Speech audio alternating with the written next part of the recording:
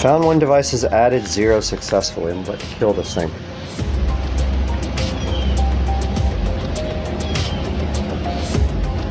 It says it's adding. I guess let's let it try.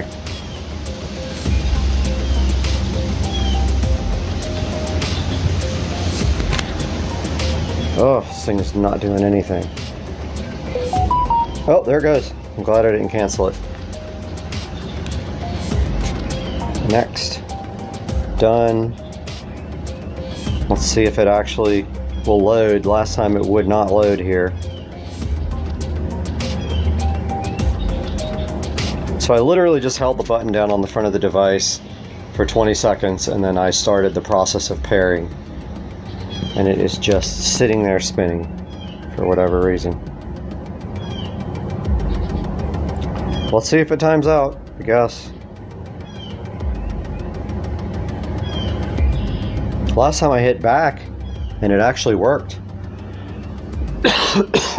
Excuse me, guys. It's going to get brighter, which is awesome. That is very cool. So, I mean, it literally has street legal lights on it, even though, and another thing we should talk about is these are legal in the state of Florida to be ridden on Florida roads without any kind of registration, and you don't need a driver's license. So let's talk about the other cool thing about this bike, the braking. Yeah. Now, this thing has 3 types of braking. Yeah, it does. Yep. So you have braking for both the front and the rear. But the third one is the most important, which is regenerative. And as you guys know, we like golf carts, and that's what they have on all those. So it's very cool to see that technology here. So it does have a setting inside of there that I think you can do 3 levels, right? Depending on how much you want the regenerative to stop the scooter itself. But I will tell you, as a person that loves using it, I'm going to put mine on high and allow that to brake for me so that I don't wear my normal brakes out. Okay, so I've only tested on the lowest setting. We actually put both of ours on turbo for regen, so I'm excited to see if that gives us any battery. And I'm excited to see the braking because as in our cars, the regen's awesome. We don't ever have to use our brakes hardly. Correct. One of the great things that I love about this, much like our golf carts, is that they're all aluminum frame, which is really, really good for longevity, right? What we don't want to do is to get out in the elements and find ourselves dealing with a bunch of rust. Aluminum's going to stand the test of time, so I'm really excited about that part. Same here also. And also a cool feature of these guys are they have tubeless tires, almost like a regular motorcycle or car, and they are self-sealing as well. Yeah, so in the event that you run over a nail or something in the road, looks like it seals itself back up. We're gonna find out. And also one other thing, they have a set of ergonomic handlebars on each one, and I have ridden this quite a bunch now, and I'll just tell you that it's all about your riding style. If you can get on it and not just go crazy on the grip, you can actually ride comfortably for a little while, but that does help a lot. And it's got a bell. So one of the great features about this is that it has a thumb throttle, which makes it very easy, so you can still hold on with a nice grip on it as you're riding, so you can use your thumb to accelerate when needed. Also, it's also kind of a safety feature because on a bike with a twisting, you can actually lose the bike and turn it wide open and it can literally fly out from under you. With this, when you let go, the acceleration literally stops. So that's a good safety feature. So one of the other great things is that it has a very wide deck on here, which is good to get your feet in the position that you want for long-term rides. You want to be comfortable, which is great. And it's also rubberized. Very good. Yeah, that does help a lot when you're riding. And it does also have your heel kick right there in the back, as you can see. So this thing also has ABS and it has anti-skid acceleration too, so you don't spin the tires, and it's all configurable inside the app. So another cool feature about this bike is the display here. So this thing has all the information you need to ride. It also is interactive, so it can work with the braking system and the power button to set some of the features on the bike and also to unlock it. And it shows you everything from like Bluetooth to your speed and your battery charge. And I know we talked about this before, but this thing has the ability to unlock and lock from the app. And the fact that it has Find My app built into the scooter itself. So check out this dude. Blue heroin in the pond. Blue heroin. Why don't you stay on camera? All I want to do is barbecue you.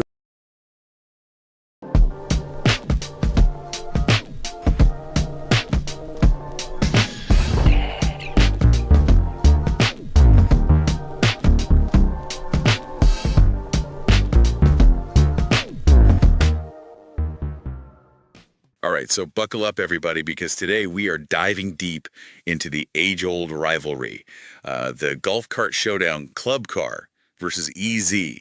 Oh, yeah. Our listener is in the market for a new cart. Okay.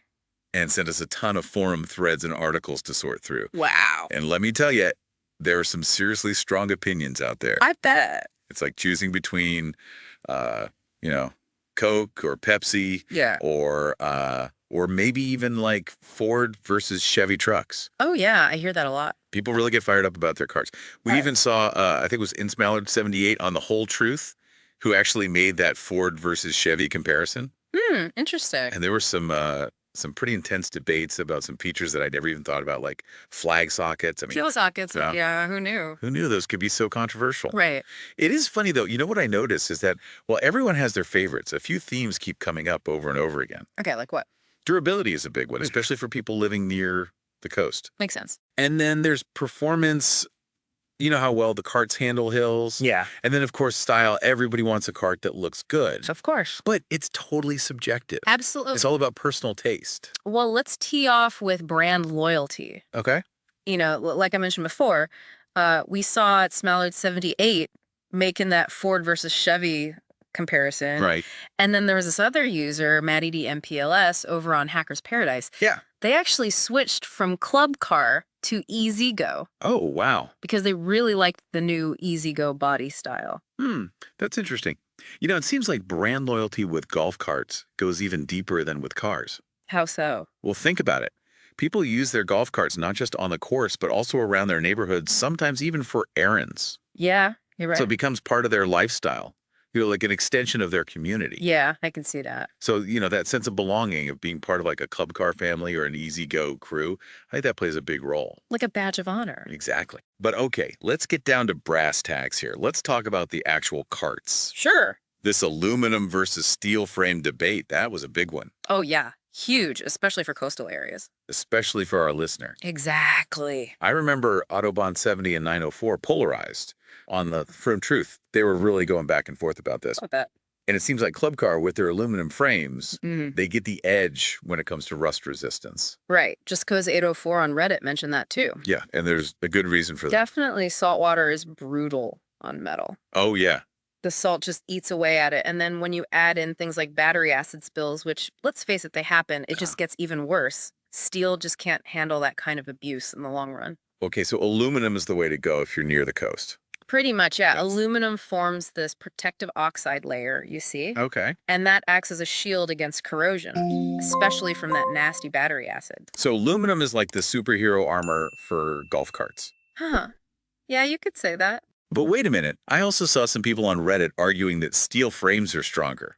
Oh, yeah, they do have that going for them. And then there's Southerman 13, who pointed out that some newer Easy Go models actually have plastic battery trays. Oh, wow. So that throws another wrench into the whole durability debate. It does make things a bit more complicated, doesn't it? Yeah, no kidding.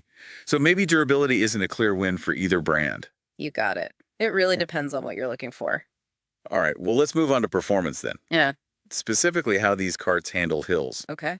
On Talk of the Villages, there was a user elevator man who was all about their Easy Go with an AC drive. AC drive, huh? Yeah, they said it was amazing for climbing hills. Much better than their club car.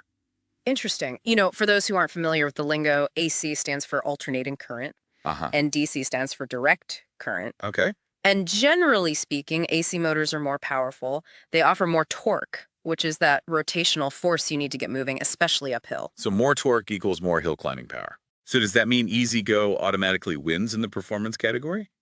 Not necessarily. How come? Well, it's important to remember that motor technology has evolved over time. Just Right. because a cart is an Easy Go doesn't mean it automatically has an AC motor. Oh, so older models might still have DC motors. Exactly. And newer club car models could very well have AC motors that outperform their older counterparts. So it's not just about the brand, but also the specific model and year. You got it. You got to do your research. Yeah, well noted. And speaking of real-world performance, there was another user on that forum, Ohio Girl, Yeah. and they mentioned that both their Easy Go and Club Car slowed down on hills. That's a good point. Especially since our listener is going to be using their cart in a hilly area. Exactly. So it seems like hill performance can vary even within the same brand. Absolutely. You can't just rely on the brand name. You have to look at the specific model and what other users are saying about it. Okay, user reviews are key. They are your best friend when it comes to this kind of stuff. Gotcha. Well, speaking of user reviews and real-world quirks, Remember Elevator Man who loved their EZ Go? Yeah. Well, they also had a club car that had a bit of a brake light issue. Oh no, what happened? Apparently, the brake lights only worked if you pressed the pedal in a very specific spot. Huh? Really? Yeah, can you imagine trying to figure that out while you're driving? Oh man, that sounds frustrating, but also kind of funny. Right. It's those little details, those quirks and annoyances that you don't always get from the marketing materials. That's why these forums are so valuable. They give you the inside scoop from people who actually own and use these carts. Exactly. It's like having a direct line to the cart whisperers. Ah, I love that. And sometimes those seemingly small details can make a big difference in how you use the cart day to day. Absolutely. Imagine cruising down a hill trying to warn the cart behind you to slow down, but your brake lights decide to take a break. Yeah, not good. It could be dangerous. All right, so lesson learned, always check the user reviews for any potential quirks, no matter how hilarious they might seem. It's exacta. Okay, let's switch gears now and talk about modifications, All right. specifically lifts. On Reddit, there's a lot of talk about Easy Go TXT lifts being the favorite because they maintain the original shocks and springs, Okay. unlike some aftermarket lifts for club car. Interesting. So for those who don't know, lifts are basically like high heels for your golf cart. Okay. They give you that extra ground clearance, which can be great for off-roading or just, looking cool. So you're saying my golf cart needs a lift to strut its stuff? Maybe not. It depends on what you're going to be using it for. Are you sticking to paved paths or do you plan on going off-road? Okay. And then there's rod quality to consider. Some lifts, especially the ones that don't use the original suspension, they can make the ride pretty bumpy. Good to know. Huh. So lifts are cool, but they're not a one-size-fits-all solution. Exactly. You have to think about your needs and how you're going to be using the cart. Right. And speaking of modifications, PDSW mentioned their Icon cart having four-wheel disc brakes. Oh, yeah, that's a good point. Is that something worth considering? Definitely, safety features are important. Disc brakes generally offer better stopping power than drum brakes, especially in wet conditions. So if you're going to be driving in hilly areas or places with unpredictable weather. Yeah, disc brakes are probably a good idea. Okay, safety first. All right, so we've covered durability, performance, quirks, and modifications. We're making good progress. It's like we're building the ultimate golf cart checklist. We are covering all the bases. And speaking of bases, we can't forget about aesthetics. Oh, you're right. We need a cart that looks good, too. Exactly. You want a cart that reflects your personality. Of course, style is important. It is. So let's dive into the world of golf cart fashion, shall we? Let's do it. So when it comes to looks, these forum threads were all over the place. Oh, yeah. Lots of opinions, but no clear winner. I remember that Hacker's Paradise thread. Yeah. There was a lot of debate about which cart looked better, and it seemed like in that particular comparison, the club car came out on top. It's funny how subjective style can be, right? What one person thinks is sleek and modern, another person might think is boring. Exactly. Like, remember Golden Buff's comment? Uh-huh. They said the Easy Go looked like a bug with wheels. Ouch. Yeah, not a fan. But hey, to each their own. Exactly. Beauty is in the eye of the beholder. So true. So when it comes to design, what are we looking at here? Well, Club Car often goes for a more rounded, curvy look, Okay. while Easy Go tends to be more angular and boxy. Interesting. It's almost like those car comparisons we were talking about before. A Club Car is like the smooth lines of a Ford. And Easy Go is the ruggedness of a Chevy truck. Exactly. Yeah. And those design choices aren't random, What do you mean? Well, they often reflect the brand's image and who they're trying to appeal to. Okay. Like Club Car with those smoother lines might be going for a more refined, luxurious vibe, while Easy Go with that bolder, more utilitarian design could be targeting people who prioritize function and durability. So it's like choosing between a tailored suit and a rugged pair of jeans. Yeah. That's exactly. Both stylish in their own way, but for different occasions and personalities. I like that analogy. Yeah. So at the end of the day, it's all about personal preference. Absolutely. Yeah. What makes you feel good when you're behind the wheel? Okay, so we've covered Club Car and Easy Go, The big two. right? But what about some of those other brands that people mentioned, like Yamaha and Icon? Oh, yeah, those are good ones, too. I think it was Brick Clark 904 and PDSW on The Whole Truth. Yeah. They brought those up. It's good to explore all the options. Definitely. Yamaha is known for having really quiet engines. That's nice. Harrison Mitch mentioned that. Yeah. And then Icon has a reputation for being super comfortable. Oh, that's important too. Definitely. Brick Clark 904 said that their Icon cart rode like a dream. Well, it's like finding a hidden gem. You got it. You know, a brand that you might not have considered before, but turns out to be perfect for you. Exactly. So don't be afraid to think outside the box. Okay, now, no matter what brand you choose, there's one thing you can't forget about. What's that? Battery care. Oh, yeah, that's crucial. Boataholic on The Whole Truth actually asked about that. Yeah. It's something that a lot of people overlook, but it can really make a difference in the lifespan of your cart. Right. It's like forgetting to change the oil in your car. Exactly. It might run fine for a while, but eventually it's going to catch up with you. So what are some of the things we should be doing to take care of our batteries? Well, Autobahn 70 had some great advice. Okay, like what? They recommended using watering kits and distilled water, Okay. and they even shared a link to a handy watering jug on Amazon. Oh, that's convenient. Yeah.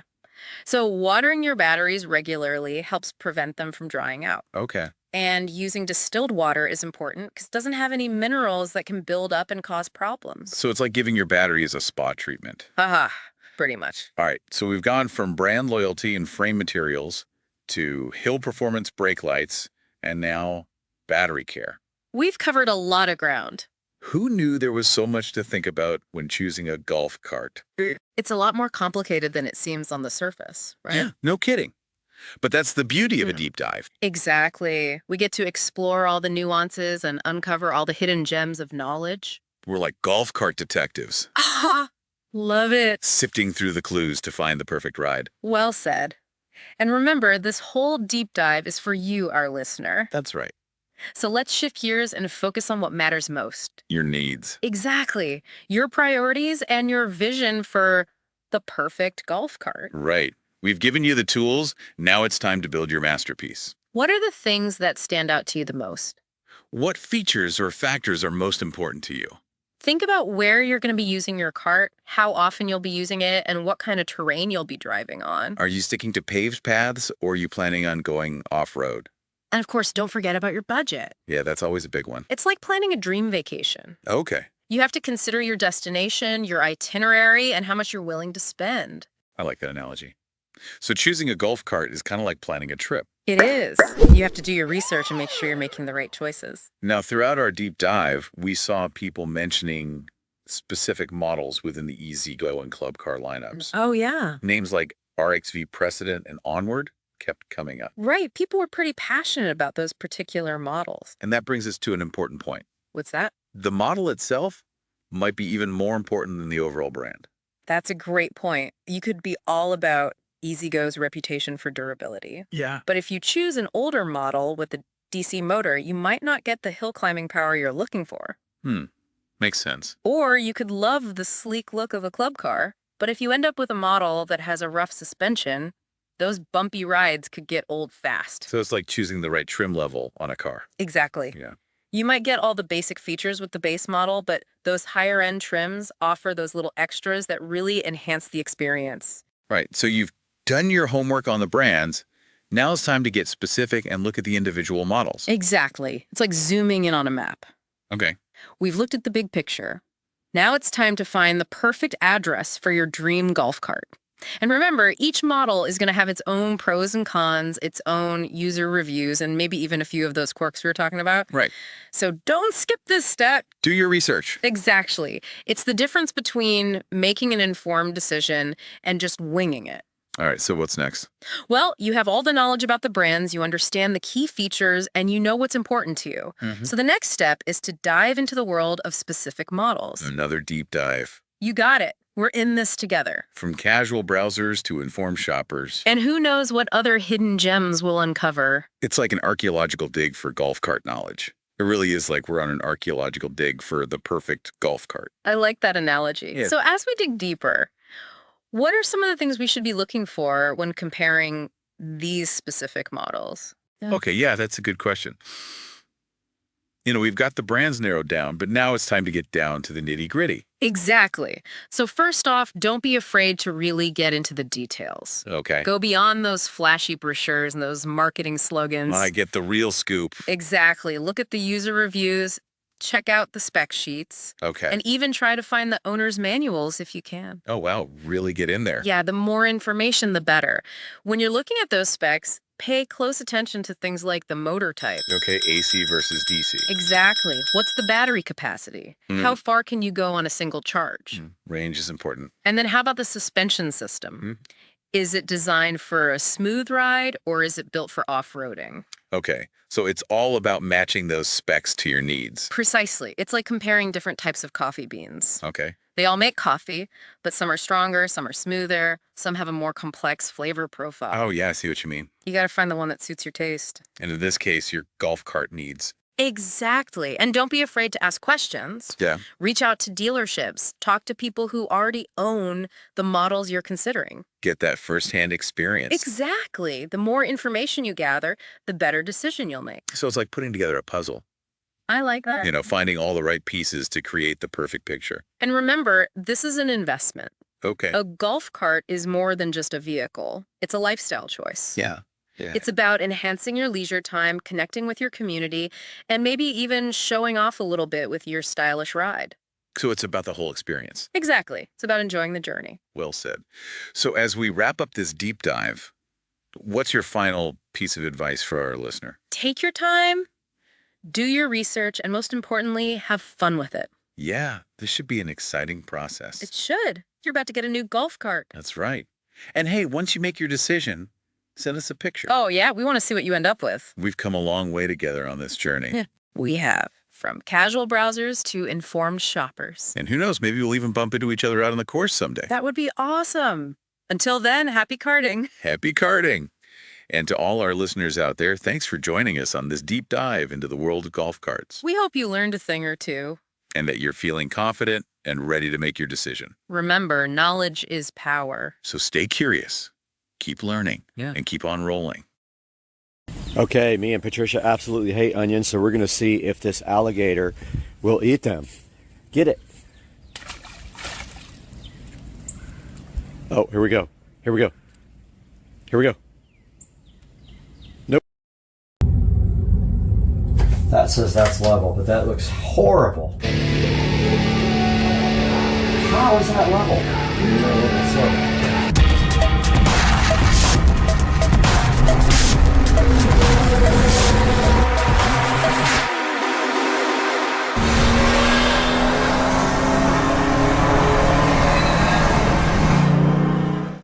Hey guys, welcome back to the channel. Supercar Street Racing here with another project going on in the house. It seems like it's endless, but today we are starting on 5.1 surround sound for the bedroom.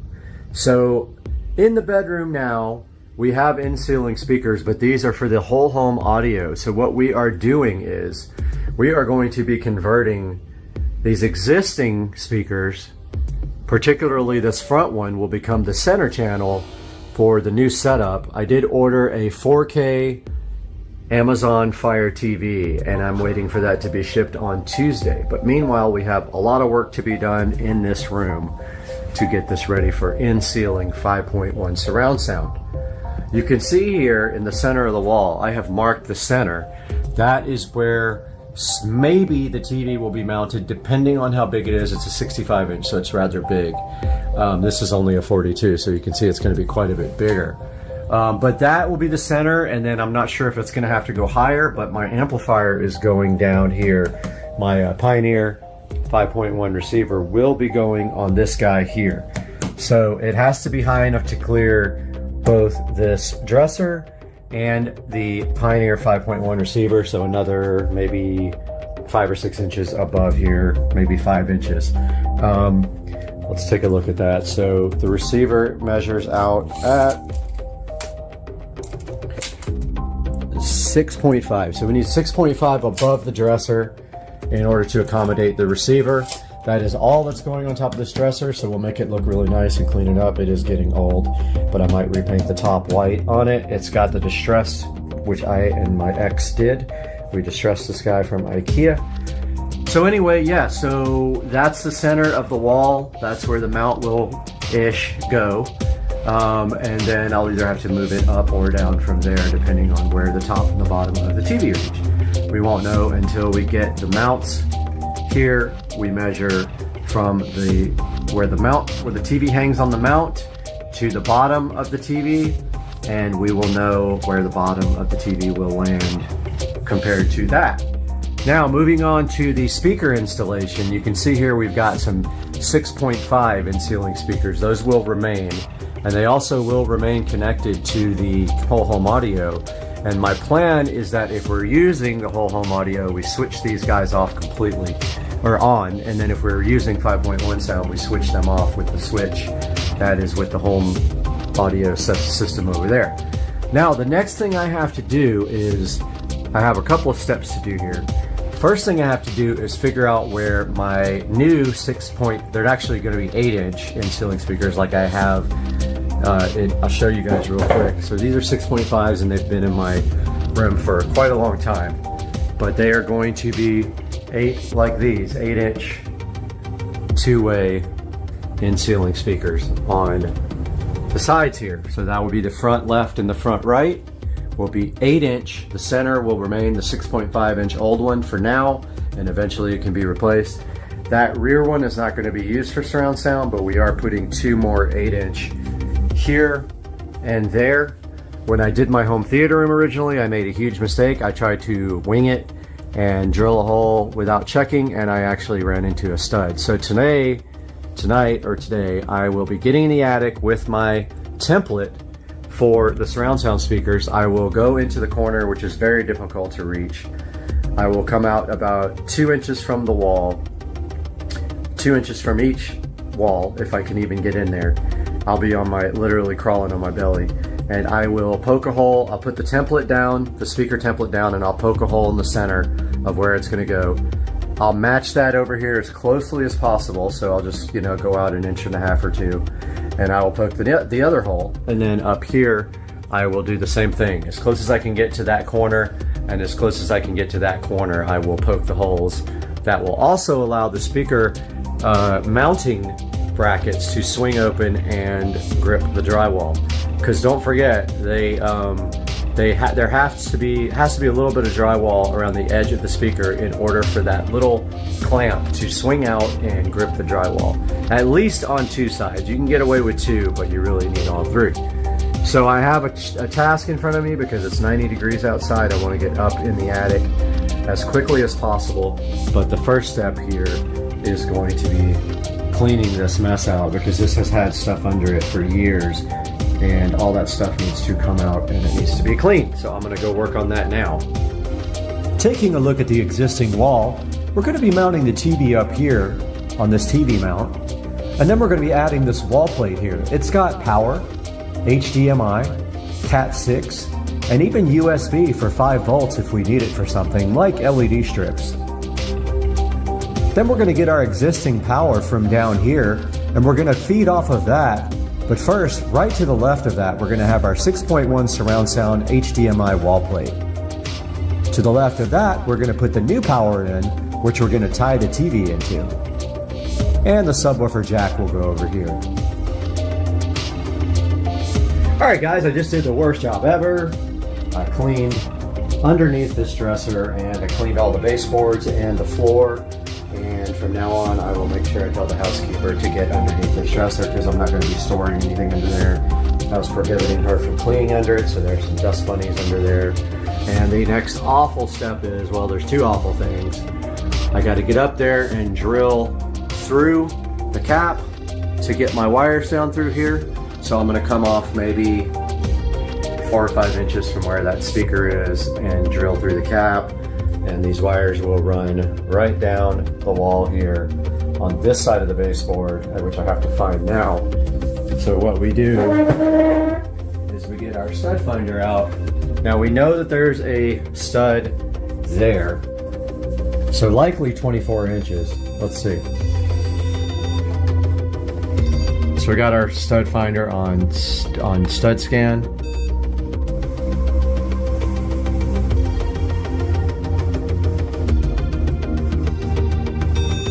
All right, there's the center. So actually, this is perfect. The electrical is on the left side of the stud, which is unusual. That's actually really good because we need power up here, and we're going to take it from that electrical receptacle right there. So let's find the next stud.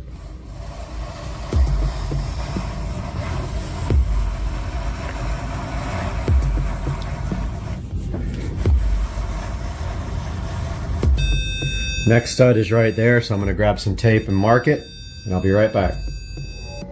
Okay guys, so here is the next stud from the stud over there, and we don't have our measuring tape. Oh yes we do. Okay, so let's see how far that appears to be. Let's see if it's 24.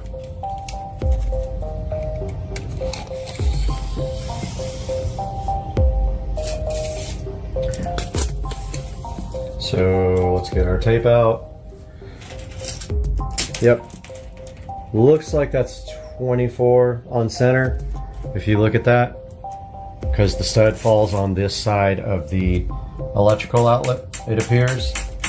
So now we know when we're doing our electrical and our audio wires that are going to be coming from the attic. Our attic is going to supply our audio wires down through the cap.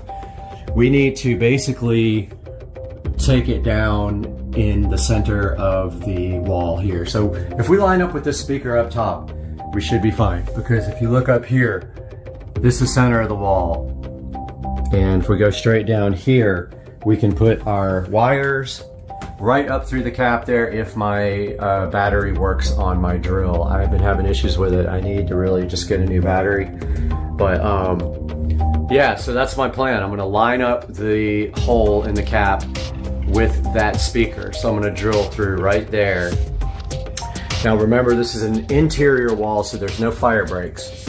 So I should be able to come straight down this wall with our speaker wires, put a box in right here, and then be able to take the speaker wires out from there and up to the receiver, which sits in the center here. Now let's take a look inside that receptacle and make sure that that is the actual, that the stud is on the right side of it. Taking a look at the wall now, you can see the speaker wires running from the wall plate up the inside of the wall and through the cap on top to the attic. Then we've got power running from the new receptacle up to the TV here. And then we got our subwoofer running behind the wall from the wall plate that we just added. All right guys, taking a look at the receptacle here is good news. I pulled the receptacle out and you can see that the wire is on the right side of the box. And so, actually it's on both sides, but I do believe that it comes, that the stud is on the right. Case in point, I can kind of see it in the wall, but we put our stud finder.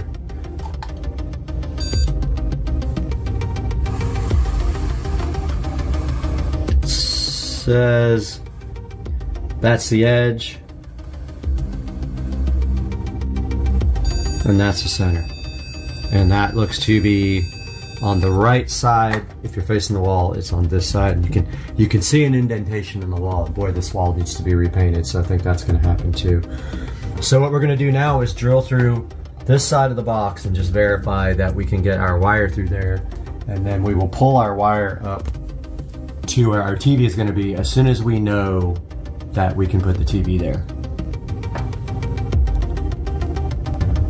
Alright guys, we got the trusty orange screwdriver here that I always use for everything, and we want to kind of get that drilled towards the top because we're going to try to push the wire up there and fish it, and if we can't get the wire, then we have a bigger problem. So yeah, we need to figure out, but at the same time there is also a wire coming out of here at the top. So yeah, we got to be careful we don't drill through any wires that are stapled.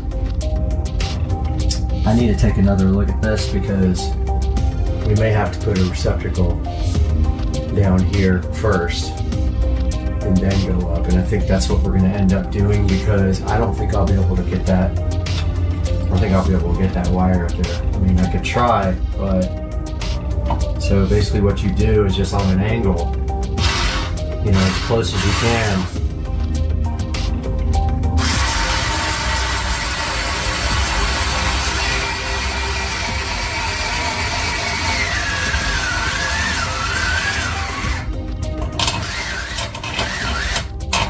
Just Feels pretty tough.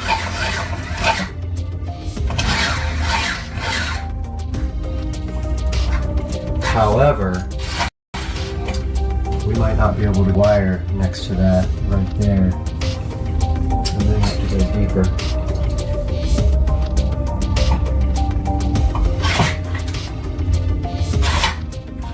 It's basically through.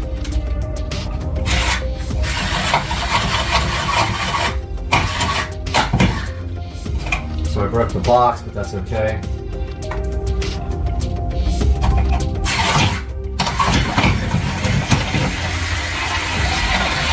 Alright, so I confirmed there is no stud on this side, so we're good in that. Now, I think what we'll do is go that way. We'll put another box in there, that way I have more power in here anyway, and then we'll go up from there, because once I have the hole cut, then it's no big deal to actually go straight up for power. So I think I'm gonna do another box like right here somewhere, and then go straight up for power, and then also I can get my speaker wires there as well. So one lesson I learned pretty quickly doing these boxes is that they can't be too close together, because when you start cutting the drywall, the drywall will collapse. It doesn't have enough strength to handle, oh, nasty roach, dead roach. It doesn't have enough strength to handle being so close together, and all the stress you put on cutting, it'll actually collapse. So we want to make sure we're a good distance away. And so I think we measure from the bottom of the floor, and remember we have a hot electrical outlet here, even though it has electrical tape around it. The center of the box is sitting at 12 inches from the baseboard. So I think if we come over here, center of the TV is supposed to be there. Let's go, so the stud is right here. So we want to split the difference between that and the stud. So the stud will be 24 from this side. Yep. So let's go 8. Let's go over more.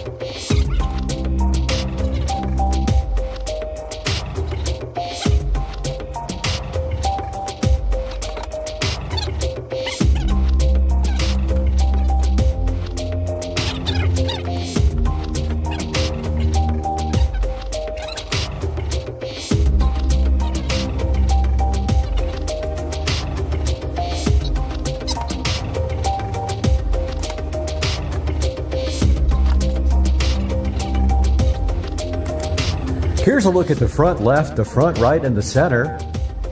And check out where the wires run. So they run up through the wall and up to the speakers through the center cap. Here's the rear surround right and rear surround left. Same with the wires. They run through the attic from the wall plate up through the cap. Okay guys, we got the level out to try to get our boxes right.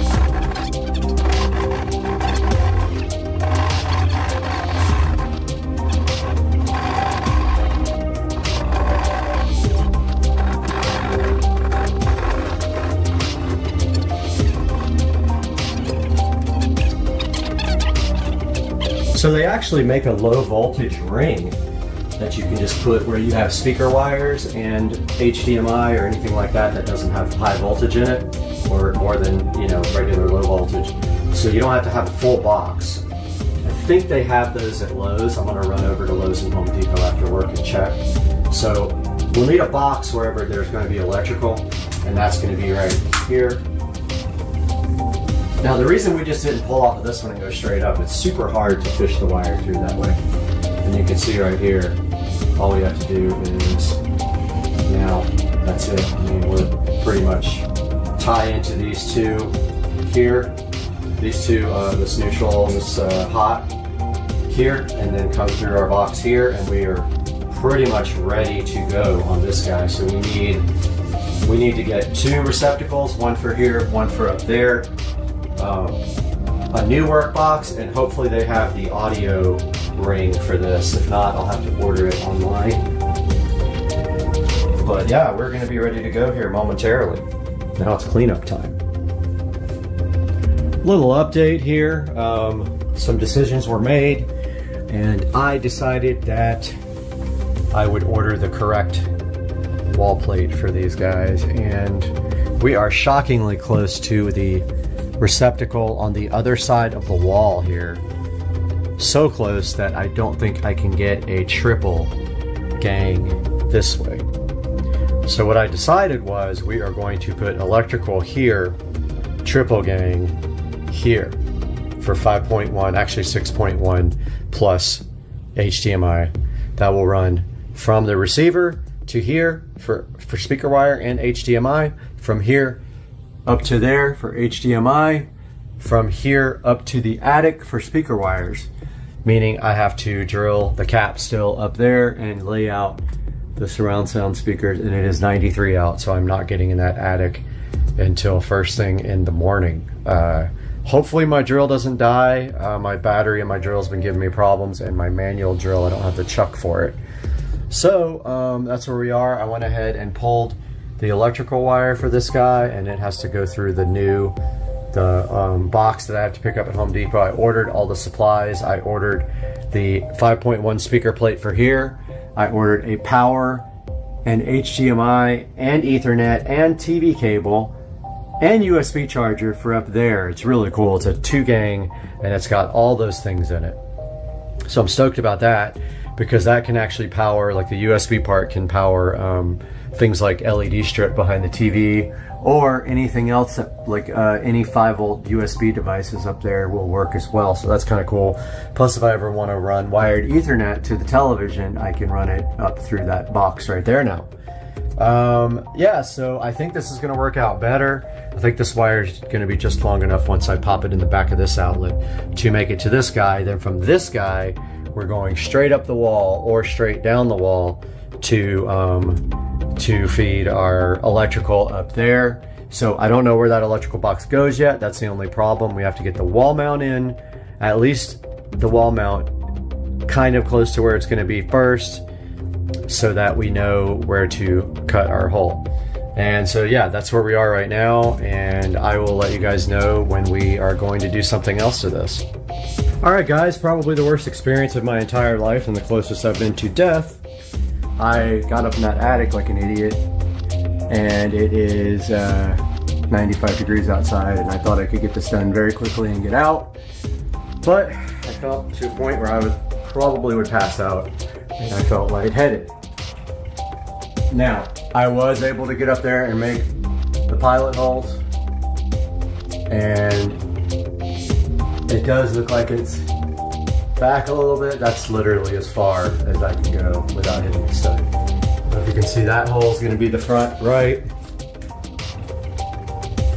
and I think we're going to have to move this one over a little bit. Let's see, so that one is about 4 inches from the wall. Yeah, this one's going to have to be moved over to the right a little bit, which is fine. I don't think there's anything up there. And then that's the rear one right there, which I lost my screwdriver, so I ended up using a drill bit. If you put the speaker template hole right on the center of that, you won't hit anything. And likewise, there is the hole right there for this guy. And I did all this by eye up there. I just kind of I guessed it. But actually that's got to move over because the trim's in the way. So maybe that's got to come over like another probably inch to the right, or from the, it's got to move an inch away from the trim because I didn't take into account that there was trim here. Same with this one. This one might be okay though. I'll have to see when I get it up there. That's probably about the same need to, let's see. Yeah, this one's a little bit further over. I'm gonna measure this one and then make this one the same. So yeah, that's what just happened, and I almost passed out up there, so never again will I do that. Okay guys, just a little recap of what all we did today. In the first part of this video, we planned out our speaker system, 2 8-inch rears, 2 8-inch fronts for left and right, and the 6.5-inch for the center channel that was already there. We got our TV hole marked out, kind of. Next thing we need to do is measure the actual TV height and get that so it is above the dresser. We found the stud here so that we know we're going to drop our speaker wires down the cap through this hole, and then we're going to feed power and HDMI up and put a 2-gang box in. And I did get my I went and picked up the stuff we needed from Home Depot, so this is going to go most likely here. Can't do it yet though because we need to feed this wire from the top box down to here. It'll be easier to fish it from the top to the bottom. So we got to do that after we figure out where our hole is going to be for our double. This is an extra single because I don't have any. And then here is our double for up here. This is going to go in the space on the wall mount. There's a space between where you bolt it. There's 2 places where you can bolt it, top and bottom. Has a big, big bar on the top and the bottom where you bolt it. This will go right between the bolt, like the hole between the top and the bottom bolts.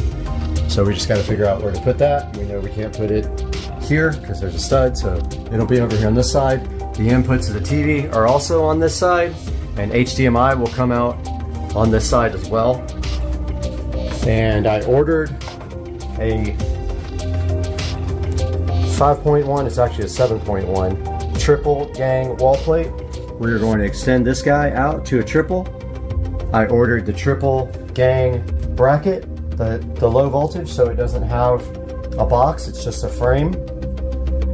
And I ordered a double gang. It's got power, USB, and HDMI, network, and cable all in a double gang. That's going to go right here. And it charges USB, so it's a 5-volt USB plug. Pretty cool. And that is what we are doing. Also we got we got our receptacle for that guy down there.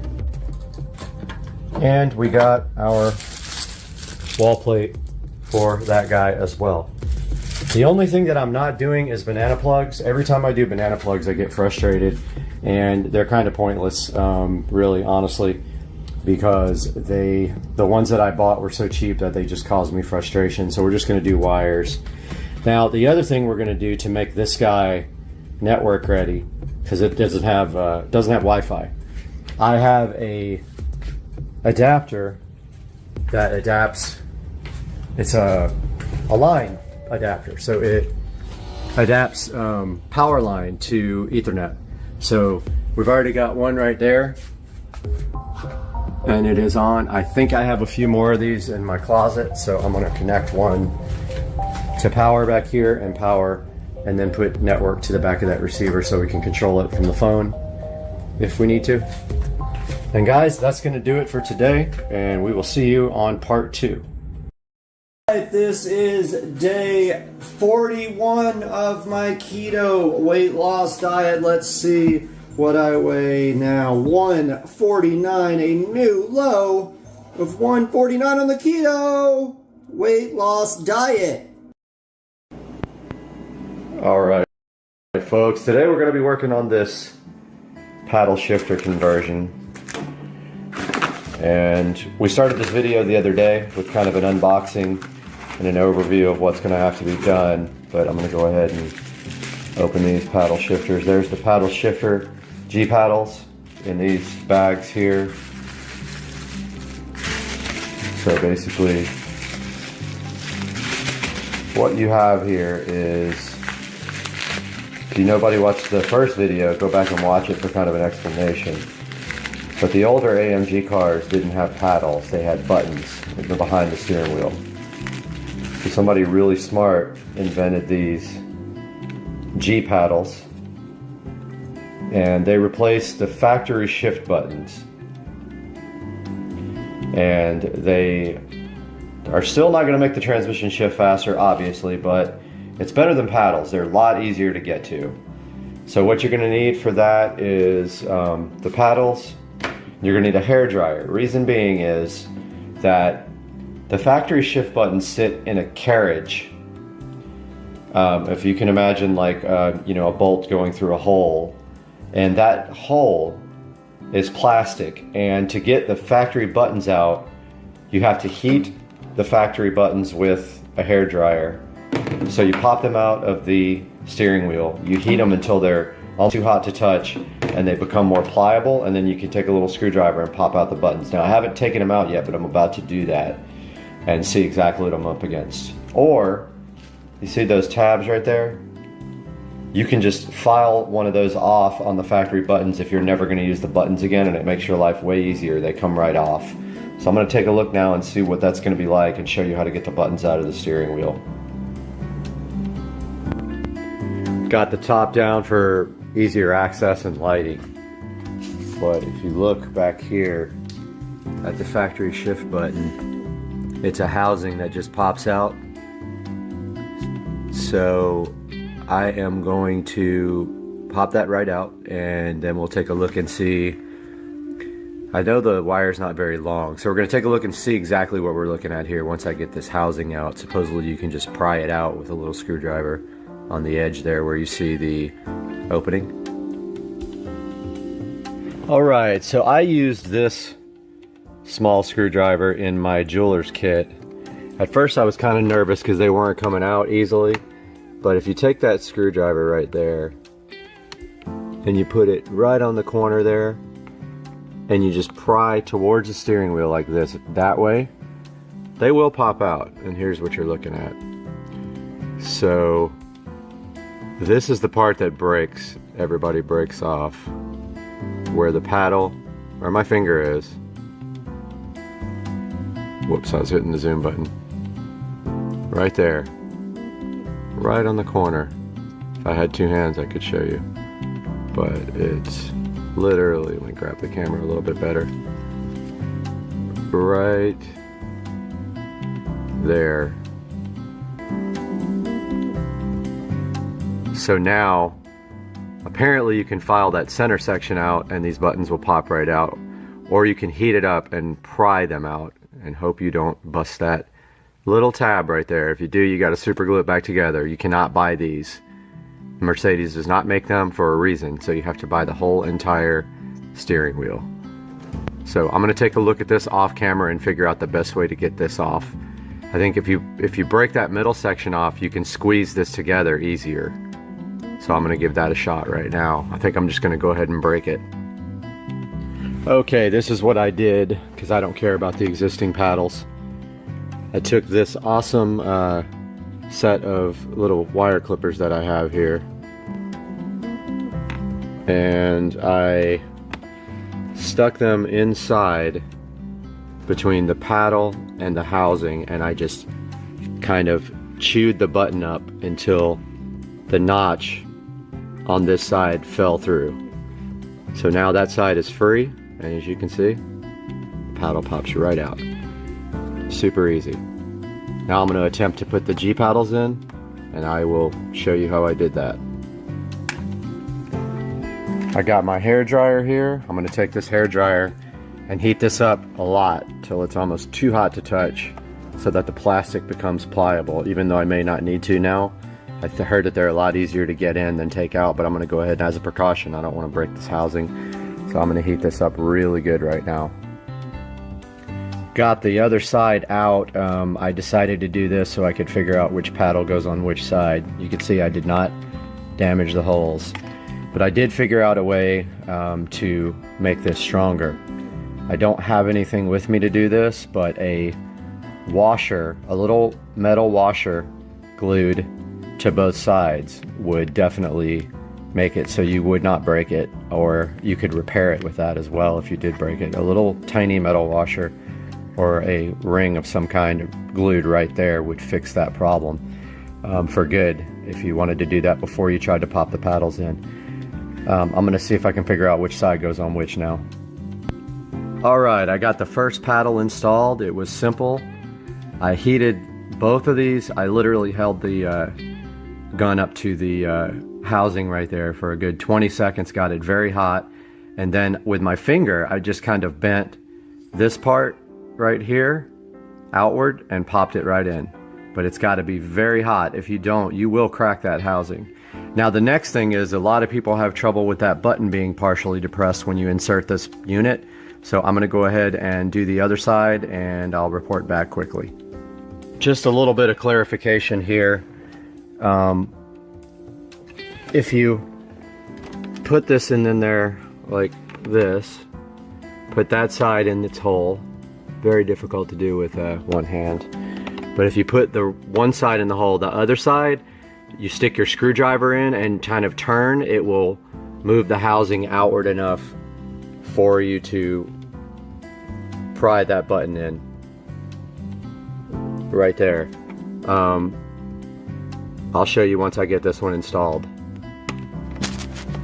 Got both sides installed now. Let's see if I can hold this so I can show you.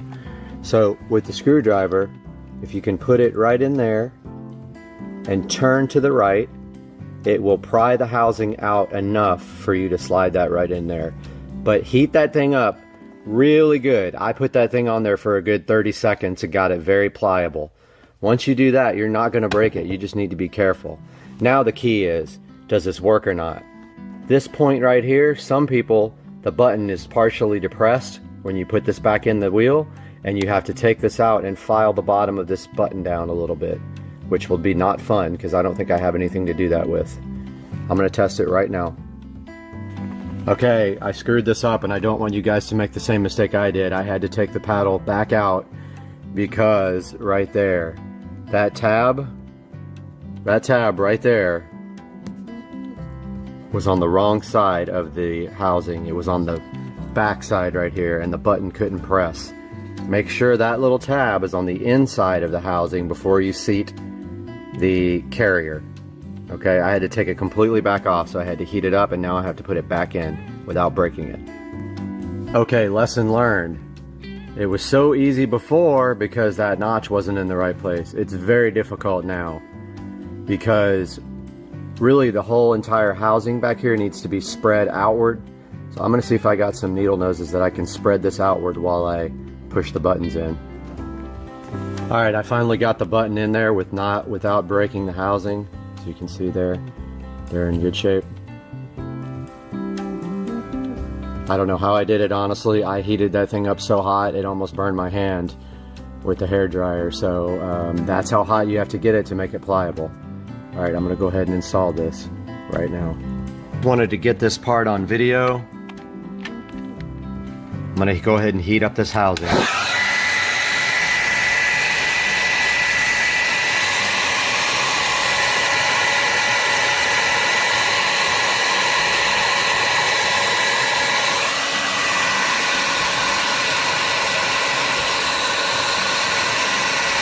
I'm going to hold it on there for a while, get it very hot.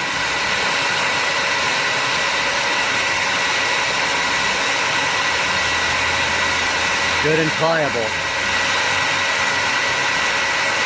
And I'll be right back. Okay, notice I got the second side installed with no problems. I heated it up a lot.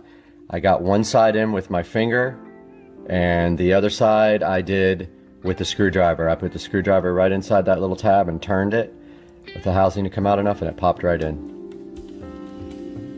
Okay, I made a huge mistake on this one. I actually did break the button holder right there. I used professional car stereo installation tools, but that little black piece right there is broken off and nowhere to be found. So this button does not stay in now. It comes right out. So I have to figure out how to fix that. Chances are I'll have to stuff something in there to get it to stay, or put some silicone sealer, but the problem being that if I get any on this button here, then it's not going to work anymore. I don't even know if the buttons work yet. They feel kind of bound up, so I'm gonna have to test it right now. As you can see by this demonstration with the numbers on the screen, on the right hand side there, it does shift.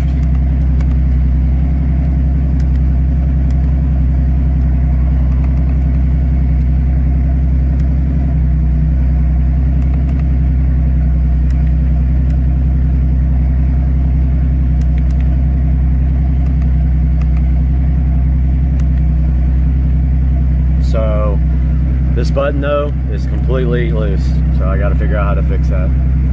Out taking a drive, buttons do work. I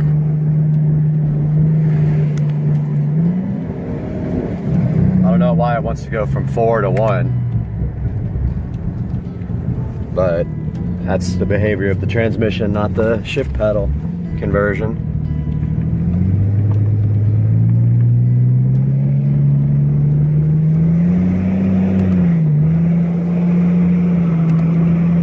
Does shift. Seems to be working properly now. I got to get that other button fixed. So here's where it broke. Right on the end right there. That piece broke off. And it no longer will. You can clearly see it broken. And I don't think I have the piece. I'm going to try to find it in here, but it's probably gone. Okay, how I'm going to fix this after all is I'm going to get some silicone sealer. I'm going to put it right here on each side, a drop of it on each side, and then push it back in and let it dry.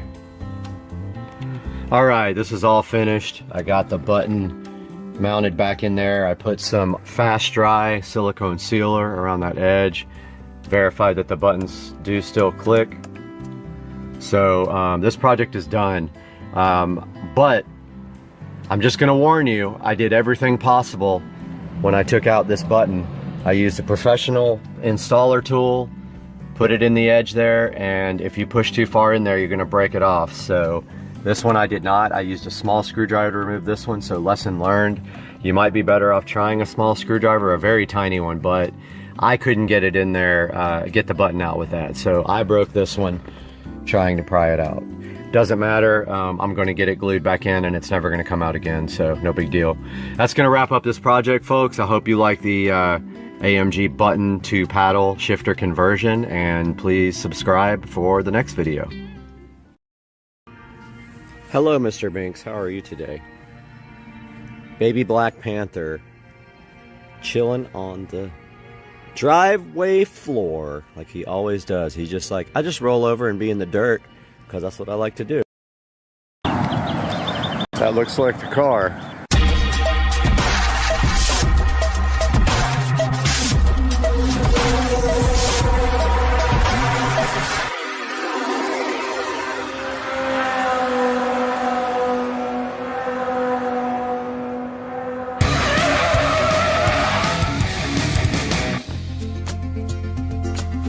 It's 4 a.m. as you guys can see, and I'm half asleep, but I'm waking up early today to get my workout in because I am going to look at a car finally, and you guys are going to figure that out today. Alright, I'm a little bit more awake this time, and now Rich has come to my rescue and offered to drive me to the train station, and we're at Speedway getting gas. But yeah, we are started on our trip already, and train is 45 minutes late already, so I don't know what that means for our trip ultimately. We're supposed to leave at 7:26, but the train is not even getting to the station until 45 minutes late, so we'll see what that means for the trip. I have no idea at this point. All right, we are out here at the Amtrak station. But they said that the bus will wait in Tampa. So we are headed to Tampa as soon as the train gets here. Good. Right. Well, I hear the train coming.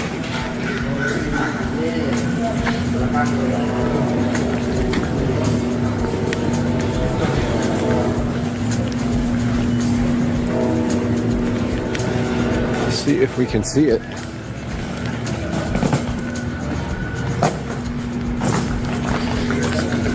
Here's something.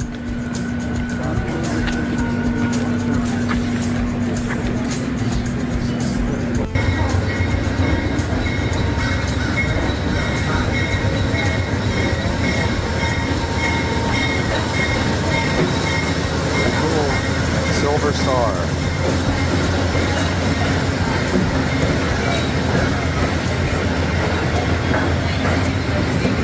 I see people on it. I'm assuming a lot of people are getting off.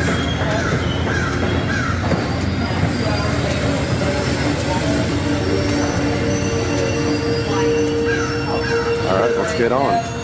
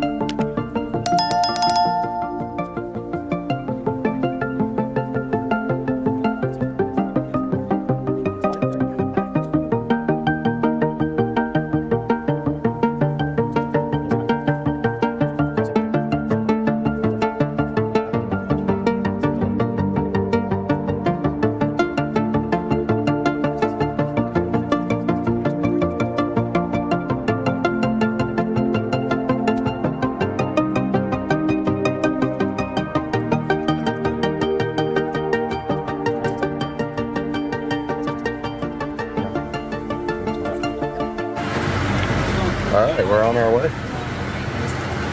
We got a bunch of wilderness out here.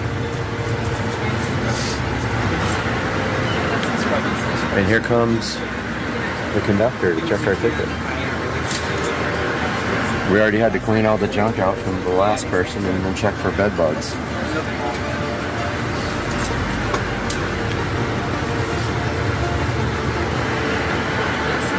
So then we will go to the cafe.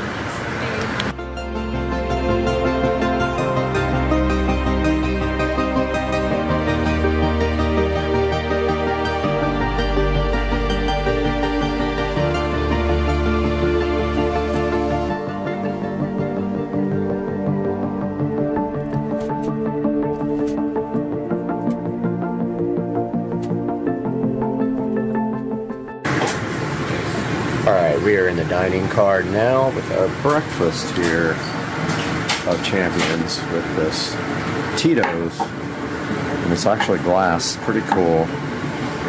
We got our Coke Zero here, glass, and then we got these egg bites, so 0 carb egg bites. I'm gonna go ahead and check those out.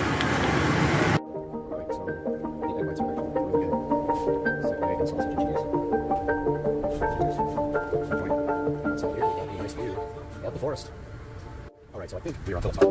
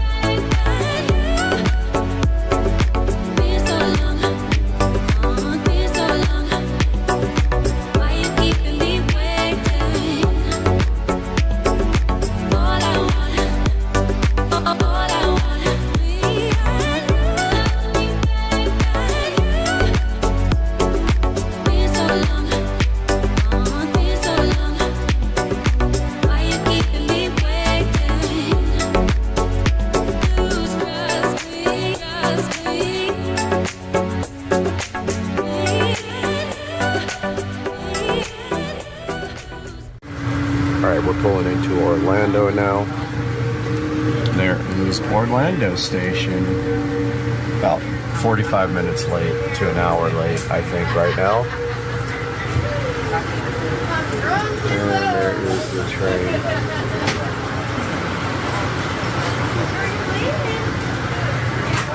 We're gonna see what happens. All right, we got our lunch here. Cheeseburger. Diet Coke. And we are going to do this low carb style. So that's next.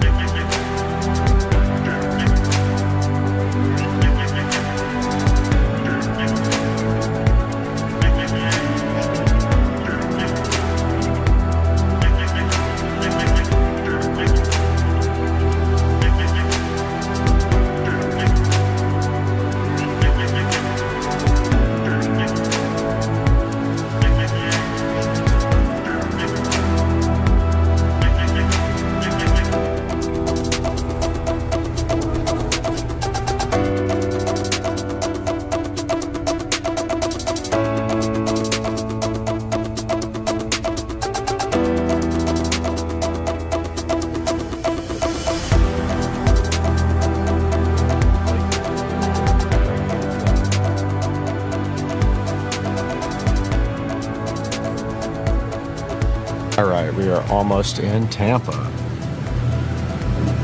About 20 minutes till we get to the station, 1:51 p.m. Who knows where we are now, outskirts of Tampa. All right, we have arrived in Tampa. We are unboarding, deboarding, detraining, untraining. I don't know what we're doing. But I gotta find the bus to Bradenton now, once I get off this train.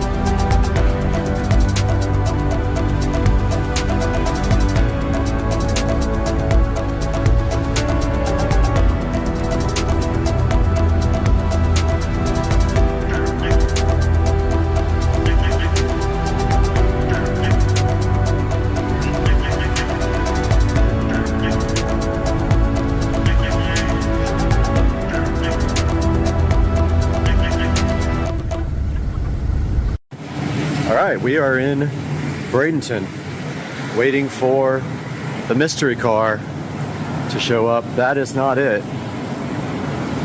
And we're gonna go in here and use the restroom real quick and wait on Travis. All right, we are out here with our non-sponsored C4 Starburst strawberry drink, waiting for Travis to come.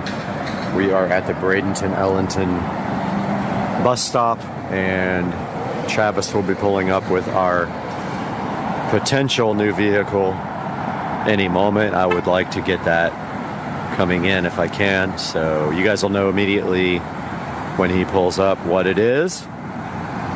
So we will see him shortly. That's it, I think.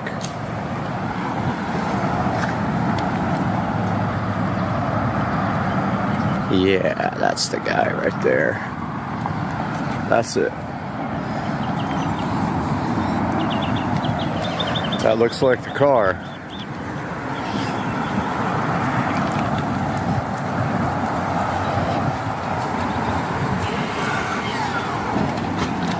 Right? Travis, what's up, man? How you doing? Good, man. Is it alright if I put you on? Yeah, I mean, I don't want to be like broadcasting my name. Yeah, you're good. You can do it. I'll cut that. Yeah, you're good. All right, man. Dude, did you say it was Expel? The film? I think so, yeah. Yeah. I got a buddy that's up by my shop that did it. Okay. What did that cost? It was like 75. Yeah, that's what I was quoted for the same thing. On the windows, and I did it all. And I got the upgraded rims. Yeah, those are the Arachnid, Yeah. the 19-inch. Yeah. What's the miles on it now? What's the miles on it now? That's driven a little bit. You can check it out if you want. Okay, yeah. Yeah, check it out.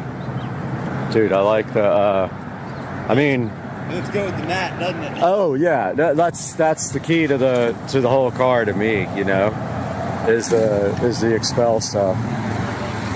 I mean, that's kind of the reason I'm here, to see if the car excites me or not. Yeah. If it does, It's like the only car I've never wanted to actually sell. yeah. No, dude, the car is I had a immaculate. Trackhawk before this, the Jeep Trackhawk, Uh-huh. and I loved it. And then I sold it and got this. And 707 horsepower Trackhawk. Yeah, I had that before. And So you went from using all the fuel to none of the fuel. So this is the 2021 Plaid, and it has full self-driving option. Yeah. So if we go to software there, Yeah. So there's everything. I don't even use it that much. yep. So I don't know a lot about that, as far as like that you have to follow certain rules, and they can give you strikes, and they Yeah. can take it away and all this stuff, even if you pay for it. But I have no idea. I'll be honest. Like, I just use it sometimes on the interstate. Double click it, and it keeps me in the lanes. Right, and a lot's autopilot too. Maybe Yeah. you're just using autopilot. So it's got 18,000. So it's got more. Yeah. Yeah, I okay. didn't even look. All right. Okay. Yeah, so there's actually an update available. See, it always does this too. Like, when it goes to the warehouse, you plug it in, it'll update itself automatically. So are these the original tires too? No, they're brand new. Okay. You haven't ever had to do brakes or anything, right? I was actually just in an Uber, and the guy was like, "That's got my oil change, dude, $100." And I'm like, "You don't ever have to get an oil." And these things, which is like, All 4 tires are brand new? yeah, it should be. Maybe not. No, that's not new. Those don't look new.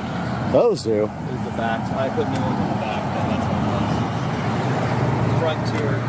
Yeah, that's what it was. Yeah.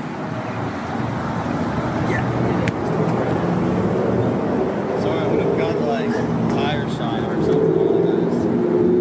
That's no big I deal. had to go meet those people out there.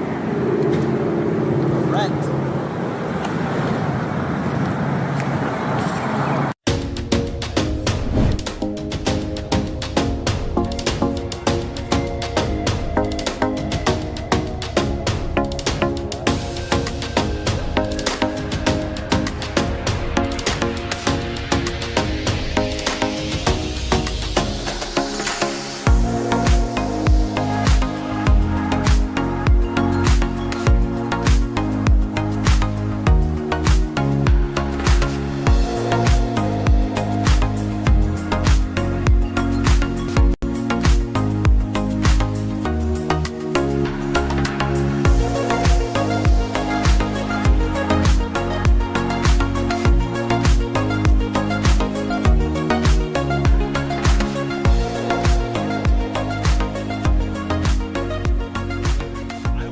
right, it's Monday morning. Had some time to sleep and think about the Tesla. Does have way more miles on it than I thought, and it needs 2 front tires and a rear taillight replaced. This is my Airbnb, and it literally is a loft. It sleeps 4 people. Pretty cool loft up there. There's a lion up there as well for you if you like pets.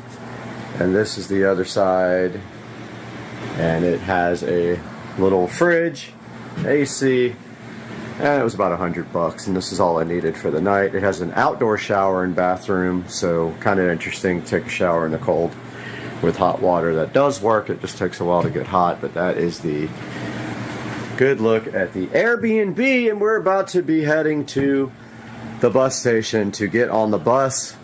Our first step of the trip back to Jacksonville is the bus from Bradenton to Orlando. This time we're riding the bus all the way to Orlando, then hopping on the train to Jacksonville. So we'll see you guys on the bus.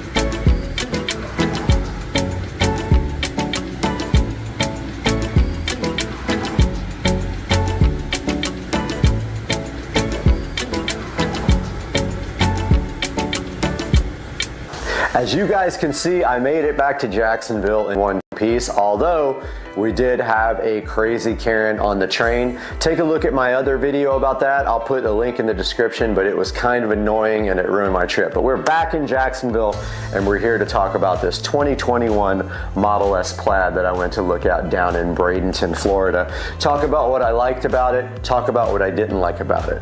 So the first thing that I loved about this 2021 Model S Plaid was the PPF film. It has full paint protection film all over the car, and as you can see here, it is a beautiful satin paint protection film, and that is about $7,000 or more worth of paint protection film on the Model S Plaid. Now, the second thing I liked about the Model S Plaid that you see here, it had full self-driving. That is a $15,000 option from Tesla, and it can be transferred, or you can subscribe. It's like $200 a month, so the $15,000 option is awesome. This car has the $15,000 self-driving option. Now, what did I not like about this Tesla Plaid?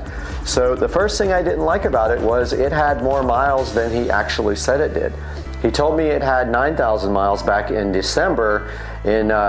About 2 weeks ago, he told me it had 13,000 miles. It actually has 18,000 miles, and he said his dad's been driving it. So that's more miles than I want. There are some out there that have about half that miles for just slightly over or the same price, but they're not the colors that I want. I want black on black, and I do love the PPF in satin.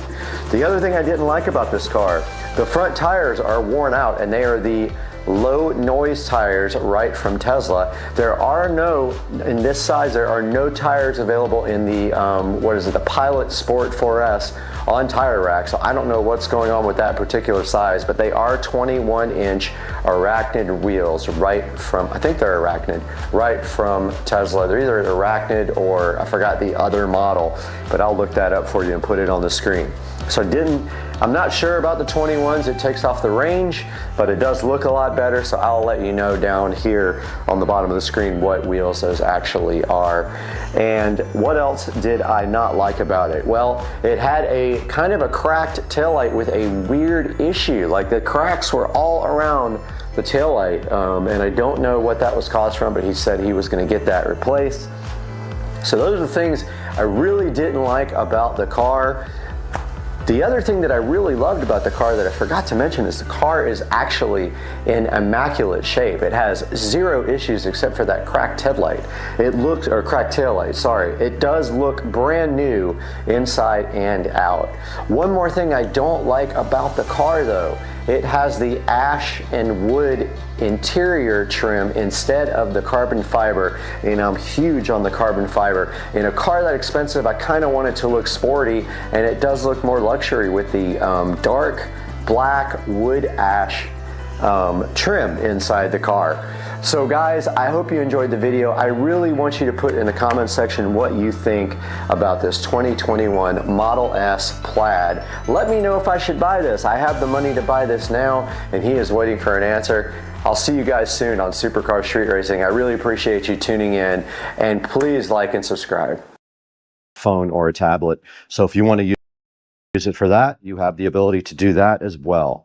Okay, before the battery dies in the GoPro, we have a mission now to transfer the DJI mic to the R5C, and it looks like there's an audio input right here. I was able to use the same shoe to attach the DJI mic to the camera. Now all I have to do is tighten down this little clamp right here. So I will go ahead and connect the mic right there, and I'll be done with the mic part. We went ahead and put the tripod on the stand. There is a leveling system right here. There is bubbles on it also to show you that it is not level right now. You can fix this by just opening up these screws and then adjusting the camera till it is level. We're going to shoot some video with just a tiny bit of light. We only have the light in this room and the light from this big lamp pointing at us. So this is what it's going to look like next. You're going to see us shooting from the R5C, the first video ever shot from it. I'm going to try to shoot at 4K, 24 frames per second. Let's see if I can figure out how to do that.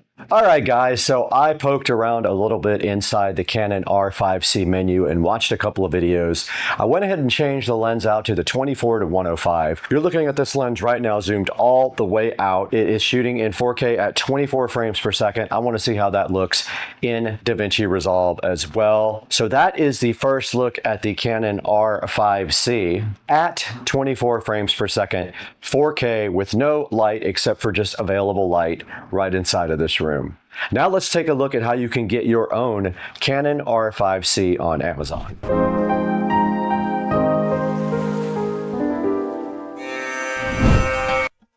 All right, we are right in front of Amazon right now, and we are actually using the Canon R5C as we speak. And here is a good example of a refurbished R5C with lenses and memory and things like that. Beware of some of these though, because they are also sometimes foreign cameras, which may not have a warranty. So sometimes these good deals come with the caveat that you got a foreign camera, so it's not a US based camera.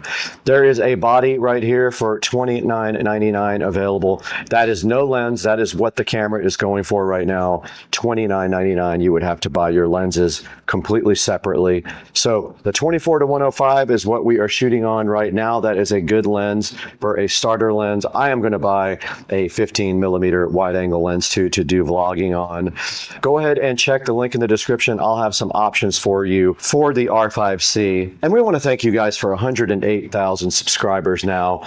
Very cool. This is so amazing of you guys to help us and support the channel. Go ahead and go down in the description and order a Canon R5C if you would like to try one out. Grab a lens. And thank you so much for supporting Supercar Street Racing. Order anything you want also when you go down in the description. You don't have to get the Canon. You can buy anything you want.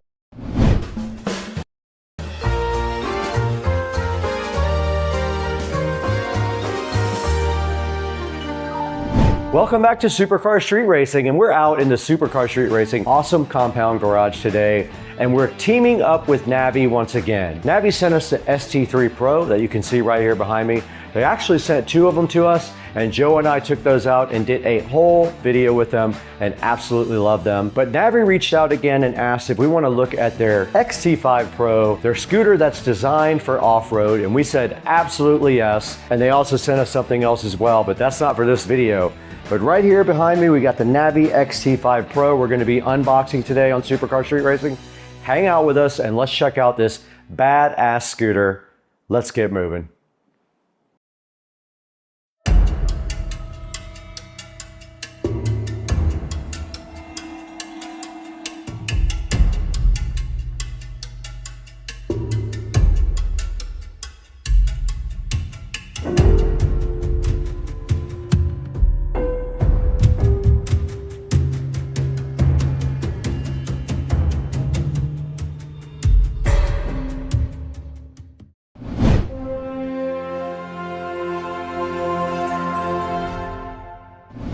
We're back in the SCSR compound garage, and today we have the Navi XT5 Pro scooter right here behind me. And Navi asked us if we wanted to take a look at their off-road version, and of course I said I would be happy to do that for them. I would love to, and it's right here in this box behind me. Now the cool part about the XT5 Pro is that it features a rally-inspired design. It also got a 2200 watt powerful motor. That is going to be ideal for taking this guy outside and on the trails or in the park or whatever you plan to do with it. We're going to check out also the 4 riding modes that are offered.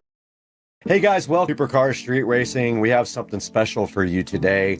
I thought I would come on camera on the intro and talk to you guys a little bit about getting my garage floor shark coated. You can see right here in this first clip, we are trying to get the washer and dryer out. But before that, I did a lot of organizing and stuff. Let's get this started. I'm so hyped for you guys to see this. Let's go.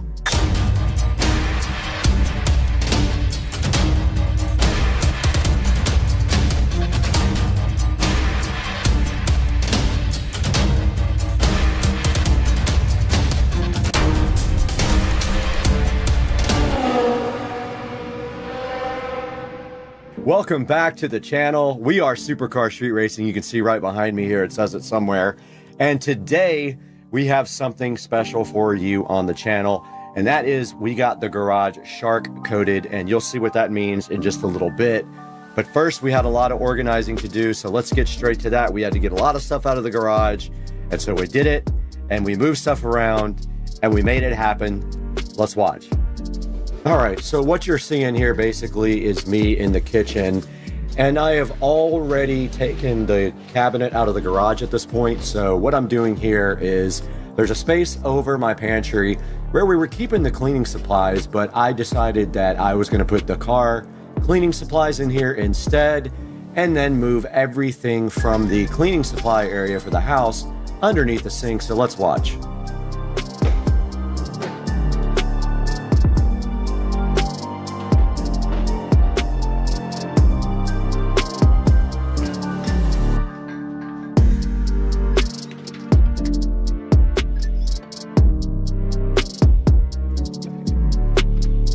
So right here, basically what I'm doing is putting everything for the stove cleaning above the microwave, but actually I ran out of space under the sink later, you'll see. All right guys, as you can see right here, we got all of our cleaning products in here. It is a tight fit, unfortunately, but that is all the space that I have. I also have some overflow going up here where I will put some stuff that won't fit down there, but that's how it's gonna have to be from now on. And now I have to move the car products into the top here on this very top shelf because I can't fit all of the house cleaning products there, so it only makes sense. I just don't have a lot of kitchen storage here, so let's get busy putting the car products up here on this top shelf.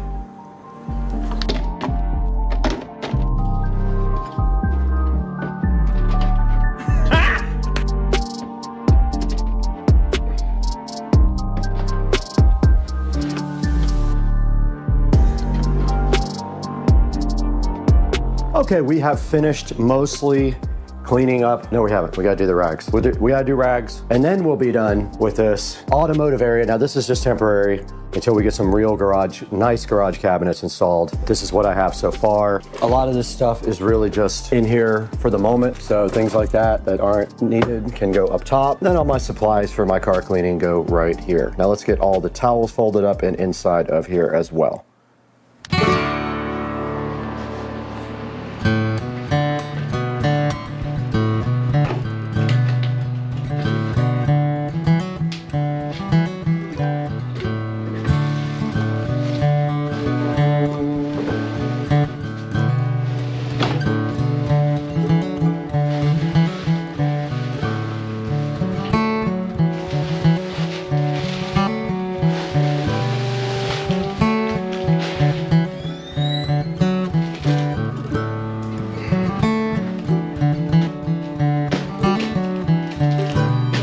All right, guys, we are back in the Supercar Street Racing garage, and we have finished part 1 of the video about our new garage floor being put in. Tomorrow, we have to get this washer and dryer out tomorrow with them. They're gonna help me. And you can see that this floor has gone through some abuse in the last 4 or 5 years, and it has tire marks on it, and it actually peeled up the epoxy here when the tires were hot on it, which is why I put the mats down. And you can see that the mats have basically melted onto the floor. But as you can see, I got the cabinet out of here today, completely out. I got cleaned out underneath it. Unfortunately, we can't take out the hot water heater. I was gonna do tankless, but I don't have enough service. I think I only have a 100 amp breaker right here, and you need at least 200 amps. I can't do that. We got all of our products out of there, out of our garage cabinet, up into the cabinet up here and up there. We got all of our cleaning products out of there and moved them down underneath the sink right here. And then we put the rest of the overflow right up here on top of the stove.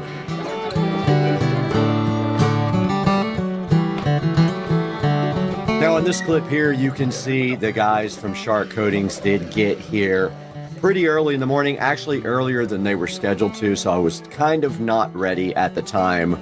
But right here in this clip, you can see we're trying to figure out getting the washer and dryer out. Now just remember, this washing machine is actually 2 washers. I do have the thing below it that's a small washing machine. This thing is heavy, and my hand truck has flat tires, so we did struggle a little bit getting this washing machine out. The dryer wasn't so bad at all, and we took those and put them on the side of the house because they had to be out for 48 hours, where we covered them up with a tarp. So let's check it out.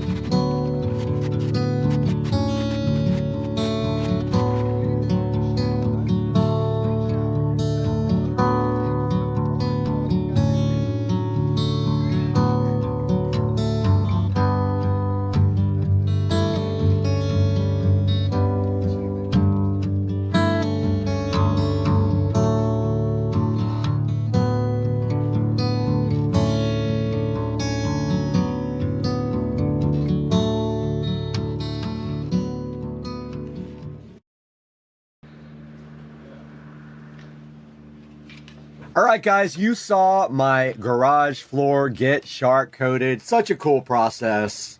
They had those huge grinders. They ground everything down, and then they put the surface coat on there. And now what you're seeing on the screen right here is me prepping this back wall. Now, I took the bench out, and the bench had electrical running under it, so that left me with an issue that I needed to put electric down closer to the floor and over by the wall for my sprinkler controller and my landscape lighting timer. So what you're seeing right here is me doing the electrical work in the back of the garage.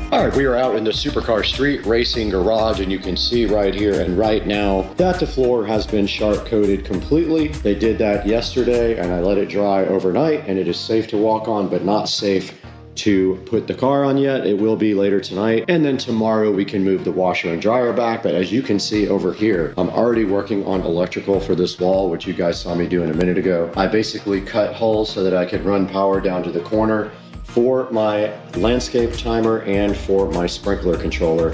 I just had to figure out what I'm going to do about this wall, because basically I'm probably going to have to cut the pegboard and screw it back on, because the wiring is all running really bad through there. So yeah, I'm going to go ahead and keep working on this, but you can see I've got the box in. I've got the power run up to where I'm going to tie into the other power, and now all I have to do simply is tie in right here. But I went and painted the new receptacle and the new cover plate black, and also I put in a Echo Show wall mount hole here, and I have a Echo Show mount that I just painted black, and I ordered a Echo Show in black to go right here. Now let's get back to work.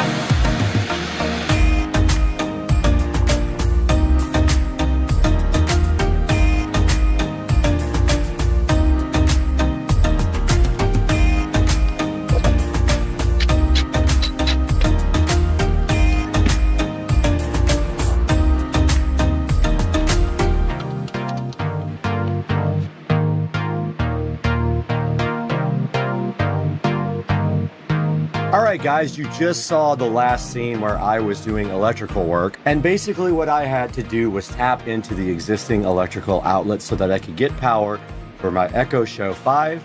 I did have to cut the drywall to do that, so then I had to patch and paint, and that's what you're seeing in this next clip. And I also added a receptacle down in the lower left if you're facing the rear wall. And that's gonna be for my irrigation system controller and also for our landscape lighting. So let's take a look at what I did here next by patching and painting the back wall, which was never painted due to the washer and dryer being there.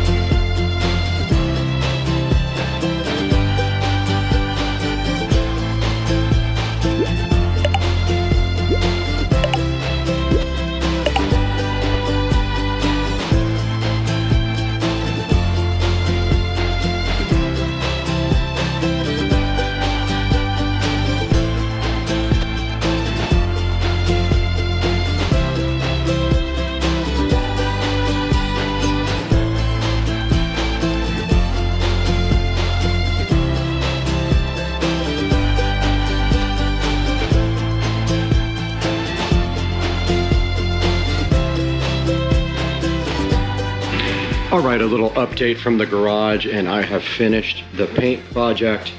And let's take a look as we step back, and I'll go through everything that we did.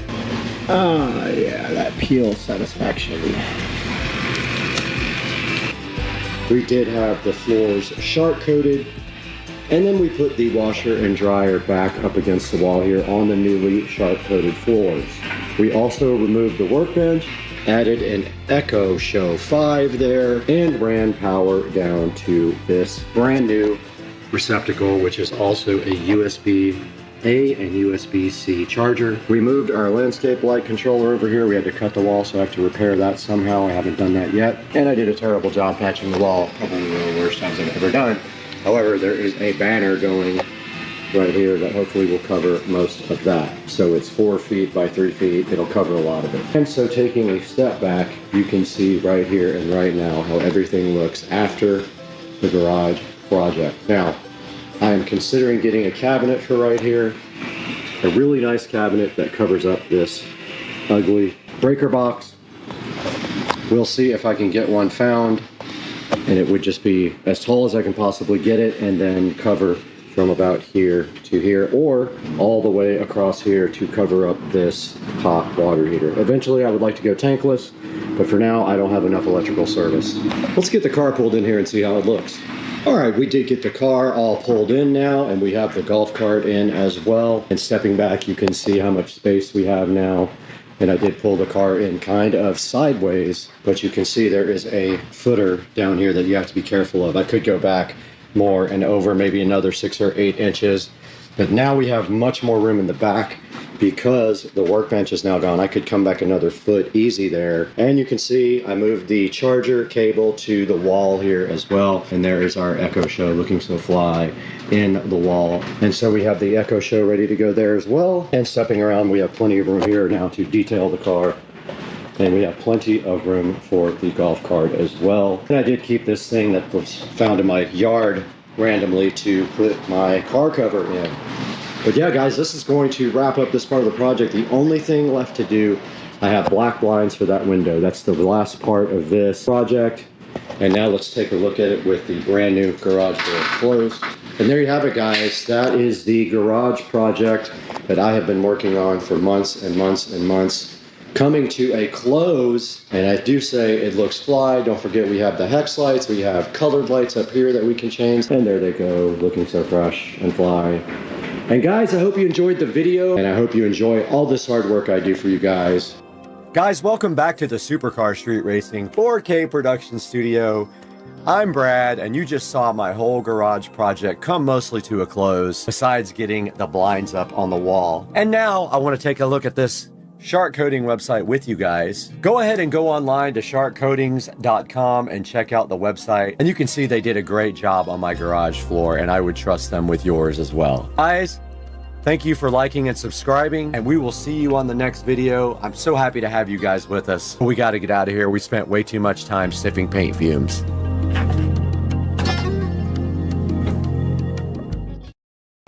I just finished cooking a burger, and my air purifier is going insane because of the smoke. This thing is losing its mind. It's like, yo, let's rock.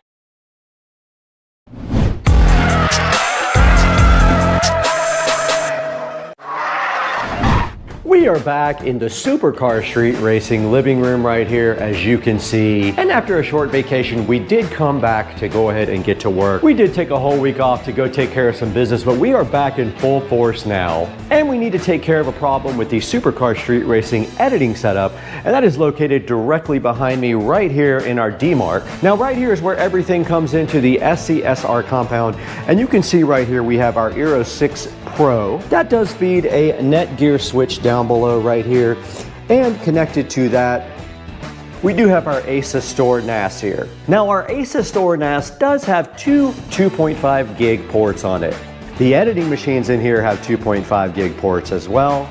So what we want to do right here and right now is leverage a way to get more data from our NAS to both of our editing suites. Now one of those editing suites is located just on the other side of the wall here, and then the other one is out in the SCSR 4K production studio. So today we're going to show you guys how to get 2.5 gig from this ASUS Store NAS all the way to our studio out there, and then right on the other side of the wall right here. And we're going to do that next, so thanks for joining us.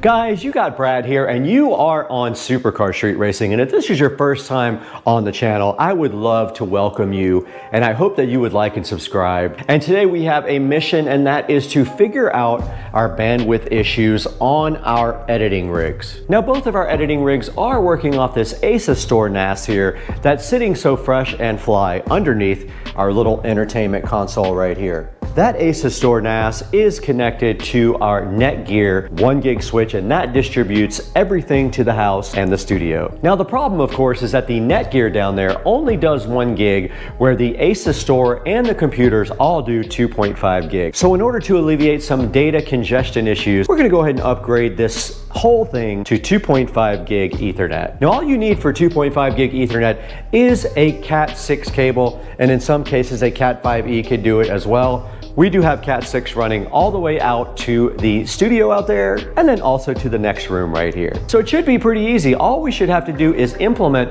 some sort of switch that can support 2.5 gig for our ASUS Store and our two computers. Adding to the complication though is the fact that out in the studio we do have another large 1 gig switch feeding almost everything in the studio. So we'll have to figure that out once we get out there. But let's start up here. Let's get our new switches unboxed from Ubiquiti.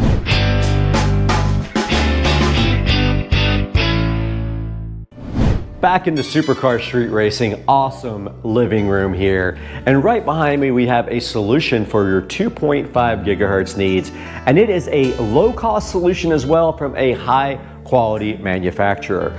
So sitting right here behind me in these 3 boxes, we do have the UniFi 2.5 gig switches. These guys are 5 ports, and that's all we need, because all we have to do really is supply 2 machines and 1 NAS, 5 gig. Everything else will be 1 gig, including the internet. So our mission is quite simple today. We're gonna get these things unboxed, get them set up via the app on the phone, and see what we have to do to upgrade our entire system here to 2.5 gigahertz networking.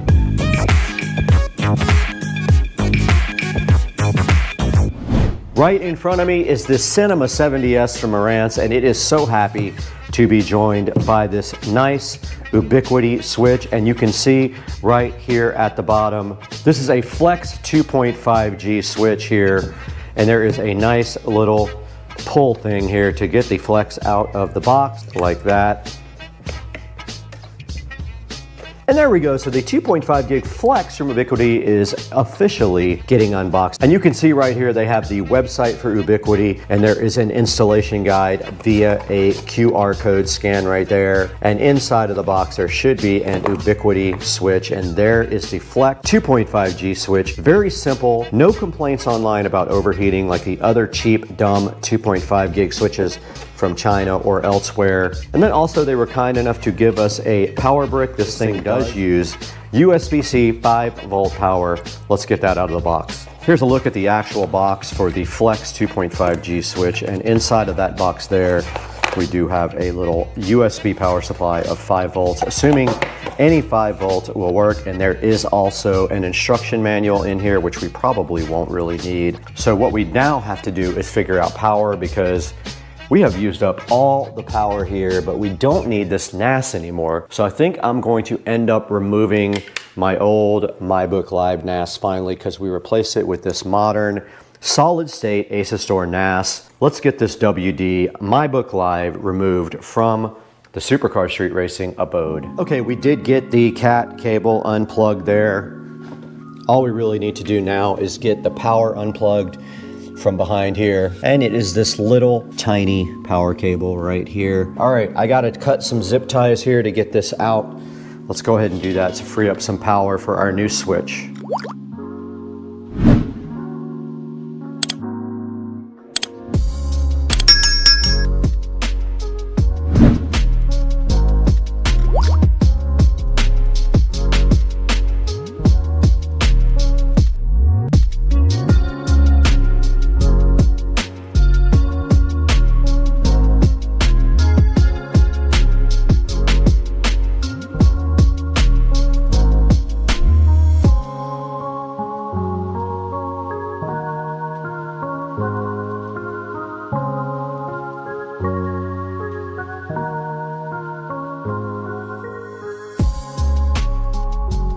I did just get this old power supply out. So we freed up a plug for the new switch. It has this tiny brick right here.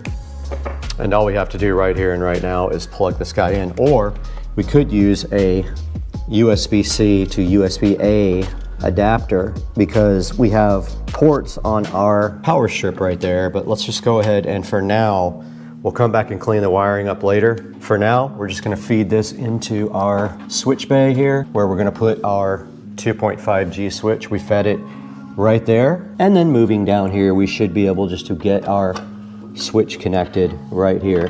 Our cable modem is back online after we removed it from service. We just have to make sure now that we have Cat 6 cables between everything. So we already have cables from our NAS going to our standard switch. We're gonna move those to our new switch. All right, let's get prepped to do that now. All right, this NAS has 2 ports on it. They are both connected, 11. 11 and 14 are the NAS ports, 14, 13, 12, 11. So we're gonna take 14 and 11 out and put them on the new 2.5 gig switch by Ubiquiti. Here is the nice Flex 2.5. We're gonna go ahead and apply power to it. And to do that, you simply plug in the USB-C cable in the back, just like this. This thing is powered. You can see the light. It's booting up right here now. That light flashing indicates that. Now it will not be able to, I don't know if it'll be able to update through the phone. Let's let it get boot up and see if we can find it first, and then we'll go from there. For that, we need the phone.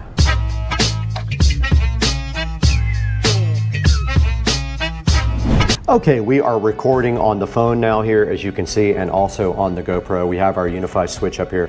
I want to see if it can find the switch without connecting to any sort of LAN. So I'm gonna hit the plus button here. It says it is searching for devices. It's not gonna find the device, I don't think. Nope. It's not gonna find it because it's going to use, it doesn't use Bluetooth. Okay, we've got a hopefully Cat 6 cable here to connect to our switch. This is not the final configuration, but this will give the UniFi access to the switch. We do have a link here on the UniFi switch here. It is connected. Let's go ahead and see if we can go ahead and discover this now. All right, it did find the flex switch here. Cool. Switch is there. Okay, we do have our switch sitting here. I was not able to do anything on the app. I'll look into that in a few minutes, but we can go ahead and continue setup. Now, what we want to do right here and right now is go ahead and connect the NAS to this guy, and then also our studio and our cable that goes into the other room. So we did say that our NAS is right here and right here, these two. Let's remove those. It's going to kill our live stream.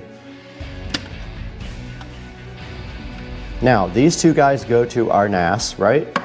They should be Cat 6 cables. What we want to do here is go ahead and give them 2.5 gig here. That one did link, and this one did link, I am sure. Let's see. It did. Okay, cool. Our NAS is now connected to 2.5 gig. Now we have to give everything else that needs 2.5 gig a connection to this. One of them goes to that room, and we're going to connect it right now.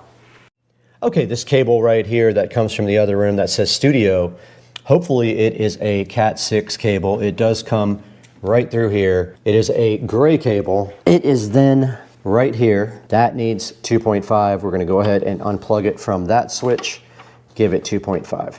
This is going to send 2.5 to the studio. Let's see if it links. It did link. We got one more to send. We got to send the one to the other room. That is our office, 2.5 gig. Let's go ahead and do that now. This one is right here. This might not be a 2.5 gig cable. It's this last one right here. We're gonna plug it into this switch and see if that provides, it might not be a Cat 6 cable, so we might have to troubleshoot these connections after we get them. They are all linked. We are now sending 2.5G everywhere. Let's go check our live stream and see if it did fail.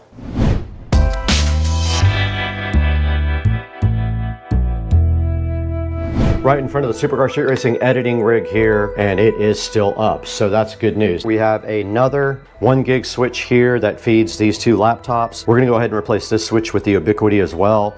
This stuff is tied up really nice, so I will have to come back through and do some cable management, but let's go ahead and get this switch replaced with another Ubiquiti 2.5G switch right now. We're unboxing our second Ubiquiti switch here, after which we need to figure out the software. So if you want to power this with 5 volts, you can get a USB-C, a USB-A, and just power it from any USB connector. Let's go ahead and disable this by unplugging all of these. Now we should have lost hardwire to everything in the room. Everything is off, yes, correct. So we can get this switch wired up now. We do have a power strip under here. It does not have USB, but let's get our switch up here and wired up. We are removing this old Netgear 1 gig switch right here. All we have to do is power it down with that. We have a rogue zip tie right here we need to cut. But here's our new power compared to the old one. Let's go ahead and get our switch. Now we do have also a cable from here to the wall. If we have 2.5G problems, we will have to go investigate that as well. This is a rear mount switch, completely different from the other one. Now, unfortunately, we're gonna see the power cable right next to it like that. Now, let's get our scissors and cut off this dumb rogue zip tie. Now, connecting our new switch should be as easy as just plugging in our cables here and making sure that they are Cat 6 capable cables. Let's see if we get a link. We do. So that was the one that comes from the wall. I think everything is linked. I'm looking at my actual computers now to see if I have any issues with links.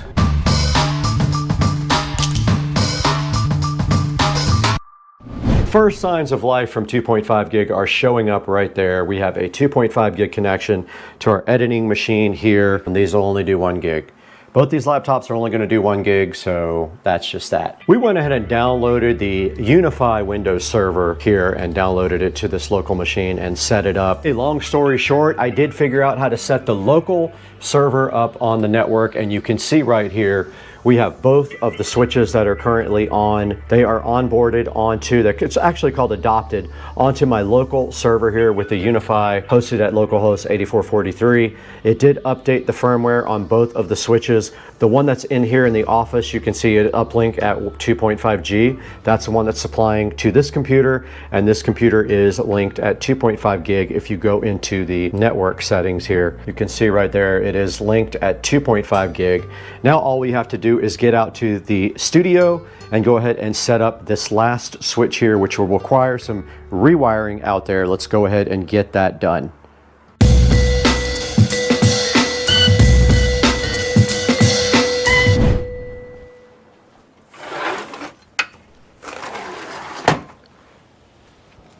Out here in the Supercar Street Racing studio now, and we only have one thing that needs to be connected to 2.5 gig out here, and that is my editing PC. Now this presents a challenge simply because of the wiring inside the wall. We only have 2 places where we can get network for this. One of them feeds this switch here. So what we're going to do is put the 2.5 gig switch up here. We're going to take our feed from the house. We're going to back feed that switch and then feed one of my LAN connections to this guy down here. There isn't anything close to it except the one down here that feeds the switch. There's only one connection down here on 11, so I can't use that one. It feeds my switch. And there is one down here that feeds the other PC, so I am going to end up using this one down here and just tucking the wire behind the wall right there. Hopefully I have enough Cat 6 cables. I may not. I may have to steal some. Let's see what we got. I labeled all these from the switch, so basically all we need to do right here is plug into port 4, run it over to the PC, and then patch in our switch up there and see if this is a Cat 6 cable. Our next job is to plug in our switch up here. Let's get our switch up at the very top. We're going to put it up there where all our other network gear is, and hopefully we have one plug. Okay, our switch is powered up right there. I need to go ahead and find a short patch cable. I'm going to run inside and see what I have now. Okay, after a little bit of easy troubleshooting, I did figure out that the label is completely wrong on one side or the other. It says 10 on this side, and on this side it says 4, which I'm completely confused about. I wouldn't usually get that wrong. I don't have a label on this one up here, so I'm not sure, and I don't know what that one is, so something is just off on my labeling. I don't need to worry about patch cords because, as you can see right there, we are connected at 2.5 to the network now, so that part is done. We should be able to walk inside now and see everything connected, at least this switch connected at 2.5 gig. Let's go check it out. Now we are in here at our server manager. Let's go see, and yes, looks like in fact we are connected to the main switch at 2.5 gig. So yeah, so we have a 2.5 network going here. Now the only thing that is not 2.5 gig is from the internet, because the Eero only has one 2.5 gig port, and it is the WAN port.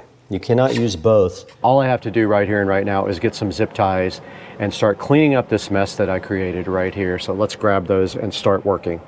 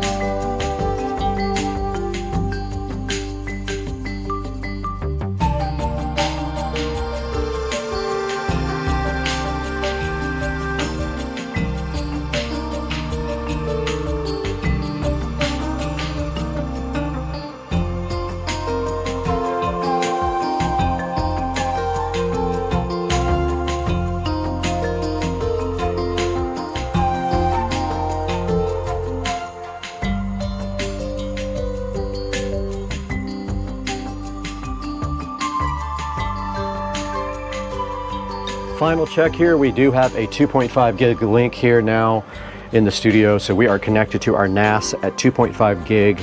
Supposedly that should be a way better editing experience and copying files back and forth over to our backup device. Now let's wrap it up here, get together again and talk about this Ubiquiti 2.5 gig flex.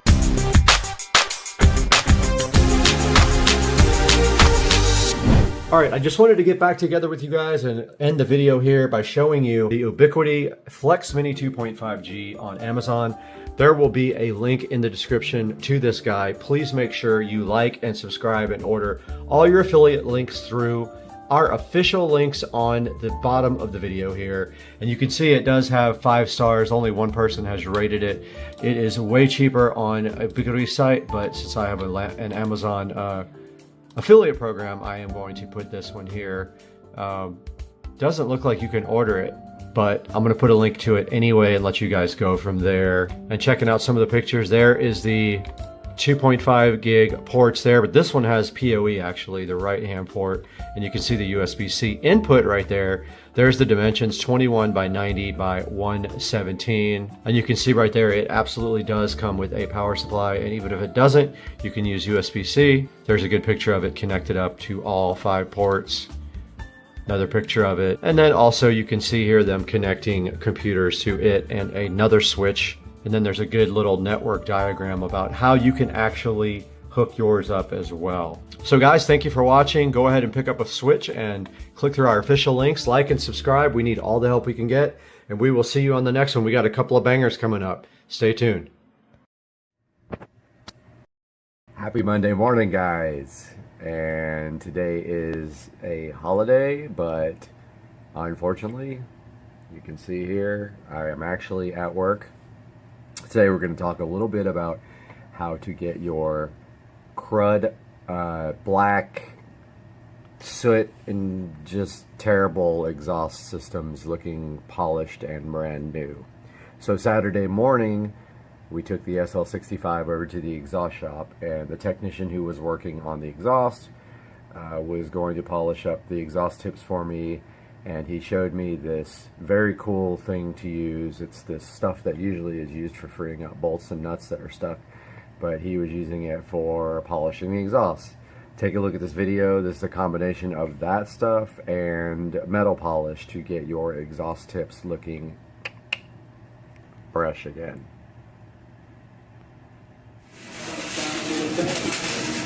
Looks good.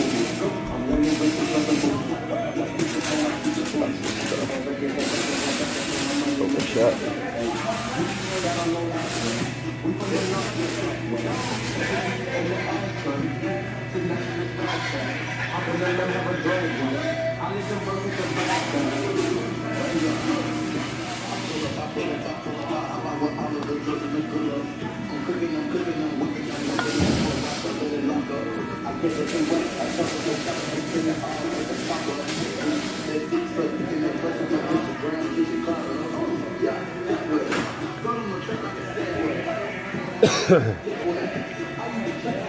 It ain't cheap though.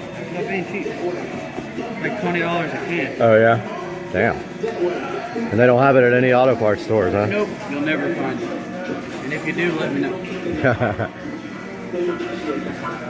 The only place I found it was eBay.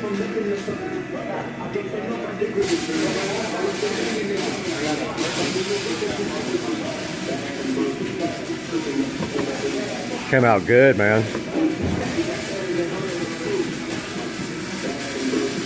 But the cool thing is you can use it on a lot of stuff. Right. A lot of stuff. And what it does, it can't, like, say, now that we're doing it like this, you get water spots on it next time, or oxidation or anything, you just wipe it off. It leaves like a oil film on it that protects the tip.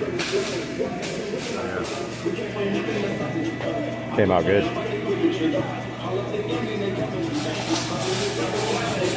Now I might use a little bit of that to help get off the rest of the black.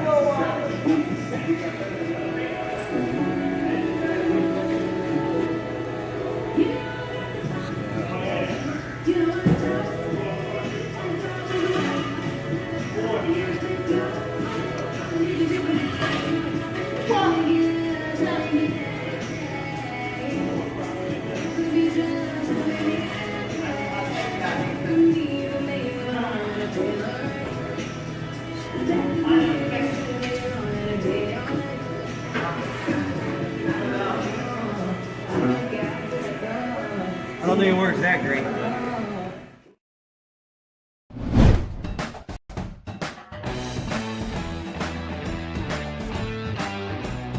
I'm pretty sure, I mean, that's what it looks like. Get in there and take a look at it, but I'm pretty sure that's what that is. Plugs can go up here. Nobody needs this or this. About all you need right there. These two sets that are perfect, they are exactly the same kind, and this is what I ran on my golf cart.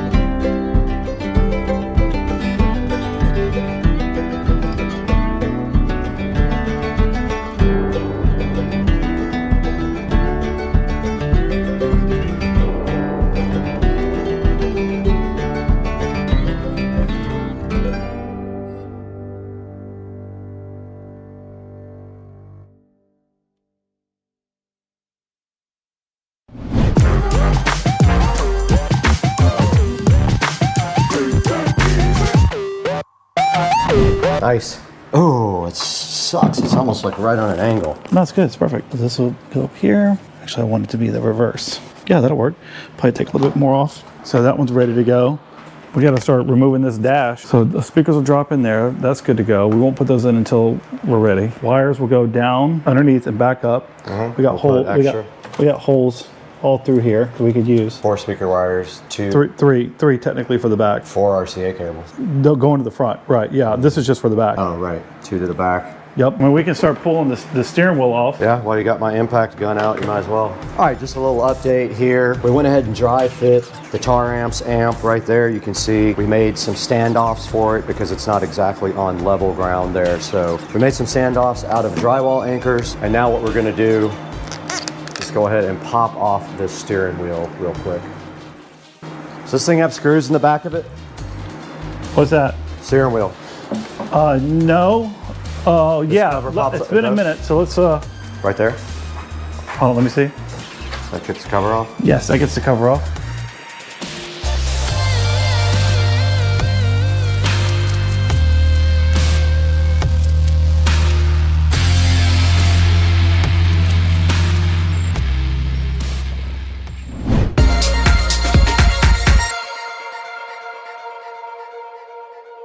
All right, guys, it's the next morning. We're back in the Supercar Street Racing Garage. You got Brad here again.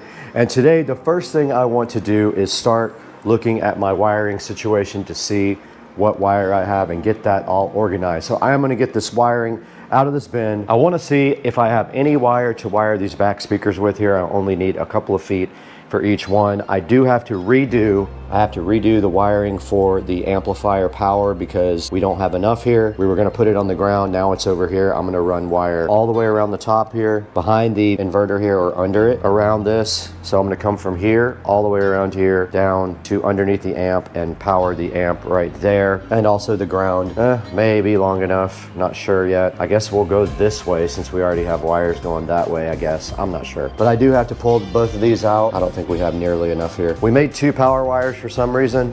We only need 1 to go to the amp, but first things first, let's go ahead and get this wiring all organized. Apologies in advance for the fan, but it is warm in here, so the fan is pushing air in from the house. Okay, let's see what we got here. All kinds of tangled up mess.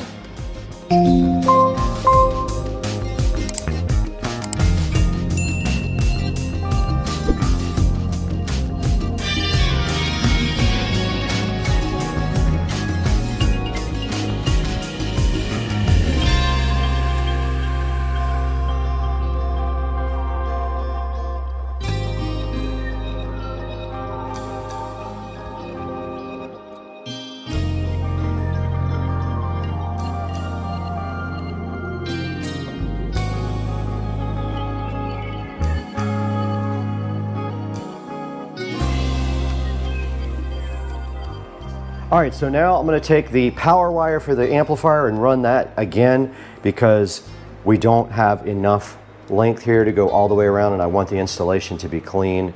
So I'm gonna redo that now.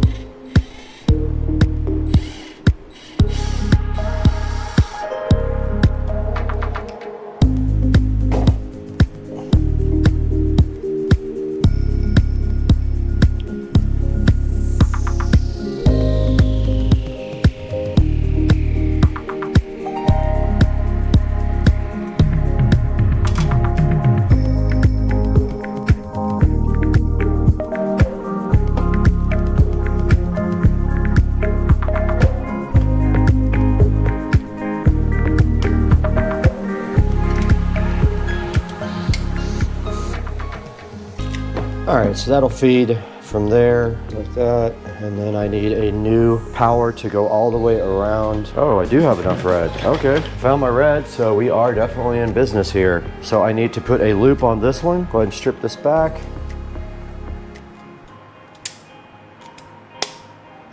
About all you need right there. Go ahead and get this thing all fixed up.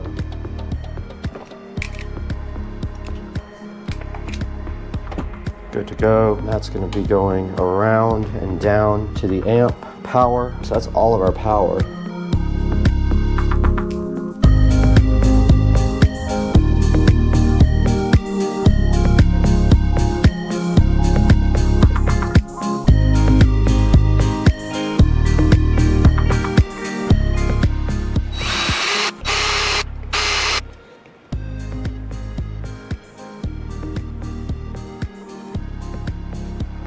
Awesome. Okay, the camera did shut off. I'm just tying up the wiring here for the amp. So I've got a couple of zip ties here to get this bundle all together.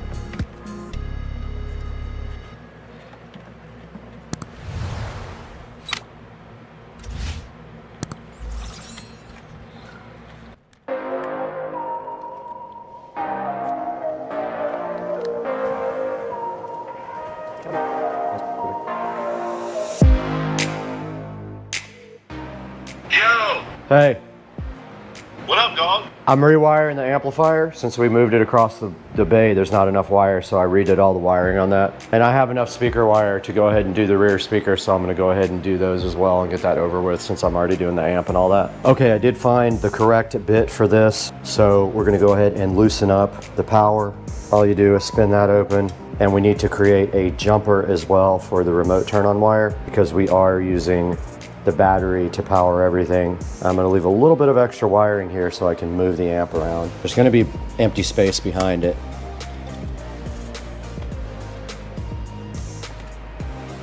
Now these get wired directly to the amp, so we wanna strip off maybe 1/8 of an inch here.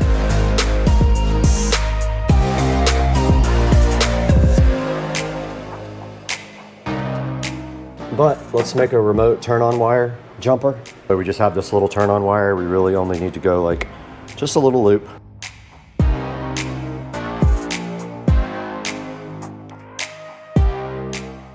Okay, we made our jumper wire here for remote, so I'm gonna go ahead and put that in. It is way too long. of a strip. Go ahead and tighten that down really good. And then this guy just loops around like so.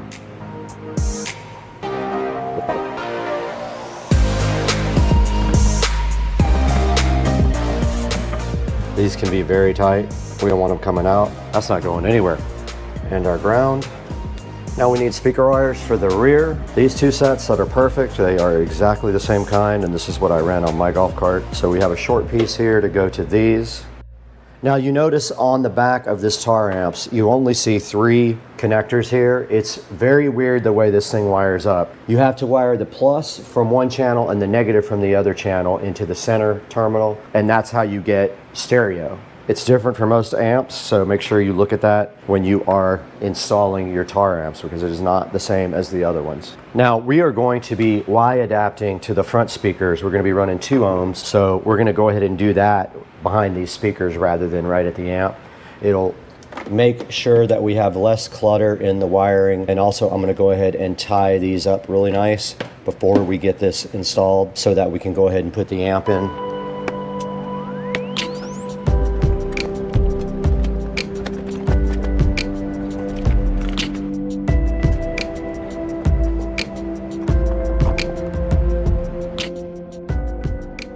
Okay, I am making jumpers for the rear speakers, and I'm going to go ahead and put the connectors on them and get those all heat shrunk. So these are going to go from each one of these wires to connectors where it will split off to the front, if I can get all the wire in the connector.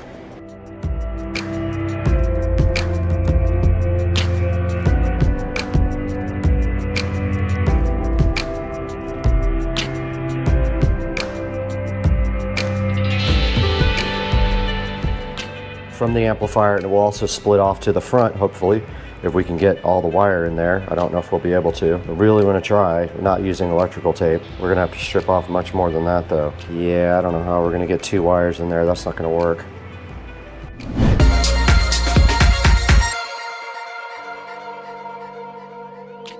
Okay guys, we're back, and sorry for the fan noise, but it gets hot in the garage, and the camera loves to overheat every 5 minutes. So we got Joe back here today. I did some work this morning. I got the amplifier wired up, just 2 of the 4 speakers so far. I got the amp power and ground extended and run to where it's going to be. So our next step is going to be, Joe is going to pull out wiring that's going to go from the back to the front of the cart for the front 2 speakers. So he's going to leave enough wire to go all the way to the front, and we're going to tie this in the back. And then I'm going to have him also pull wire for the subwoofer. So we're going to pull 1 wire to the back for the subwoofer, and that's going to be bridged on channels 1 and 2. So what do you think? Are we ready to start doing this front wiring? Okay. Yeah, and obviously one thing to know is that we're going to be jumping off the wire that leads to the back rear speakers to feed the front speakers, because all 4 are going to go on 2 channels right now. That's the plan. That is the plan. We're going to run 2 ohms on 2 channels, and that should put some power out. That should be plenty of power for these 6.5-inch speakers. Yep. All right, let's go for it. All right, so where's your cable? From here, I'm adding this wire to it, and I'm going to have you confirm. I don't want to screw that up. Bridge is this side. Okay, for the jumper, where's my jumper at? Are we heat shrinking or no? We don't need to, do we? Yes, we are. These connectors are heat shrink. The red, I have a black. Is that my positive? Correct. And that one will go on the red stripe on this side, correct? Yes.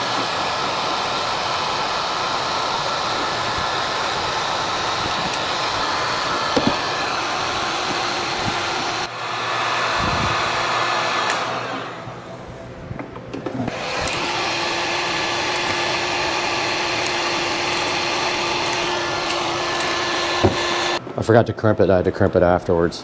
Positive is on the left. You got a battery? Is that what we're going to test? Mm-hmm. All right, we're going to go ahead and test our speakers by popping it with this battery, just so we make sure, because I had kind of a bad connection on my side. My fault. Poor job. All right, my polarity is good. On both? I haven't checked yours yet. What we're watching for here is if the speaker goes out when you connect plus to plus. Okay, to positive. Good to go. 2 eyes. Tell me what you think. Looks good to me. Looks fine. Let's run them in.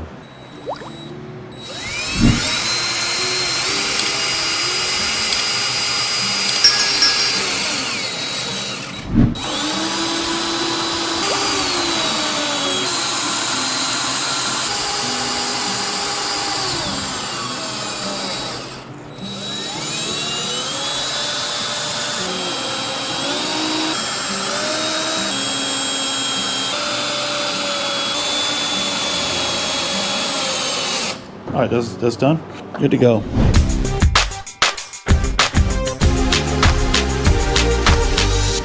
This, we can go ahead and push through.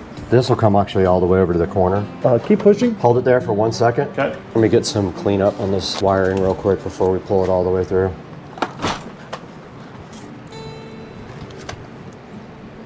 Should we just clip the other ones off, or you? That's what I was thinking, maybe just clip those.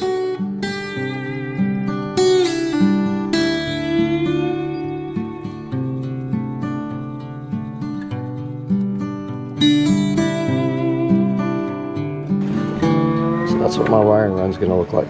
Might as well go ahead and put these up. Put these on. Yep.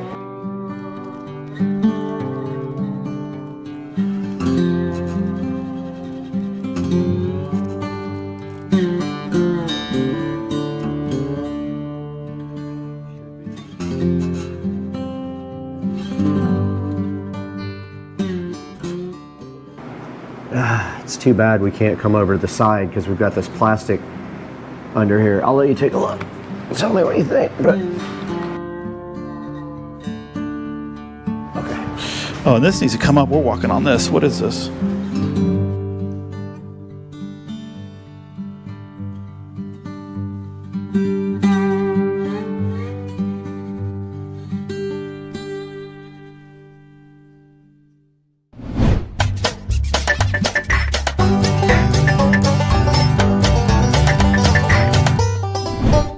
All right, guys, we're back out in the garage now, and I just wanted to give you guys an update. Joe and I did finish the wiring for the amplifier side of it, and we have our speaker wires all nice and clamped up here, and we have our power wire and everything working there. All we have to do now is get all the wires up to the front, but we're having the worst time with this steering wheel. You got it? And also wanted to give you guys an update under here. So I pulled everything underneath the cart here.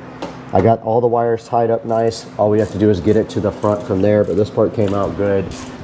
You guys saw we got the rear speakers installed, but we have to go in a minute and go vote. Joe is in the process now of taking off the steering wheel after searching for days for the correct socket. He found the right one, so this wheel's gonna come off here momentarily. First, we gotta take off the center section, and then there is a bolt there that we'll probably use the impact gun on to get off.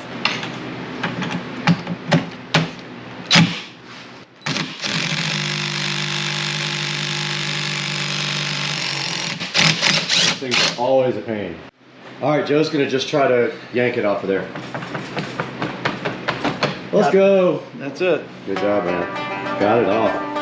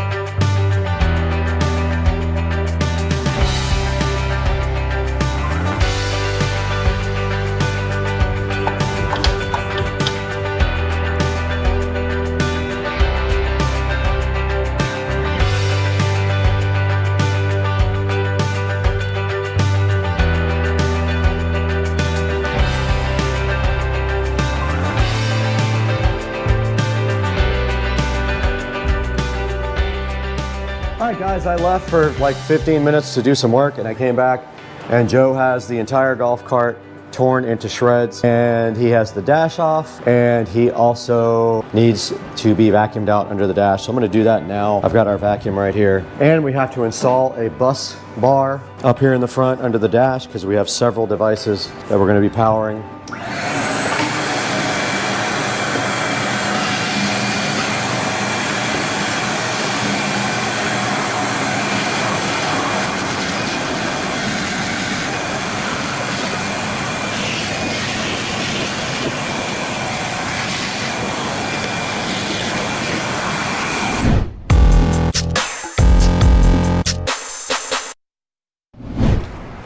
All right, we're back out here. Joe got the whole entire dash disassembled, and I'm about to clean the inside of the dash for no reason. All right, so this should be done. I got to pull the ignition. So I have hazards, but I don't think I'm going to worry about them. I don't really care to have hazards. I don't use those either. All right, guys, I'm going to go ahead and run our power up to the front of the cart for our auxiliary stuff. It doesn't have to be thick cable.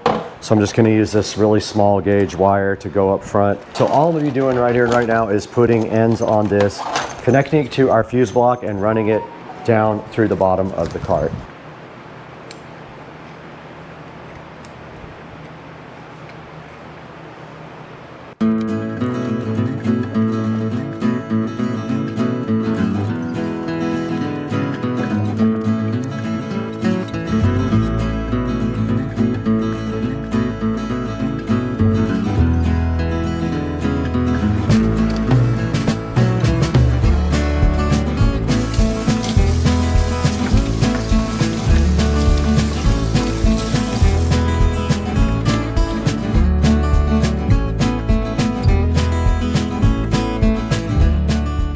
You think it's too close to be able to get something in there? Not if we use spade. No, it's fine. That's fine.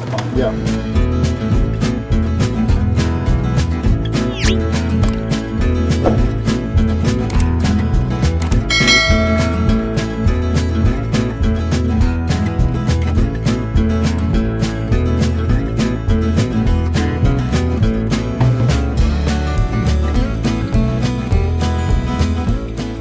Oh, you need to pull the speaker wire through. Keep pulling it all through. I gotta get it taut first, all right? Speaker wire, keep pulling that speaker wire. So we're just gonna do one wire around it. And then I'll pull everything tight before you zip tie it. Okay, we're under the cart now, and Joe is finishing up pulling all the wires to the back. We've got our 4-set RCA cable, we've got a auxiliary power for the bus bar, and we've got our front speakers all pulled up to the front. We're getting all that finalized, and I think the next step is connecting our bus bar up front and getting our dash set up. All right, we're missing one of your 12-volt adapter things. All right, I'm gonna go ahead and put terminals on these guys. All right, we're over here on the table now, and I've got the 2 USB to 12-volt adapters here. These are going to power the tablet charger and also the Bluetooth adapter. So what I'm doing right now is putting ends on these so they can get connected to the bus bar. So I already stripped them back. I've got my ends right here, and we could actually use red. They're so small. I'm gonna switch to red, dude. These are tiny wires.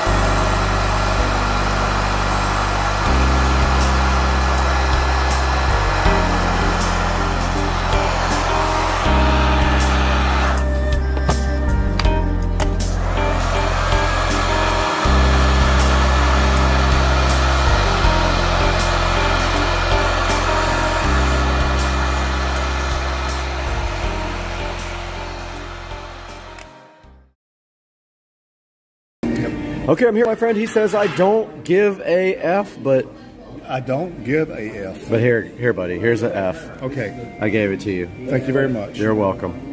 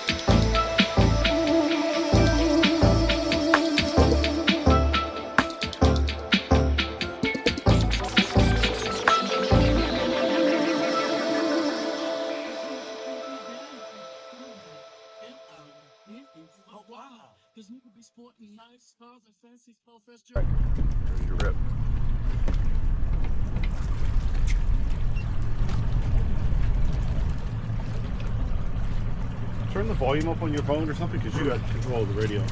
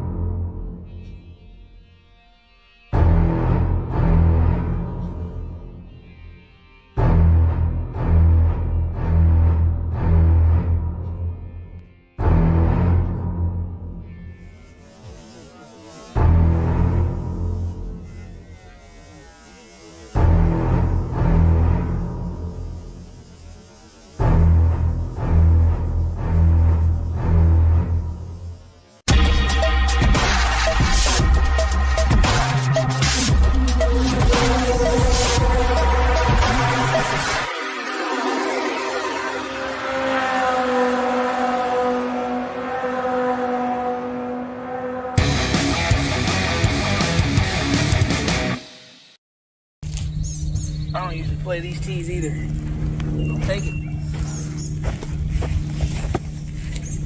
I want you, don't film me, please. All right, buddy, make it happen for video. No pressure, right? Nope, no pressure at all. Live, Zero. right? Yeah, we're live. We're streaming live. That's kind of loud. Sure we.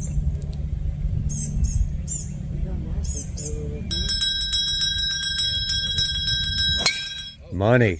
Oh, that's the shot, dude. That's the shot. Straight down the middle. That's a good one, Joe.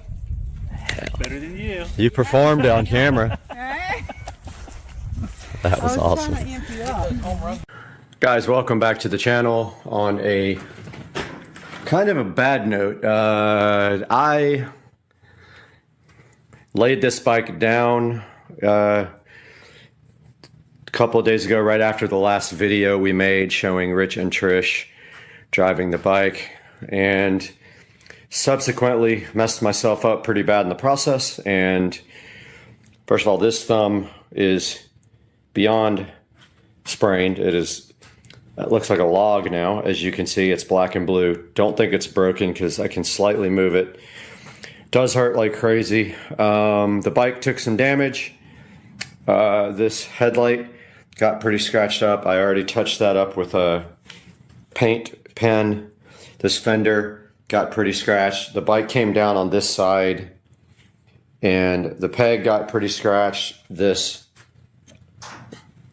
hand grip, this brake handle got scratched, and the tailpipe and seat got scratched. I already touched those up. I think this also got bent inwards, not sure, but I already know what happened, pretty sure. Basically, I took a turn a little bit too sharp, and there was tire dressing on the edges of the tire. You saw me do it in the last video. Huge mistake. These tires are slick on the edges, and when I took the turn, there was some dressing on it, and the bike came right out from underneath me, and the resulting picture I will throw up here on the screen. You guys already see this thumb is jacked up, and yeah, so put the bike down. So my first Easy Rider experience, and now I have to work on fixing the bike. I ordered a new handlebar, brake lever for it. I ordered a new grip.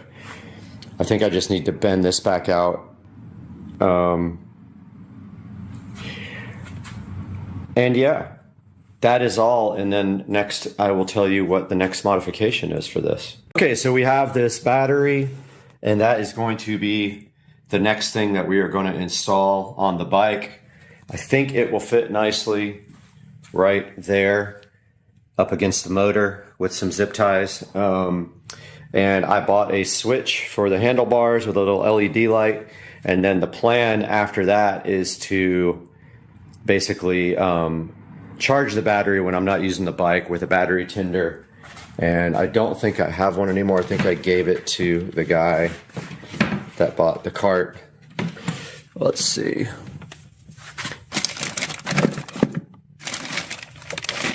Yeah, I did. I got to order another battery tender, so we will charge the battery constantly with a battery tender. This thing does have a generator on it, but I don't know if the little LED light on the switch is going to run the battery down when we're not using it, so we'll just charge the battery when we're not using it, and that should prevent the light from flickering, but we will find out. Guys, this is going to be a short video because I am injured and I can't really work on the bike right now. My thumb is pretty messed up. And as soon as we have updates for you guys, we will get back on this. But I hope you enjoyed it. Don't do what I did. Do not armor all your tires and then take a turn too sharp as the bike slides right out from under you. What is the deal with all the frogs out here?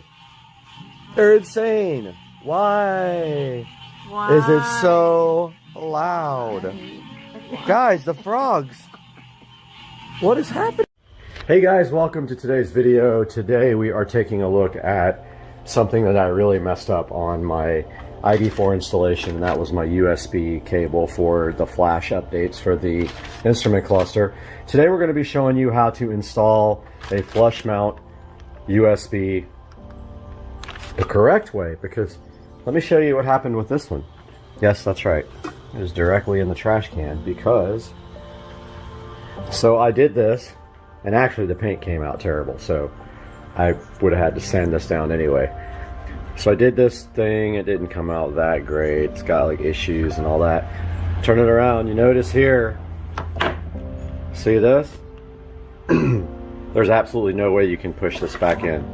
This thing blocks the panel completely. It sticks out like, you know, yay high. There's no way this is going in. So I ruined this trim piece. I ordered a new one off eBay. I got it. I painted it. It looks sick. It looks so good. And I already installed that right here. So there's the new piece. Now today we are going to be installing this USB extension cable here. And I decided this time to just go with round because it's stupid to do square, because then you have to use like a Dremel. With round, all you have to do is use, like, you know, the correct size bit or use one of these stepping bits. So I ordered this Como-ware bit off of Amazon and this USB cable off of Amazon. So the first thing I'm going to do now is get my trusty drill, and I am going to, I think I'm going to put the USB extension here. If it'll fit, I need to open that up and see if there's any space. If not, I'm going to do it in the actual dash piece, which I know sucks. But I'm going to pull this vent piece off underneath the steering wheel now and see how much space is back there, and then I'll figure it out after that, and I'll update you guys. Alright, so I couldn't get to the USB extension cable from there, but I did successfully manage to finally break every single tab off of this vent, so don't do what I did. I broke both of these tabs off right here. So now I'm going to use some like epoxy to get those two back in. No big deal, it's whatever. However, there's my light. So I decided I'm going to put this thing actually on this vent cover down here. There's plenty of room right here underneath this sound deadening. So I think I'm going to go ahead and put it right there. But to do that, I need to push the panel back up there and then drill from the bottom. So I'm going to do that now and let you guys know. But first, actually, I'm going to test my USB extension cable. I have a firmware update for the ID4 that addresses an issue that I actually found, and that is it's draining my battery when it's off. So I'm going to do that now and test this USB extension. Got the USB extension cable plugged in, and I am going to try to update the firmware on my cluster here. Let me turn off all the stuff in the car. It's going to drain the battery. Everything's off. I'm going to go ahead and plug this into my, pardon me for a moment. I got the USB plugged into the extension cable. Let's see if it works. Software update. Okay. So it's going to take a few minutes. While it does that, I'm going to chill out and wait for this to finish. Alright, so I determined the best location for this. The only place that there's clearance is right over here in this corner. So it's going right there underneath the steering wheel. Right in this corner there. Everything else, there's no way to do that. And I don't want to drill through my dash up here. Now, while this is updating, I'm going to go ahead and connect my battery tender. And if you guys don't have one of these, they're freaking awesome. Here's my battery tender junior. Right here. And of course on BMW, you can hook it to front. Otherwise, you know, BMW batteries in the trunk. So always hook up the battery part first before you plug in the actual battery tender. So lights on there is going to be red because the battery is going to be slightly drained. Yep. So it's going to be red for a while, then flash green, then go full green when the battery is charged, which usually takes 4 or 5 hours. So I'm still waiting for the software to update on this thing, and then I'll run the cable down to where it's going to be permanently and start drilling the hole. Software update just finished and the cluster rebooted. Got my variable step drill bit on here to drill for the USB mount. This comes also with it, but this is so ghetto, there's no way I'm using this for under the dash. Now the only issue now is I don't have a tightening tool for the drill. So hopefully I can get this tight enough where I can actually do this. I'm going to try that now. Just started drilling my hole right here. It's going to go right there. If focus would ever work. It's not big enough yet. I already tested the USB cable by feeding it through the hole. So I am going to drill that out just a little bit more and try that. All right, guys, got my hole drilled. It came out so good. Check that out. That's my new USB mount for the instrument cluster upgrades. Fed the wire down through the dash, got it right here. It's going to be connecting to this female here. I'm going to get that connected, tape it up with some electrical tape, put the vent back on, and then update you guys after that. All right, got the panel all put back on. There's my new USB extension interface for the instrument cluster. I'm going to go ahead and epoxy this vent back together that I broke. Put a few little, either epoxy or silicone sealer, it really doesn't matter. It's not a big deal. I'll probably epoxy it. It's just never coming off again. So gotta make sure that's what we want to do forever. I'll go ahead and do that now. All right, guys, I got my epoxy quick weld just on those two little tabs that I broke. No big deal. Got the inside wrapped up. I'm gonna go ahead and give this thing a good vacuum now while this quick weld dries. In 6 minutes, this stuff is ready to be put back on. All right, guys, just got done cleaning up all the tools, and this is what we did today. We now have a USB extension for the center console that doesn't break the trim anymore. So I will put a link to this in the description. Again, this can go anywhere. Probably would have been cool to put it in the center console, but honestly, this thing's gonna get used like once every 3 months, so I'm not super concerned about the location. Going to disconnect the battery tender and then see if my console gives a high battery drain again, because they did introduce a firmware update just for me to test whether I get high battery drain now. So I'm going to disconnect this, get this video all edited up, and I'll see you guys again really soon.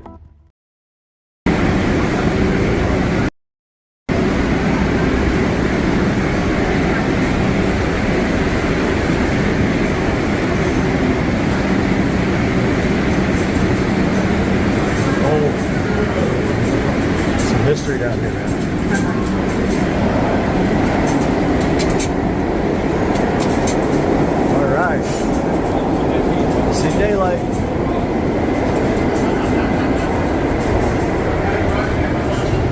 good.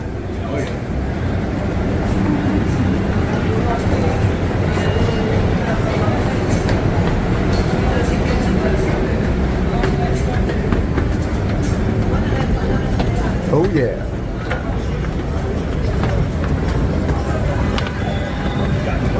Right up to Applebee's. We gotta go to 48. Okay. Sorry about that.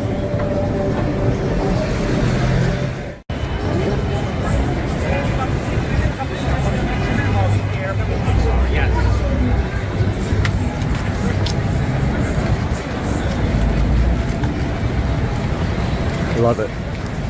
Yeah, man, City's awesome. that's the cool thing, you know? It's so cool. Weather's perfect because we're walking, so you don't need it to be hot. Right.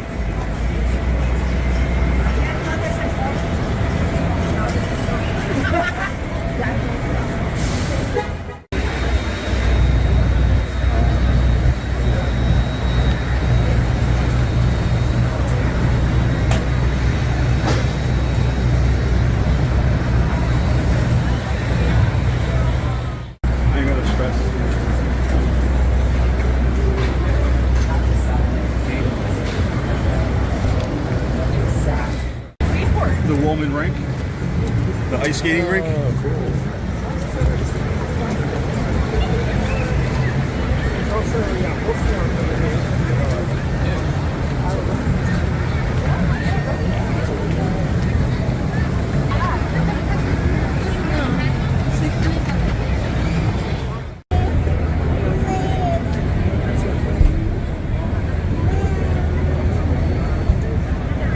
Wish it was sunny, but I don't know.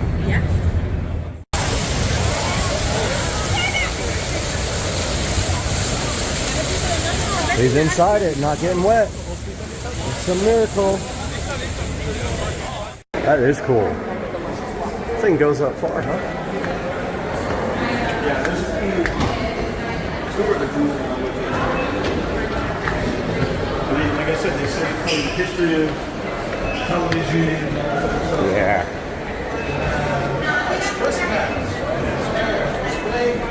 Rotate your phone so the full QR code is visible. Thank you.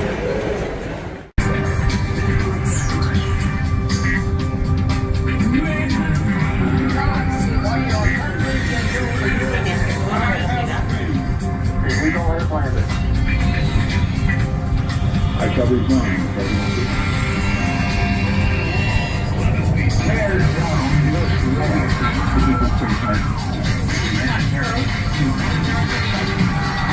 Welcome to Top of the Rock.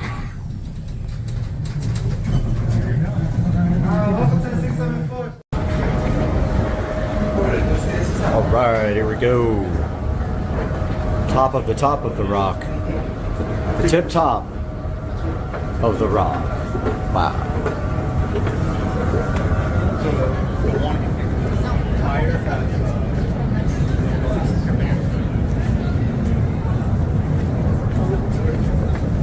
Dang, look at this. That is insane. Wow. Check it out. Do you know what it is?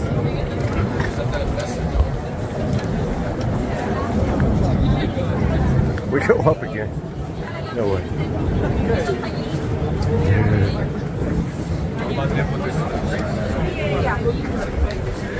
Top of the rock. The most insane view ever.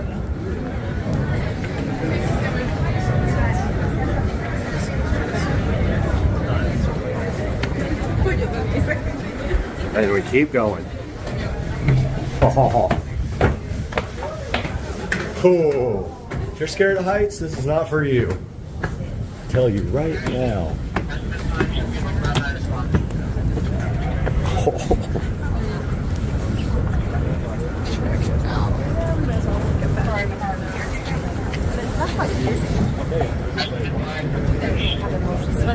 Line of the rail.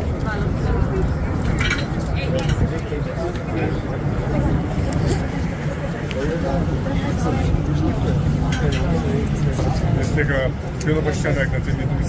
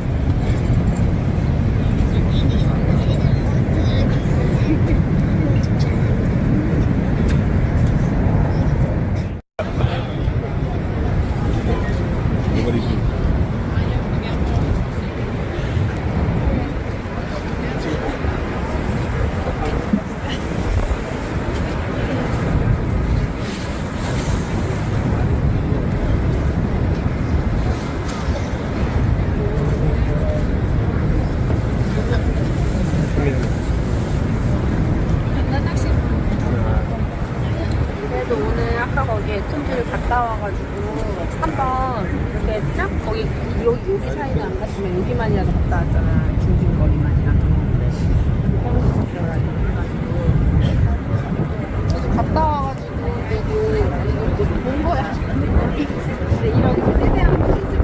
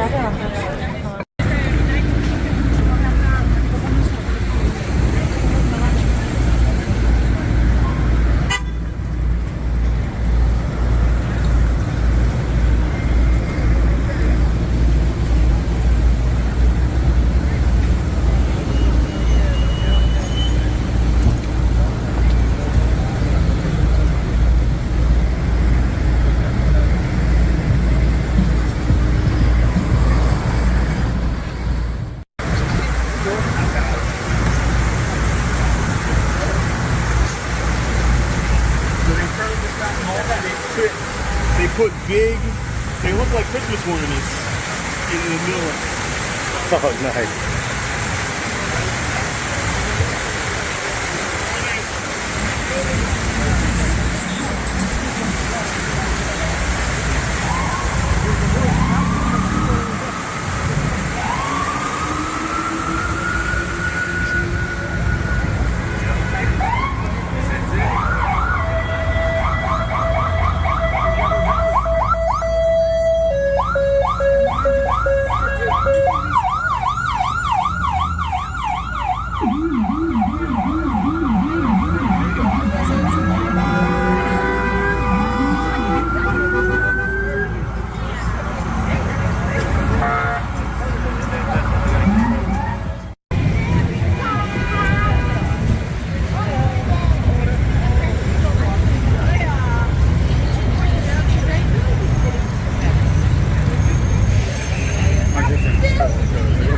Really?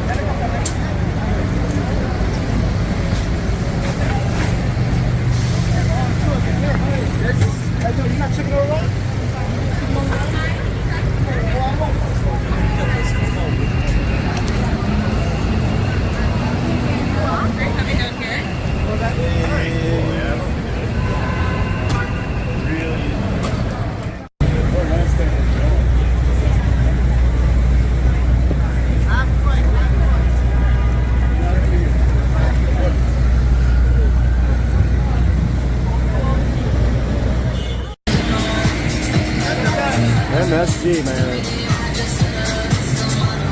Boxing.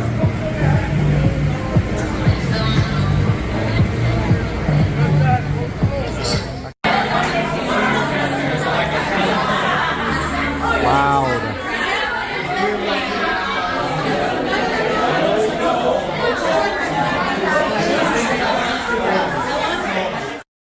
Guys, we are back in the Supercar Street Racing 4K production studio where my computer has died because apparently the CPU cooler pump went out because it is overheating. So I ordered a new CPU cooler. It's a water-cooled cooler. But anyway, we are down to the backup editing rig here, and today we have this generic Bluetooth smartwatch we're going to be looking at on Supercar Street Racing.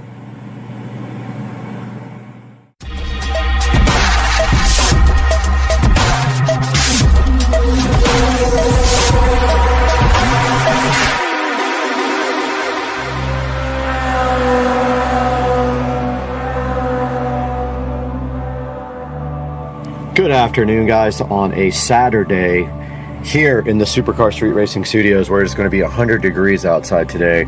We have this generic smartwatch that was provided to me by the manufacturer to test out for you guys, and it does have an app that goes with it called Glory Fit. And if you look right here and right now, you can see some of the features on the watch. Like on the front, you can see the messaging, the phone, and then some other apps. And it can do calls, and it can take track of your daily exercise, keep track of that. It does show your heart rate, help you with training. And then you can see right here, right now, it does blood oxygen levels, and you can listen to music. And it does all kinds of other cool things. For example, when it is on your body, it does show your heart rate. And then there's breath training, an alarm clock, a weather. If we just tap the weather here, we can see if it understands where we are. It may not. It's a little bit touchy on the touch screen part, but I'm not even over the thing for you guys, but yeah, it can be a little bit touchy, as you can see. Let's put it on my wrist real quick. I wanted to show you guys some of the settings on this watch because you can change like the theme and everything. So if we go to settings, we go to theme, dial, that's where you change like the wallpaper and the look of the watch. You can see here we can choose from a few of these, and it really wants to be bright on the screen. Let me lower that. Oh, I just changed it to a pink. I just changed it to a pink rose. Let's try that again.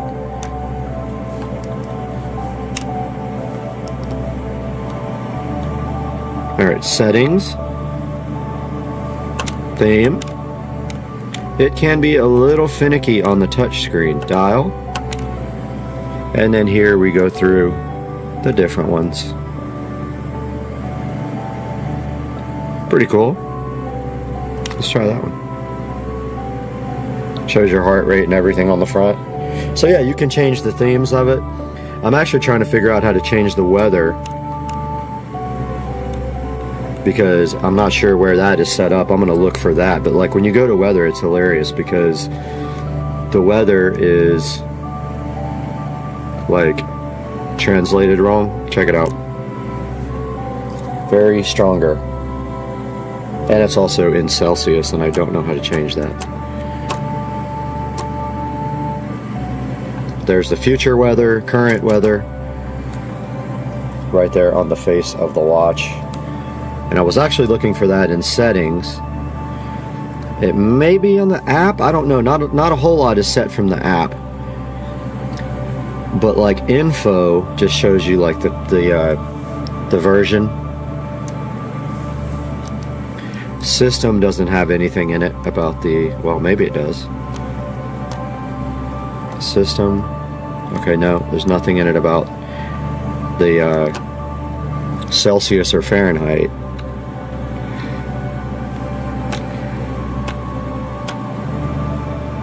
So there's the 3 themes available: list, grid, or nest. It is currently set to list, and there is no place in here to change.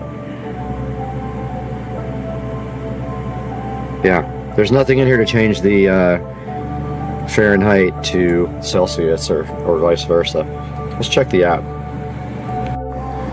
All right, we are now on the phone and we're going to take a look at the GloryFit app here. Here's GloryFit, and right on the front here, if you see home, it will show you your heart rate. I'm not wearing the watch, so let me put it on. It is connected to the watch. It connected through Bluetooth when I opened the app the first time and said it was synced.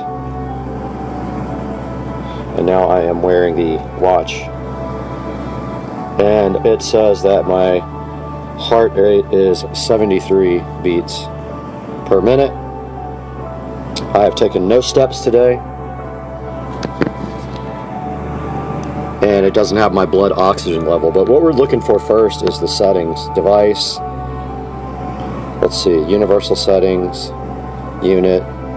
There we go. British. Let's see if it actually worked on the watch to change the weather. Oh no, the weather still says 31 Celsius. It didn't change. Okay. So here's all your settings for the actual watch. Here's where you sync your contacts, enable your Bluetooth calling, which it does work. I already tried it. Your heart rate monitoring. These are all your switches to tell your app how to act. You have to have this SMS reminder on to get text messages on the watch. I did find that out. Not sure what the quick reply does. I guess you can reply from the watch. Ah, okay. So you can choose from all these and just pick one. I don't think you can actually text from the watch itself. Here's where you actually check and see if there's an update for the firmware. And I am on the latest version available.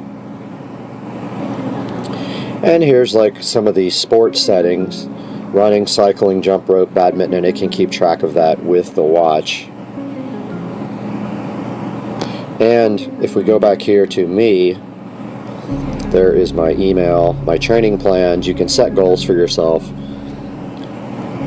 and you can do all the permissions. This thing needs a lot of permissions.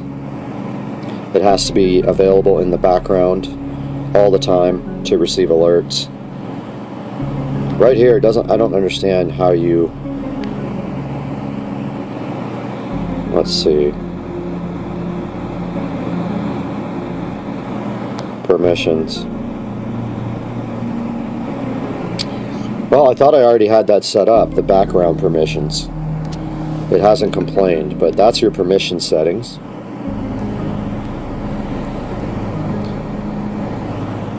And of course, you can make a phone call, like cancel. You can add a SOS emergency call that you can make from the phone, from the watch. And yeah, basically this app is where you do everything with the watch. Keep track of your sports, check out your blood oxygen. It says no data at this time. Let's see, it's testing me right now. So just FYI, your blood oxygen should never be below about 92 to 93%. When you're really sick with COVID, that's when your blood oxygen level gets in the low 90s and you need help. So the watch does say I am at 98% right now on my blood oxygen, but it has not transferred that over to the phone. So I don't know why that hasn't updated. But it did work when I said testing. It did show up on the watch as 99% right now.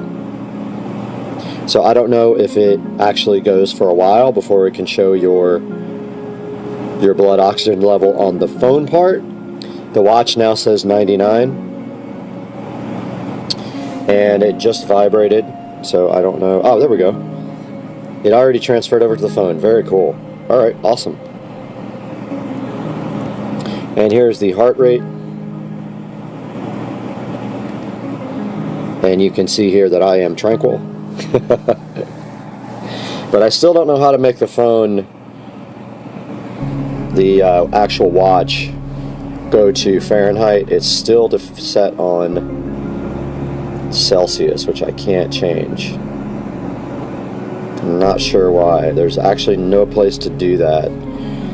I guess the app setting is just for the app. I don't know. It says universal. Device language follows system. Time system. Let's change that to 12 hours. Unit. It's on British. I don't know. Maybe it hasn't synced the settings yet. Let me try turning off Bluetooth and turning it back on. Okay. Bluetooth is disconnected. Please connect. Alright, so it reconnected. Let's see if it changed my settings. No, it didn't. I still have Celsius on the watch. So, not sure what that's about. But that's a pretty good look at the app itself. It is called GloryFit. You will have to download that in order to use this watch. We are back up on the wrist again, and this thing is still so bright, and I have locked that down like 50 times. There we go.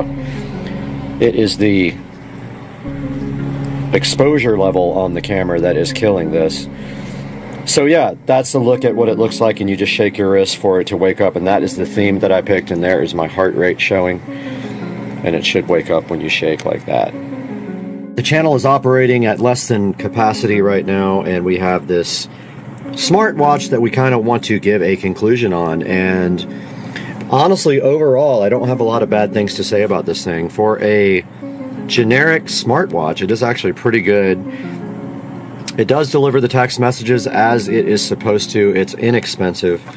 I want to say it's around 35 or 40 bucks. I will put a link to it in the description, and we will be offering you guys this amazing smartwatch at the full price, because I don't have a discount code or anything.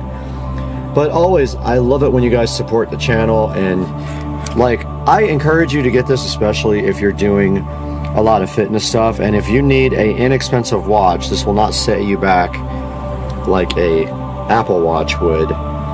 And it does all these cool features. I haven't even tried the game. Okay, this looks like Flappy Bird. I haven't even tried this. This is pretty cool. Let's see. Bird game. Oh yeah. Oh, I'm bad at this. How do you even? Oh, you just like tap. Okay. Oh, I got smoked. I mean, it's not exactly fast, but you tap at the top. Oh my goodness. Oh, okay, that's Flappy Bird. Anyway. Let's see what else is on here. Numbers and birds. That's it. I guess you get Flappy Bird, or you get whatever the heck that is. What's toolbox? Okay, stopwatch, timer, find phone, remote camera. So I guess you can take pictures from here. You can trigger your camera on your watch. That's about it, guys. I think we've gone through most of the features of this generic rose gold with the pink band, which I wear because I have no problems with my being comfortable with my sexuality as a straight male.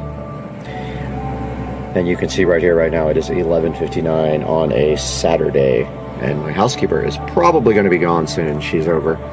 Guys, thank you so much for supporting the channel, and my apologies for the video today. As you can see, the editing PC is in pieces. Hopefully it will be fixed tomorrow, where we will start bringing you back the quality level that you're used to. We'll see you guys again very, very soon. Later. Day 64 of the keto diet, and I am at 144.6. I was at 169. So I have lost 25 pounds on the keto diet in 64. Guys, we are in beautiful Little Falls, New Jersey, and we are heading to the Adam LZ Invitational this morning shortly. We're gonna have some videos from there. I'm super hyped. Headed to Adam LZ Invitational. Guys, just a little quick update. We got the Supercar Street Racing 4K Production Studio mouse pad in, and it looks absolutely fantastic. Check it out, guys. Ordered directly from Amazon.com. It came in, and it just looks so good. If any of you guys are interested in one of these, I can hook you up with one. But check it out. Supercar Street Racing has its own custom mouse pad up in here. Guys, welcome back to the channel for a Supercar Street Racing studio build update. And it is Sunday, and I am hard at work on the studio, and I want you guys to check it out because we are live there and up there. And what have I gotten done since the last update? So I have been working hard on the foam tiles. I made a mistake up there and started tiling, and of course when I ripped the tiles off, the paint came off with it. No big deal. Since yesterday though, I finished this entire wall. Probably have to replace this because it got some glue on it and you can really see it, but in the dark you don't see much. I finished this entire wall, and I finished this entire wall this morning except for the edge, because I'm going to foam that. I've got to put the foam insulation up on this front wall. This is the big wall with so many cuts. It's going to be a while to get that done. I just finished this wall except for that little corner, and I ran out of spray glue. So I used 3 cans of spray glue on all this. So basically 3 walls, 3 cans. So it takes about a can per wall. There's some little mistakes here and there in the tile, but like I painted black in between like the whole wall, so when there's gaps in the tile you don't see the mistakes. Like there's one right there where you can see white through it where the paint came off. I just need to pull the tile up and re-glue it, but I'm out of glue. Now if this glue doesn't work for some reason, if it starts coming off, because there's been some, the first things I did, I spray glue on the actual tile, not the wall, and those have been peeling off slowly, and I didn't use a lot of glue. I stepped up my glue game, probably using 3 times as much on each tile, and I've been spraying the wall instead of the tile, and I think that's made a big difference. Like this is the wall I did yesterday, and I haven't had any issues yet, but if they start coming off, I'm going to step it up to like caulk, because that stuff will hold and it will not come off once it dries. I'll get the fast dry stuff and put some on the back and then just put them back up. This wall was tough. These walls are hard because it's an angle. It's a lean-to building, so it's not going to be perfect. And these tiles, there's absolutely no way to make them perfect. You just have to accept the imperfections. That TV is completely done now. So this is a 32-inch TV, and behind the TV you can see we have the USB. We have USB cable, HDMI, and a little splitter jack back there. So that one has all it needs for the future.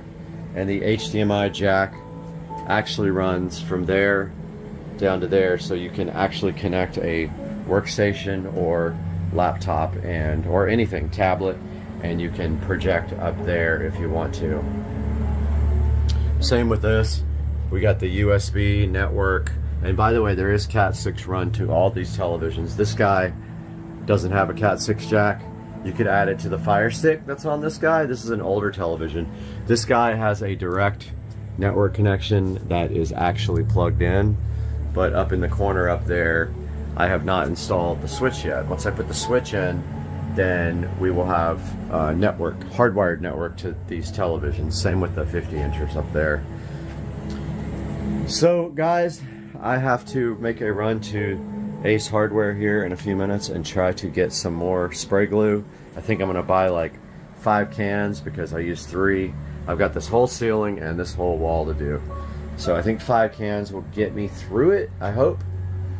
And that's gonna do it for today's update. I'm gonna go ahead and upload this now and get to the hardware store and to brunch ASAP.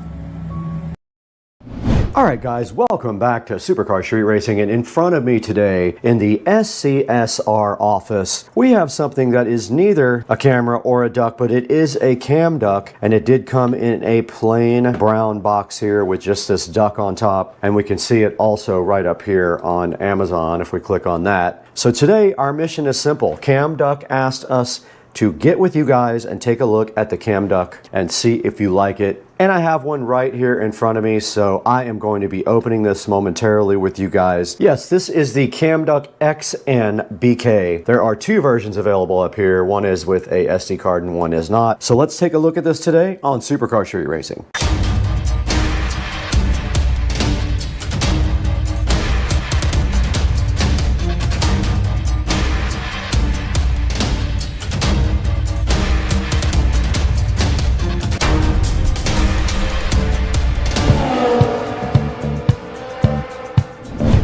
Guys, welcome back to the channel, and today we have a proud sponsor. Cam Duck has sponsored this video and they have sent us a Cam Duck XN BK to check out today on the channel. And what exactly is a cam duck? Well, this is a hidden camera charger. It has motion detection and it is wireless, and we have one right here today to check out and unbox on the channel. Now, taking a look at the plain box, as I said before, there is not really a whole lot on the box at all except for the front. There is that cute little Cam Duck logo looking so cute and fresh and fly. And up here on the screen you can see that they are $89 at this time, and it says it's discreet. You can barely tell that this thing has a camera on it. Apparently it has night vision, 4K video quality, Wi-Fi and Bluetooth, device sharing, and instant alerts for motion detection. And going through the pictures up here on the screen, which we will also do later in the production studio, we can see here continuous innovation, things like that.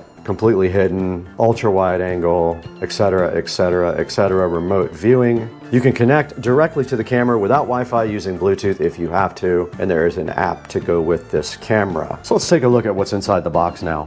Okay, we have the Cam Duck in front of us right now on Supercar Street Racing, provided by the manufacturer to go ahead and take a look and do a review. So let's go ahead and see what is inside of the Cam Duck box here. And right on top, you do actually see the Cam Duck, and look at that. It has 4 regular 110 volt outlets on it, and they are sideways, which means it might be easier to put power bricks on it. It does have a screw hole here, so you can actually secure it to the outlet if you want to. And then up top here, it has 2 USB Type A and 1 USB Type C connector for direct connection to charging your devices. Now, looking further into the box, we do see the user manual here, which we will look at in a minute. We also have a micro SD to USB. Let's go ahead and open that. Yeah, this is just a SD card reader. You put your micro SD card right in the top. Cool. But it's only USB 2.0, unfortunately. No USB 3. Here is the screw that you can use to secure the Cam Duck to your actual outlet if you wish to. You have to take off your cover plate to do that. And then further inside the box here, we do have a blue. Wow, this is interesting. But it does look like this guitar pick. That's a guitar pick. And that's all that's inside the box for the Cam Duck. We do not have a SD card, was not provided for this, so we would have to supply our own if we want to record, I'm assuming. Now, looking at the front of the Cam Duck right here, there is a reset button right here, if you notice, right next to the actual camera eye. This must be audio mic, doesn't say. I know what this is for now, to take off the back plate to get to the SD card slot, which is right there, and they did not provide one, so I have one. I will go grab it now. All right, right in front of me there is a very small 4 GB SD card, so that will not record for long, but this is just for testing. Okay, it just does go simply like that, and this is cool because if anybody took out this from the wall, they would never know. And then your SD card cover just does pop right back on like that.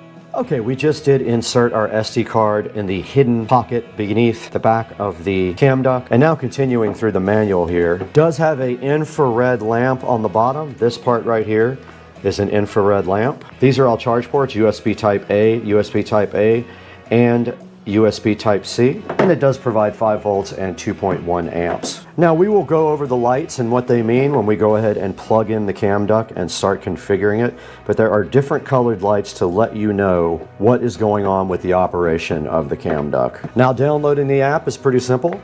There is a QR code provided here to download it, or you can search for the cam duct app manually. Let's go on our phone here and get that done real quick. Okay, we are now on the phone here, and all we have to do supposedly is scan. We are also recording on the phone, and it did go ahead and prompt me to open up this link, and there is the cam duct Android and iPhone download. Let's go ahead and download it and install it. And the device is installing cam duct. It says app access opening, and it does want permissions. I'm going to go ahead and grant while using the app. I'm going to go ahead and set everything allow, and we'll go ahead and start on the app. Just click the plus sign in the upper right to add a camera. We have not plugged this in yet. Let's move this whole thing to, all right, we have moved the official party to the kitchen now. And so we are going to go ahead and plug in the cam duct to this outlet here. And if you want to, you can remove the plate and you can secure the cam duct via this little screw hole right there, but let's go ahead and plug it in. Now, this is not directly facing my door. I could put it over to the left here where it is. I kind of want to check the angle. Now it is flashing blue and red. You can see the two lights there, one flashing blue rapidly and one flashing red. The blue light flashing means camera is not connected to Wi-Fi. Not sure, but it says red light on until off, SD card is recognized. Red light and blue light mean the camera factory settings have been restored. Now all the lights have gone out in the camera. Let's go ahead and click add on the app. I'm going to go remote monitor setting instead of close range monitor setting. It is now asking me for the model, and I did find the model number. It is asking me for the password. Now it says if the camera, please check if the camera was plugged in and there are lights flashed after plugged in. It wants me to power off and power back on the camera. I'm going to go ahead and do that now. Okay, I heard it reset. If blue light flash until off, please tick. And all the lights did turn off again. I am super confused. Let me look at the instructions. All right, it says turn on Bluetooth on your mobile phone. It is. Okay, it wants me to connect my phone to the camera's Wi-Fi. So I'm doing that now. Oh, I got it. I clicked back to the app at that time. It says it's connecting to Wi-Fi. I don't see anything happening on the front of the device. Okay, there it says connecting to Wi-Fi. It's at 1%. And it's counting upwards. There is no lights on the device right now. Okay, my battery's probably almost dead. And of course it did not connect to Wi-Fi. Oh, now it says it found one camera. It said it failed to connect to Wi-Fi, but then it said that it did. It's trying to connect to Wi-Fi again. It failed the first time. So let's see if it works this time. We're moving strictly to the phone now. Okay, for reasons unknown, I came back after moving it from there to there, and it instantly connected. And if we go into the settings, we go into network information, it is connected to the network, and it says it's got a good connection. So it would not connect over there. 2 feet away, it will. And here is the actual picture from the screen. And you can see down here, you can record, and I just switched it onto 4K. Okay, it is not seeing my SD card. So that part is not working. Let's go ahead and get some video recorded directly from the cam duct. Okay, obviously the SSD card has a major problem. It must be completely shot because it melted the back of the cam duct cover. It got so hot. So I'm gonna go find another SD card. This SD card has some major problems. Who knows if this will even work again. All right, I'm absolutely 1000% surprised that this actually worked, but I did put a 64 gig SD card in there in place of the 4 gig that melted the whole thing, and it actually is formatting the SD card now. So that means you'll be able to record to your SD card and go ahead and play back directly from that, and then actually record from that to your camera if you want to. So this is formatting. I'll get back to you guys when it's done. Our SD card is done formatting. These glasses look fly. and there I am right there, and it is saying it is recording in 4K.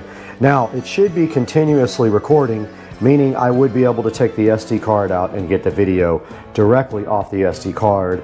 Or if I hit record here on the phone, I think this records to the phone itself, but I have not quite figured that out. I checked the instruction manual here. There was nothing on it about where the videos say from on the phone, but let's see if we can find them.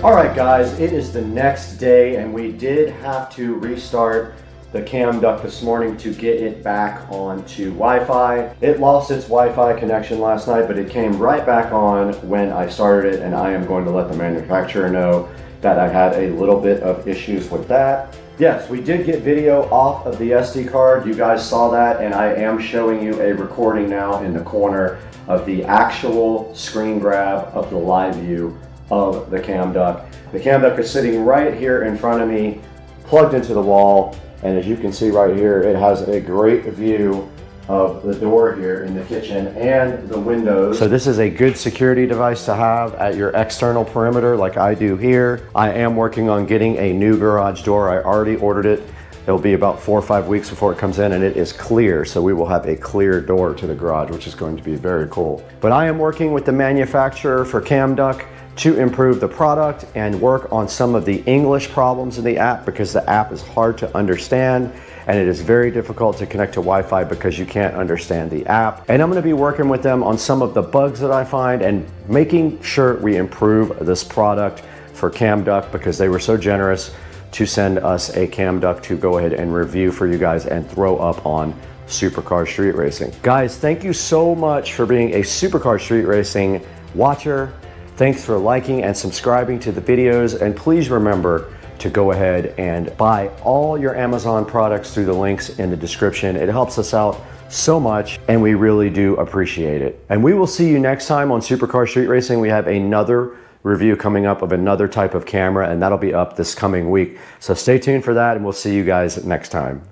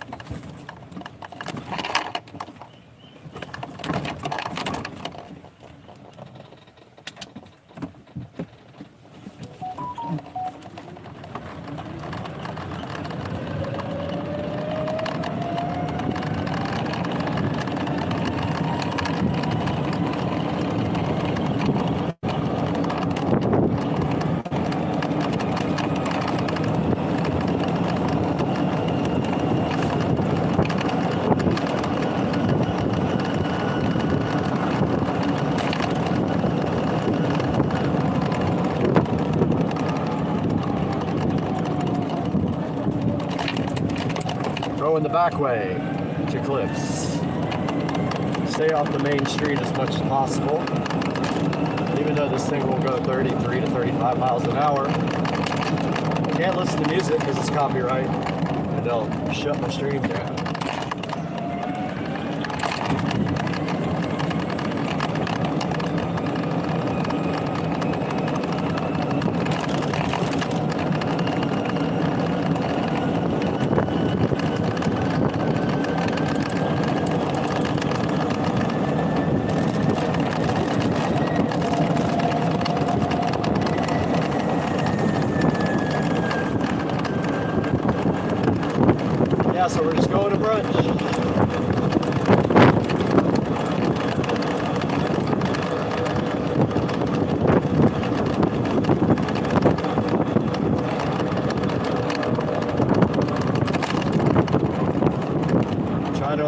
the big potholes. Manhole covers.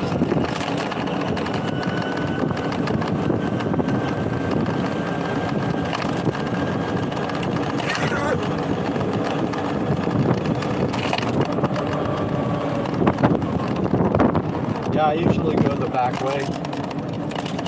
So I take as many back streets as possible. I only have to get on the main road for like 10 seconds at the most. It's a little bit further, but it's worth it. This thing has no problem on the street doing, 30 plus miles an hour. I just don't want to get pulled over by the cops. No tag.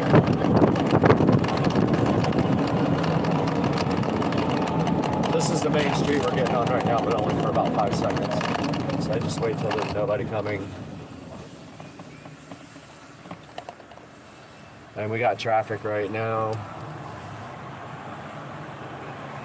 So right after this truck, I'm gonna rip it. Alright, we're on Fort Caroline Road now, which is a major street, but we're turning off here in like 2 seconds. On the back way. That's as long as we have to be on that street. And then we take the back roads most of the way.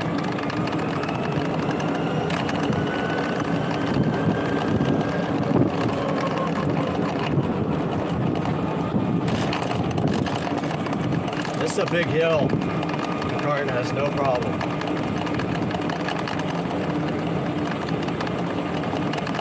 I topped off the charge today, this morning, for about 3 hours. Voltage said 53 volts, which is great. There's another dog up here loose. No leash. It's like the second dog not on a leash today, which is illegal, by the way, in our city.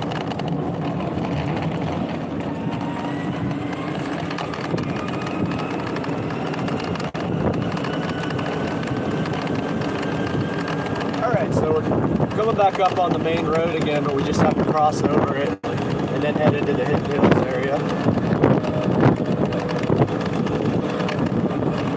So we're about to hit Fort Caroline again.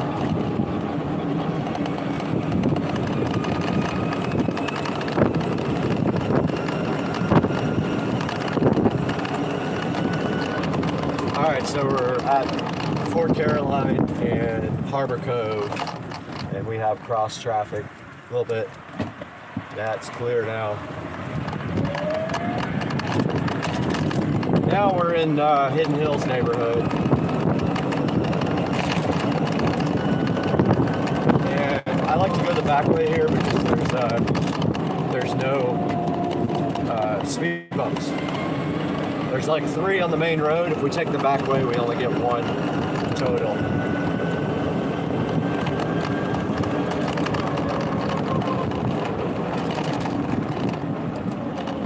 Yeah, we're in Hidden Hills neighborhood now. No, you can't see it, but pretty nice. We're on the back roads.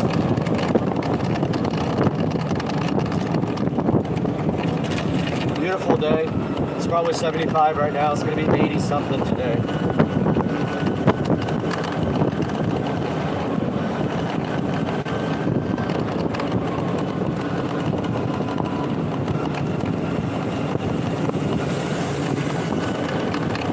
Probably 5 minutes away from Cliff's Bar and Grill brunch.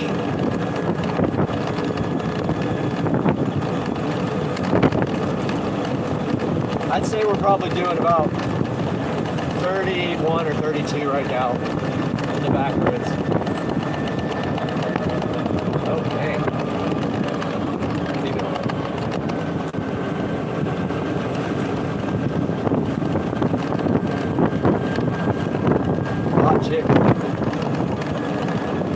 Alright, we're back on the main street. It's not the main street, but it's a bigger street. It's the one with the speed bumps. So we will have to cross 1 speed bump. So we got to go kind of slow over those speed bumps. It's all uphill right here, directly uphill. We're still going pretty good.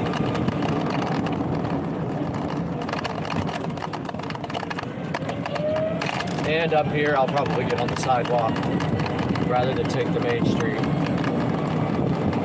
Even though it's about 20 seconds on the main street, just, you know, why take a chance?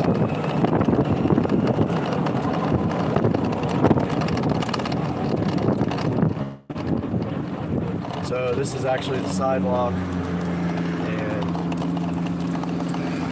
take it pretty slow through here. It's kind of narrow. There's a railing on my right, so I keep it slow through here because it's pretty close on the right side.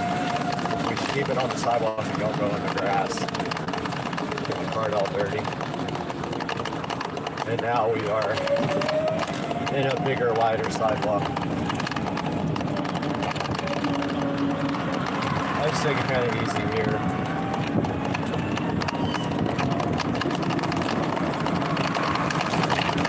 It's kind of bumpy.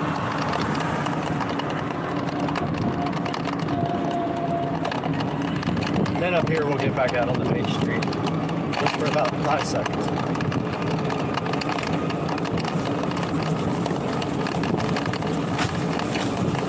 It's just a straight shot sidewalk here.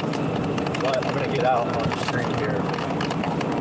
Our park, baseball park, is on the right. There's a lot of games going on the weekends there. And we have some traffic here I'm going to let go. And now we got a clear shot of the main road. Now we're on the biggest road that we'll be on the whole time and we're about to turn off. That's as long as we're on the big road. Pulling in the parking lot now.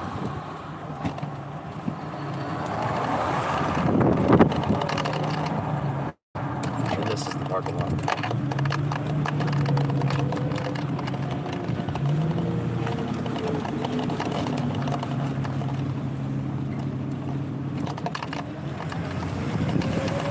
What's up, guys?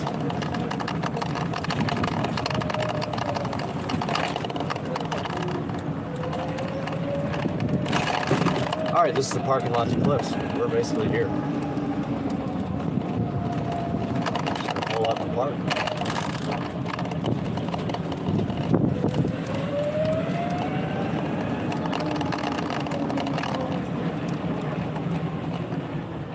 And we are here. We'll see you guys later.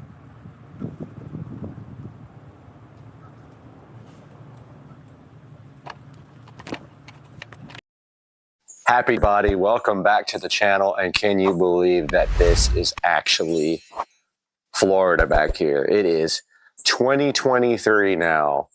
It literally turned 2023 last night. Happy New Year, guys. And this past week, this happened to all the plants. We had 20 to 25 degree weather in Jacksonville, which is very, very weird for the native plants. And a lot of them took a beating. We're going to see if those will come back. But check out the fog back here. And today we got something special because we have a whole box of goodies sitting in here on the counter that we're about to unbox. Welcome back to the channel, guys.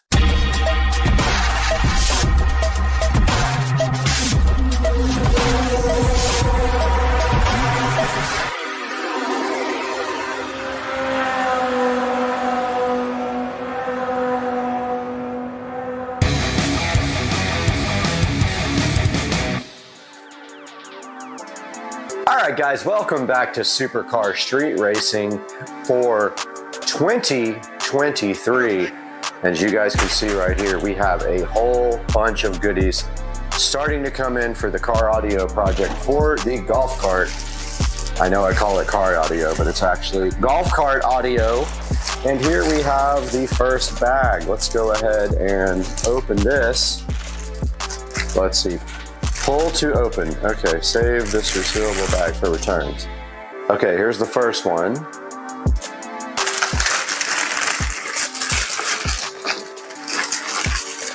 And let's put this aside first. So this is just a bag full of stuff. And the first thing we have here is the Inverter Tech power meter. Power inverter. Sorry guys, I just woke up. Here's the power inverter, everybody. It is pretty cool looking. It's pretty small, but it weighs a good pound or two. So yeah, definitely adding some weight to the cart with this stereo system, but at the expense of a nice sound system. You can see right here, this guy has a USB port right there. It's got two 110 volt, got a little fan, and then we can hardwire. It says do connect converter red terminal with the red rig terminal cigarette plug cable. Okay, so this is basically if you want to use the cigarette plug cable, or they have little jumper cables here. But what we will do most likely is we could either cut these little alligator clips off, or we can just run our own wiring. And this is the cigarette lighter adapter cable. Yeah. So that is the Invertec 500 watt power inverter for the cart. Comes with a couple of fuses, little owner's manual, and two types of cables and some instructions on the side there connected to the terminals. Got good reviews on Amazon, so wasn't scared to buy it. Invertec power inverter. Don't know why they tell you it's 35 by 35. I guess that's the size of the packaging. That's the first thing we got here. Perfect. Next on the list, we have some Velcro strips. Needed these to stick the Bluetooth adapter to the epicenter where it is actually going to be installed. Now we got our Y adapter. So what this does is, out of our Bluetooth adapter, we are going to Y out of that because we need to feed RCA to both the epicenter and also the channel 1 and 2 input on the amplifier. So we have some VCE link Y adapters for RCA use. All right, next we have our FOSS power. I believe they're just RCA cables. Let's see. I think these are just RCAs. Yeah, so our FOSS power 3-foot RCA cables that will go from those Y adapters to the epicenter and the Rockville Phenom 5-channel amplifier. So we have the FOSS power RCA cables looking all slick and black, just like the golf cart. It's going to look great on there, even though they'll probably be covered up with tubing to keep the installation nice and clean, like we like to do in supercar street racing. We're big about the presentation. It's a big box. And we have the Kebaoak. You know, how do you even begin to know how to say that? Kebaoak. So this is a crimping tool with heat shrinking connectors. I've been wanting these for a while because my crimp tool sucks, and also it's not heat shrink either. So this comes with a whole kit, a whole bunch of little connectors. So a bunch of different types of connectors, including round ones and spade connectors, and then you have the ability to heat shrink them, but you first crimp them with this beautiful crimp tool right here. So we will put this to the side. And that is it for the first package, and we have a couple more packages of loveliness to go through. Here's the second package. Oh, okay. I probably should open it the same way, huh? Yeah, I messed this one all up. That's still good for returns. Okay, so let's see what's in this package, everybody. This is cool. Okay, so this is just the tubing to dress up the wiring after we get done. There's 2 different sizes and it's got good reviews. And basically you heat the end of it to keep it from fraying, but it's just dress tubing.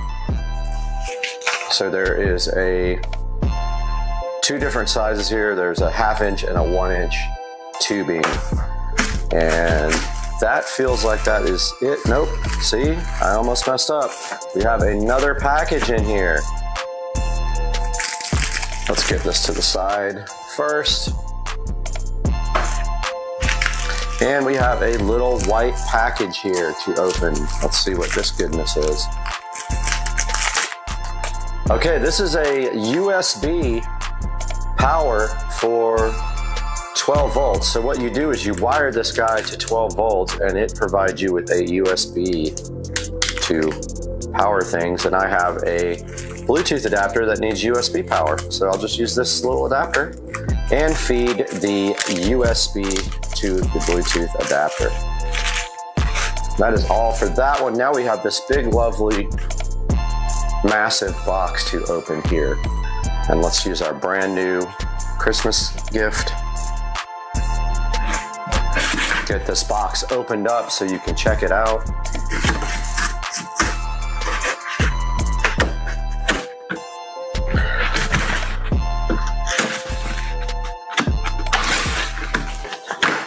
Okay, so nothing super exciting in this box, but it's still something that is necessary.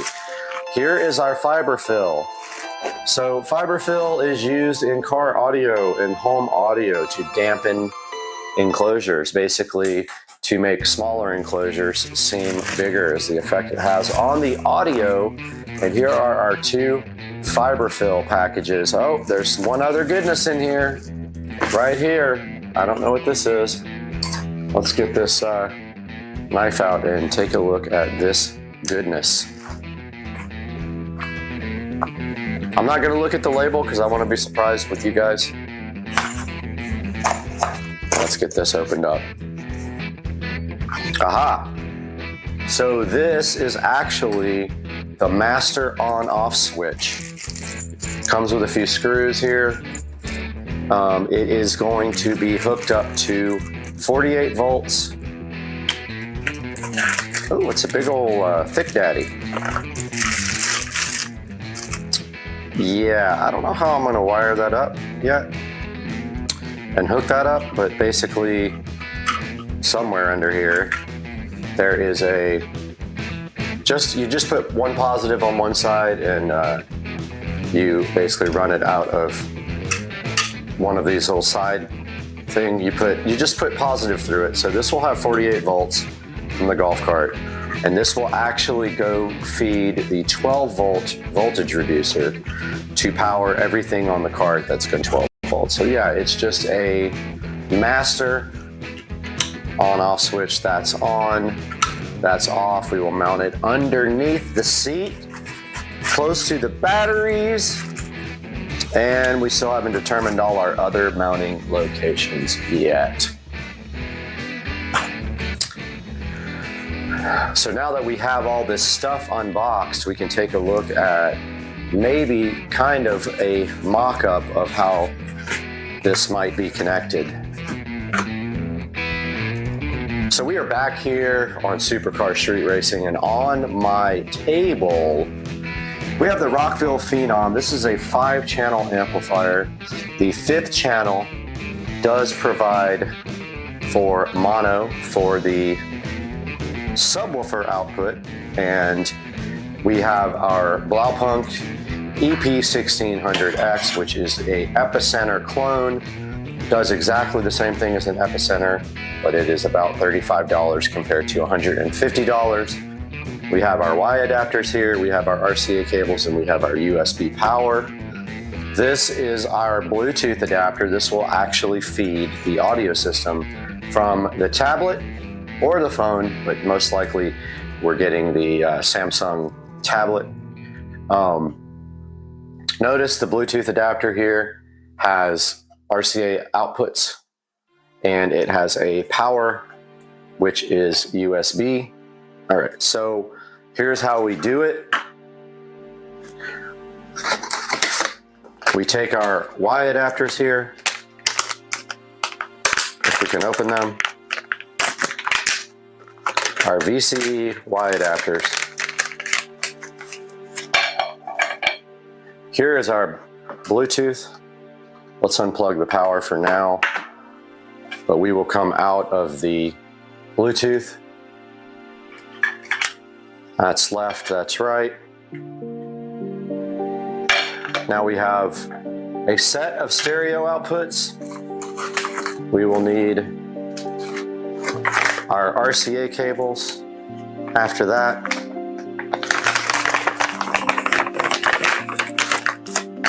And here are our beautiful black RCA cables. Now what we do is we're not even going to have to take these out of the wrap off of them because we're just doing a mock-up here, but we got one pair. Let's make sure we get the color right so we don't have backwards audio, reversed audio. And then we have our other pair here. Now if we flip this around for the close-up camera, as you can see here, we have some inputs on the side. We have channel 1, 2, 3, 4, and 5. 1, 2, 3, 4, and 5, 5 being mono. So we will come out of a set of these guys and feed channel 1 and 2, red to right, white to left. Just like that. That's exactly how it's going to be on the cart. And then we feed our Blaupunkt here, input. And I just realized I forgot a third set of RCA cables. We do have another set here in my garage.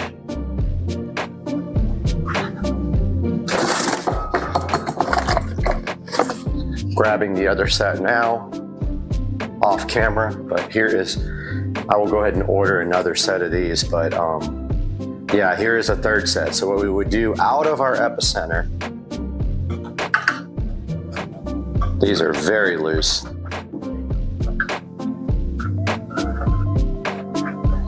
And then we come into channel 5 over here of the amplifier.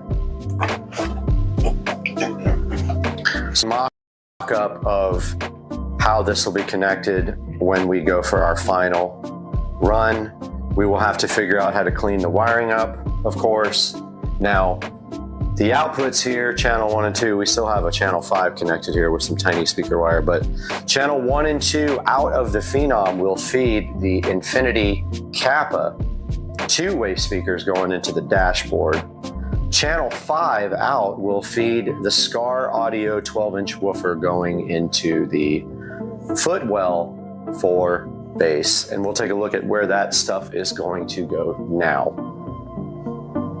Okay, we are back, and here is the area where the enclosure is going to go.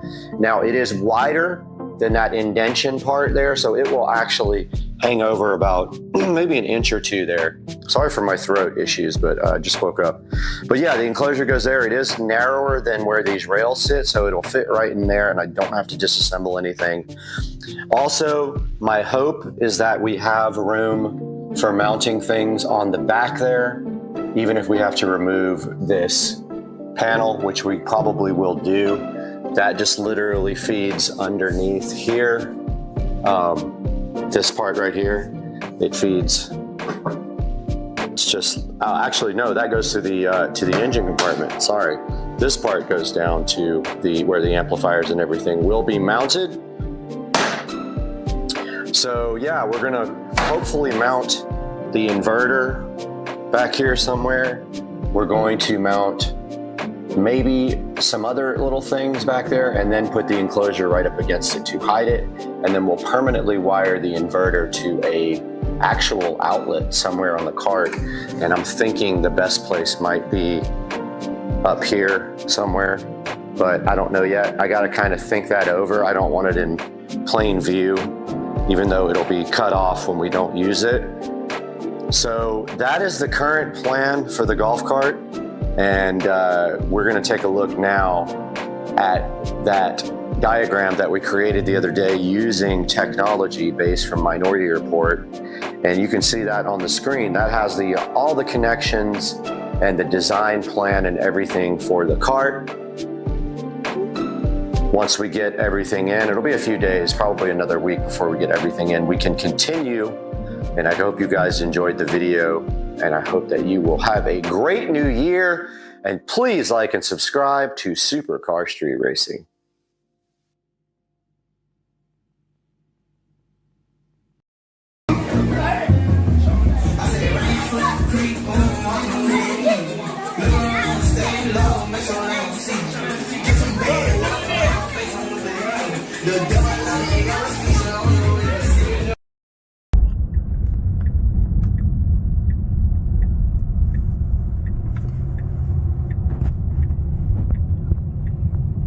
There you go. Ready? Yep. If nobody pulls out in front of us, oh, there's somebody behind us.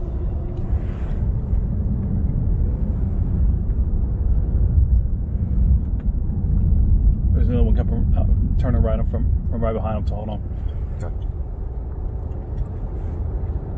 All right, so I have to hold the brake and the accelerator. Oh fuck, there's more people coming. Somebody probably gonna want to turn on here. Yep. Motherfucker in the middle. But now you can get over. I can? Yeah, just do it.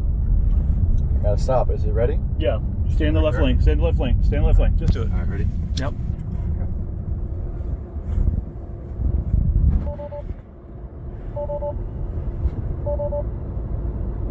Wait, it says both pedals pressed. What did I do wrong? It said both pedals pressed. What do I do? Hold down the brake? Yeah, you hold the brake down. Wait. And then you push both down at the same time, all the way. I did. It said wait. Firmly hold the brake down with your left foot. Fully press and hold the accelerator pedal down while holding the brake pedal. Okay, yeah. Let's try that.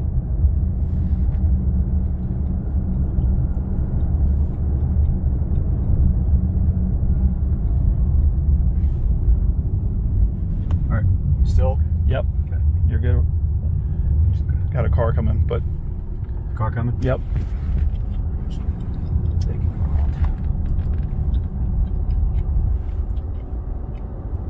Oh, there's an old lady right there. I don't want to be calling the cops. No, they ain't gonna call the cops. She won't even hear it. She won't even hear it, dude. Come on. Alright, here we go.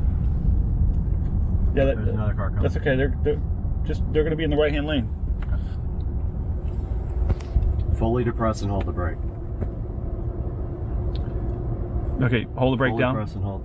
Now hold the gas all the way down, and then let off the brake when it's ready, right? Here we go. You ready? Yep. Preparing for launch. It's squatting. Ready to launch. Now what do I do? Just let off the brake. Pedal. Yeah, foot down. Oh, shit. Oh, fuck. Jesus Make sure Christ. right up in front of you, dude. Holy shit.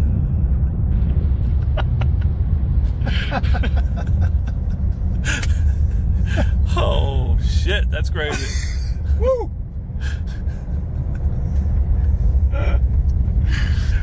Oh, my God.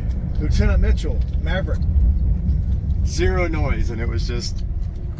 Dude. On it. That was insane. This green foam protector has lodged itself to my table and wants to be part of the peel satisfaction guaranteed. All right, guys, we are on our first trip in the electric vehicle category. I have never done an electric trip, and I am headed to Pensacola for a little jaunt for a couple of days, because that's what we do on Supercar Street Racing. And so we're going to see what it's like to drive in an electric car. You can see right here I have to stop at a supercharger at 1:14 p.m. and it will allow you to, I think, to just charge up to whatever's necessary to complete the trip. But of course we will probably charge it up to 100% and avoid that and have some lunch at the time. But we already caught some traffic, so we are dealing with that right now. We'll update you guys in a little bit when we get to the first stop, but man, we are in non-stop traffic right now.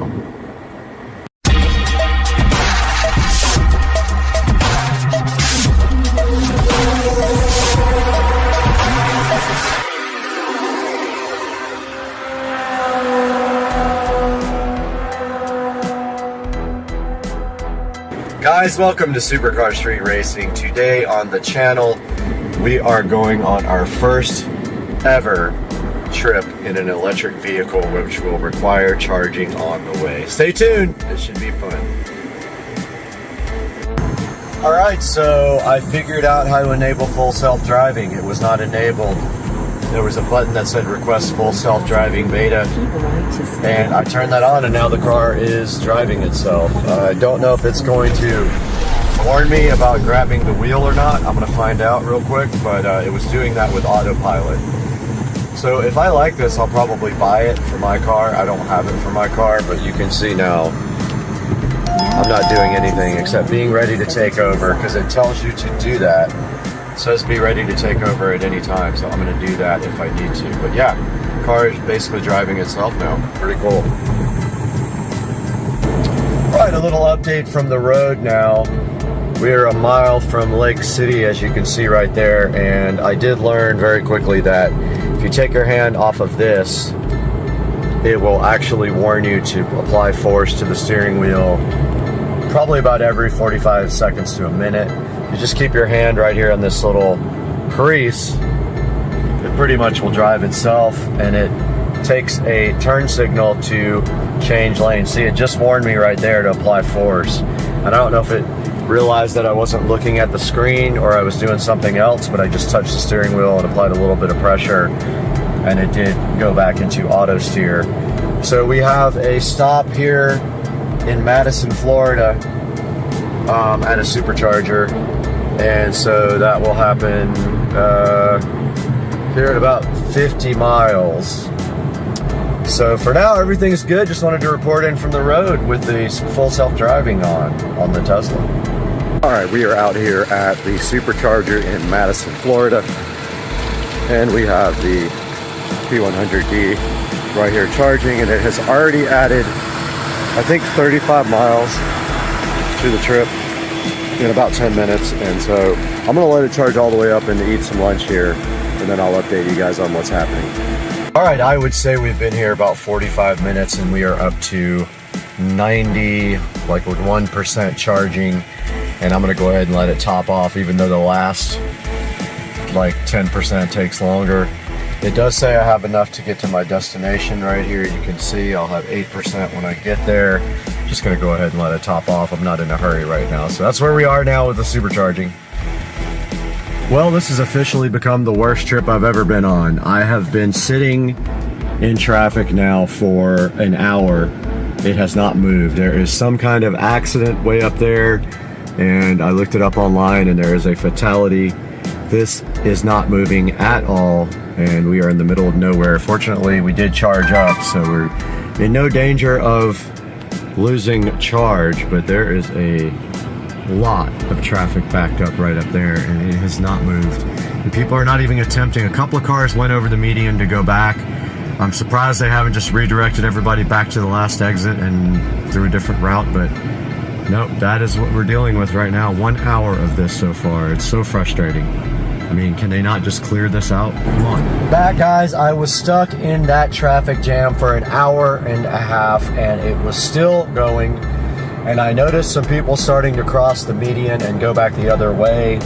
And I wasn't sure. I saw a bunch of trucks and SUVs do it. I wasn't sure if this car would be able to do it without getting stuck, but then I remembered all-wheel drive, so I just sent it and went right across the median. And the car took me 4 miles backwards and then around the traffic jam. I should have done that an hour before I actually did it.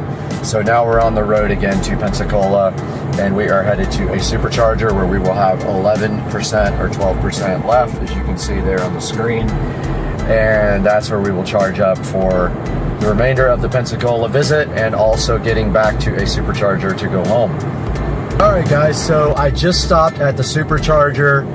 and I put in 160 miles. It took about 30 minutes to supercharge that much, and it was giving me between 115 kilowatts at the beginning all the way down to 95 to 85 kilowatts at the very end.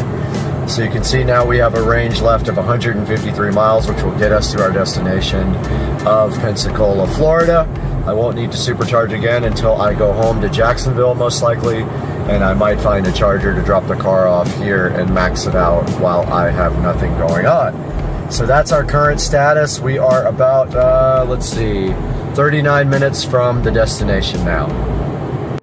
Hey guys, and just here with a little update on the trip. And this time on the way home, we are going to follow the suggested route of the navigation system. And as you can see here, right here, and right now, it wants us to stop in Chipley, which is about 80 miles away, and it wants us to charge for 30 minutes, and then it will stop us again in Madison and charge us for another 25 minutes, which should arrive at home at 17% battery charge. So we're gonna do that today on the way back and update you guys when we get to the superchargers and how we are doing on our first road trip back home on a electric vehicle journey. Guys, we just got finished supercharging about 30 minutes ago. It took about 40 minutes to charge, and now we were en route to the next place to supercharge, which is Madison, Florida. And it says we will have 23% battery and need to charge for 25 minutes. It tends to be on the low end of what actually you need, so I'm assuming we'll be there longer, and then after that we will be to the house. So I just wanted to give you guys a little update of where we are now on our trip. Alright guys, just charged up for the last time. I think it took about 25 to 30 minutes. I didn't really check it, and I had forgot to record at the last supercharger, but we are back on our way to Jacksonville, and it says we will be there at 2:09 p.m. is what we're looking at right now. So just wanted to give you guys a little update. I will update you again when we get back home. Guys, welcome back to the Supercar Street Racing Studio. You got Brad here, and that was a look at my first trip in an electric vehicle ever that required charging on the trip. We took the car all the way to Pensacola, Florida, and that is the loaner P100D, not the Model S Plaid, which is in the shop actually getting some paint work done from the factory that had issues. And so as you can see, it actually works out better if you have a charger at your destination to actually let the navigation system pick the best routes for you. If you don't have a charger at the destination and your goal is maximum charge at the end, then you will want to, on your last stop, charge up as much as possible. So you can see on the way back, I had to stop twice and charge, and that's just the way it is. That is what is going to happen when you have to go on a long trip. Overall, it added about an extra hour and a half to my trip both ways, a little more on the way there because I charged extra instead of just what it wanted me to. So keep that in mind when you get an electric car. You're going to have to plan your route with a navigation system or an app like PlugShare and make your route totally planned so that you know what you're going to do, when you're going to stop, and how much charge you're going to have. Guys, I hope you enjoyed the video, and I hope to see you again real soon on Supercar Street Racing. You're ready? Just like punch it. Like, stop all the way first. All right, straighten the wheel out though. Straighten the wheel out. There you go. Go for it. Oh, it spun a little bit. Yeah. What do you think? That's cool. Right? I don't think you laid into it all the way. Go that way. Like, go, like... Was that to the floor? At the very end. It took me, yeah. I think a little bit of traction control too with the wet. All right, we're out here, me and Christian, and we are checking out this little dude. He's so cute. So cute. Florida alligator life. There's like 3 over there, 1 right here, and that is Florida. Now we would like to welcome back a great sponsor of Supercar Street Racing. Charge has been a long-time sponsor of us for a while. We did feature their power bank in another couple of videos, and it is sitting directly on my scooter outside, but they wanted us to take a look at this charger because it is kind of unique. This boasts to be the first QI2 power bank with active cooling. It has this really cool, sleek, transparent design. I'll throw some pictures of it up on the screen right now. It offers 3x 15 watt max charging on the wireless side. Now it can do 30 watt two-way charging over the USB-C port. So you can charge this guy and charge other things with that port. It has an integrated foldable kickstand, as you can see right there. And it does RGB, which I love their products, how they always have something really cool on them. Now, when this thing actually starts charging, you will see the RGB light up right there. It's pretty cool. Now, it has something called a unique low current mode also, and this guy is 100% airline safe. And you can see right here, I've got it sitting directly on the wireless part of my phone, and it is charging right there. You can see the RGB right there as it's going. Very cool. You just sit it on top of your phone and it starts wirelessly charging it. Very neat device. Go ahead and check out the Ice Mag 2 in the description. Buy from our sponsors and tell them Supercar Street Racing sent you so they come back. All right, got the Silverado, trying to race the other Silverado. And this dude thinks that he's got a 5400 HD, but he's diesel.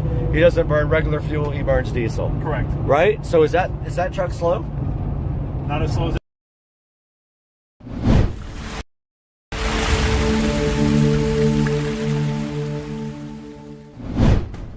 Guys, welcome back to sunny Florida. Look behind me here. It is beautiful outside, but those looks are deceiving. It is very cold, 50 degrees in Florida right now. And today we have a tour of my new all-home audio system. The whole home audio covers everything. Hang out with us on Supercar Street Racing.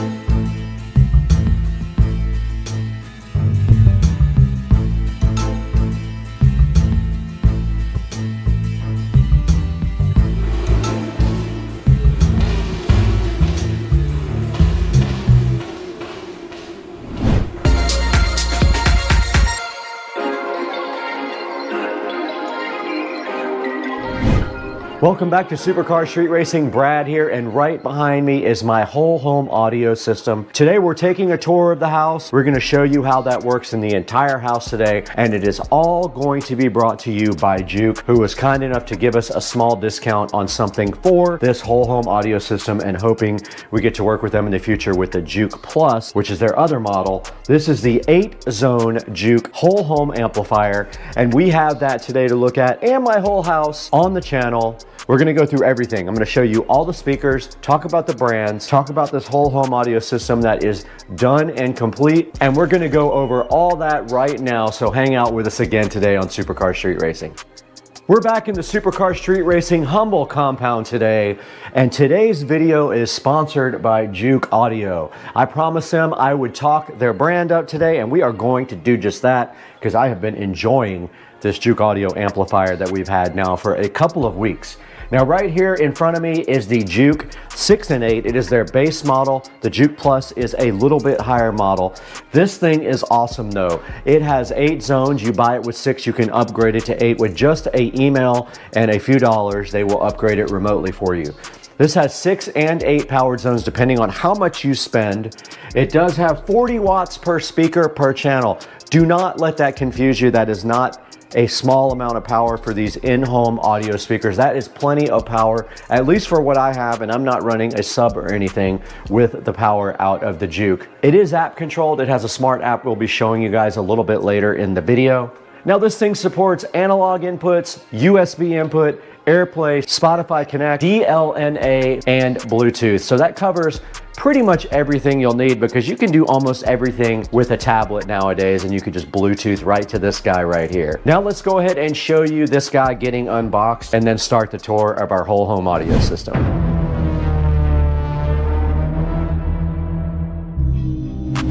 we have been dealing with crappy whole home audio for years, but today we have a solution for that. We have finally spent the money to get a proper whole home audio system. Now, this Juke audio amplifier is a whole home smart system. We're gonna get this unboxed here on SCSR and see what's in the box and how it works. Let's go, dog. Guys, today we have the Juke audio whole home audio amplifier here. It is a smart amplifier for your house. 6 zones, smart, does everything you need to amplify your entire house. And they have one above this called the Juke Plus. I did not buy that. It is about $1,000 more. I probably could have just done that for $2,400. I got this for, I think, $1,400. So today we're gonna get this thing unboxed and see what's inside. Get it hooked up, get the app going, and see what that's all about, because we are redoing the whole home audio system in the closet, and this is an integral part of redoing everything on Supercar Street Racing. Patented SCSR knife is here opening up the box. We need to get this thing open right now and see what's inside, because I'm hyped, guys. Juke Audio, so made simple right in front of us. The whole home audio amplifier is 6 zone smart, capable amplifier. And inside of the box, with the presentation level being elite, this Juke audio package right here. Don't know what it is, but let's get it out of there. I like it. SCSR knife is patented. Do not try to make one like this, because it actually came from IKEA. Inside of the Juke audio box, looks like some rack mount ears here, which we're not using. These look like rack mounts. A standard, maybe 2 or 3 pin power cable, some breakouts for the speakers, and also a Cat 5 cable, Cat 6 cable, and a Sound Made Simple diagram here. It does do Wi-Fi or Ethernet, and there's a start there. I already got the Juke app downloaded, but that is a good look at what's inside of the box before we get to the meat and potatoes. The Juke is so fly with the charcoal padding inside. Let's get that out. All right, now Juke did say that the optimal connection is Ethernet, which we will be using. There are 4 breakaway boxes in the back here for speakers. Literally nothing on the front here. It just says Juke Audio. No lights or anything.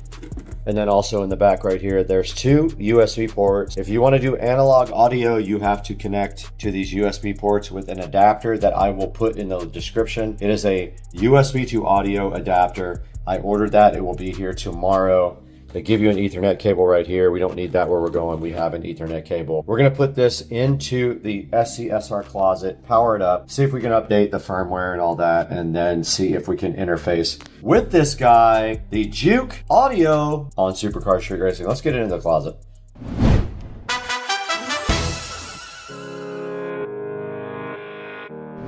Guys, we're starting the tour right in front of the Juke here, and we're gonna outline everything that is in this new audio closet for the whole home audio system. Now, you're gonna have to go back to my videos. There's a 6-part video of my whole home audio refurbishing. I started with a closet full of clothes and racks, and I did everything to bring this guy up to modern standards. And I've always wanted to do an app that controlled each room with volume in each room, and this Juke Audio 8-zone amp does fit the bill. It does great on that process. Now at the very top here, this is the box for the Juke Audio. You guys just did see me unbox this. This thing is so cool. It comes with rack mount ears here. I did not use them. Let's get this box out of here. Now starting on the top here on my whole home audio tour, there was a hole in the wall right up here where the wires were coming out because the old setup had a amp up high on a shelf, like a wire shelf. I did get rid of that wire shelf, and I closed up the hole right there as well, you can see.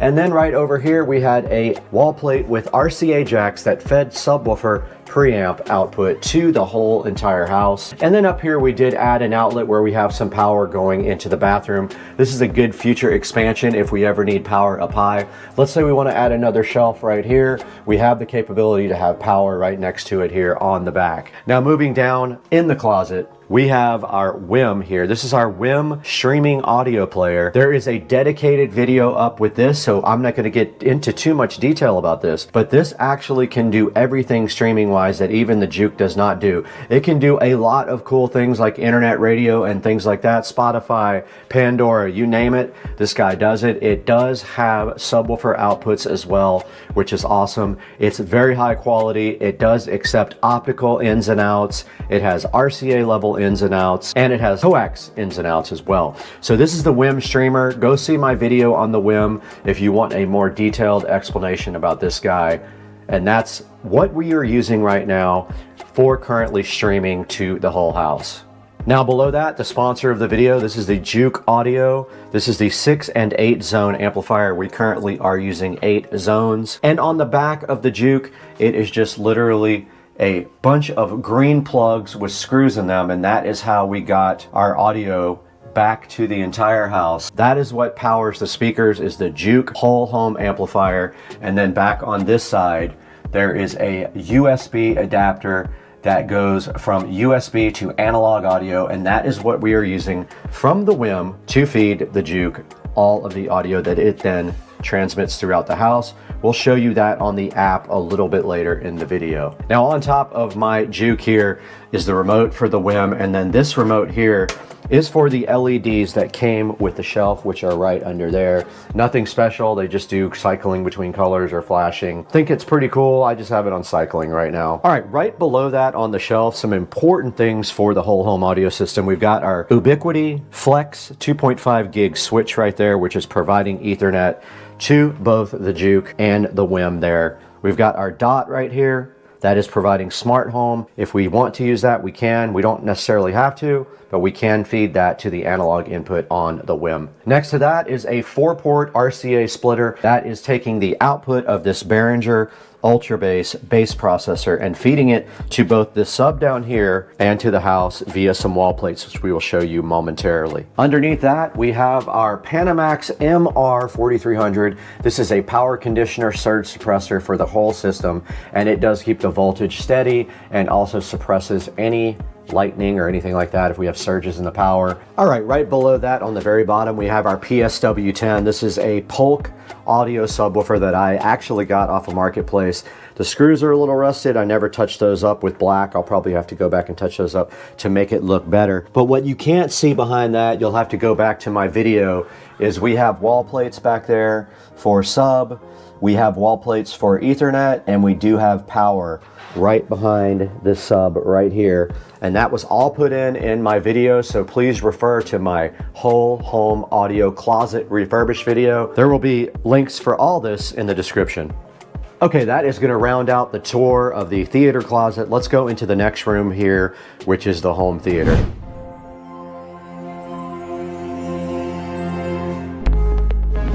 Okay, we are in the SCSR home theater room right now, and there is nothing related to the whole home audio system in here except one thing. There is a wall plate behind the home theater right there that feeds this closet right here. So if we want to, we can feed audio in either direction here, from here to the home theater closet or vice versa, in case we want to feed this audio to the house or the audio in there to in here. Other than that, this room is a 4K home theater system. I built the screen myself. There are videos about that as well. It is using the Cosmos Max 4K laser projector, and it has a Marantz Cinema 50 receiver. Other than that, this has nothing to do with the whole home audio system, so let's go ahead and move on to the next room. The next stop here is a familiar one if you watched all my videos on my bathroom remodel. This is my guest bathroom here, and it does have two 6.5-inch Mica in-ceiling speakers, which are fed from our Juke whole home audio amplifier. There's not much to say about this room. I always wanted to put audio in here. I finally was able to do so when I remodeled the bathroom, and I did seal this audio zone from my bedroom because my bedroom is no longer connected to the whole home audio. It has its own audio independent system in there. So we did not need to have that zone. Since we only have 8, that precludes us from putting another zone into the bedroom, and it's pretty unnecessary as we have a nice 7.1 audio system now in the bedroom with Dolby Atmos and everything like that. So this is the guest bathroom guys. Guys, welcome to the forum. I like to call it the forum because this is where all the magic happens.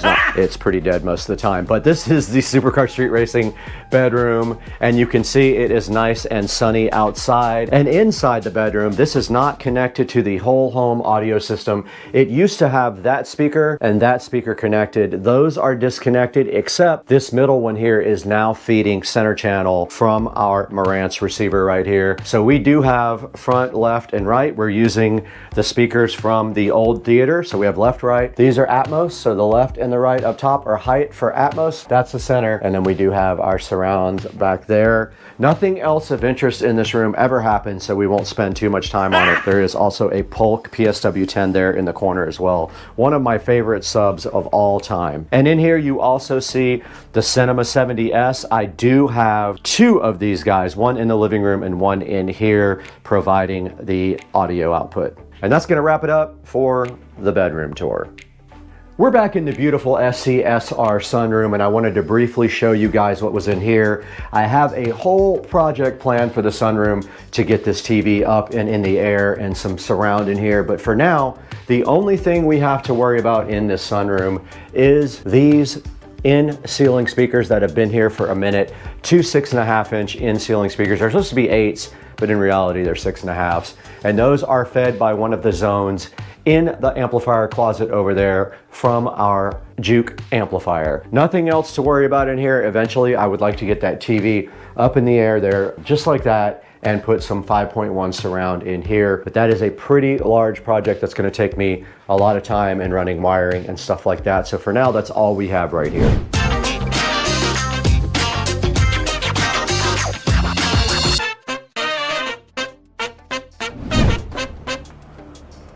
All right, pay no attention to that huge bird over there and this beautiful pool, but out here in the SCSR backyard, we do have two nice speakers up here. Those are also Polk Audio, and they are the upgraded ones. I will put the model number right here on the screen for you.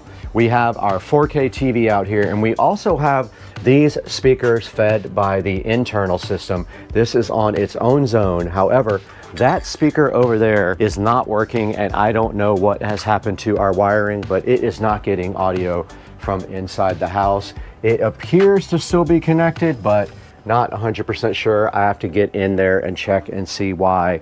Maybe there is a short between that and the Juke or something like that, but this all comes from inside the attic, and I thought it was connected when I checked. I'll have to get up there and try to figure it out sometime.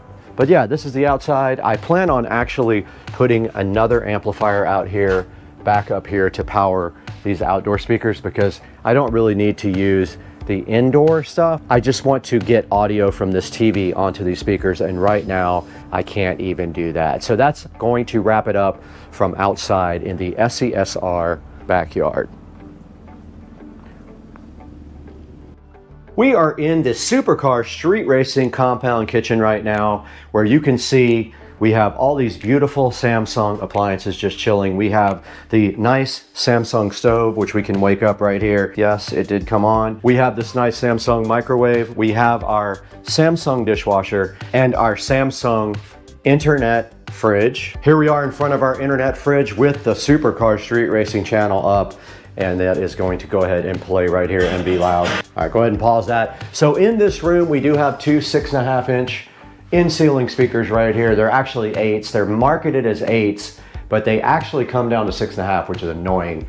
So those are fed by one of our zones on the Juke, and then down here we have a amplified subwoofer here, which is fed from the outputs of these speakers. So there is wiring running up. There is a project for that on my channel if you guys are interested. And that is pretty much it. We do also have an Echo device in here if we want to do anything smart-wise. Supercar Street Racing living room is looking fresh today, and we are in here with Brad. And in the living room, we have a bunch of speakers in here actually. We have these center ones up here, which are fed by the whole home audio Juke in the closet right there. These other ones in the back are for surround for the Dolby Atmos system up here, which is not quite Atmos yet, but it will be. We have a Cinema 70S, a center channel, front, left, and right. We are about to add front, left, and right there and move Dolby Atmos up to these height speakers. It has its own Ultra Bass Pro as well, and also our DMark for our fiber and our Eero 7. I am going to be redoing all of this wiring back here again when I do the speakers. I'm going to do front right, front left right here in the wall. We do have a Polk subwoofer right here, and we do have my Cerwin Vega CLS 15 right here. So we have two subs in here, and that is pretty much everything in the living room related to audio. We're back here in the Supercar Street Racing office slash guest bedroom, and in here we have two 6.5, they're really 8s again, in-ceiling speakers being fed by the Juke whole home audio system, and then also we have this nice PSW10, another Polk audio subwoofer, which adds some bass fill to this room. There's not a whole lot to be said about this room, basically the same thing. This is a zone from our whole home audio system right up there in the ceiling. And this room actually sounds pretty good with the sub going, and you would love the way this sounds. And then of course we have Studio B right here for Supercar Street Racing. This is where we edit when we're not out in the studio, and then a beautiful view of cold Florida right outside the window. What a nice view to work with here in the Supercar Street Racing office and guest bedroom. When you're in the office here, you do have a nice bathroom here. This is actually the master bedroom, by the way. And when we walk into this bathroom, you notice immediately we have a 6.5-inch in-ceiling speaker right there, which is also fed a zone from our amplifier in there. And if we walk into the shower stall in here, we also have a 6.5 in here. Now these guys are set up in stereo, so this is left and this is right, or vice versa. I don't know exactly which one, but this gives you nice audio when you are in the shower here and entertains you while you are getting clean. And then in the Supercar Street Racing humble closet in here, we have two 10-inch subwoofers here. We have two subwoofers powered by internal amplifiers, but the wiring comes down from the speakers in here to feed audio to that. I have a project for that on the channel, and it took me about, I don't know, 3 or 4 hours total to do it, but we have our JBL sub here, and then we have our Sony sub here. Both have built-in amplifiers they are using, so they're not getting line in, they're getting speaker level input from the speakers up here. And that wraps up the master bathroom, or the office bathroom.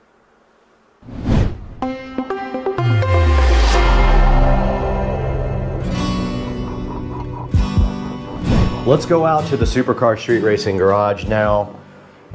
Now out here in the garage is kind of a special case for whole home audio, as these are fed a zone, but it has its own sub and amplifier up here on the top shelf. We have the Onkyo receiver up there, and we have a JBL sub up there feeding these two 8-inch in-ceiling speakers right here. So you can actually use this television here, and we are now powering up the TV. Now we just did power up the TV, and that is feeding the audio up here on the 6.5-inch speakers, and also feeding the sub up there. And you can see we got Supercar Street Racing on TV right here. So you can also feed this and the patio, which is right outside that door we will show you next, with the whole home audio system. So this is on its own zone as well, and allows you to either use this TV here or the interior audio system for feeding the garage of Supercar Street Racing. Now our last step on the tour is actually the patio. We have Polk audio outdoor speakers fired up by one of the zones. And you can see right here the Polk audio speakers sitting so fresh above the patio right here. And they provide audio out here if you want to relax, chill, have a glass of wine with the neighbors. You can put the audio on from one of the zones, and that is the same zone as the garage.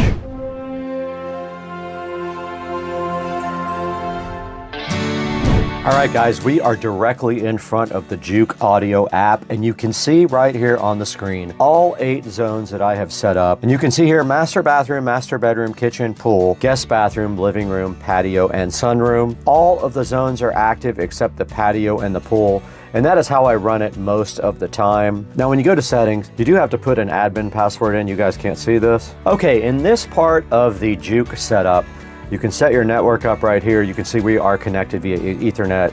and you can see our local IP address right there, 192.168.0.172. You can go ahead and do diagnostics of your whole system. You can do zone diagnostics, upload your logs to Juke so they can check it out, or do live troubleshooting so they can actually log onto the device and see what kind of problems they see live, which is pretty cool. And here is the information for the device, and you can check for firmware updates. This one is fully updated right now. You can change your admin password, clear your cache, log out, and contact Juke support on this page. Now here's your inputs. This is where you are telling the device which inputs you want to use, and then you choose which input you want to go out to all the devices after that.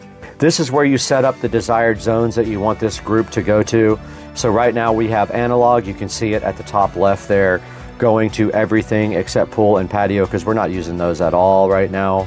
And here on the top page, you have a volume control, which allows you to control all of the zones independently, and you can see how I have mine set up here. Sometimes some rooms might respond a little bit differently to volume than other rooms, so this allows you some fine tuning to each room.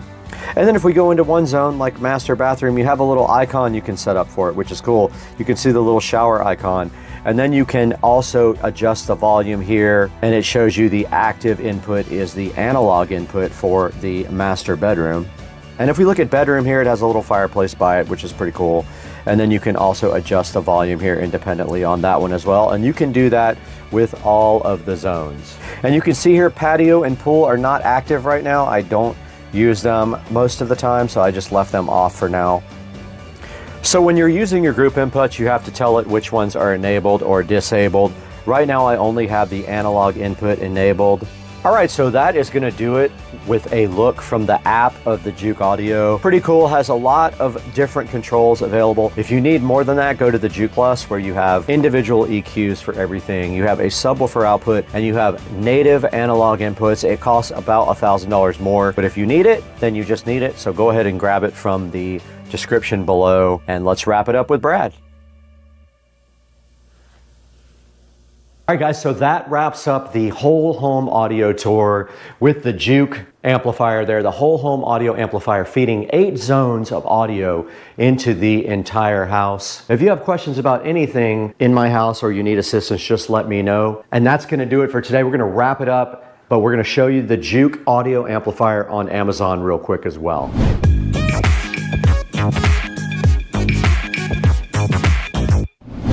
Back in the Supercar Street Racing office, and behind me is Studio B for the SCSR compound. And today we are taking a look at the Juke amplifier online. And right in front of me right here, you can see the Juke amplifier chilling so fresh and fly with a solid 4.4 star review. This guy is $1,499, and I love this thing. It has so many cool features. It is smart. It does smart home. Every separate room has its own volume control, which is awesome. And you can also turn individual rooms off and on as well. And Juke Audio was so kind to work with us on this and gave us a little discount on the upgrade from a 6 to an 8 zone. Now you can get this 6 zone for $14.99, or you can get the 8 zone for $300 more. But if we go to their other amplifier, the Juke Plus, that one costs a little bit more, but it does give you more power. It does have native audio inputs that are analog and a few other things that are more desirable than this. So if you want to spend a little bit more, go ahead and get the Juke Plus. Now here's a look at both of these guys on the website. So the Juke 6 and 8 is $14.99. The Juke Plus is $24.99. Now it is limited to 6 zones. So if that is an issue for you, you might want to stick with the 6 and 8. But the cool thing about the Juke Plus is it has subwoofer outputs as well, and 100 watts per channel. Does also long range Bluetooth streaming, so a little bit better Bluetooth connectivity. It does also have an equalizer for every zone. And like I said before, it has analog inputs as well, which is helpful for some people if that's on your need list. Go ahead and check that out. Looks like it also has a Wi-Fi antenna right there. They may have upgraded the Wi-Fi system. I don't really see much about that. But looking at the Juke 6 and 8 right here, has 14 reviews, all 5-star reviews. And there's the 8 zone right there, $16.99. $14.99, so $200 more if you buy it directly from here, and you do get the 8 zone And then you can see right here, amplifying every room. And of course, it does support multiple users as well. You can have multiple people log on and control their environment. And there's the back I showed you guys a little bit earlier.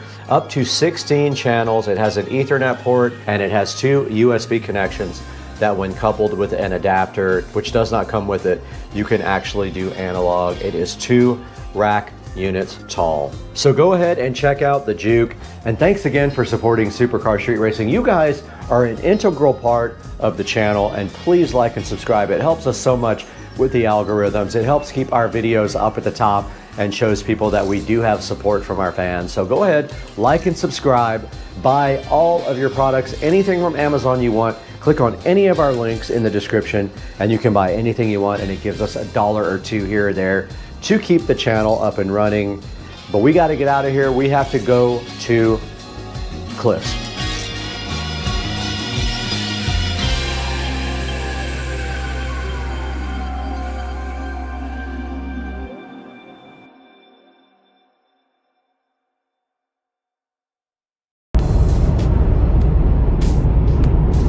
Having a little fun. This is how we do it. This is how we do it.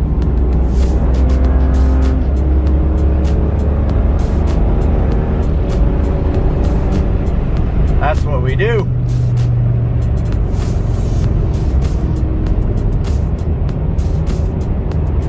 With the E85. All right, so cruising along at 85 miles per hour in regular, not even sport mode. Probably give it a little bit of fuel right here and see what happens. About quarter throttle. Pretty fun car. It's really, really, really easy to drive really, really, really fast in this car. Even compared to some of the faster cars I've had, this guy can get up like in no time.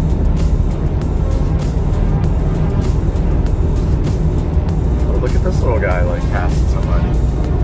Hey dude, passing the Infinity. See any cops on ways. Might be fun to go crazy.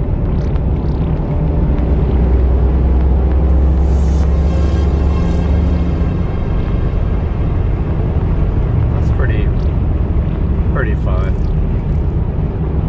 I never drive like this, by the way. This is rare. Like back in the old days I did, but I just kind of feel like, you know, there's probably no cops because I can see them all ways. There's a nice open road. My exit's 2 miles away. I feel like I can punch it a couple of times. Speed limit 70. This I-95 north, past north of Jacksonville, past the airport. This dude in the Kia is about to get it.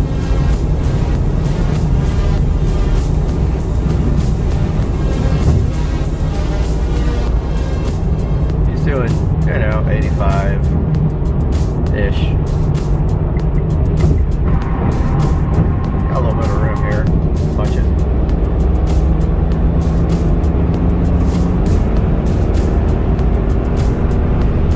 That's like 115. Kind of scared to go any faster than that, like without some room. My exit's here about a mile away, so I'm gonna back off this time. All right, so exited with no drama. It's like quarter throttle. Got to speed quickly. Keep it right there. Hey guys, Supercar Street Racing channel, welcome back. Brad here, and today we are taking a look at super long hair. It's getting out of control. We're gonna have to get this haircut soon. But hey, I wanted to talk to you guys a little bit about switches. So these are standard switches that you would find inside of your house. And I wanted to kind of show you the differences in the different types of switches. And we're not going to go too far into the more complicated wiring of the switches, but I want you guys to be able to at least install a standard switch or understand how a standard switch works. Now, so there are obviously multiple types of switches out there on the market to accomplish different things. The most basic switch that you guys are familiar with is a standard switch that is not a three-way switch. Single pole, single throw, I think is what it's called. It literally has two screw terminals on the side. This is one in the Cora style. You can get them in obviously dimmer styles here. This is also just a single switch, and it's got, for the black wire, it's got two terminals on the side, so you would feed the neutral wire up to the light in the ceiling, and then the black wire is what breaks the circuit here. And so here we have a standard rocker style Cora plug. Here we have a dimmer style Cora, but notice it doesn't have a switch. So this guy is switched by flicking that dude down in that direction. And then just two wires. The ground looks like it has been eliminated from this. I mean, if your house doesn't have a ground system, there's no reason to ground the switch. I mean, it's not going anywhere. So this has been deleted. This guy here is a three-way switch. This is a Lutron LGCL153PL. You can tell it's a three-way switch when you look on the back, because it's got three wires. Check out the three wires. It's a three-way dimmer with a activation switch. Here's another three-way switch. Notice it has three wires plus the ground. This one is also a dimmer with a rocker panel activation switch. This is the same as this guy. I have two of those. These are three-way switches. Let's talk a little bit about what a three-way switch does. So a three-way switch allows you to control a light from multiple locations. So you would have one of these, say, at the top of the stairs, and a second one at the bottom of the stairs. And then you have the complicated wiring, and also sometimes one has to be on while the other one has to be off. Like, it's just, it makes it difficult. Now with smart switches, all that is not even necessary anymore. With a smart switch system, you can have the same type of switches on both sides. It doesn't matter like which one you turn off or on, because they both will turn off or on. You can just say, turn the stairs on, and it can switch both of them on. No big deal. Like, it makes it so much easier. It can control three-way switches, it can control single switches, it can do all that stuff. So, I'm gonna tell you a little bit about the different types of switches now in this graphic coming up. So for this next shot, I have another nitro cartridge. He had Bubba down on the ground like every day. Really? Oh, yeah. Using a 500 Bubba, you gonna stand for that? 70 Nitro Express. 6 o'clock in the morning. My sleep schedule's so wacky, it's like, just don't sleep a whole lot. But I'm headed to the gym.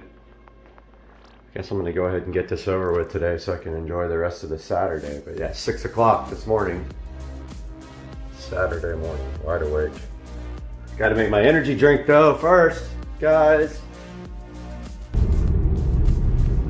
Out here, going to the gym.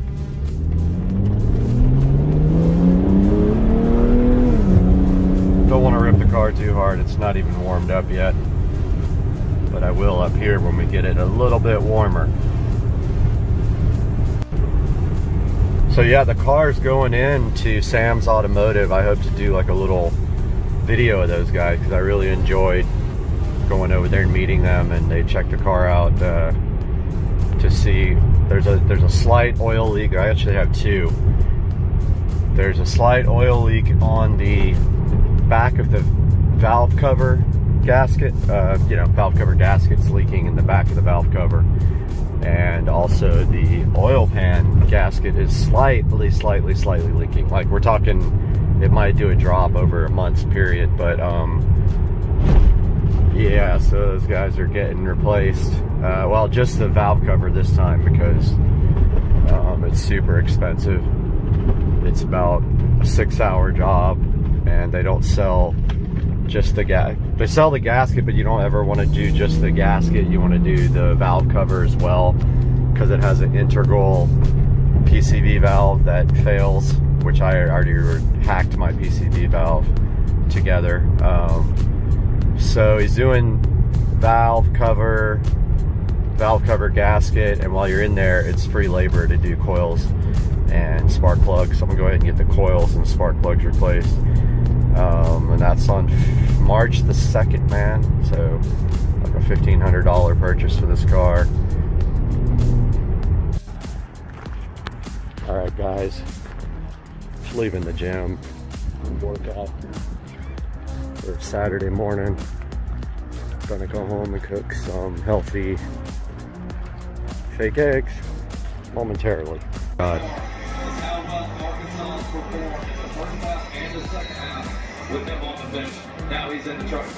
Got him on the ground, dude.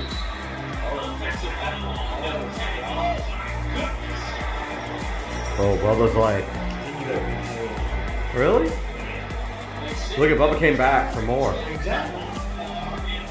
I think Bubba digs like the playtime. Oh! Super ran. Bubba, did you dominate? No, they just play. I'll just go on YouTube, bro. We're YouTube famous. Everybody's gonna be like on the next video, where's Cooper and Bubba?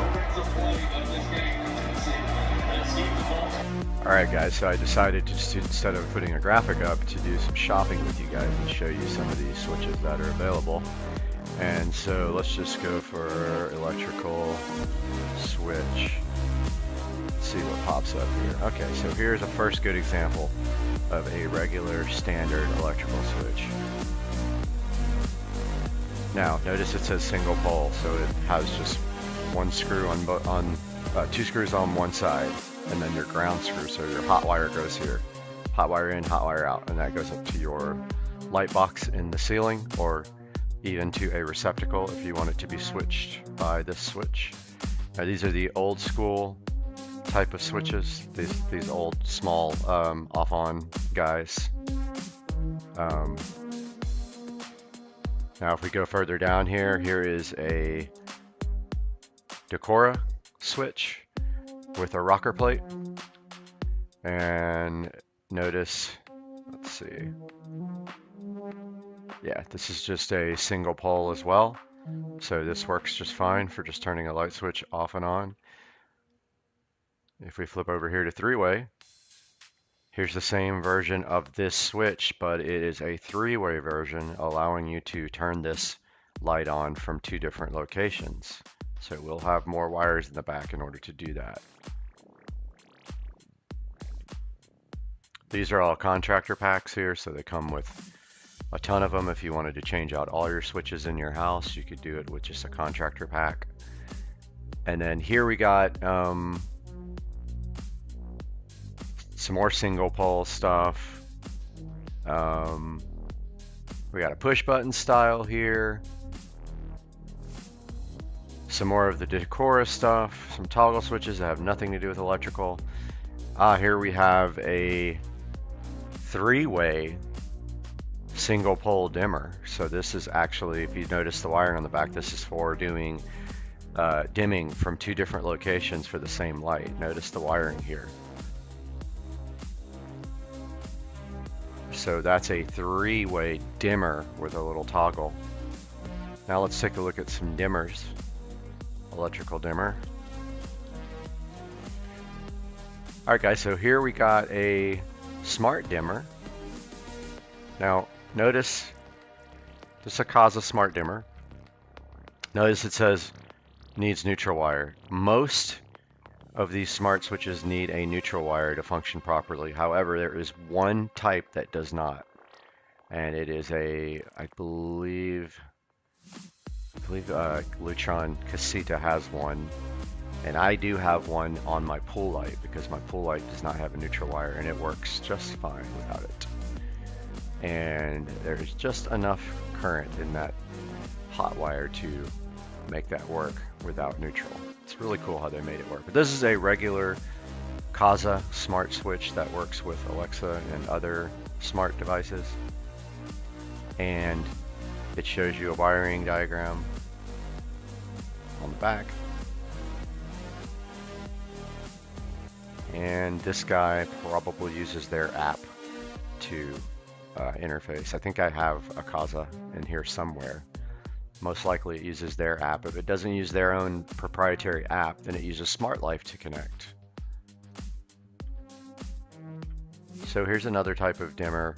That's another three-way dimmer switch with a toggle off and on, so you can set it to whatever manual light level you want, and then you just toggle it off and on.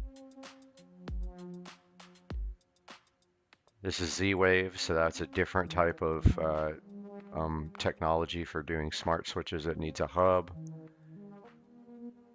Here's a Lutron Diva LED dimmer. So this is designed specifically for LEDs so that they don't flicker, but a lot of times it really has more to do with the bulb and less to do with the switch.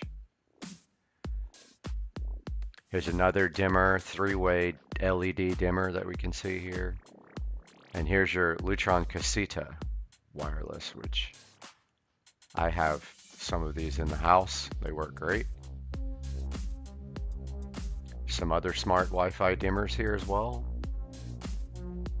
So as you can see, here's just a regular dimmer switch, single pole or three-way Lutron with a rocker. So you set it at one level, you click the switch off or on to turn it off and on. Here's an old school rotating dimmer. You don't see those much anymore. Yeah, so you know, if you need assistance with, oh, here's one that does fans and lights. If you need assistance with figuring out a switch to put in your house to replace your existing switch, my suggestion is to open the wall plate, see if it has two wires and they're both black, and then a ground, then that's your single pole. If you've got more wires than that, you're running a three-way. In other words, if you have another switch that you can control the same light with, that's a three-way. So I appreciate you guys checking out this little shopping trip here, and I'll put links in the description. All right, guys, thanks for checking out that little graphic about the different types of switches that we have and what they do. And now I'm going to show you guys how to actually wire up a standard single switch, which goes from the wall right there right up to one single light bulb, and then that's it. So remember I told you guys it has two wires here. So this isn't going to be a complete demonstration because I don't have the rest of the wiring from the box. But one of your black wires here, the non-neutral wire, is going to connect to one of your terminals on the side of the switch. Remember I told you guys in the last video, you got your workman pliers here. Got your workman pliers. You strip back the end of the wire with your wire strippers or your workman pliers. Strip back like a quarter of an inch. Take your workman pliers, bend a nice little loop like that in the guy. That guy's ready. You got your switch right here. Doesn't matter which screw it goes on. Only thing that matters is whether you want your switch to be on when it's indented here or whether it's indented there. That would be the difference in where you flip the switch over and orient it. Remember what I told you guys, it always goes in the direction of the screw. So the screw is obviously, this one is going to be clockwise. So we take that guy there and we wrap it around that screw there. Get our standard Phillips head screwdriver, tighten that dude up till it's tight. Once it's tight, make another turn. Just like that, ready to go.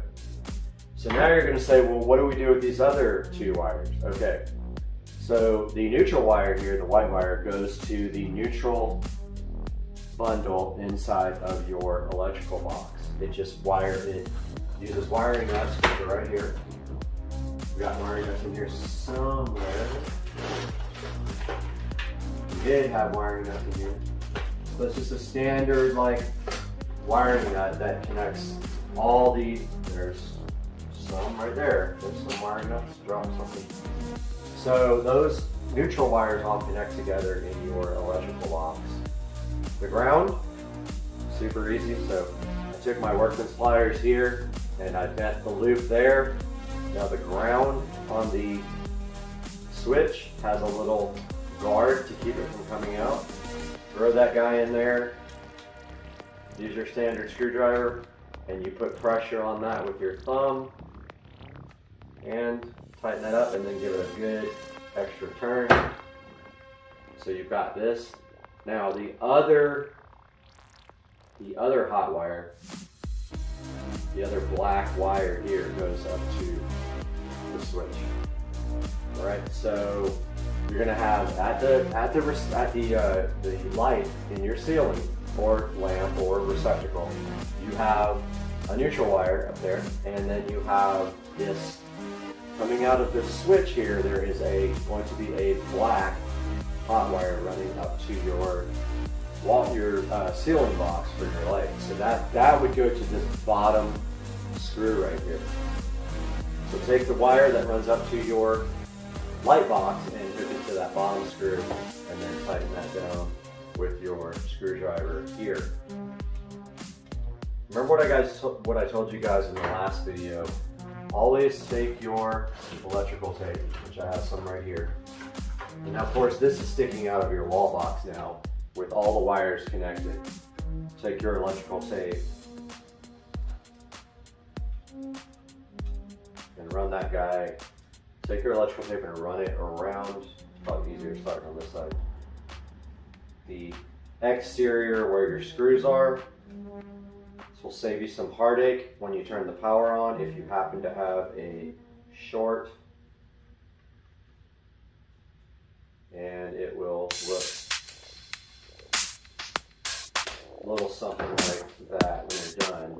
You can match the wire down, and now this guy is ready to go back into your standard wall box.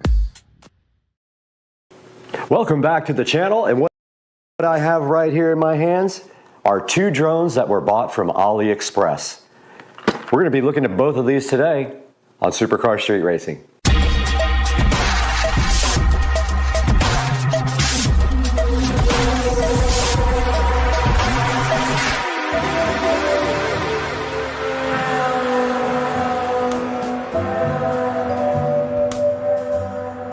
Guys, sitting right here on top of the Supercar Street Racing mini bike, we have the S116 drone and the E99 Pro drone, and these were both bought off of AliExpress for under $70.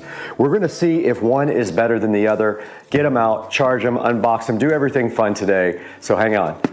Now, one of these drones was more expensive than the other one. I believe the bigger box was more expensive. I'll have to go back into AliExpress and update you guys at the end of the video. But the goal here is to see if we can get decent quality out of both of these drones and finally have a drone for Supercar Street Racing. Now let's go ahead and get these things unboxed. We have the E99 Pro right here, and we have the S116 here, and I don't know why they both say Dion on them in multiple places, but they do. Not sure what that means, but we're gonna go ahead and get these opened up. See, it says Dion on both, or Dion.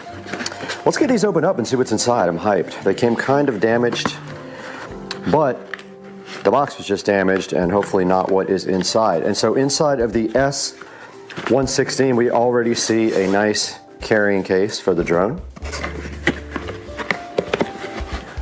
And looking further into the carrying case for the S116, let's see what's inside. All right, now we are inside of the carrying case for the S116. We do see some instructions right here. There's an operating guide right here.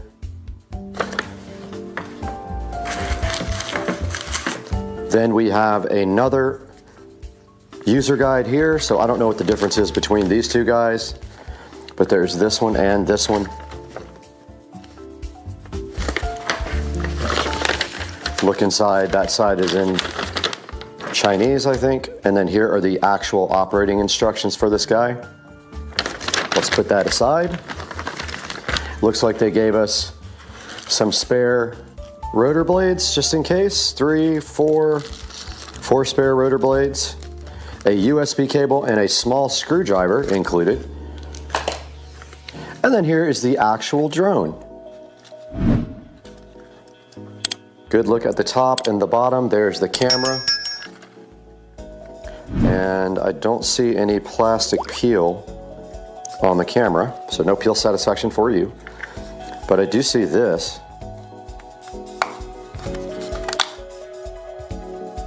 Interesting. Not sure what that is. I'll have to get into the manual here in a minute. And then I'm guessing this is the battery. Looks like that is the battery. It does have a yellow sticker over the ports that put it in the drone. And then it did come with a, let's see, this says obstacle avoidance. So don't know what that's about. We'll have to dig more into that. But yeah, that is what's inside this as far as the actual drone and parts. And then we have our nice controller here for it. There's a good look at the front of the controller and a good look at the back. Let's see what kind of batteries this guy uses. Oh, it doesn't. It's rechargeable. So yeah, we'll dig into this a little deeper here momentarily, but that's what is inside of the S116 drone box. Now we have the E99 Pro right here. We'll take a look and see what's inside, and we do have another nice case here with an E99 sticker on the top. Go ahead and get rid of that. Get this guy opened up and see what's inside it.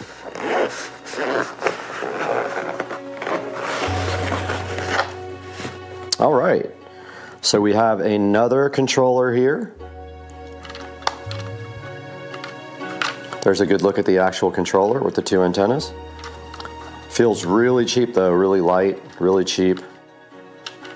Not sure if this has batteries or what, or if it's rechargeable. I don't see a charging port. I see a back door on it. Here is the actual tiny little drone. And that is going to get some peel satisfaction. And my thought is it unfolds like that. It says Drone Pro on it right there. And there is the camera. Now this one looks significantly cheaper than the other drone already and feels cheaper. And at this point, I don't know where you put the batteries or charge the battery. Ah, there's the battery right there. So again, these are just flip-in rechargeable batteries. There's a little antenna.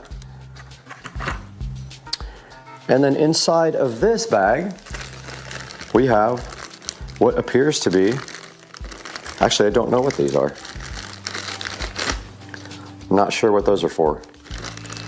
They did come with some one spare blade, three spare blades, four, a little USB charger. And then here is the user manual. And it also has a supplemental thing to download and install the RC EFP app. And I'm not sure if that one uses the same app or not.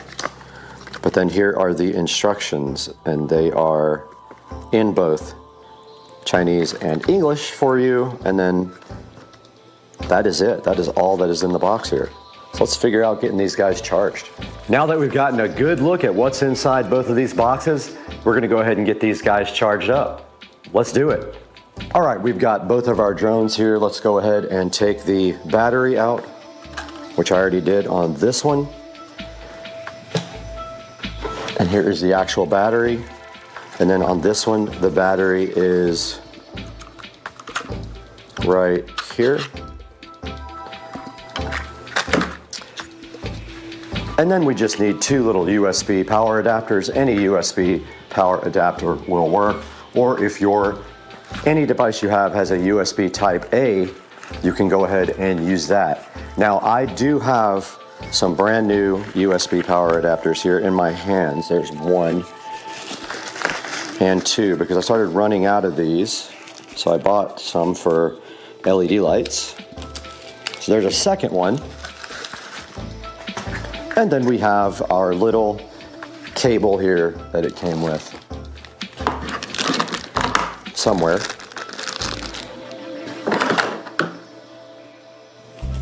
Here is one cable.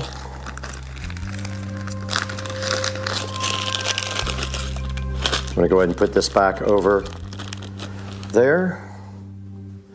Get this out. And we'll plug this in right here to this USB type A USB power supply thingy. And that would be the one, I guess it doesn't matter which one. It does have the old school style of adapter though, the old school USB, not the new one. It doesn't have USB type C. And it is plugged in and there is a red light on that one. Let's get this other guy plugged in and charging.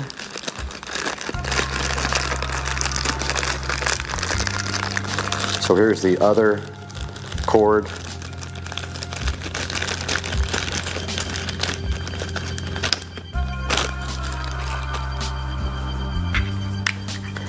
And our other USB-A adapter to whatever type of USB that is, I forgot.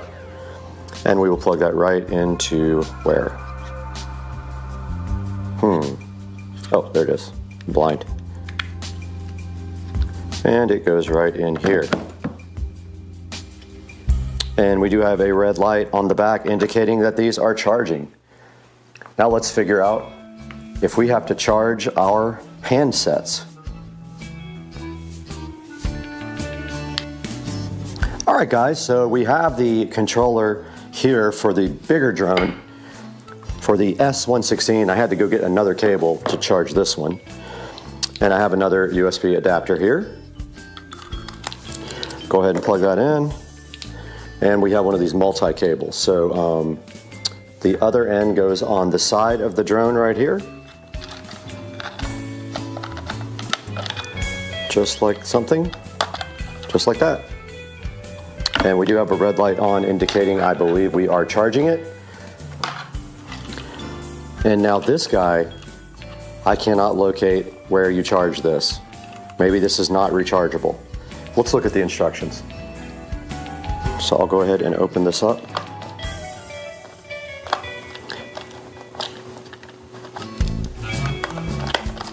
It's kind of annoying to have to take a screw out to put batteries in, but that's the way this one works. 3 AA batteries, which we will now insert into the drone. I call it a drone, it's actually the controller. It takes 3 AA batteries. No rechargeable controller on this one, is 1 definite minus. And then the cover just goes right back on like this.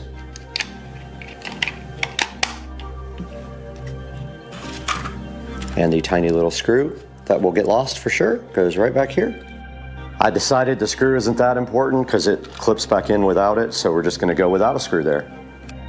All right, a little update of frustration. And you can see that these drones are once again packed up in the box, and there is a good reason for that. They don't work. So the first drone here, the E99 Pro, uses a certain app. And basically how these work is you connect to a Wi-Fi network on the drone, and that is how you get pictures and videos and everything and control them. This guy generates a Wi-Fi network that says something like 8K something or another, and the app, no matter what I did, I tried on 2 different devices, no matter what I did, this would not say it was connected. It would open the app and it would say disconnected from Wi-Fi. That one did not work. Now I did start this one up and outside and watch it. Sorry. Yes, I started this one up outside and watched it just to spin up a little bit, but that's it. This one has a completely different app and better instructions. And as you can see right here, the instructions are pretty clear on what to do. The Wi-Fi name was wrong. I figured that out. It said to connect to a Wi-Fi called Wi-Fi something, and there was no Wi-Fi like that. There was a different name. So I got connected to this drone. I can always connect to the drones on my phone, but the apps don't recognize the fact that the drones are connected. So bottom line is, yeah, you need to pay attention to some quality. These are from Temu, not Ali, and those are going back to Temu. And I don't know why I said AliExpress in the earlier video, but I was wrong. So these are going back, and it's time to buy a good drone.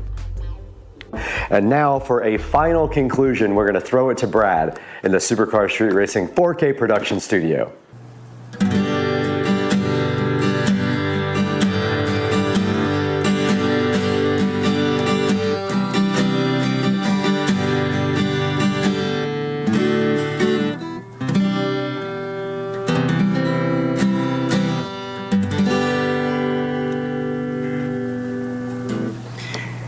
Hey guys, just getting a little guitar practice in. Welcome back to the channel. And you just saw we had these Temu drones and they were absolute garbage. It just goes to show you that you get what you pay for. If you want a good drone, you need to go ahead and go get a DJI drone. Do not mess around with $30 and $60 drones from Temu or AliExpress, because you are going to get what you pay for. Both of my drones that I bought from Temu did not work. Both of the apps did the same thing. They both said not connected to Wi-Fi. You could fly it with the remote control, but it is absolutely worthless if you cannot take video. So here's my advice to you. Do not buy a cheap drone. Guys, make sure you like and subscribe to Supercar Street Racing. We appreciate you so much. We built this 4K production studio for you guys just so we could play music right like this for you guys and make videos and do all kinds of fun stuff, and we're glad you're here. But please like and subscribe and buy through our affiliate links, and we'll see you next time. I got a concert I got to play right now.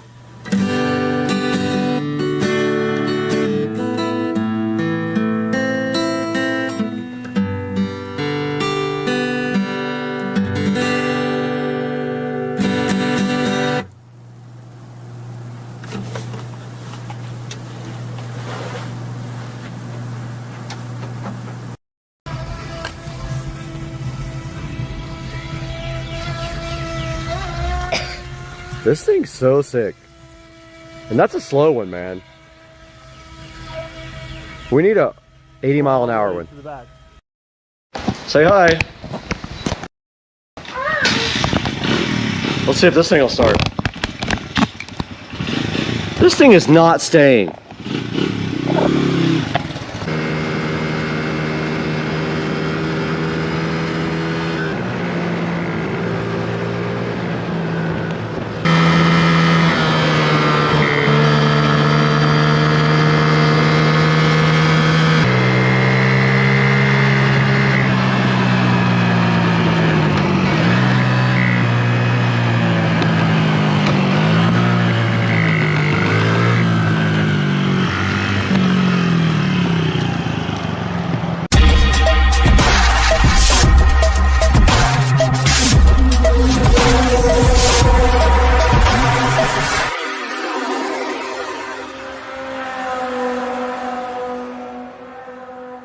Say hi. Let's see if this thing will start. This thing is not staying.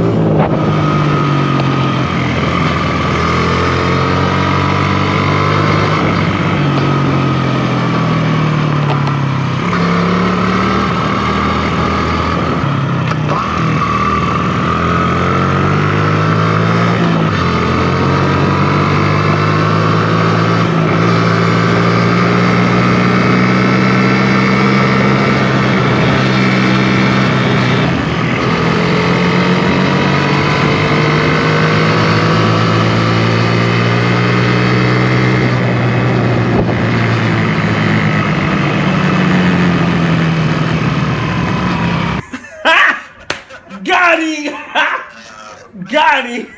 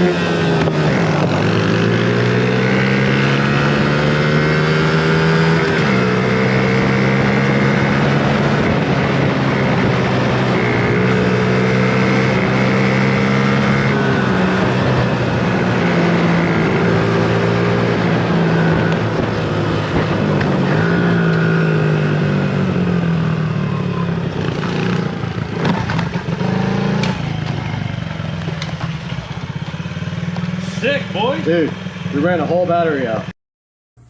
Okay guys, so there you have it. That's everything I hate about my 2011 BMW 335i.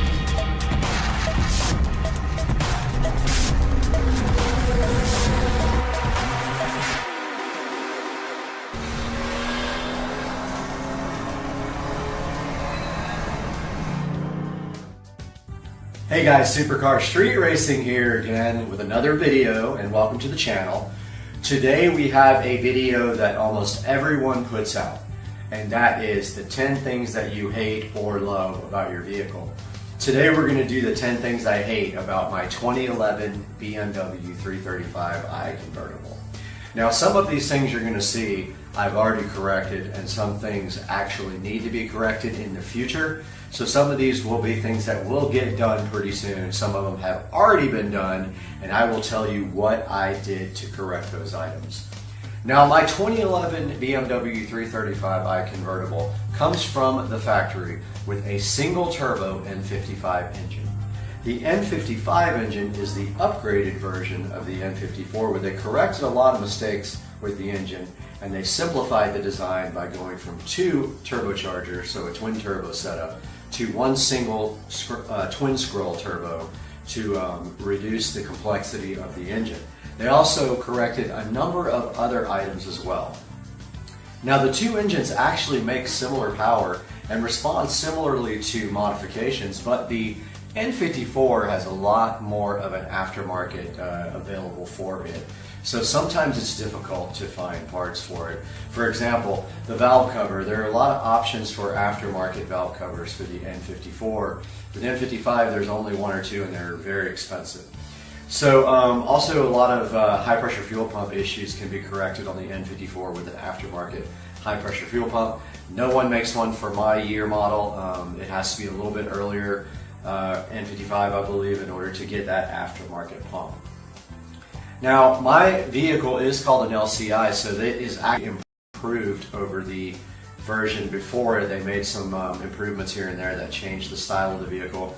It's got things like the headlight rings are LED instead of incandescent, so they're more white instead of the warm white. So things like that. The headlights are actually different as well. There's some styling changes, and that's pre-LCI, would be before my year model. So yeah, the 335i convertible, it's quite a good car, but in a minute here, I'm going to show you exactly what I did to change things and what still needs to be changed.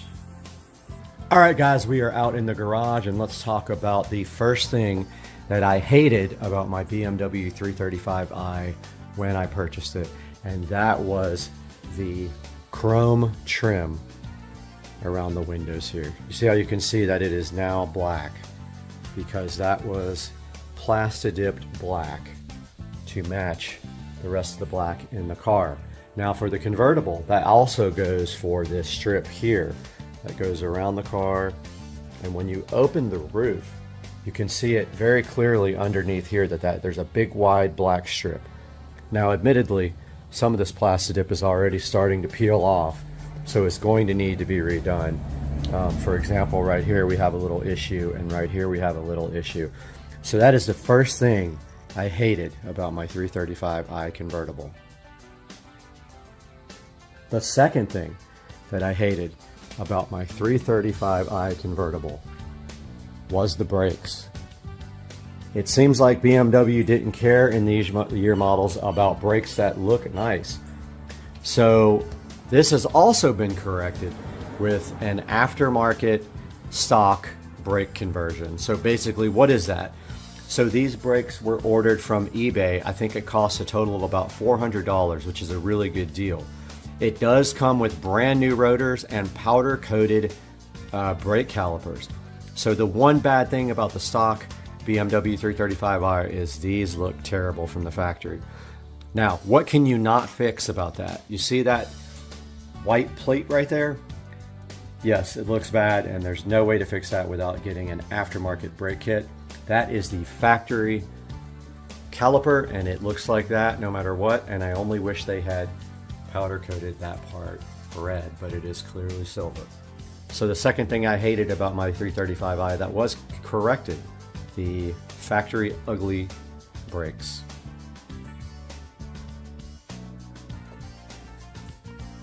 The third thing I hated about my BMW 335i and was corrected, the chrome emblems. That came as silver, looked terrible. That was Plastadipped to black. And let's go ahead and include the exhaust pipes in those as well, because those were also silver, as well as this valance down here. All that has been Plastadipped. The exhaust tips were treated with high temp silicone spray. We're going to go ahead and include the front, and that last thing I hated, bringing our total up to 3 now, I believe. The fourth thing I hate about my 335i, and hated it, and it has been corrected, is the factory navigation system. The factory nav is outdated, it looks bad, the maps are terrible, and now we have this very nice Android unit that has replaced the factory navigation system. It does connect to a phone via Wi-Fi, so it can do everything that an Android phone can do, and it is such a freaking awesome piece of equipment. And if you hit the menu button and hold it down, you can still access your factory navigation system, not that you would want to anyway. So that was the factory radio replaced with an Android navigation system. The next thing I hated about my BMW 335i was the factory instrument cluster that is very dated. As you know, most cars now, sports cars, come with an electronic display. So we have fixed that.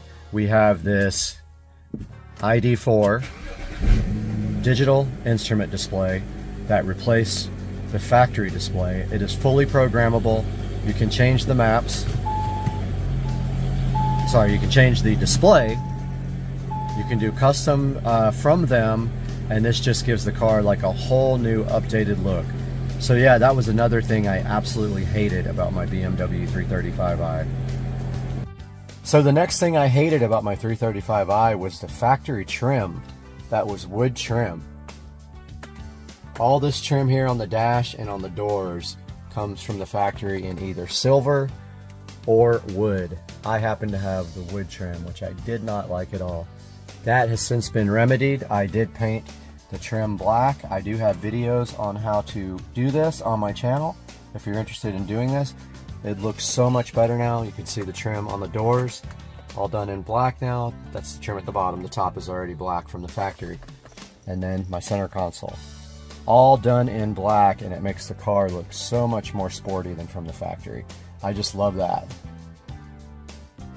Next thing I hated about my 335i, and has yet to be completely fixed, is the lighting inside the car. So you can see here, that's a regular light bulb. Most of the lights in the car have been replaced with LED. However, this one is so difficult to get to. I still hate it because I can't get the bulb out without tearing this entire piece apart in my car. All the other bulbs, including that one and this one that are here actually burned out, have been replaced with LED bulbs, even in the back and in the trunk. And so that was the next thing that I absolutely hated and still do. These yellow, ugly, incandescent bulbs in my BMW 335i.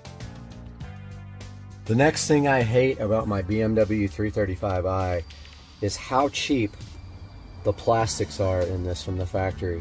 And if you notice right here, here's a good example of the plastics that just completely scratch and flake off and become soft and just like squishy to the touch. And that is typical for all these cars. And the backs of the seats are the same way. You can see clearly here how that plastic is starting to soften up and get scratched and messed up. And so yeah, I hate the way that they use the cheap plastics on my BMW 335i. My next complaint is a give and take, but I still hate it. Do you see how low this car is? This car is so low that you can't get a jack under it to get it up in the air to change the oil. So the next thing I hate about my BMW 335i is how low the car is. On the flip side, it does look good and it handles very well. So I can only be so mad about this, but it still makes for a very difficult oil change, or anytime you want to take the tires off or do anything to the car, you have to struggle with the lowness of the M Sport suspension in my BMW 335i. The next thing I hate about my 335i is the convertible top and the way it breaks constantly. So I had a piece like this break. That is actually a cover for the hinges. When that breaks, this piece has to be replaced and it has to be repainted, which will cost you. Every little piece inside this top is very expensive. For example, there's string kits that hold the upholstery on. They're super expensive. So the next thing I hate is that when the convertible top breaks, and it will break eventually, it is extremely expensive to replace the parts inside of the top. And now the final thing I hate about my BMW 335i, the extended warranty is expired. And I know that's cheating because that doesn't really count against the car, but yes, my extended warranty expired about 6 or 8 months ago, and I actually almost maxed out the policy. They will only pay as much as the car is worth. So yeah, I hate that my extended warranty is is totally gone on this car, and everything costs a lot to fix.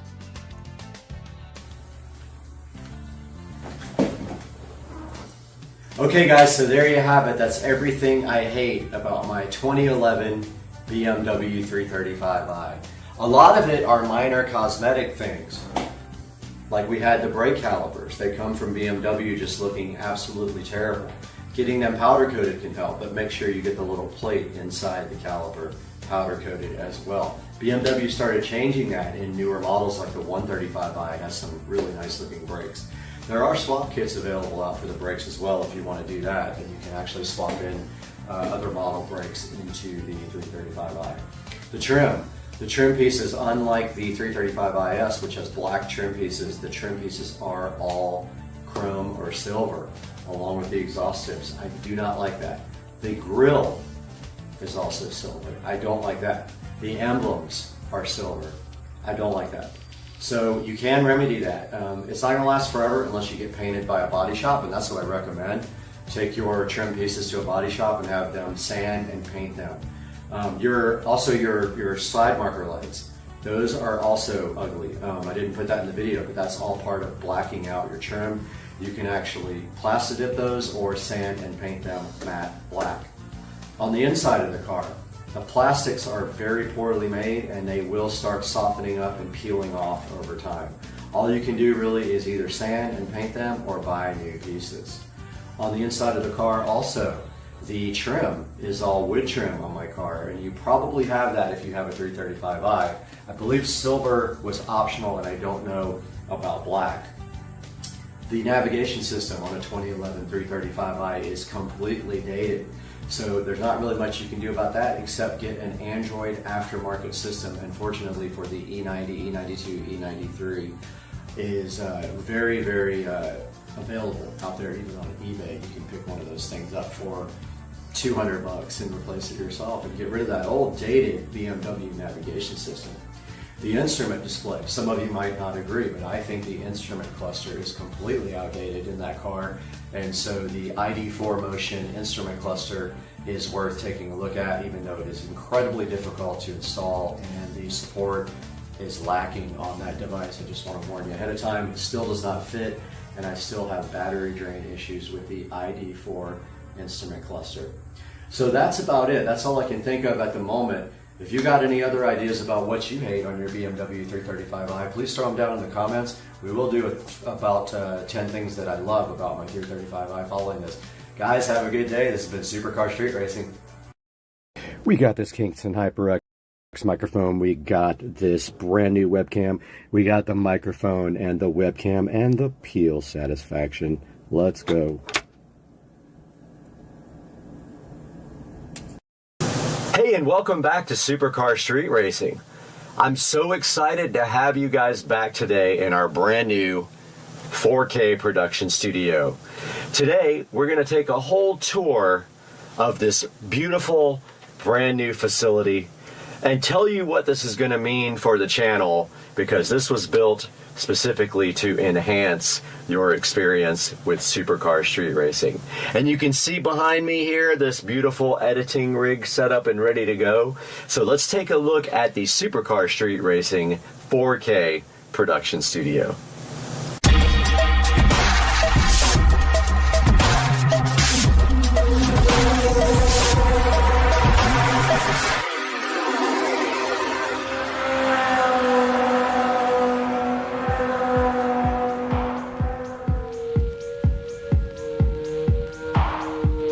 Hey guys, welcome back to the channel. Supercar Street Racing here.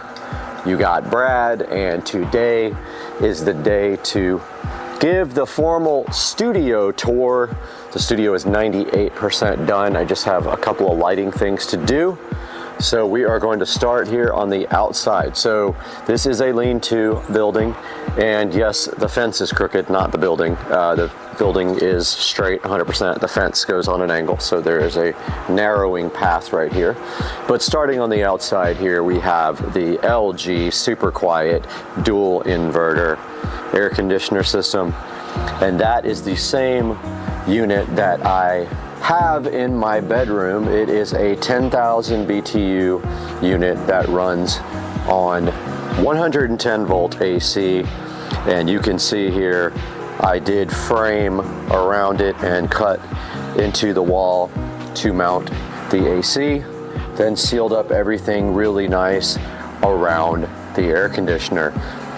The wiring inside, I will show you when we get inside. It is hidden completely, and that is how the studio is cooled. And in the wintertime, we will just have a small space heater. Now you can also see here on the outside, we have LED lighting installed all the way around the perimeter. It puts a nice downlight onto the studio. And I also did get gutters installed to move the water away from the door and away from the studio, as we had an issue where the concrete was not poured correctly and the water was running towards, so that will fix that. The door eventually will be replaced with a real door. Right now it's just a shed door, does not close very well. So that will be done in the future. And that is a look at the outside of this nice 150 something or 160 something square foot studio. And now we move into the interior.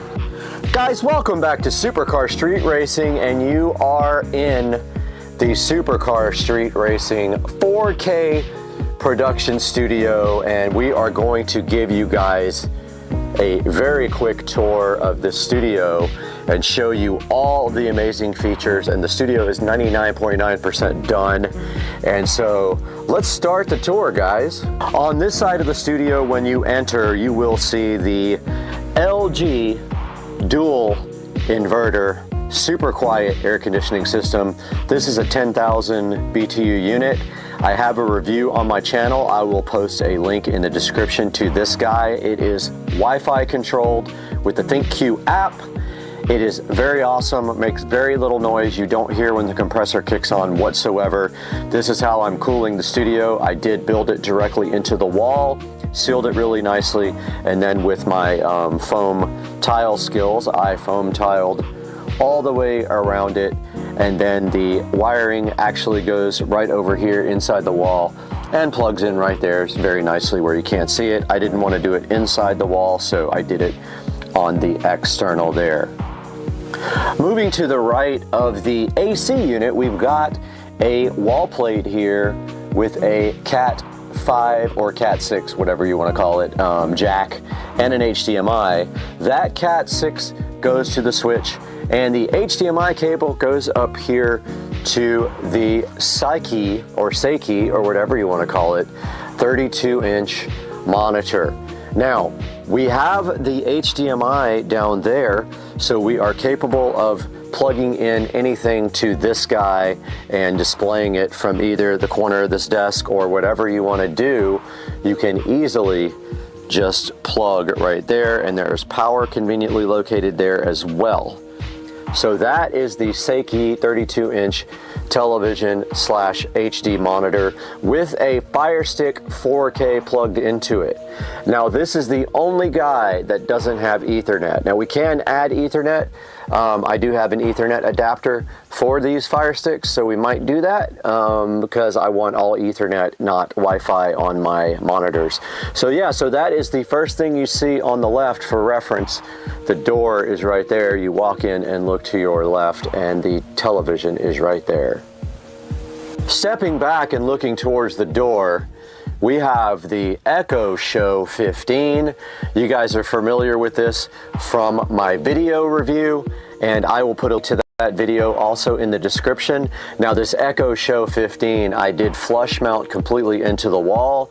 I was able to nicely get that to flush all the way in by adding a cross support inside, and I wired it up inside the wall. You guys all know this, the Echo Show 15 does have the built-in Fire TV, and I have a very popular video about how to install Kodi on that. They have disabled a lot of the ability to do that, but we still have the beautiful Echo Show 15 right there, and right below that we have our smart switch for the outdoor lighting and our regular standard switch, because all these lights up here, which I will show you next, are smart. Moving up to the left of the Echo Show, we have a wall plate. In the actual wall, there are two of them. There's one over there as well. This is going to be for Govee lighting. The hexagon panels are going here. I have not purchased them yet, but I will be putting the Govee hexagon lighting right there. And moving back to the front, and obviously I forgot a few foam tiles up there, which I will have to get back to. Moving up to the front, we have a switch right there for Ethernet. It's a gigabit switch, and you can see all the active ports on it, and I will put a link in the description to that switch. Those Ethernet cables all run through the entire studio, and now I'm having an OCD attack because I literally forgot that I didn't finish these tiles, and hopefully I have enough to do it. I have like 5 or 6, but anyway, yeah, that part I completely forgot. So there's the Ethernet switch, guys. I hope you like that switch right there, Netgear, and there is a good look at that guy right there.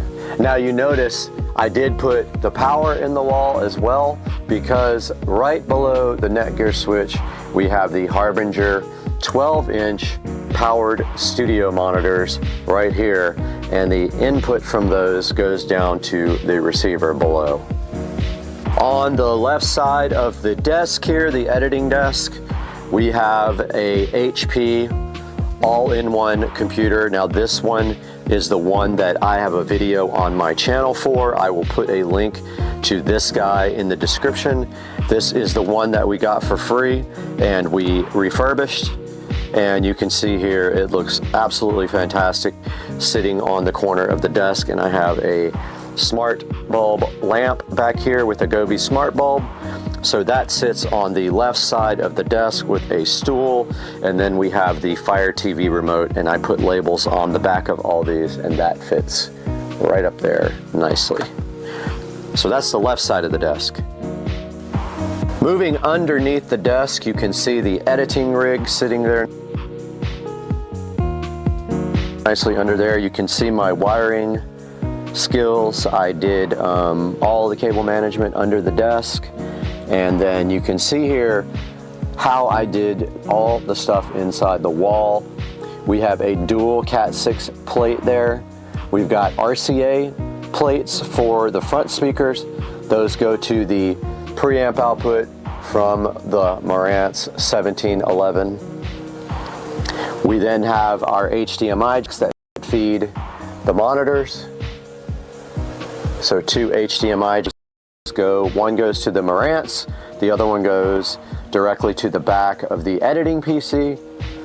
We then have our 7.2 wall plate with all of the wiring running up through some tubing and going to the back of the Marantz NR1711. And then we have power. All I need to do is kind of tie that up a little bit, and yeah, so that should be good for underneath. And then over here underneath the HP all-in-one, we have a Cat 6 jack, we have power, and we have HDMI over there running to that monitor in case anyone wants to monitor their systems. Moving up from the desk, we have our Amazon 4K 50-inch monitor. This editing PC, one via the Marantz receiver, one directly connected. And moving behind them, we have the Govee immersive lighting on the back and all of the wall plates. We do have Ethernet, HDMI, and then we have another HDMI plate running to the bottom down here so that anyone can connect their laptop or other device. I know it's hard to see here, but there is an HDMI plate here that says lower plate. It runs down behind here, and there will be a small desk here set up for a laptop as soon as I find one. Same with the second TV, or monitor, there is a wall plate down there, or actually behind it on HDMI, running underneath the desk, which is very hard to see because it's dark. And that is the setup for the monitors on the editing rig. Moving to the sound, up above that monitor there, you can clearly see the center channel speaker. I will put a link in the description to these in-wall speakers. I chose to go with square because they're easier to cut the foam around than round. We have the center there. Don't forget our fronts are Harbinger powered monitors here. And we have our side surround there where the foam is coming off that I have to re-glue.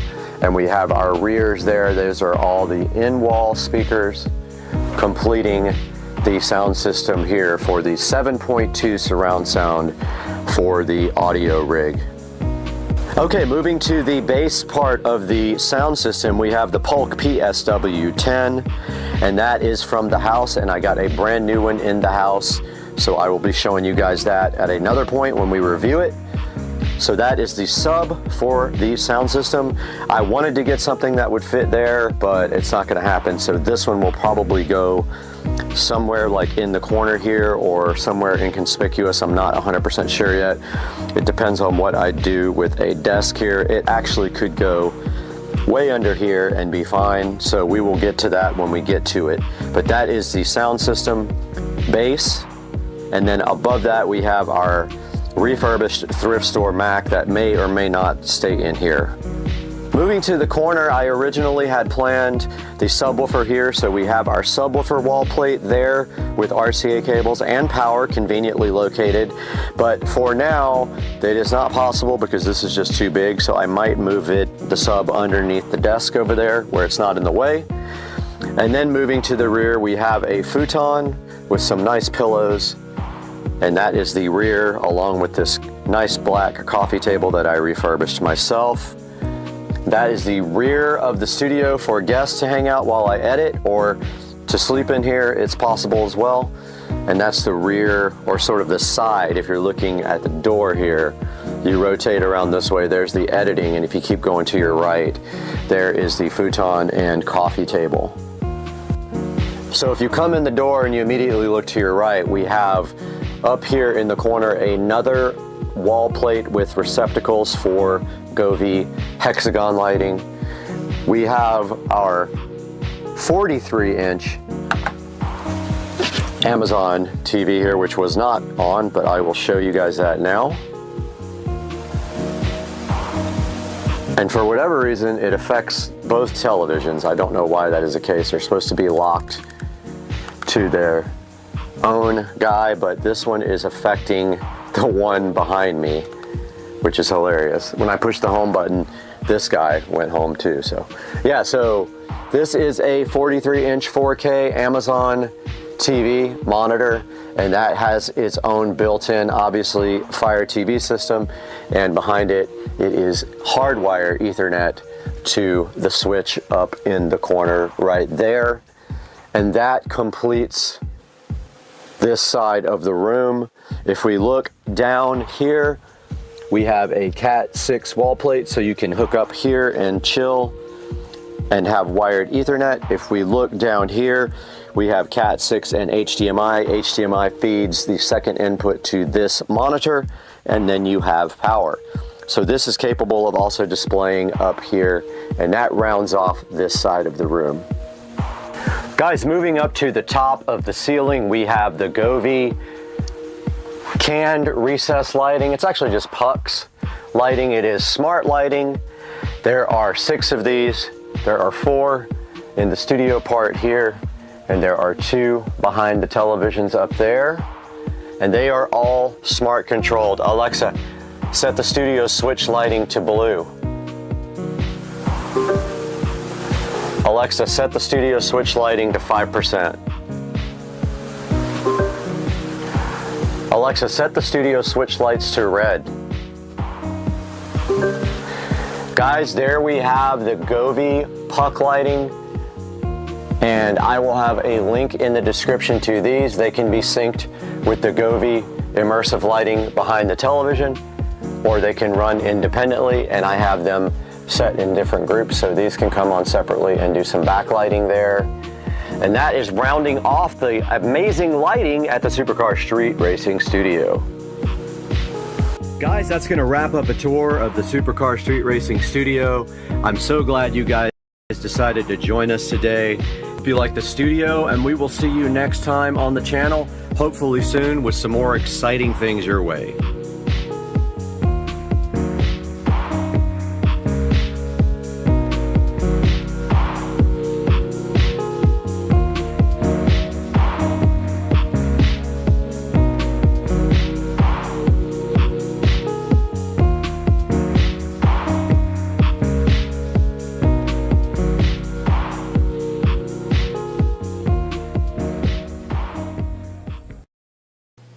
Guys, welcome back, and you are here once again in the SCSR beautiful bathroom that was remodeled not too long ago. And right in front of us here today, we are taking another look, yet another look at some different types of on shoes. And today we have the Cloud Go Wide in size 9 male on Supercar Street Racing.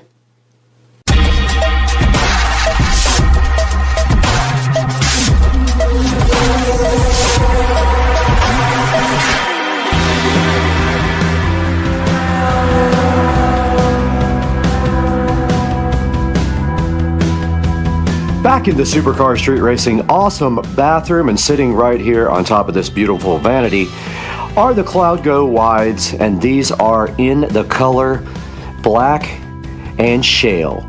Now these are last year's models, so these are on clearance, so you can pick them up pretty cheap right now. They are about 20% off of their normal price, and all of the last year's models you can get on sale if they do have your size.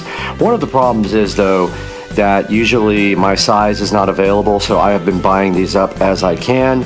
But as of right now, these are the Cloud Go Wides for me, and I have not opened them yet, but we're gonna do that next, so let's go. Right on top of here is the On logo, which I call the chicken, because to me it looks like a chicken with a beak up in the air.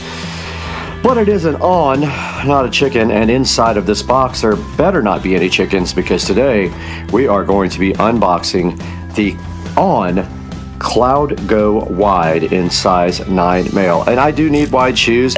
I haven't had issues with any On shoes yet not being wide enough. These are going to be extra wide, which is what I usually buy in my ASICs for doing actual exercise. My On shoes are not for exercise. These are only for fashion. And let's turn this box around and see what the box looks like on the other side. And there we have the chicken logo again. And a reminder, these boxes are all environmental friendly. They are all made of recycle.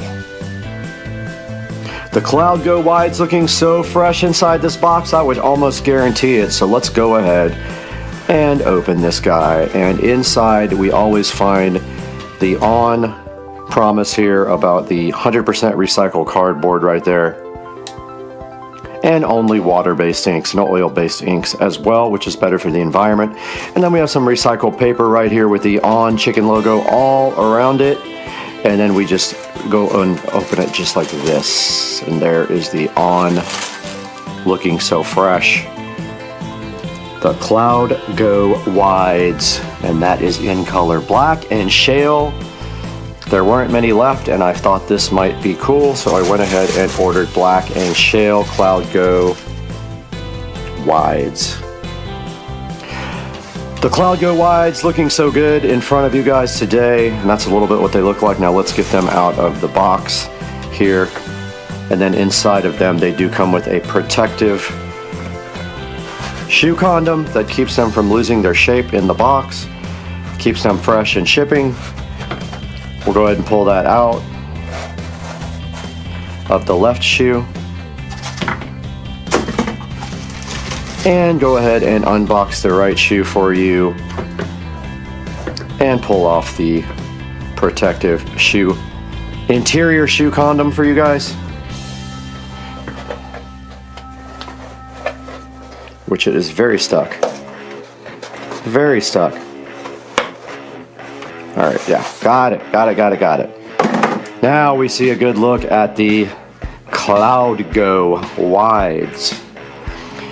And you can see on the side right here the CloudTech logo. And that is the first look at these, and next we take an in-depth look all the way around the CloudGo. Starting at the front of the CloudGo, we can see the ON logo in a silverish white right on top of the black, and this is kind of a rubberish black right here. And then on the front they have the ON logo again right there in black, which connects to the bottom of the rubber on the soles.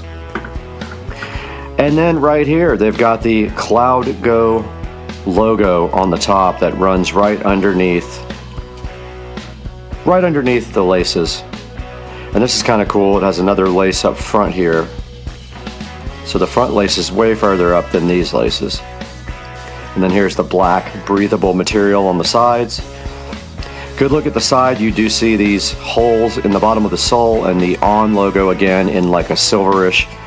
It might even match the color. It's a little bit more white than the actual shale color.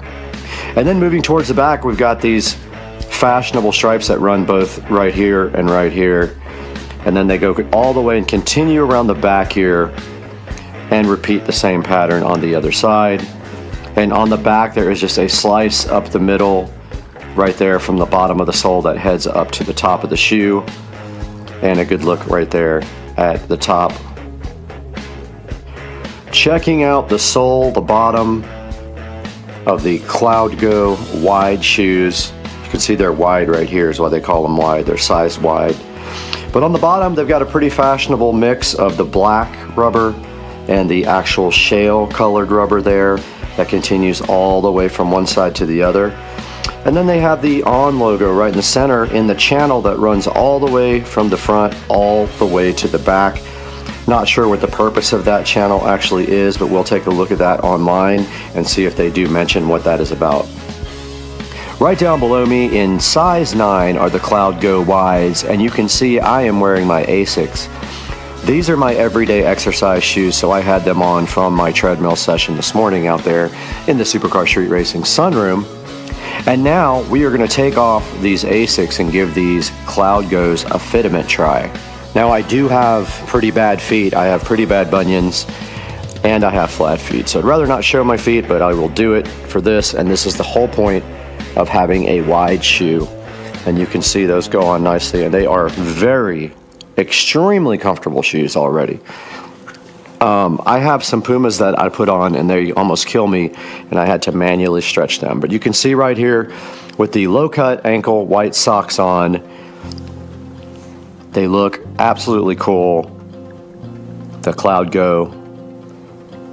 They feel awesome, and next we'll take them for a little spin and see how they feel in action. All right, we got the CloudGos on, and immediately I noticed towards the back of the shoe there is a dip down because that's the way the shoes are designed. They roll towards the back. As far as comfort goes, especially on the issues I have with my bunions on the side, no problems at all with that. No problems whatsoever. And they are extremely comfortable. They're actually more comfortable than these ASICs that I just took off right here. Those ASICs are about $45 shoes. These are $150 shoes if you pay full price for them. Very much different price point there. And these are extremely comfortable. And that's the treadmill I usually get on in the morning. But I do wear my ASICs on the treadmill. I will not be wearing the ONs. I guess I could try them, but I am pretty comfortable on the treadmill with my ASICs. But after walking in these for a good couple of minutes, they don't even feel that they will need a break-in. They just feel like very comfortable and ready to go. And I'm sure that you guys would love these if you get them, because I actually love them already. So let's throw them in the Supercar Street Racing studio closet and add them to the collection. Back inside the Supercar Street Racing closet, and you can see here the On collection is actually full. The only way we can add more to this is to take these hucks and take them down and put them here, or we have space over here with the other boat shoes. Plenty of space right here. So that leaves us space now for the Ons over here, so we can increase the On foot collection. Let's go ahead and remove these guys and get them added to the collection. That means we are only 2 pairs short from filling up 3 shelves. And there we have the On shoe collection. There are 7 pairs right here, and then my flip-flops up on the top. And then over here on this side, we have the Puma collection. All Puma shoes, except for these are Guess. But all the rest are Pumas there. And now let's take it back to the 4K production studio and see what Brad has going on in there with these On Cloud Go shoes.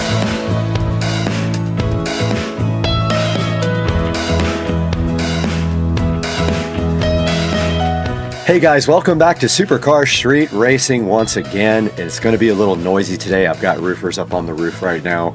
So bear with me as we hear some sounds from outside, but we're taking a look at the On Cloud Go wide shoes you just saw there in the Supercar Street Racing closet, and I have them up here on the screen right now, and those guys are actually $149.99. I got them on clearance for much cheaper, but those are $149.99. There will be a link in the description. I love these shoes so much. Just On shoes in general, I like a lot. So these are pretty cool looking, and I did get to walk around in them for quite a long time, and they are super comfortable. Now, when you go onto the On website, I'm going to show you guys how to do this, and there will be a link in the description, of course, to buy these. But when you go onto men's here, and you go on last season, we can just click on shoes. And I could not find them on the clearance section anymore, but I will try one more time here, because that's where I did buy them. Here are all the ones that are on sale right now, and when you go into these, make sure that you check if they have your size. If they don't, it won't allow you to even check the actual shoe. Like for instance, this Cloud 5 Ready, if I go in here, these are reduced by 20%, but if I hit my size, they do have my size in that. So that's what you have to make sure of when you buy their last season shoes, that your size is available. And taking a look on Amazon, Cloud 5. I'm just going to put it in Cloud shoes here. And there are all of the On Cloud shoes right there on Amazon, and I will put a link in the description for these guys. And please buy through our affiliate links and like and subscribe to the channel. It helps us out greatly when you do that, and you don't even have to buy what is in the description. You can buy anything you want if you click on that link, and it gives us just a little bit of money. Get your On shoes, they're awesome. I have about 10 pairs now, and I love them, and we'll see you guys later, because peace out.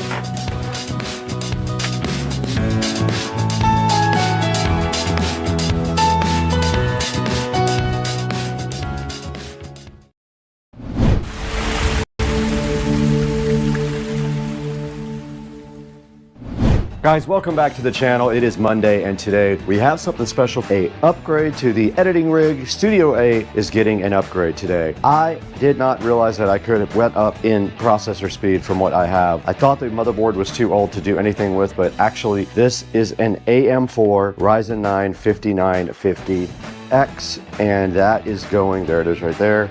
That is going into the editing rig today, along with some Cryonaut liquid metal grease here, thermal grease. We're gonna get that out of the box and get it installed today on Supercar Street Racing. Hang out with us.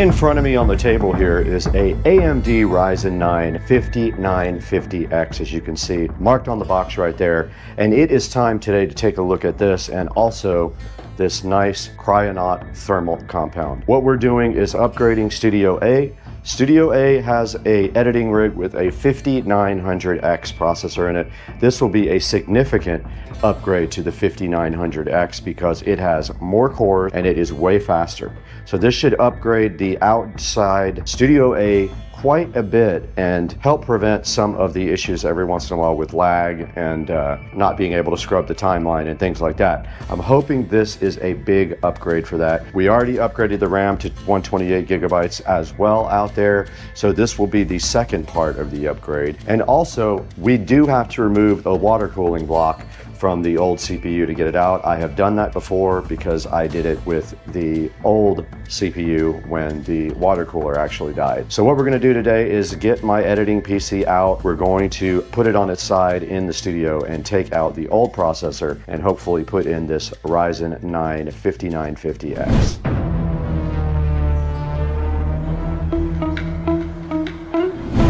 Okay, we did do a project over the weekend with a golf cart battery, so I have all my tools here that actually need to go back outside, and I will need to get a screwdriver, a regular screwdriver, for taking out the water block.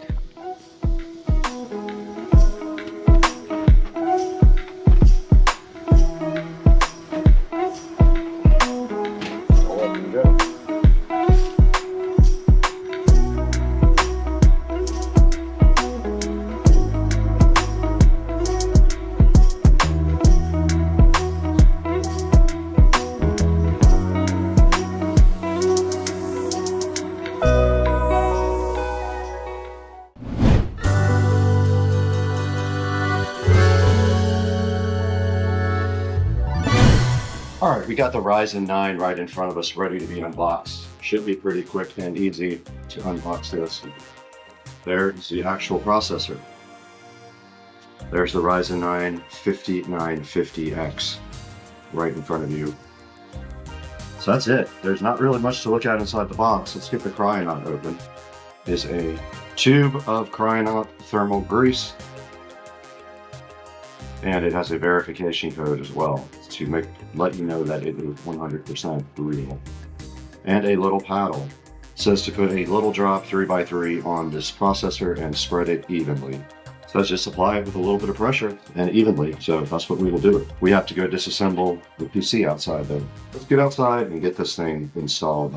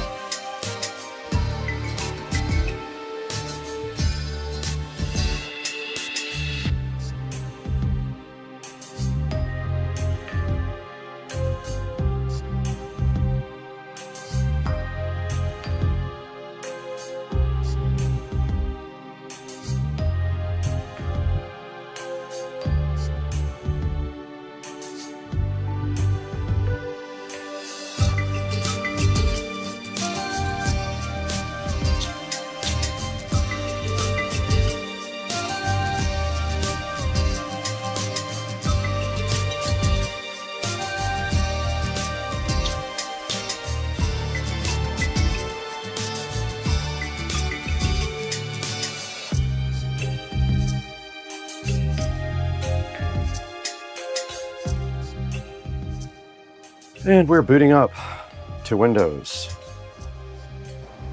Let's open up CPU-Z, see what we have. Ryzen 9 5950X right there installed. 16 cores. Let's look at Task Manager.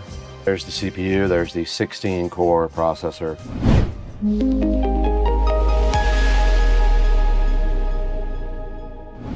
Hey guys, we're back in Studio B now. We spent some time in Studio A upgrading the editing PC out there. That PC originally started with a Ryzen 9 5900X. I wanted a little bit more power out there, and I did find out that I could upgrade my CPU to what's on the screen here. This is the Ryzen 9 5950X. This is the fastest AM4 processor available. You can throw this in any motherboard that supports AM4. AM4 is a DDR4 specification motherboard, so you have to use DDR4 RAM with it. And you can see right here, it does have a 16 core architecture, and it does have 32 total threads. Its maximum boost clock is 4.9 gigahertz, and it's based at about 3.4 gigahertz. It has 64 megabytes of cache. Its TDP is 105 watts total. It is unlocked, so you can overclock it. It uses the AM4 socket, and of course it supports Windows and RHEL and Ubuntu. It does not have any graphics built in, so you will have to have a graphics card if you go ahead and get this. And right here on Amazon, you can see that it is $308 right now. If you're looking for it, 308 bucks is about what I paid for it as well, and it was shipped the very next day. Now, I did do some testing on this in DaVinci Resolve Studio, and it is quite a bit faster than my old CPU. And I know a lot of the stuff is graphics card intense, but a lot of the speed change stuff in DaVinci Resolve uses all of your CPU power available, and I do a lot of speed changes in my editing, so it really helped in that area as well. Even the general performance of the actual PC itself was noticeably faster with the 5950X instead of the 5900X. I'm gonna put a link to this in the description if you guys wanna go ahead and get a Ryzen 9 5950X. Please order it from our official link in the description. It helps us out greatly when you do that for us. We get a few dollars here and there. Please like and subscribe also. It looks like we're gonna hit 200,000 subscribers probably within the next day, so that's gonna be awesome as well. And we couldn't do it without your help. So we really thank you so much for supporting Supercar Street Racing and sticking with us through all these years and making us great. That's gonna do it all for today with this 5950X AMD Ryzen 9. We're gonna go ahead and get out of here. We actually have a real job. What's up everybody, Supercar Street Racing here. And today, UPS just left and there is something out here I want you guys to check out.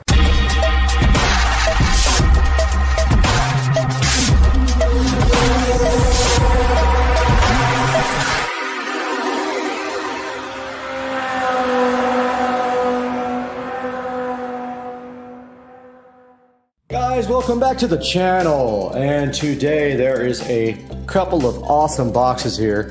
Don't make fun of my socks, it's cold and I have hardwood floors, but let's take a look at what's in these boxes. What do you guys think? I mean, I'm so hyped for this. I looked forever for exactly something that I wanted, and I found it and literally ordered it yesterday, and it is here now. And oh, you know what that is. That is the special wheel condom. And underneath that wheel condom, we have, oh man, these are freaking beautiful. Look at the wheels, guys. I am so hyped for these wheels. Look at this. Check out these wheels, guys. We got the little SS center cap, which I really want to turn black. I'll probably end up doing that black, filling that in with the wheelbase marker or whatever, but check this out. So these are 14-inch wheels for the Club Car Precedent, and they look just like some of the wheels for some of the cars, which I used to own, so I'm really, really stoked about this. These things look amazing, and the reason I love these is because the new ones all have bolts, silver bolts all the way around, and this is a clean look that's going to look absolutely sick on the golf cart, and I am so hyped. There also should be black lug nuts in one of these packages. I'm not going to go ahead and open up the other packages yet, but at the moment I am looking for tires for these, so as soon as I can find some tires, I think I found some, then the guy will also mount them pretty cheap, so we're going to be heading out to do that, maybe with Joe. Joe will give us a ride. But yeah, I just wanted to give you guys a little update and let you check out the new wheels that I got. Get you a closer look here. Look at these guys. Things are so awesome. Really, really nice quality wheels and perfect for a black golf cart if I do get the golf cart to be converted to black somehow. I'm still working on what I'm going to do with that, if I'm going to get the body painted or wrapped or whatever. But stay tuned, guys. These are the new wheels and I am super hyped about it. Alright guys, I just ordered a VIP carbon fiber dash kit for the Precedent, and I'm about to order the little bezel right here that goes across it in carbon fiber as well. But that is the kit, VIP dash kit here. If we click on it here, it actually has a hole here for a gauge style marine radio. However, I think I'm going to try a tablet on mine and mount it right here over this hole. If that doesn't work out, I will get the marine style, but I really want to do a tablet, like an 8 or a 10-inch tablet on this. I think it would look awesome. But there's a good look at that. And then next I'm going to be ordering the little bezel cover for the dash to match the carbon fiber dash kit for the Club Car Precedent. All right, I know this is confusing because that looks like wood, but this is the carbon fiber dash trim that goes over the top of the dash to round out the carbon fiber dash kit. Hopefully it works out good. The reviews are mixed, so we are going to see. But another place has it, but I already have a credit in Amazon. I'll put a picture of the other place on eBay that has it up on the screen so you know exactly what that looks like. But yeah, I just ordered the dash kit for the marine style bezel gauges, and now I'm going to get the, I think I might even have it up here. Let's see. Oh, we can look at it. Club Car Precedent, carbon fiber dash trim. So you can see a better picture of what it actually looks like. So here's an actual shot of it right there. So that is what makes out the entire kit and makes it all look great. Guys, just wanted to give a huge shout out to ST Wheels, who were awesome in this transaction, and I didn't want to leave them behind. I'm going to put a link in the description to ST Wheels on Facebook. This guy's awesome. He shipped the wheels out literally Saturday, and I had them today, so literally 1 day later. Either Friday or Saturday, I can't remember, but it came really fast. He's also in Florida, so it made it easy. Guys, please do the channel a favor. If you need wheels for your golf cart, check out ST Wheels. The link is in the description and below. And I hope you guys enjoyed the video and have a great day. Hey, what's going on, everybody? Supercar Street Racing. Today's Friday. Haven't updated in a long time, but today we are going to pick up the car finally. It's been about 2 months since I dropped my car off. We've done some major changes to it. So today is the day that we are heading out to Tuners Inc., me and Chad, and we are going to pick up the car. So first I want to show you this craziness though. So I have quite a few native plants in my yard back here, and this is a century plant that bloomed, I would say, about a year ago, and when they bloom, this crazy thing shoots out of the top, and it was taller than that tree. And so I cut all the leaves off of the century plant, and finally this thing broke off, and it fell on my patio furniture, but fortunately everything's metal, don't have any damage. But it's pretty crazy, this thing. That's a living century plant. So these things bloom once in a lifetime and then they die. But yeah, pretty crazy. So tomorrow I have to deal with cutting this thing up and getting it out and trying to remove that base somehow. Oh well, that's just something I'll have to deal with. Waiting on Chad, we'll have another update. Hey, what's up everybody? Me and Chad here. We're headed out to Orange Park, worst place to go in the world to go. Watch out, vehicle stopped on shoulder ahead. Okay, sorry about that. Waze is running. But we're headed out to Tuners Inc. and we're gonna go check out the car, see what's going on with it, see if it's really drivable, see if we're taking it home today. We're taking it home today on the back of this truck if we have to. Tow it, we have to. Yeah, we're gonna tow it if we have to. We'll call AAA. I got AAA. So we're headed out there, and I guess we'll shoot some more video when we get there. I'm almost positive he's gonna have this thing on the dyno still. So we'll talk to you in a minute. Got the motor back together. What are you thinking? Thinking it's gonna make some noise today. It's gonna be loud as hell.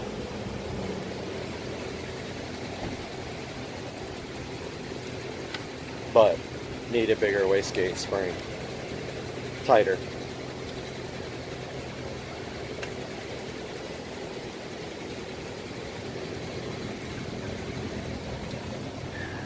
It's the new turbo.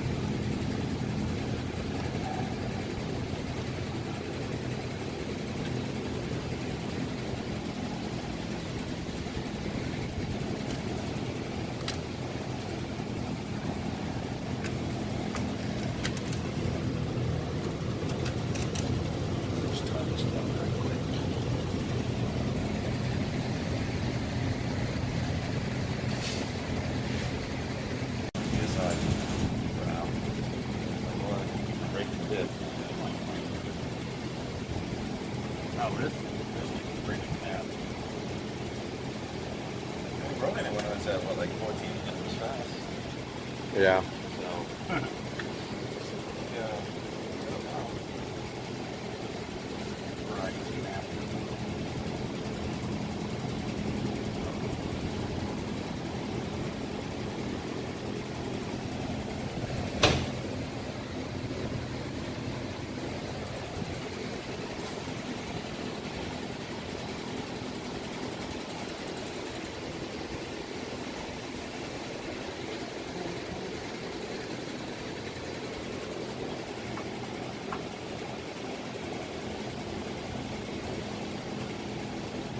Going on to that, Brad? No. Working. Oh. This is what I call working.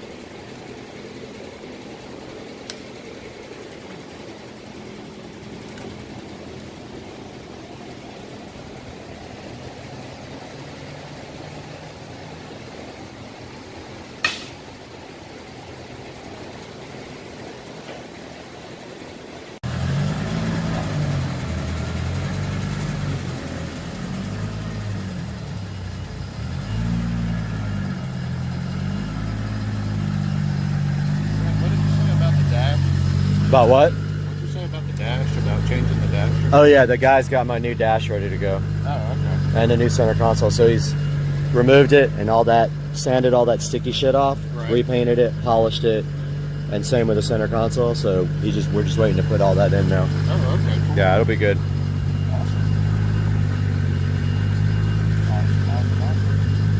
Can you turn on the two-step while you're in there? Yeah. Give me just a minute before. All right.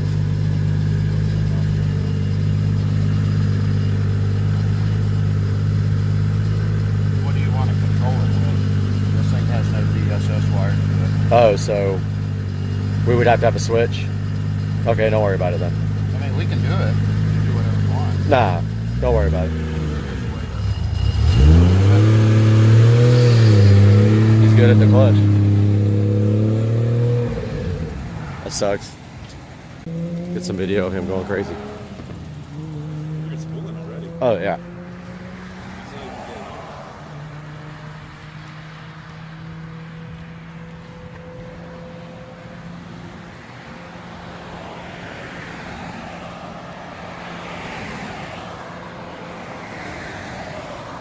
Alright, got Chad here to take over.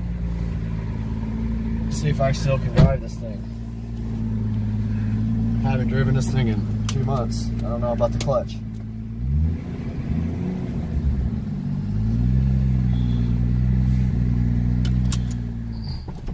That's right. It happens. Clutch is not fun. That's what happens when you don't drive a stick for 2 months. Right?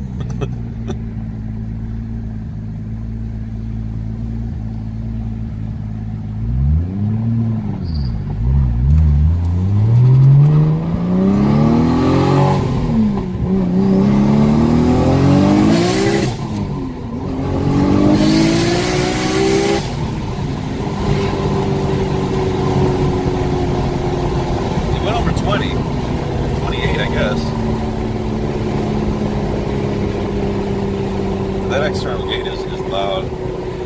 Very loud.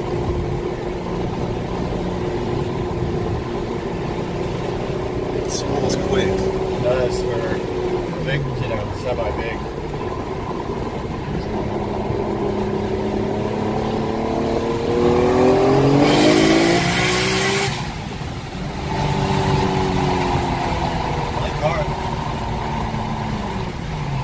That spool is insane. Way faster than your other turbo. Oh, yeah. Way faster. Raining. Seems kind of dangerous.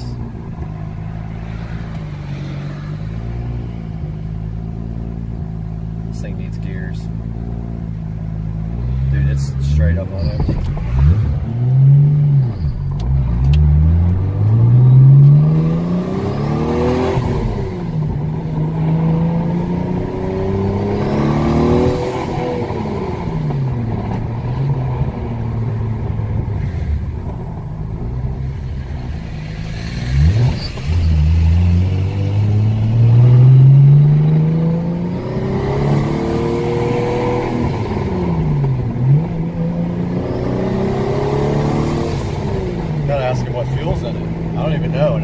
It's E85. Dude, it's on dead empty right now. It's E85. I can smell it. It smells like a home roll.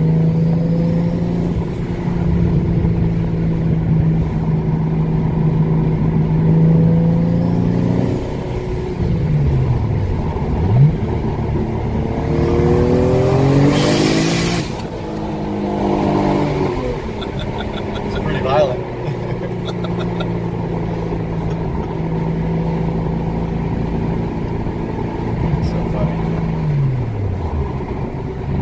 Showing peak?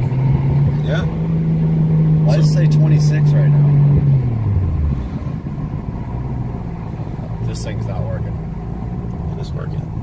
It is working. Why does it say 18 right now? It's 18 vacuum.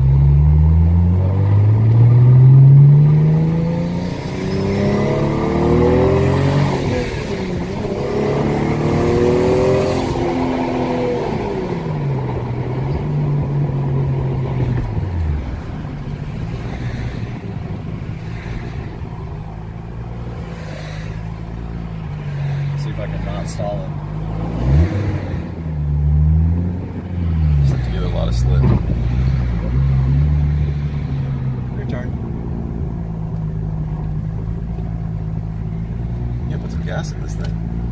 You drive first.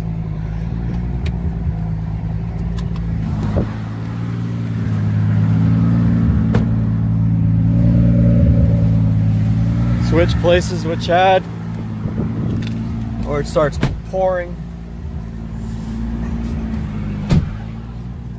Just gotta hope I don't kill this thing. It's so hard to drive, man. I mean, it's not hard to drive. The clutch is very hard to slip.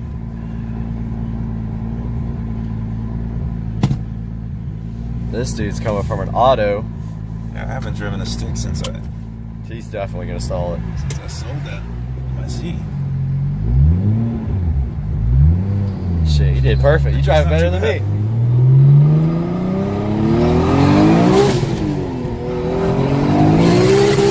God. It's quick, dude. Damn.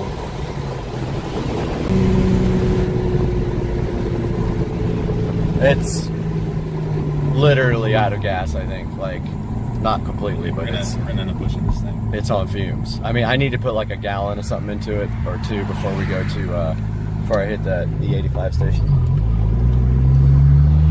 I wasn't watching that in this gauge. 18, 22 or 23. Actually, this clutch is not as bad as I thought it would be. Can't get it in gear? Fist straight up, you're going too far. That's Okay. it. Alright, let's pull in before we run out of fucking gas. Right here. About to get some E85 because this car is on empty.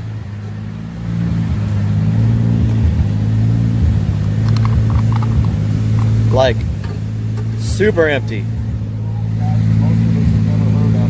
Right there.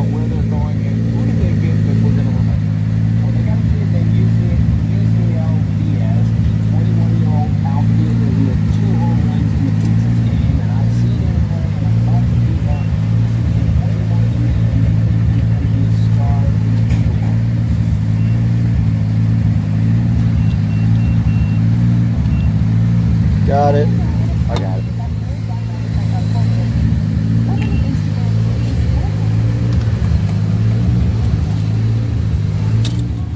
Come on. Helps to push the right button.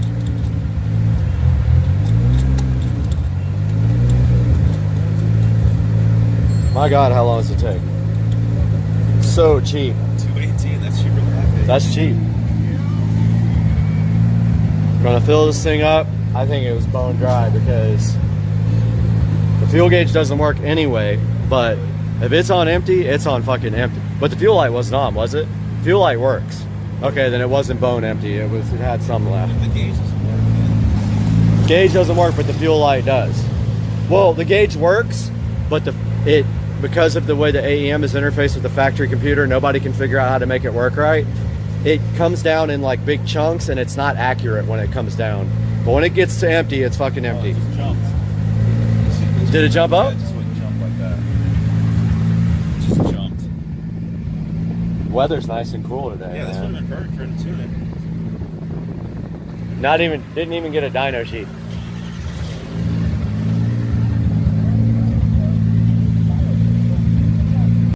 All right, we're out here at the gate station on Blanding. I was literally putting fuel in the car and it died and now there's no fuel pressure. So we're waiting on Tracy to get here to see what the heck's going on. Obviously, probably fuel pump related. So we'll see what happens when he gets here. All right. Checking out the fuel pump wires. Fuel pump fuse is melted. Under here.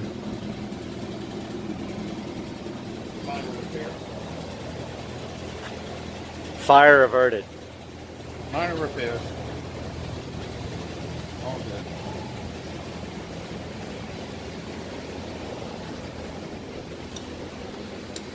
If it burns to the ground, just buy a new one. No.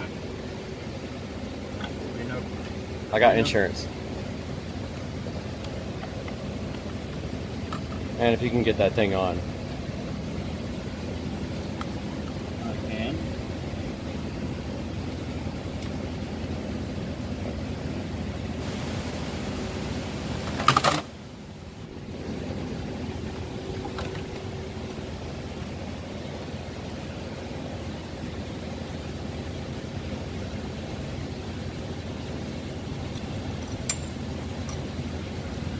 Smart. Learn a lot from a dummy. Yeah. I'm self-taught on the internet.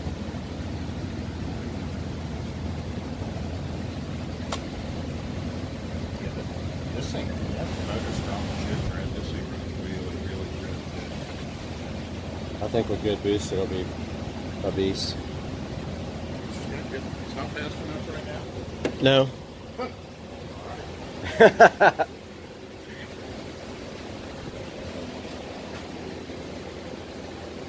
It's got to be faster than the old car.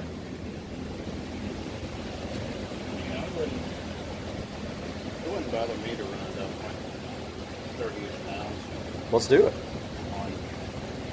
What do we have to do that? Well, just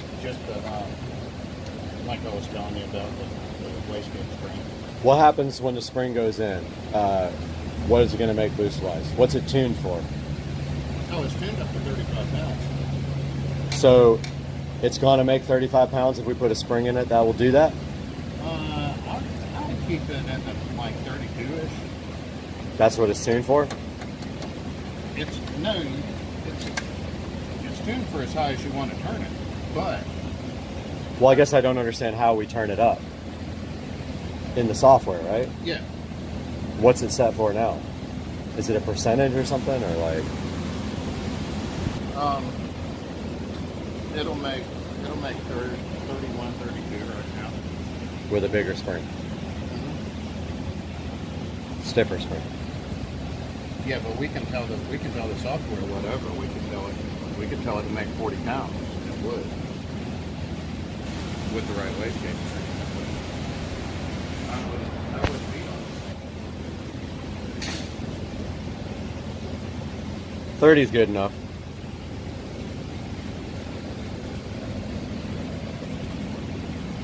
it. 32 makes just over 800, and I would, that would. It did make 800? Yeah, oh yeah. You have a sheet for it? A dyno sheet? You have it saved anywhere? I will look in just a minute. I have that on. I'd like to put it up online.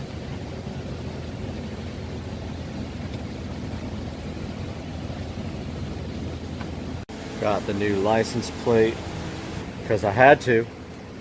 I had to get it because it was available. What is it? TJZ swap.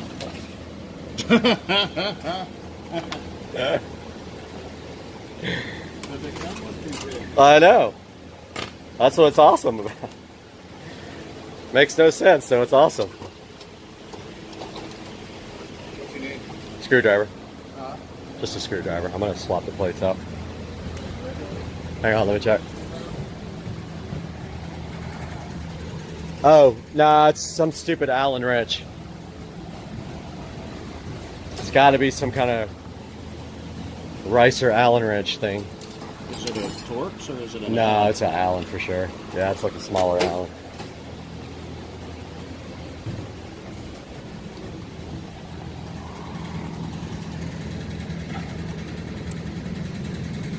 Gonna take this plate off, put on the new one, the plate that makes no sense because when I ordered it I thought it had a GTE swapped into it, but it doesn't. It has a built GE, but I don't care. I'm surprised I got the plate anyway. I think it's awesome. I'll change it next year maybe. Of course, I've got to have these stupid special Ricer bolts in my car with my Ricer name tag, which doesn't even, is not the car I own. Love to get rid of that one day. Let me get this out. Got the new tag installed. Actually looks way better. It's just a better looking tag than the green and whatever. Oh man, made sense when I thought I bought the car. Headed back home now, over to Arlington from Orange Park. Got the fuel pump wiring fixed, and so we should be okay for now. Chad and I want to redo the fuel pump wires though, make sure it's all good. So, state of the car right now, making about 22 pounds of boost. It's making 650 to the tires, and Tracy said that at 30 pounds of boost it made 800 to the wheels. I don't have any dyno sheets, so cannot really brag about that. We'll see you guys next time. We'll figure it out. Just got back to the house after leaving Tuner's Inc. Got the fan on the engine, trying to cool it off a little bit. I'm about to fully detail the car as best I possibly can. It has been through some tough times for the last 2 months. So about to do that now. Going to start with the inside. All done with the interior detail. That took me about an hour because it hasn't been done in 2 months. And now I am going to start the engine bay detail process. All right, sitting out here in the garage. I just got the engine bay detailed, 2-step process. First step is degrease. Second step is to engine shine. Got that all done. That is the new 6870 turbo. Turbo made 650 wheel horsepower at 20 pounds of boost, and it made 800 wheel at 30 pounds of boost. Still got to take it and get everything finished. The wastegate spring is not stiff enough, and so the wastegate is opening too early. So all done with the video for today. Got the car cleaned and ready to sit in the garage until the next event. Got the new plate going. So yeah, we got everything good to go. For now, it's going to be a work in progress. I do have some interior parts to put in. That will be for the next video. I'll see you guys soon. Supercar Street Racing.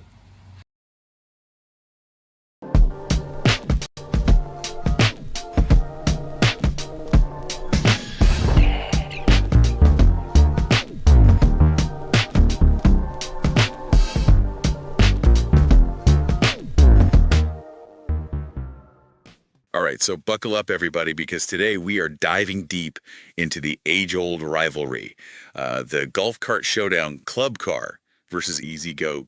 Oh, yeah. Our listener is in the market for a new cart Okay.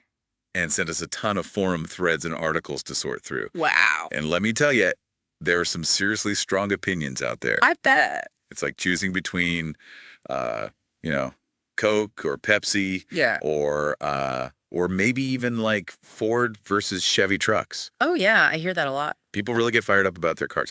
We even saw, I think it was Insmallard 78 on The Whole Truth, who actually made that Ford versus Chevy comparison. Interesting. And there were some pretty intense debates about some features that I'd never even thought about, like flag sockets. I mean, Fuel sockets. Yeah. Who knew? Who knew those could be so controversial? Right. It is funny, though. You know what I noticed is that, well, everyone has their favorites. A few themes keep coming up over and over again. Okay. Like what? Durability is a big one, especially for people living near the coast. Makes sense. And then there's performance. You know how well the carts handle hills. Yeah. And then, of course, style. Everybody wants a cart that looks good. Of course. But it's totally subjective. Absolutely. It's all about personal taste. Well, let's tee off with brand loyalty. Okay. You know, like I mentioned before, we saw at Smallard 78 making that Ford versus Chevy comparison. Right. And then there was this other user, Matty D MPLS, over on Hackers Paradise. Yeah. They actually switched from Club Car to Easy Go Oh, wow. because they really liked the new Easy Go body style. That's interesting. You know, it seems like brand loyalty with golf carts goes even deeper than with cars. How so? Well, think about it. People use their golf carts not just on the course, but also around their neighborhoods, sometimes even for errands. Yeah, you're right. So it becomes part of their lifestyle, like an extension of their community. Yeah, I can see that. So, that sense of belonging, of being part of like a club car family or an Easy Go crew, I think that plays a big role. Like a badge of honor. Exactly. But okay, let's get down to brass tacks here. Let's talk about the actual carts. Sure. This aluminum versus steel frame debate, that was a big one. Oh, yeah. Huge, especially for coastal areas. Especially for our listener. Exactly. I remember Autobahn 70 and 904 polarized on the Firm Truth. They were really going back and forth about this. I bet. And it seems like Club Car, with their aluminum frames, they get the edge when it comes to rust resistance. Right. Just because 804 on Reddit mentioned that too. Yeah, and there's a good reason for that. Definitely saltwater is brutal on metal. Oh, yeah. The salt just eats away at it. And then when you add in things like battery acid spills, which, let's face it, they happen, it just gets even worse. Steel just can't handle that kind of abuse in the long run. Okay, so aluminum is the way to go if you're near the coast. Pretty much, yeah. Yes. Aluminum forms this protective oxide layer, you see? Okay. And that acts as a shield against corrosion, especially from that nasty battery acid. So aluminum is like the superhero armor for golf carts. Huh. Yeah, you could say that. But wait a minute, I also saw some people on Reddit arguing that steel frames are stronger. Oh, yeah, they do have that going for them. And then there's Southerman13 who pointed out that some newer EasyGo models actually have plastic battery trays. Oh, wow. So that throws another wrench into the whole durability debate. It does make things a bit more complicated, doesn't it? Yeah, no kidding. So maybe durability isn't a clear win for either brand. You got it. It really depends on what you're looking for. All right, well, let's move on to performance then. Yeah. Specifically how these carts handle hills. Okay. On Talk of the Villages, there was a user elevator man who was all about their EasyGo with an AC drive. AC drive, huh? Yeah, they said it was amazing for climbing hills. Much better than their club car. Interesting. You know, for those who aren't familiar with the lingo, AC stands for alternating current, and DC stands for direct current. Okay. And generally speaking, AC motors are more powerful. They offer more torque, which is that rotational force you need to get moving, especially uphill. So more torque equals more hill climbing power. So does that mean EasyGo automatically wins in the performance category? Not necessarily. How come? Well, it's important to remember that motor technology has evolved over time. Just because a cart is an EasyGo doesn't mean it automatically has an AC motor. Oh, so older models might still have DC motors. Exactly. And newer club car models could very well have AC motors that outperform their older counterparts. So it's not just about the brand, but also the specific model and year. You got it. You got to do your research. Yeah, well noted. And speaking of real-world performance, there was another user on that forum, Ohio Girl. Yeah. And they mentioned that both their EasyGo and club car slowed down on hills. That's a good point. Especially since our listener is going to be using their cart in a hilly area. Exactly. So it seems like hill performance can vary even within the same brand. Absolutely. You can't just rely on the brand name. You have to look at the specific model and what other users are saying about it. Okay, user reviews are key. They are your best friend when it comes to this kind of stuff. Gotcha. Well, speaking of user reviews and real-world quirks, remember Elevator Man who loved their EasyGo? Yeah. Well, they also had a club car that had a bit of a brake light issue. Oh no, what happened? Apparently the brake lights only worked if you pressed the pedal in a very specific spot. Huh?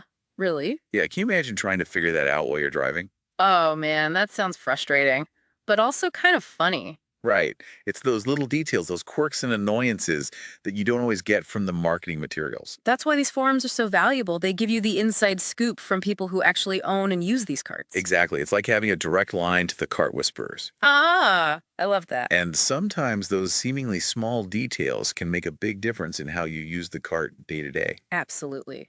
Imagine cruising down a hill trying to warn the cart behind you to slow down, but your brake lights decide to take a break. Yeah, not good. It could be dangerous. All right, so lesson learned, always check the user reviews for any potential quirks, no matter how hilarious they might seem. It's exacta. Okay, let's switch gears now and talk about modifications. All right. Specifically lifts. On Reddit, there's a lot of talk about EasyGo TXT lifts being the favorite because they maintain the original shocks and springs. Okay. Unlike some aftermarket lifts for club car. Interesting. So for those who don't know, lifts are basically like high heels for your golf cart. Okay. They give you that extra ground clearance, which can be great for off-roading or just, you know, looking cool. So you're saying my golf cart needs a lift to strut its stuff? Maybe not. It depends on what you're going to be using it for. Are you sticking to paved paths or do you plan on going off-road? Okay. And then there's rod quality to consider. Some lifts, especially the ones that don't use the original suspension, they can make the ride pretty bumpy. Good to know. So lifts are cool, but they're not a one-size-fits-all solution. Exactly. You have to think about your needs and how you're going to be using the cart. Right. And speaking of modifications, PDSW mentioned their Icon cart having four-wheel disc brakes. Oh yeah, that's a good point. Is that something worth considering? Definitely, safety features are important. You know, disc brakes generally offer better stopping power than drum brakes, especially in wet conditions. So if you're going to be driving in hilly areas or places with unpredictable weather. Yeah, disc brakes are probably a good idea. Okay, safety first. All right, so we've covered durability, performance, quirks, and modifications. We're making good progress. It's like we're building the ultimate golf cart checklist. We are covering all the bases. And speaking of bases, we can't forget about aesthetics. Oh, you're right. We need a cart that looks good, too. Exactly. You want a cart that reflects your personality. Of course, style is important. It is. So let's dive into the world of golf cart fashion, shall we? Let's do it. So when it comes to looks, These forum threads were all over the place. Oh, yeah. Lots of opinions, but no clear winner. I remember that Hacker's Paradise thread. Yeah. There was a lot of debate about which cart looked better, and it seemed like in that particular comparison, the club car came out on top. It's funny how subjective style can be, right? What one person thinks is sleek and modern, another person might think is boring. Exactly. Like, remember Golden Buff's comment? Uh-huh. They said the Easy Go looked like a bug with wheels. Ouch. Yeah, not a fan. But hey, to each their own. Exactly. Beauty is in the eye of the beholder. So true. So when it comes to design, what are we looking at here? Well, Club Car often goes for a more rounded, curvy look. Okay. While Easy Go tends to be more angular and boxy. Interesting. It's almost like those car comparisons we were talking about before. A Club Car is like the smooth lines of a Ford. An Easy Go is the ruggedness of a Chevy truck. Exactly. Yeah. And those design choices aren't random, you know? What do you mean? Well, they often reflect the brand's image and who they're trying to appeal to. Okay. Like, Club Car with those smoother lines might be going for a more refined, luxurious vibe, while Easy Go with that bolder, more utilitarian design could be targeting people who prioritize function and durability. So it's like choosing between a tailored suit and a rugged pair of jeans. That's exactly. Both stylish in their own way, but for different occasions and personalities. I like that analogy. Yeah. So at the end of the day, it's all about personal preference. Absolutely. Yeah. What makes you feel good when you're behind the wheel? Okay, so we've covered Club Car and Easy Go. The big two. Right. But what about some of those other brands that people mentioned, like Yamaha and Icon? Oh, yeah, those are good ones, too. I think it was Brick Clark 904 and PDSW on The Whole Truth. Yeah. They brought those up. It's good to explore all the options. Definitely. Yamaha is known for having really quiet engines. That's nice. Harrison Mitch mentioned that. Yeah. And then Icon has a reputation for being super comfortable. Oh, that's important, too. Definitely. Brick Clark 904 said that their Icon cart rode like a dream. Well, it's like finding a hidden gem. You got it. You know, a brand that you might not have considered before, but turns out to be perfect for you. Exactly. So don't be afraid to think outside the box. Okay, now, no matter what brand you choose, there's one thing you can't forget about. What's that? Battery care. Oh, yeah, that's crucial. Boataholic on The Whole Truth actually asked about that. Yeah. It's something that a lot of people overlook, but it can really make a difference in the lifespan of your cart. Right. It's like forgetting to change the oil in your car. Exactly. It might run fine for a while, but eventually it's going to catch up with you. So what are some of the things we should be doing to take care of our batteries? Well, Autobahn 70 had some great advice. Okay, like what? They recommended using watering kits and distilled water. Okay. And they even shared a link to a handy watering jug on Amazon. Oh, that's convenient. Yeah. So watering your batteries regularly helps prevent them from drying out. Okay. And using distilled water is important because it doesn't have any minerals that can build up and cause problems. So it's like giving your batteries a spa treatment. Haha, pretty much. All right, so we've gone from brand loyalty and frame materials to hill performance brake lights and now battery care. We've covered a lot of ground. Who knew there was so much to think about when choosing a golf cart? It's a lot more complicated than it seems on the surface, right? Yeah, no kidding. But that's the beauty of a deep dive. Exactly. We get to explore all the nuances and uncover all the hidden gems of knowledge. We're like golf cart detectives. Ah, love it. Sifting through the clues to find the perfect ride. Well said. And remember, this whole deep dive is for you, our listener. That's right. So let's shift gears and focus on what matters most. Your needs. Exactly. Your priorities and your vision for the perfect golf cart. Right. We've given you the tools. Now it's time to build your masterpiece. What are the things that stand out to you the most? What features or factors are most important to you? Think about where you're going to be using your cart, how often you'll be using it, and what kind of terrain you'll be driving on. Are you sticking to paved paths or are you planning on going off-road? And of course, don't forget about your budget. Yeah, that's always a big one. It's like planning a dream vacation. Okay. You have to consider your destination, your itinerary, and how much you're willing to spend. I like that analogy. So choosing a golf cart is kind of like planning a trip. It is. You have to do your research and make sure you're making the right choices. Now, throughout our deep dive, we saw people mentioning specific models within the Easy Go and Club Car lineups. Oh, yeah. Names like RXV Precedent and Onward kept coming up. Right. People were pretty passionate about those particular models. And that brings us to an important point. What's that? The model itself might be even more important than the overall brand. That's a great point. You could be all about EasyGo's reputation for durability. Yeah. But if you choose an older model with a DC motor, you might not get the hill climbing power you're looking for. Makes sense. Or you could love the sleek look of a club car, but if you end up with a model that has a rough suspension, those bumpy rides could get old fast. So it's like choosing the right trim level on a car. Exactly. Yeah. You might get all the basic features with the base model, but those higher end trims offer those little extras that really enhance the experience. Right. So you've done your homework on the brands. Now it's time to get specific and look at the individual models. Exactly. It's like zooming in on a map. Okay. We've looked at the big picture.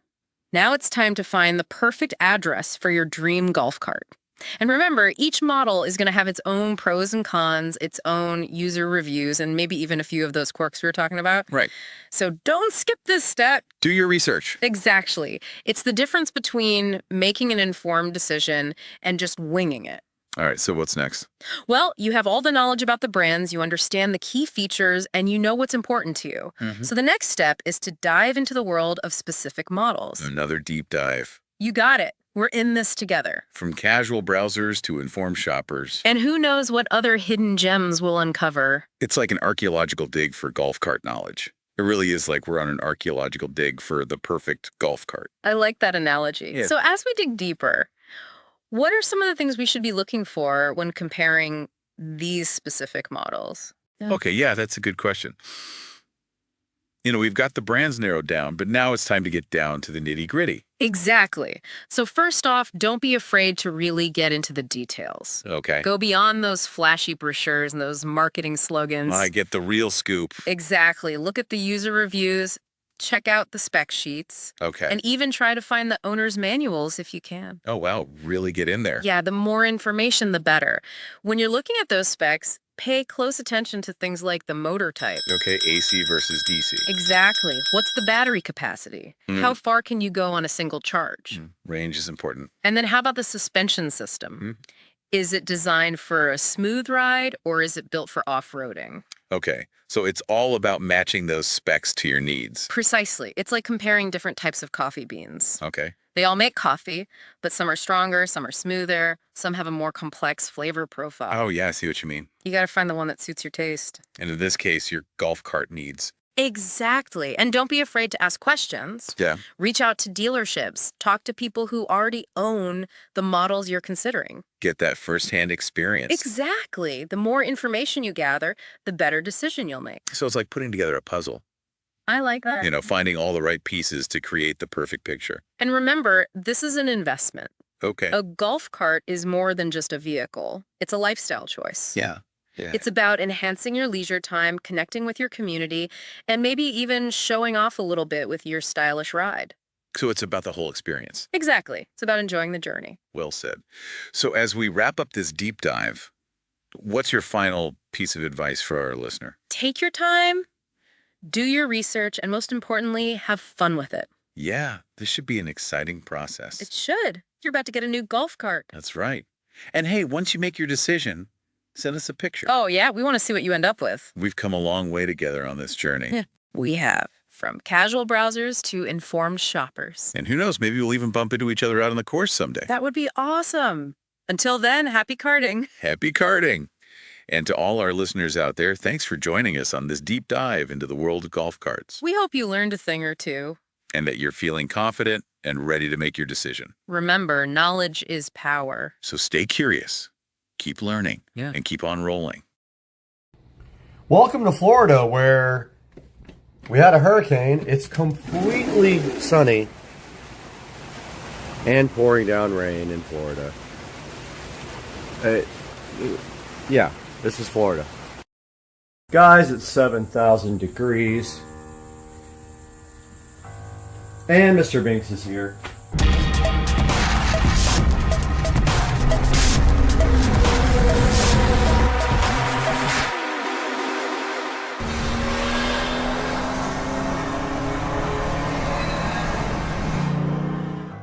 Mulch Masters is here to spread the mulch in the backyard. They're not doing the river rock today, but they should be unloading mulch for all of this back here. And then we will give you guys an update as they get this mulched up here in a little bit, but it's going to be all the way around the outside of the property there.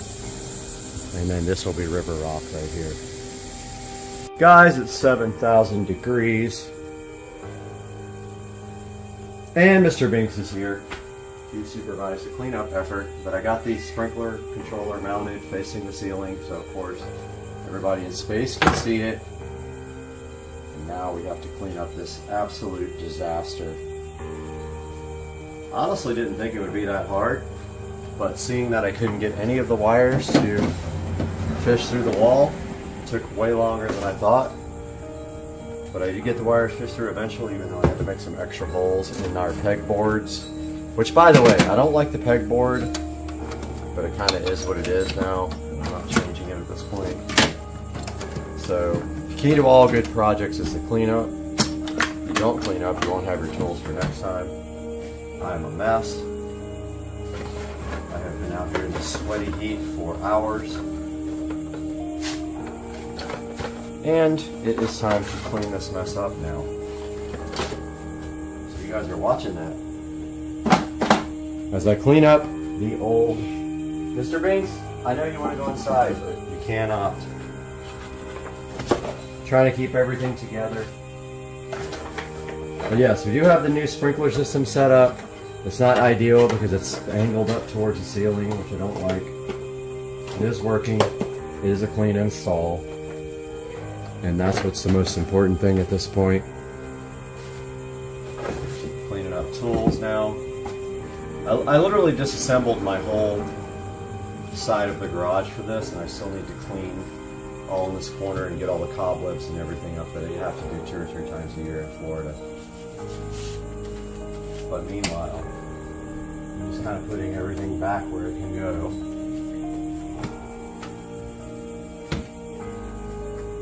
And yes, it did take a lot off the wall.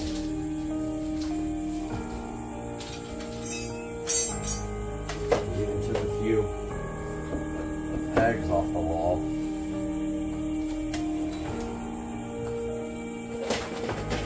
So next up, I have to do my smart landscape lighting timer, which is ordered, and it is going to go probably right here. Makes the most sense.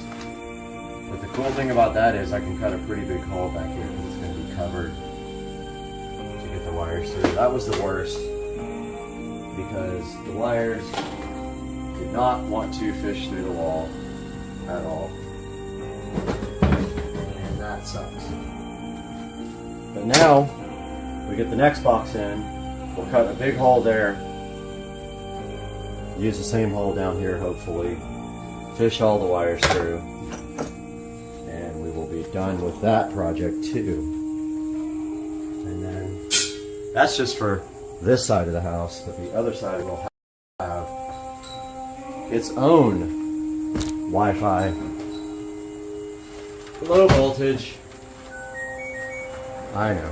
Landscape timer. So I'm going to leave all these tiles kind of over here while we do these projects because I have to get back in here pretty soon. And so a lot of the stuff I can leave, but I do need to clean up most of my mess. I can't handle, like, I'm OCD about messes. Nobody watches these videos anyway. Get like 5 views per video. Hey man, it is what it is. You know what I'm saying? You try. Do your best. Your best isn't good enough. Like the song. All this stuff is trash. It's not trash, it needs to be hung back up on the wall. God, no mess. Look haggard. That's because I'm working. Things are happening. Making moves, you know what I mean? All this I will clean up because I want to vacuum all this and everything on the back of the wall as well.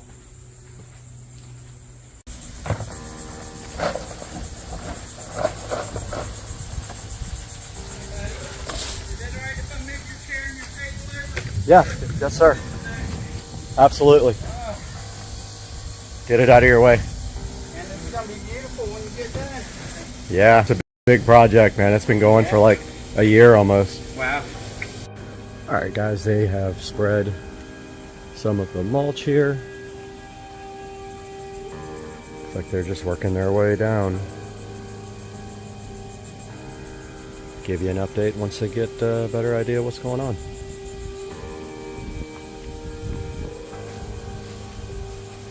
I don't think I ever showed you guys this new rendering rig in action, but this is the new system that I bought.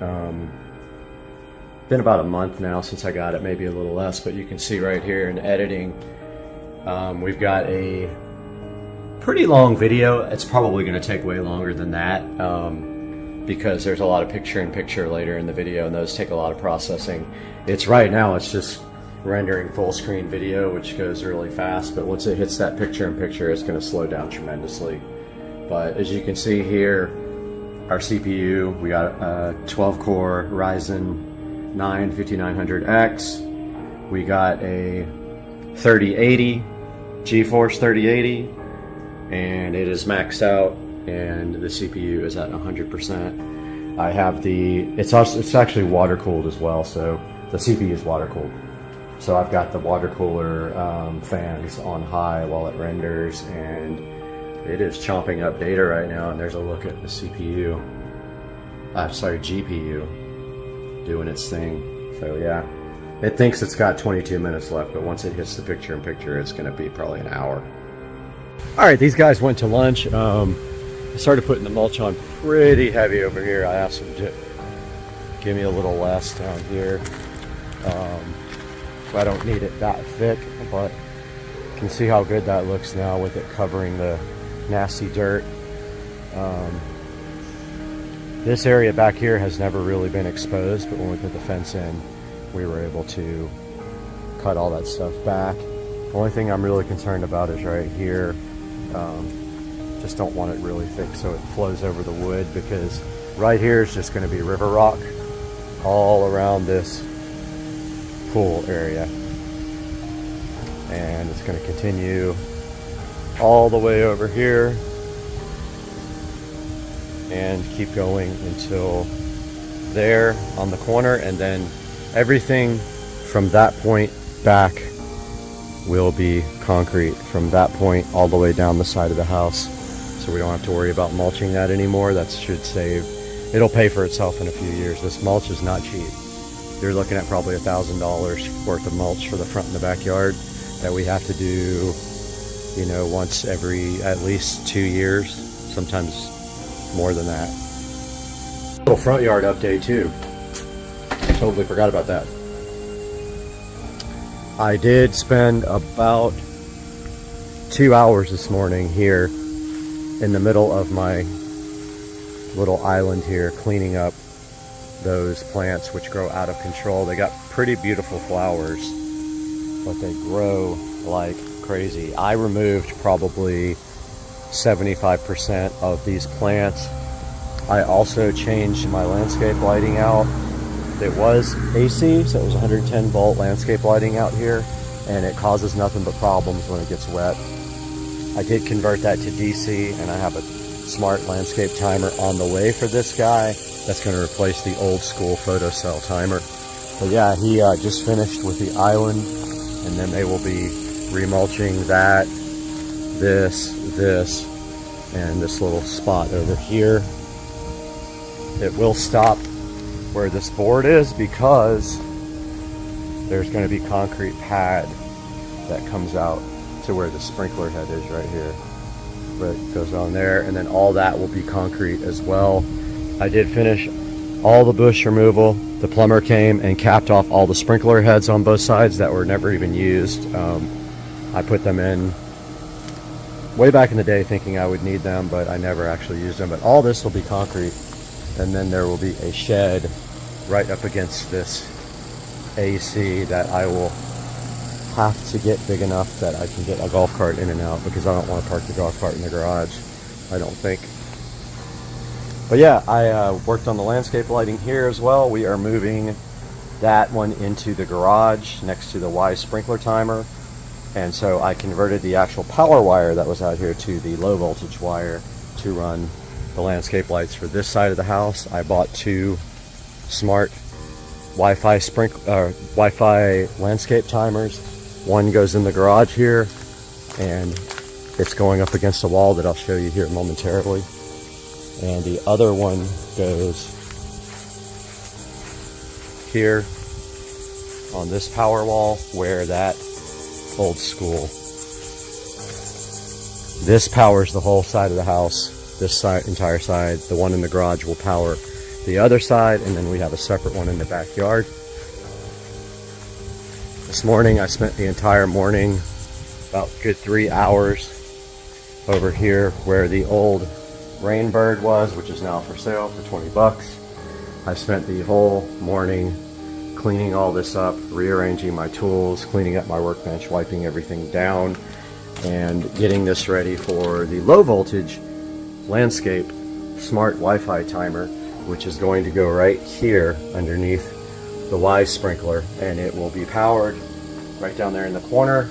And I have the low voltage wire here ready to hook up to it to power the yard lights. Just waiting for Amazon to get here, and that goes right there, and that will all be part of this video as a little update to the landscape. But so far so good. Right now I'm really going to try to get this edging fixed before they start throwing down the mulch. Out here in the garage with a little garage update.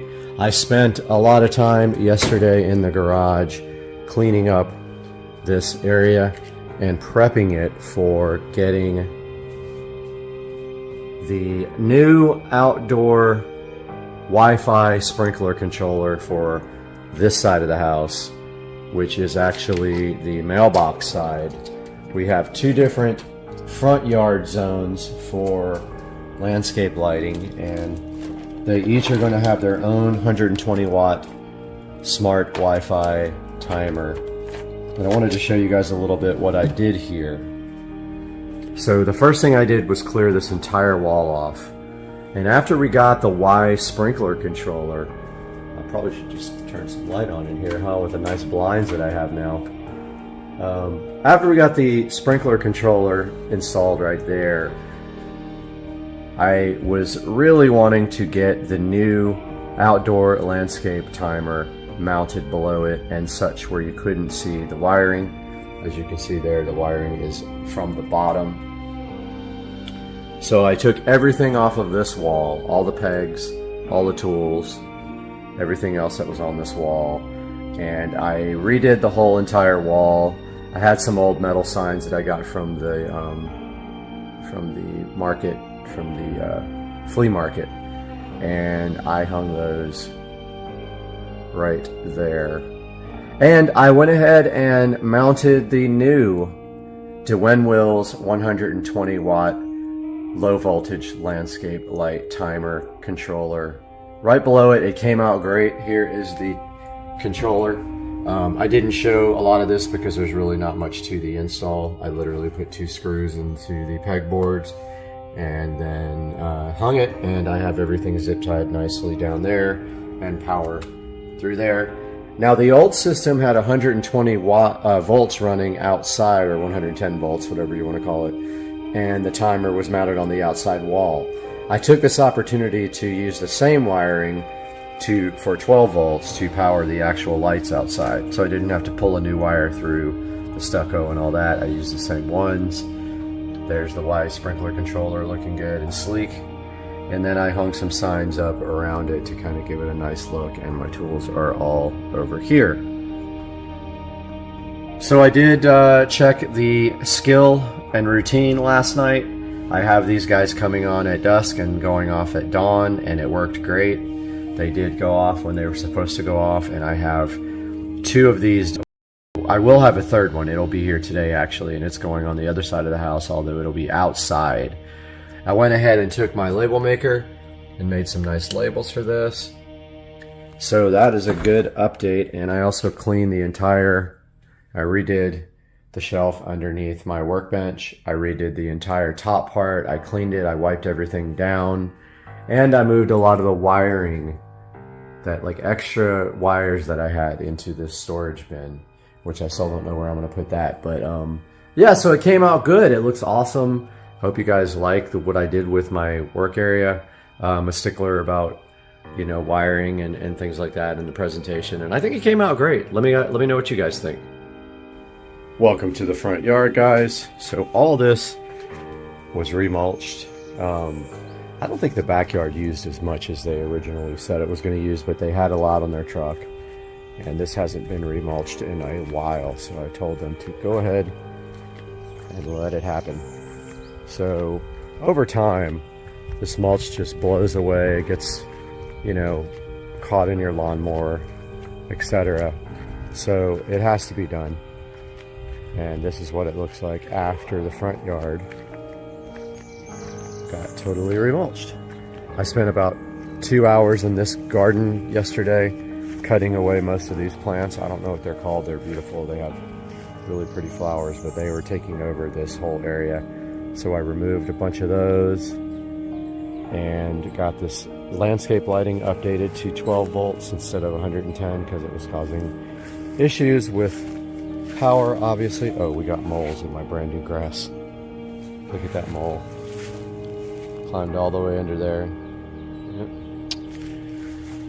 So yeah, that's what it looks like, guys, after the remulch. And now we just have to get river rock and concrete done and a shed. This is interesting. So this was actually buried in my yard. It's a big piece of concrete. And I actually took it out and sprayed it with stone spray paint to make it look like a boulder.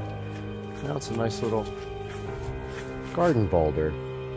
Anyway, hope you guys enjoyed this update. I'll update you more when we get the river rock installed on Monday.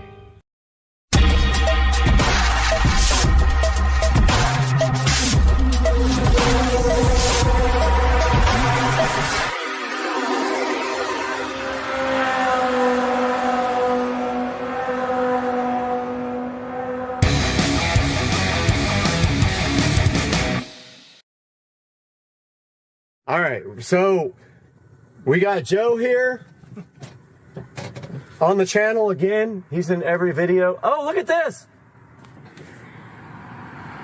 They're definitely turning. No. Okay. All right. So we're gonna roll. There's a truck in this lane, by the way. So whoever gets out first has got to go that way. Yep. All right. So we're gonna go. Speed code 4 versus high test motor versus your controller. Okay. Right? Whatever controller. Yep. All right. So we're gonna do 3. Yep. We'll go on the third honk. Ready? Oh, my horn.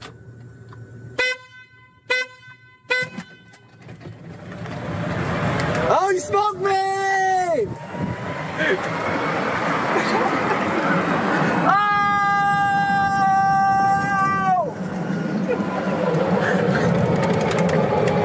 All right, so that was a stock-ish, I think, golf cart, maybe with a speed program, but Joe's gonna get his golf cart, and his, I think, we'll smoke this one, pretty sure. We got 50 volts. So we're just waiting on Joe to come out here for the races. All right, I have a secret method. I'm gonna brake boost on him. He doesn't even know it.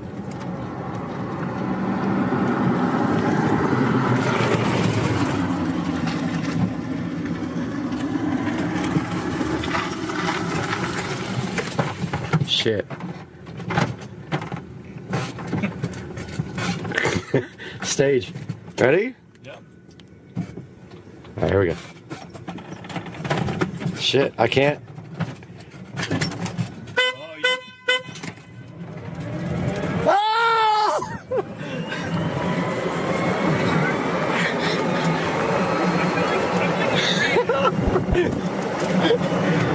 I got a car right there. I had a car. I was gonna get smoked. These things are like almost identical. Dude, these things are really close. Same wheels, same tire. This road sucks because that thing's in the way.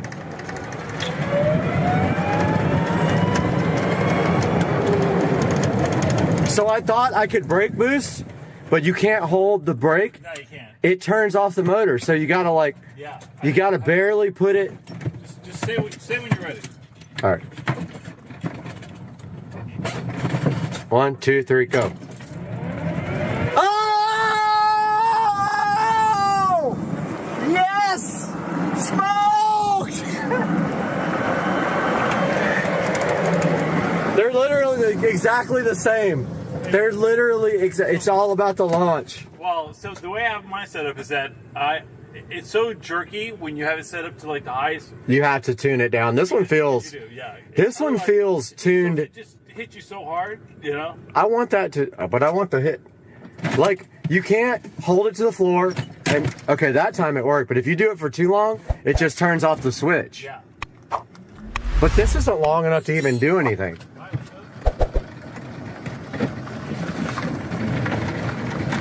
Oh, you want to go out here? All right, so how do you actually brake boost it? Like, one, you ready? Ready? 1, 2, 3, go. Wait, it did. Oh shit, that was it!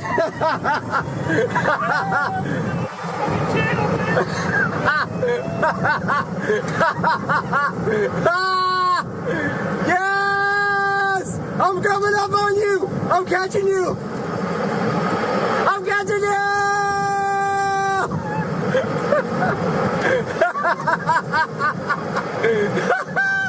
I'm catching!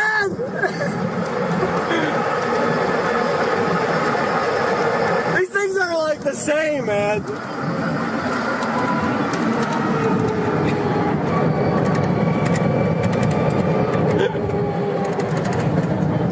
These things are exactly the same. It's sick. Until you go to the hill. Like, dude, the only thing that would make a difference is lithium. Lithium would 300 pounds, like 300 pounds. Listen, up the hill, I was gonna smoke you, man.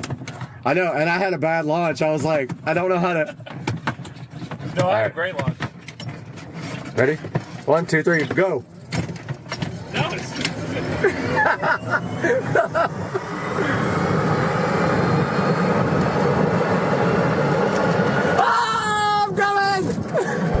I'm coming! I'm coming!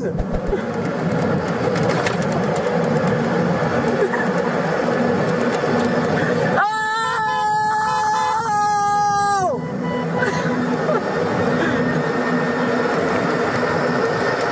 Oh! I'm passing you! I'm passing you!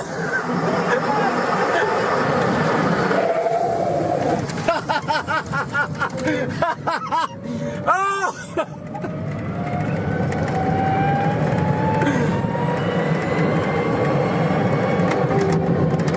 Yes! Those brakes! They work good. Yeah. All right, good morning, guys. It's Saturday morning. Haven't put a video out in a little while, but today we got something in store for the SL65. We are headed to the muffler shop, and we are going to get the muffler delete done. The car is just not loud enough with just the downpipes. We're headed that way to do an oil change and a muffler delete. So I'm going to show you guys a cold start now with mufflers. So here is a cold start. I'll try to jump out and get to the back.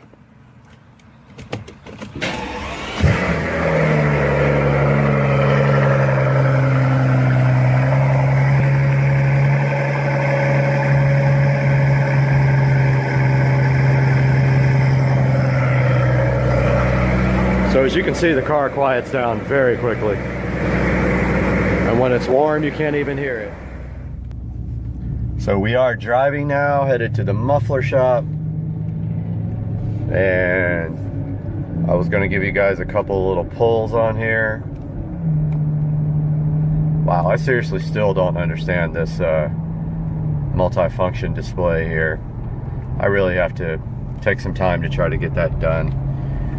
Stereo system, I'm going to go by the stereo shop today, have them take a look at it, and see what it's going to take to get that done next week. So you can see at normal cruising speeds, you can't even hear this car at all. With the top down, it's the same. Until you get on the throttle pretty hard, you hear nothing in this car. It's pretty fun when you get on the throttle, but until that, it's very quiet. Going to get some breakfast over at Denny's while they work on the car, doing the oil change and the muffler delete. I was hoping I could get some video of it, but the shop is just insane busy. So I don't think I'll be able to get any video underneath, and that's too bad. Alright, so this is a shot of no muffler. Yeah, that's my new upgrade. There is how it went, straight out to the stock tips. And looking for the mufflers now.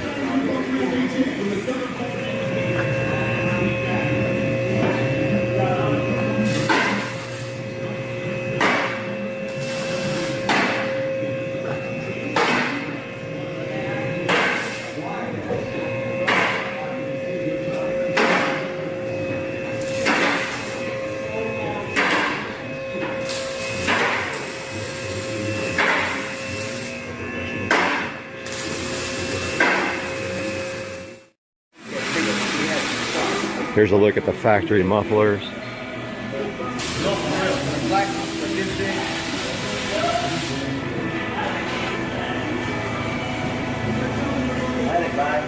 Look fairly restrictive. We'll see what it sounds like. It's gonna be loud. I know. Oh, it sounds so good.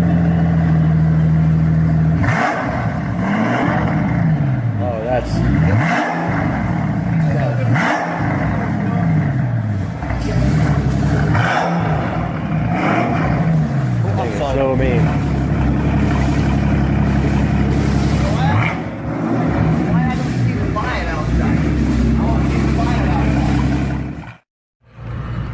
So first impressions, definitely louder.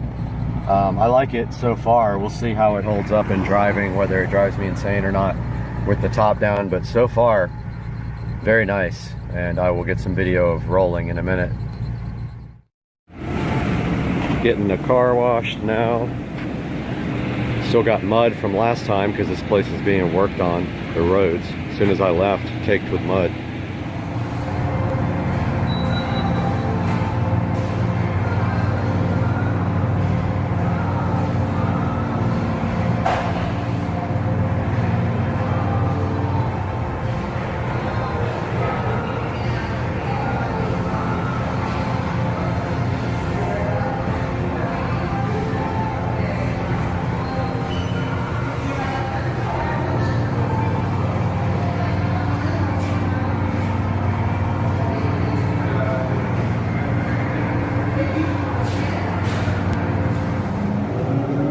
Just got the car washed, looks beautiful.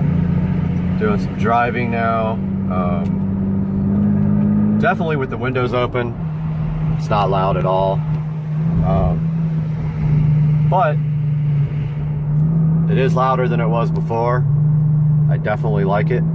I'm keeping it like this for a while at least. Next up is intakes. All right, guys, here's some video of the car right out of the car wash. The tint in the front was redone yesterday. Some fingerprints on the inside there I'm gonna have to get off. But yep, that is the way it looks right now. There's the new exhaust.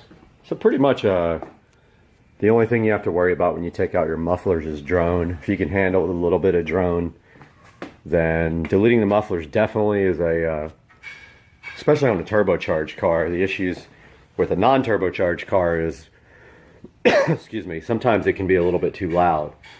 But the turbochargers on this car definitely muffle the sound enough where it's not overbearing.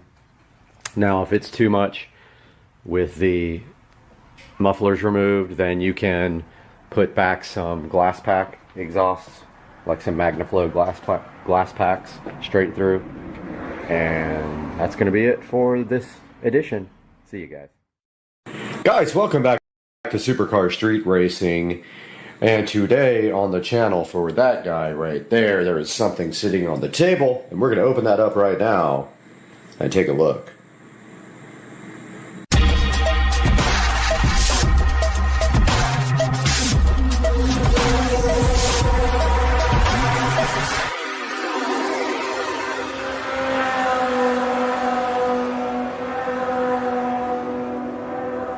Guys, welcome back to the channel, and as you know, we have this beautiful 2023 Tesla Model S Plaid sitting under the cover in the garage here, and today, right here, right now, we have something for it, which is actually going to improve the look 1,000,000,000%.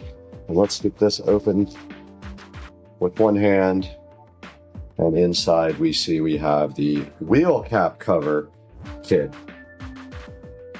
and some sort of red thing. And this is from a company called Zengu. Now, I really didn't have a clue if these were actually going to match or fit.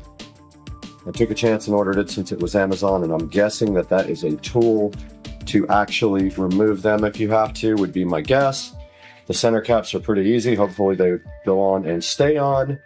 But let's get this unpackaged and take a look at putting it on the 2023 Tesla Model S Plaid.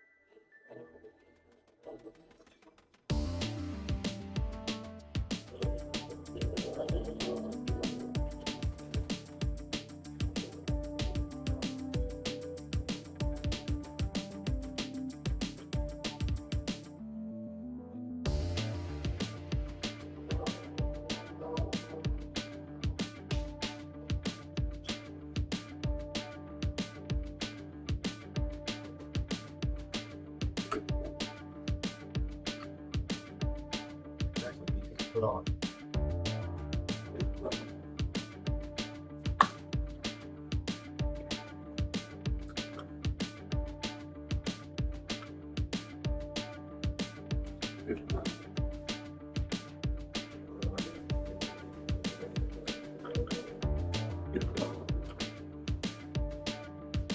It's hard to put on.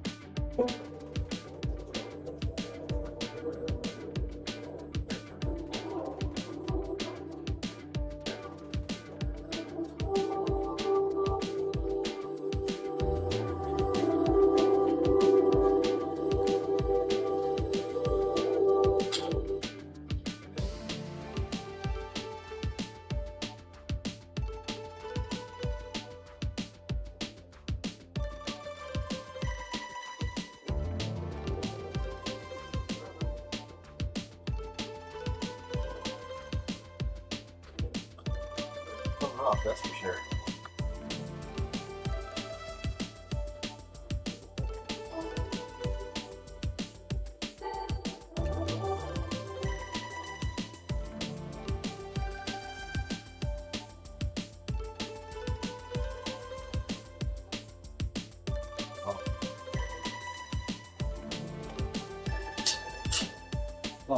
Oh, yeah.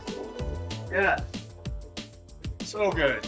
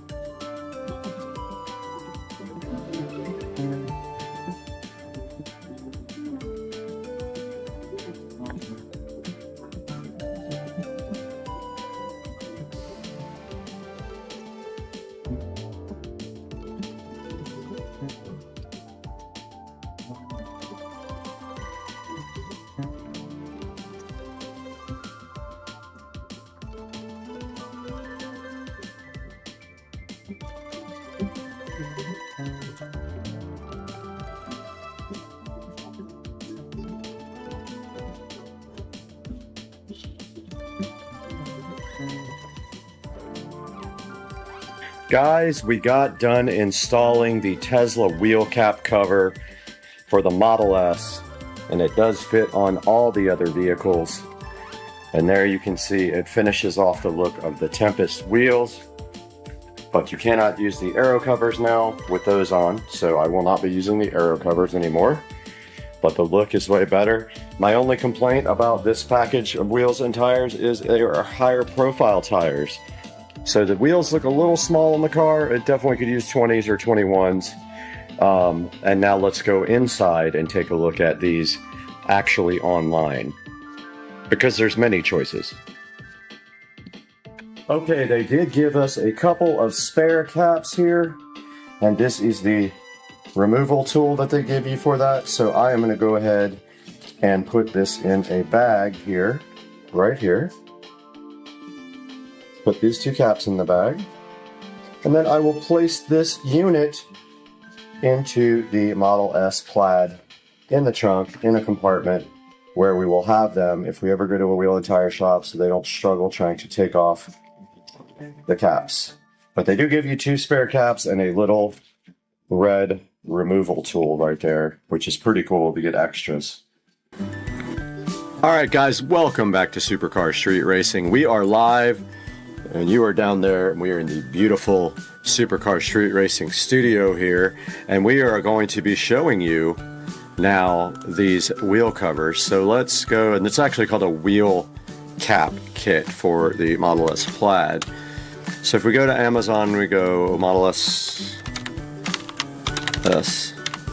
wheel cap kit here, and we will see that there is a number of available options here that you guys can pick from on this wheel cap kit. Now, the one that I bought matches the gunmetal almost perfectly. It might be just slightly off, but it actually looks really good on the wheel.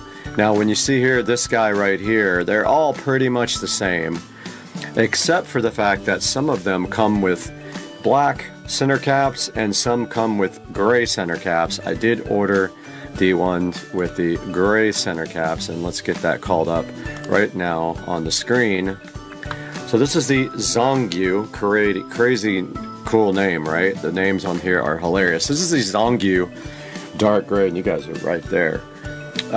This is the Zongyu dark gray and silver wheel center hubcap kit, and it says it is compatible with both the Model 3, the Model S, the Model X, and you get 4 center cap hubcaps, and you get 20 lug nut covers. So they give you 2 extra actually, and they are $18, and there is a 5% coupon, and I got them literally in one day, but you can get them here, right now on same day. So make sure you go, please guys, go into any of my videos when you buy something on Amazon and click any of the links. You don't have to click the product that you want that is on my actual link. You just need to click any of my links when you buy anything from Amazon, and it will help me on the channel by generating the tiny bit of revenue, since we don't make hardly anything. So this will be linked in the description, and then once you get there, you can choose from the gray. This one has red with the red Tesla logo. That's black, and then that is matte black. Matte black looks cool on black wheels. My wheels are the 19-inch Tempest, and they are gunmetal, and then the center cap, or the lug caps here, are all black plastic, which looks absolutely great. If you want to go ahead and get black lug nuts, you can do that. You can order black lug nuts for the car if you want to do that, but these look better than the stock lug nuts because the stock ones are keyed and they just don't look that great, and they're silver. There are other options available for this same deal. If we scroll down here, there is a crazy amount of options. This is one option that does not have the lug cover, or the lug nut covers. It just has the center caps. There are 20 or 30 different options here. This one comes with a little box.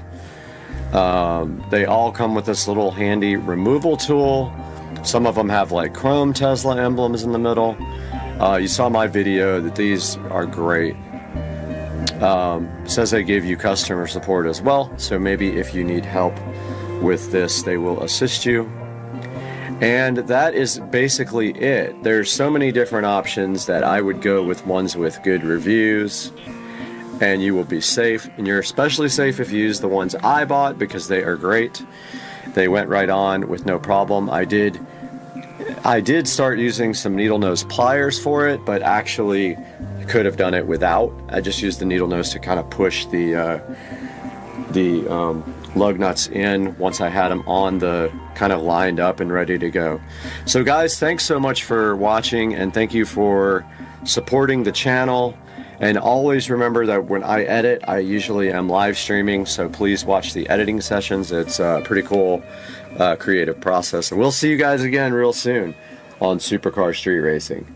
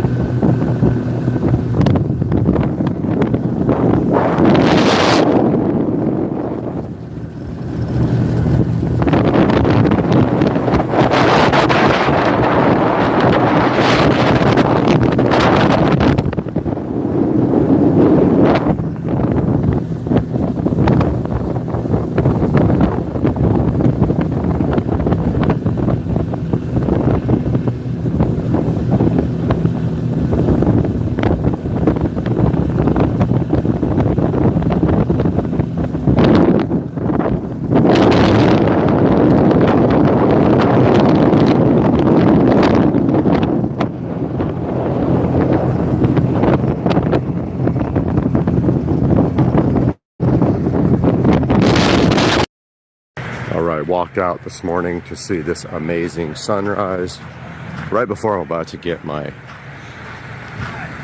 walk on. And this is what it looks like in the morning in the Florida Keys. A little chilly. Moon is still out here. And that is what I am waking up to.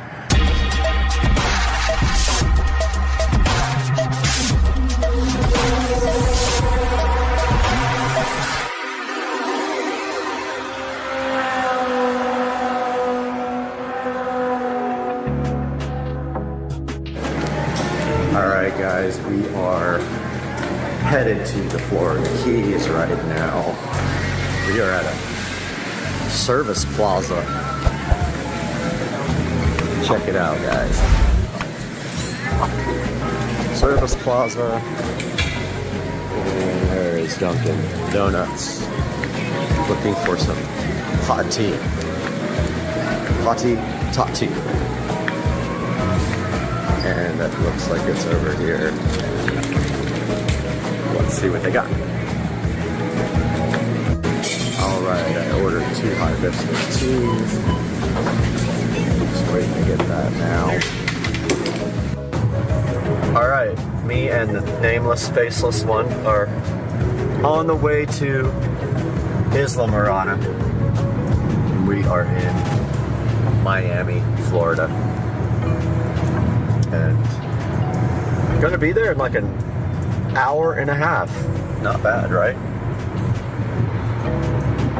Person. Okay. Alright, me and unnamed person are, the girl with the pink fingernails, are about to cross over onto the bridge. And we have water on both sides now. And we are about 43 minutes away from Isla Mirada, and our Fisher Inn is our hotel. And here's some water right here, actually. Pretty cool. Right? Super cool. Alright. Okay, this is the little Blackwater Sound on our right, and then these are the Everglades. All this water looks kind of blue, green here. Pretty cool. It's beautiful out here. Florida Keys Commission Pumping Station.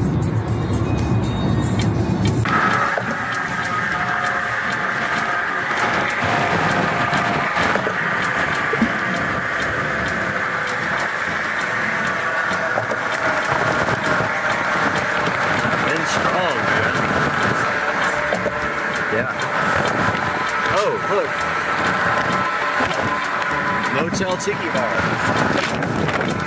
The wind is like kicking.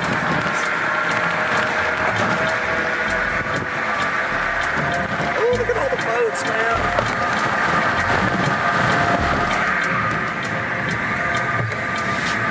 Alright, we're in Key Largo now.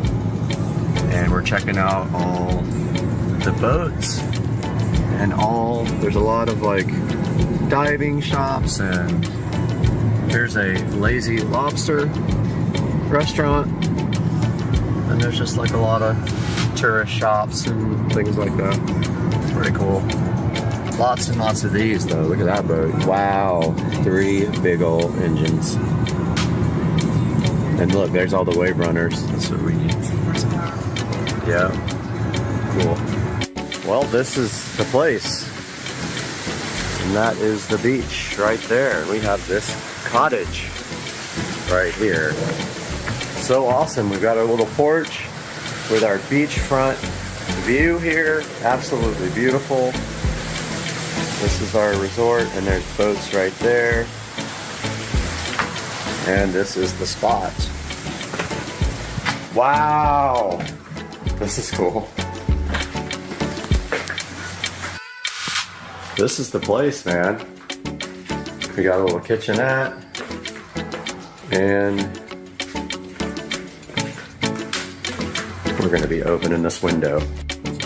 All right, we found Hog Heaven Sports Bar, and it looks like it's popular like how this guy blocked the road. Where are we gonna park?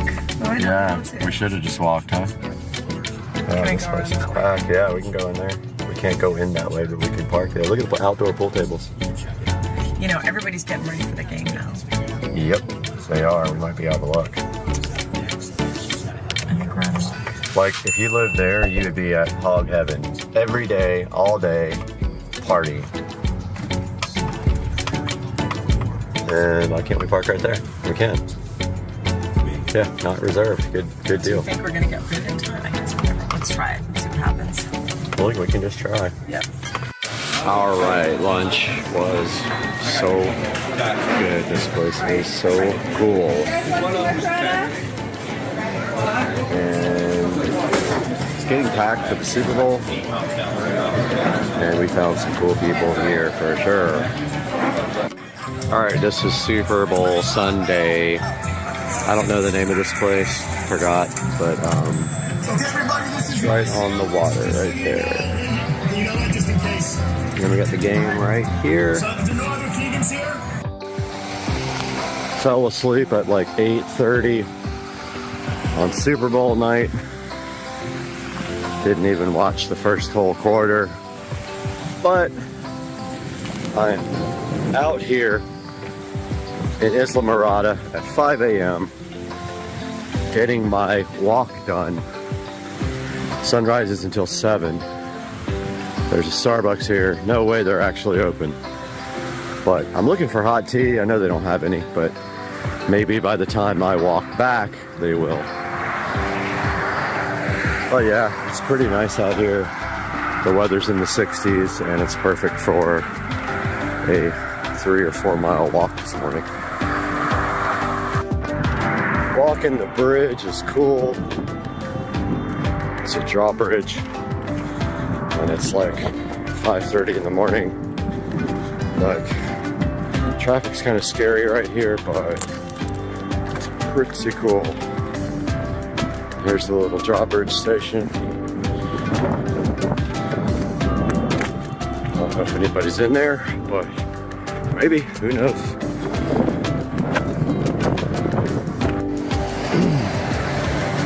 Never seen a way station up close.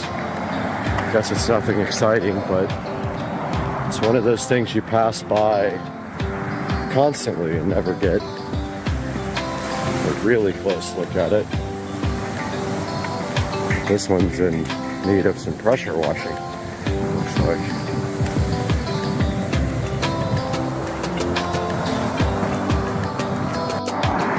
Walking along, found a half a spark plug. Somebody is running on not enough cylinders. The sun is coming up. This bridge is so sketchy. I don't like it that much walking it, but beautiful sunrise is going to happen. This bridge is sketch.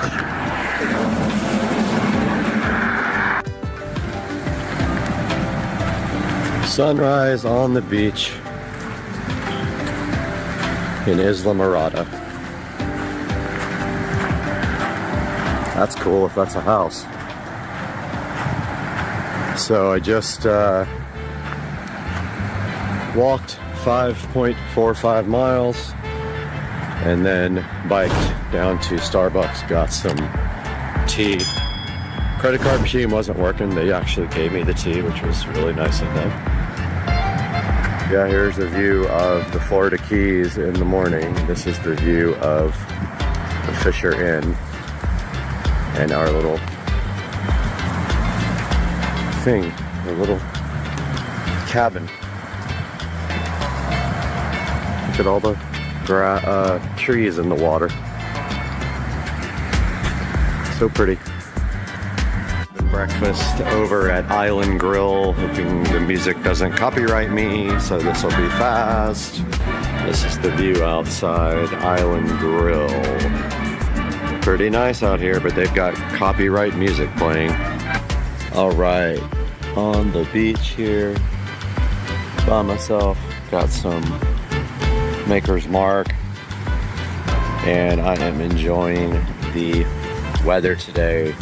72 degrees and beautiful.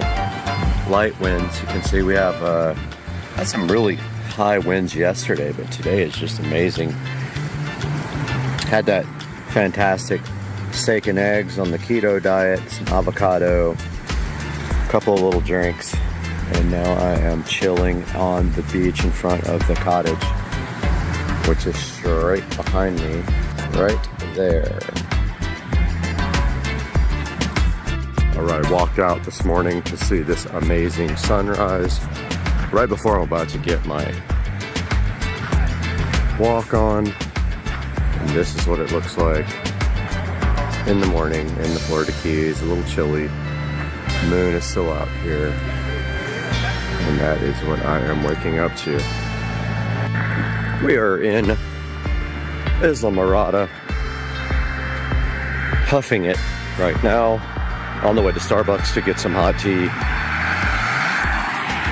And I am sore from yesterday's extremely long walk. I did 4.75 miles, and then I did another mile on the bicycle, and then later in the day we walked back and forth to appetizers. Another 20 minutes total. Probably walked 6 miles plus yesterday, so very good workout. So I'm gonna do an hour, 30 minutes this way, 30 minutes back, plus hot tea to wake me up, and then head back to the lovely town of Jacksonville, Florida, 5.5 hours away. And I'm also working today. The rest of that beautiful sunrise is going down below the horizon.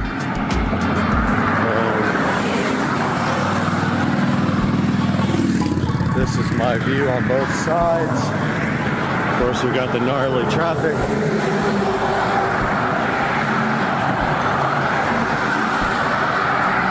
We're gonna get our walk done regardless. Get our hour in. Can't do weights today, but yeah, that's the view.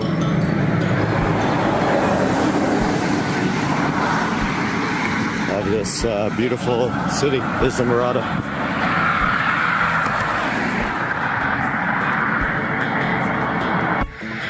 Sun is so bright. I didn't bring any shades with me.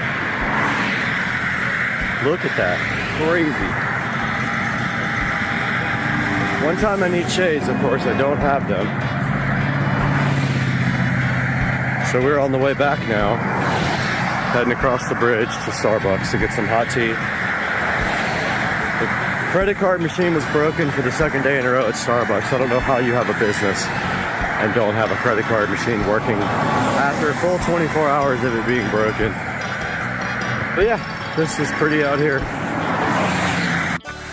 All right, there is the Theater of the Sea Marine Mammal Park pool at the entrance here in Islamorada. Pretty cool. I didn't get to go. I would love to see what that's about. But they have this beautiful garden outside of the front.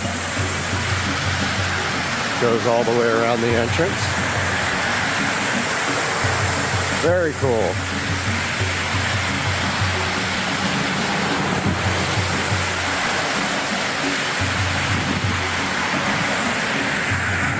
All right, there's the Guitar Hotel, or the side of it. Not a good view right now.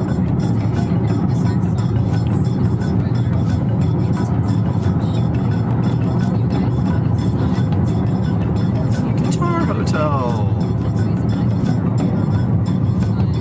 Bunch of trees. That's the Hard Rock. Huh?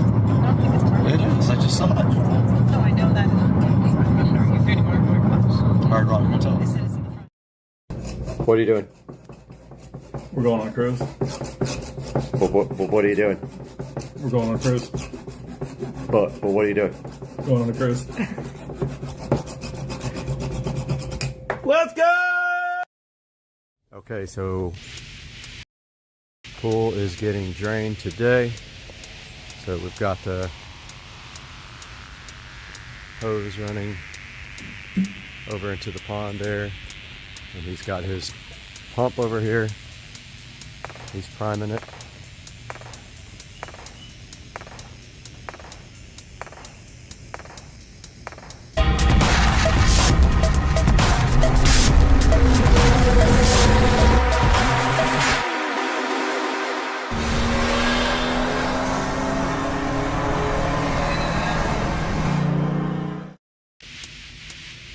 And then we will be able to see on the security camera up there.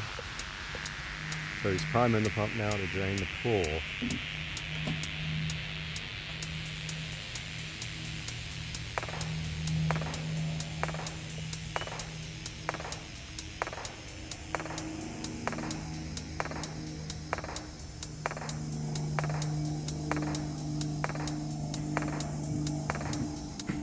Here we go.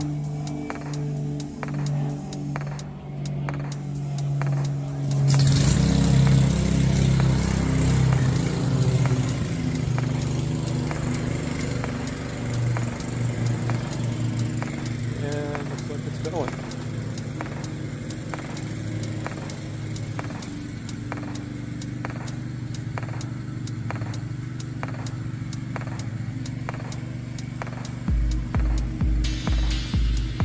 We're gonna see it here in a minute.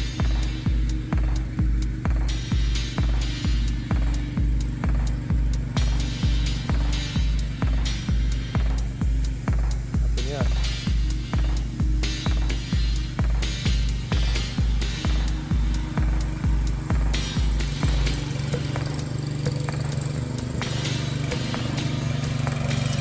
There it is, the water.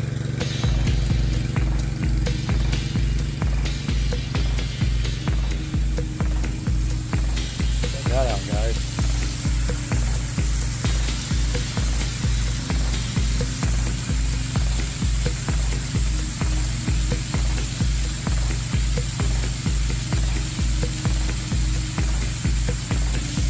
Pool is draining.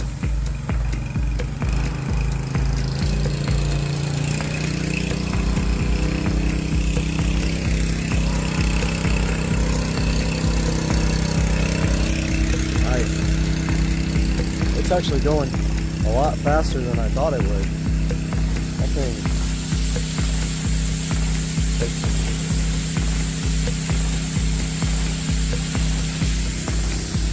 takes the water out. So we will time lapse that, but you can already see the water level coming down.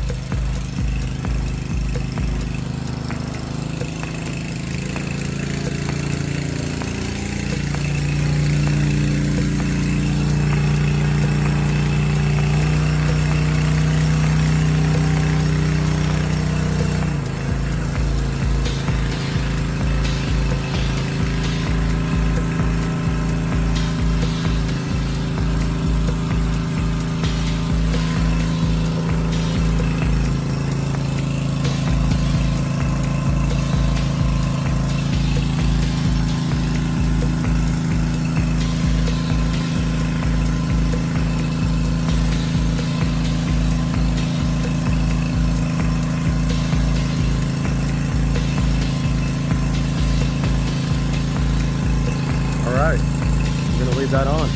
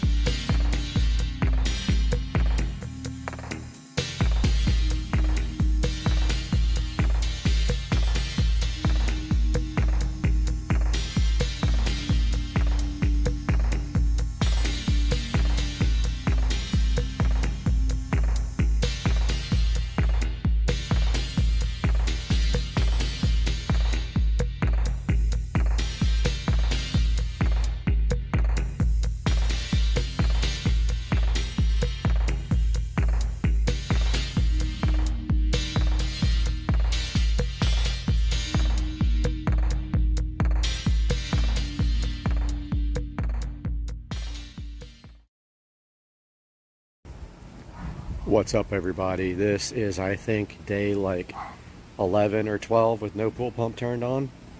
And don't forget, we're doing a pool remodel. I just am not letting my pool get yellow for no reason.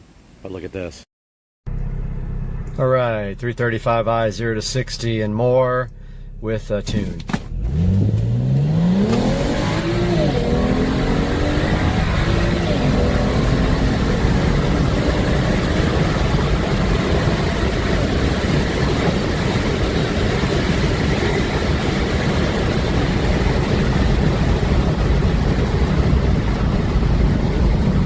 So that's transmission XHP flashed, stage 2, E85 30% mix with just downpipes and a tune. All right, is that gator still out there? John, where you going, buddy? Get some more shrimp, man.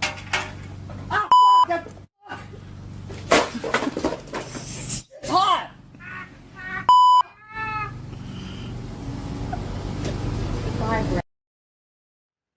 All right, guys, so I figured out that my nice, expensive headset here doesn't work with OBX at all. The mic will not record. It refuses to work with that application for whatever reason, but we're going to take a look at my friend's hacked computer today. Let me go ahead and get logged in. So she was hacked yesterday. Someone first started sending emails out on her behalf asking people for gift cards, then started getting messages from her on Facebook asking for gift cards. So I immediately texted her and told her she was hacked. So I haven't been on her computer yet. Let's take a look. So we're connecting now. So what we're going to do is take a look and see what exactly has happened to this computer. So the first thing I am going to do here is open AVG, which is the default antivirus that I go to. And I'm going to make sure that's updated. Let's see. Update.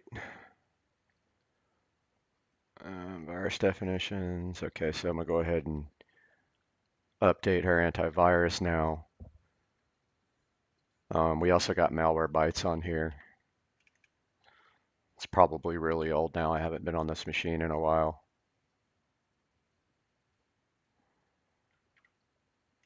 This might be very old, actually. Let's go ahead and install this new version.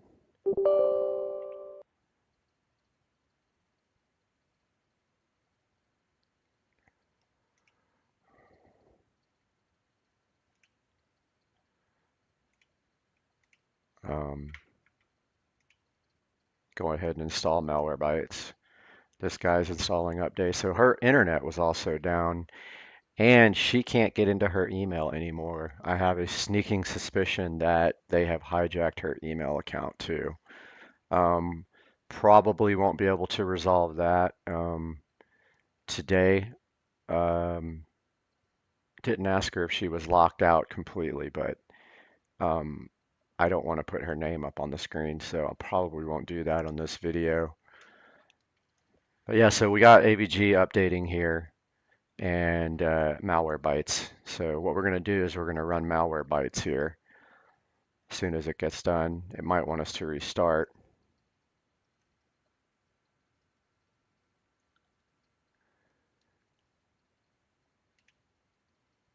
Yeah, AVG wants to restart. Let's go ahead. Malwarebytes did not ask us to restart. Let's go ahead and run the first scan.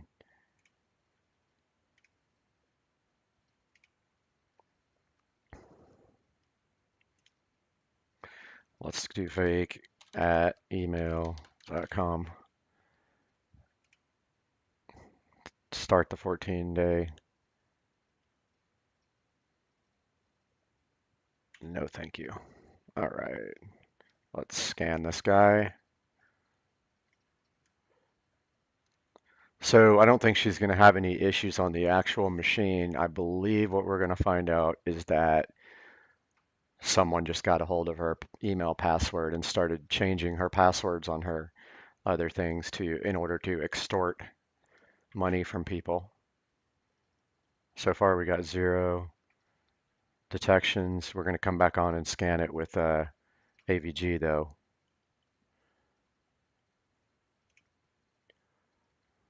So I actually built this computer. Actually didn't build it. We ordered one. We custom ordered one for her it's been about 3 years, I guess, since we did this computer. So no browser threats found. Got both these scanners going at the same time. I can't remember. I think this is an i5 with 16 gigs. I think I asked her to get the maximum amount of memory.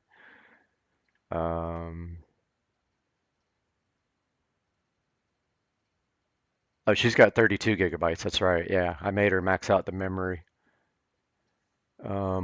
which is awesome. Fun computer. It's i5 6400T, 4-core with tons of RAM, which absolutely rocks. I wish I had that in my machine. Mine maxes out at 16, unfortunately. Just my motherboard's that older one that doesn't have but 2 memory slots, 8 gigs each is the maximum it supports, from what I understand.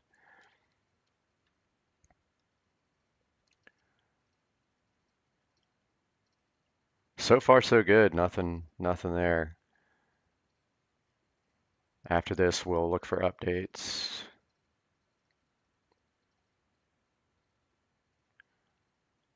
No malware found. Good. Oh, one detection here, though, on Malwarebytes. Nothing on AVG.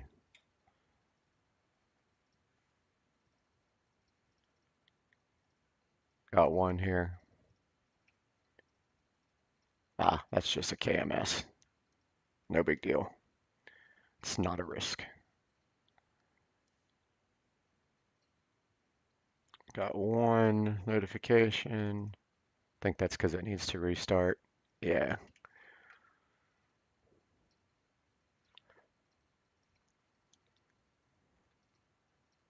So this is not a big deal. We're not going to worry about that because I know what that is.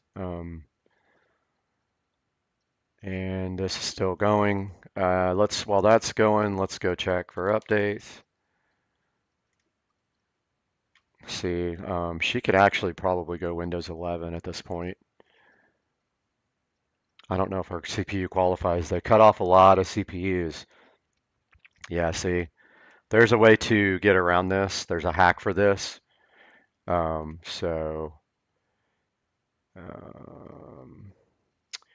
Let's see. Let's do disk cleanup. Let's go see.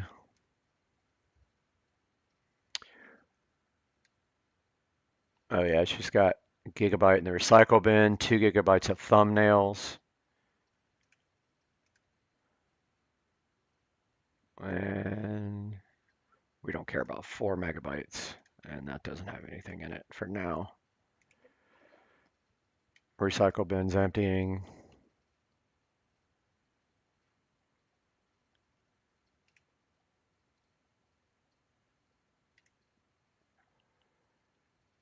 I don't think we can do these because we're not.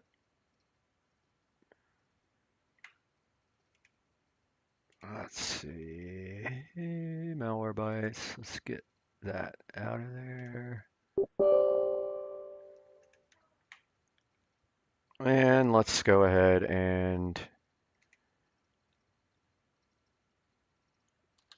go here one more time.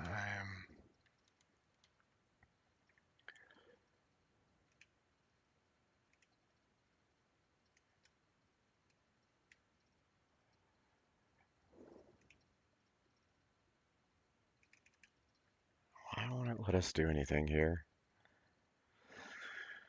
This thing's being irritating.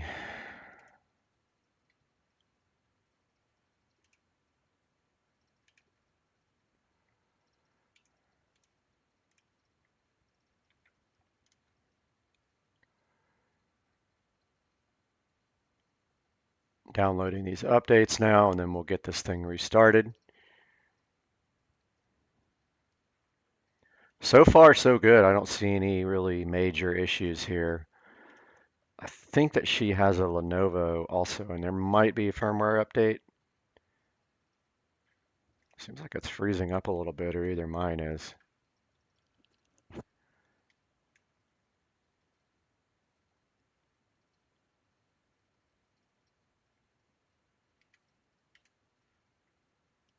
Let's go ahead and restart this guy, and we'll be right back. All right, guys, we are back. She is back up and running here. So I am probably going to try to put Windows 11 on this machine today. Going to show you guys that in a separate video, how to trick your Windows 10 PC into installing Windows 11. And so we are back up here with Carolyn's PC. Let's go back into check for updates now.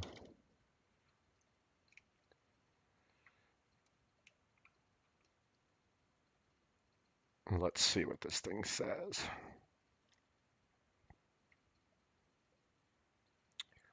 All right, so it does want to restart again.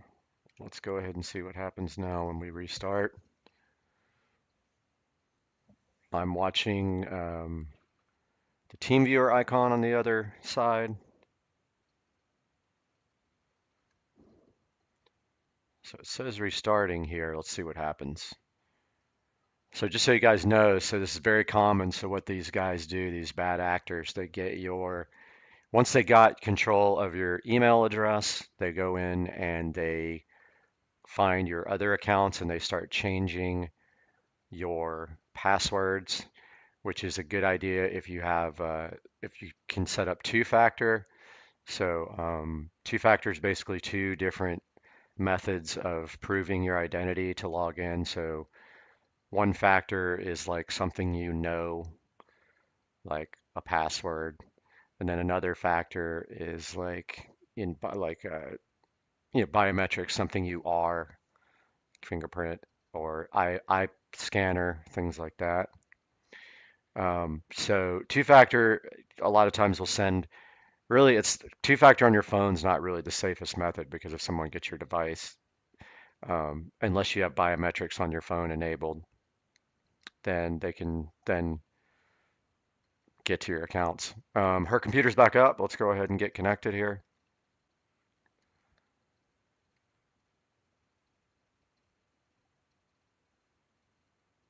Not sure what that means, but okay, it is still working. Let's go check for updates again. Let's see what's available here. So we're probably going to do Windows 11 here.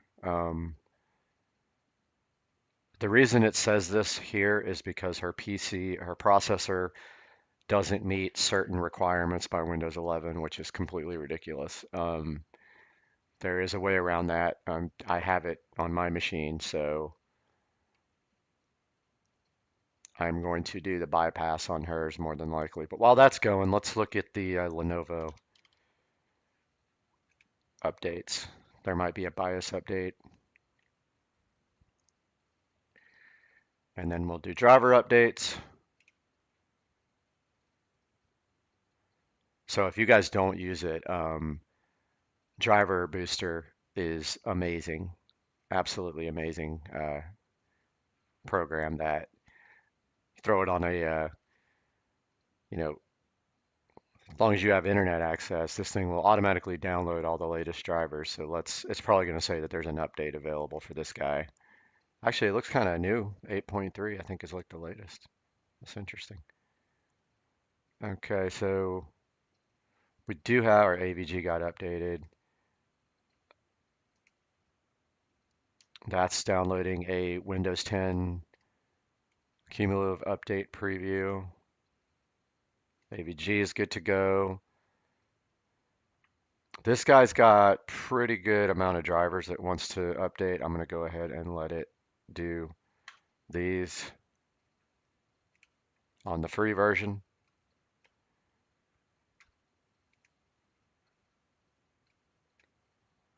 So you can see here, driver booster 8.3 free is downloading her Intel HD graphics, her Intel audio, her Realtek audio, her network adapter, and her few other things.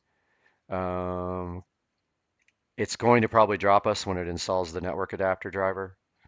So dual band wireless AC. So Windows is complete. Well, actually, no, Windows is not up to date. It's downloading this preview. I forgot about that.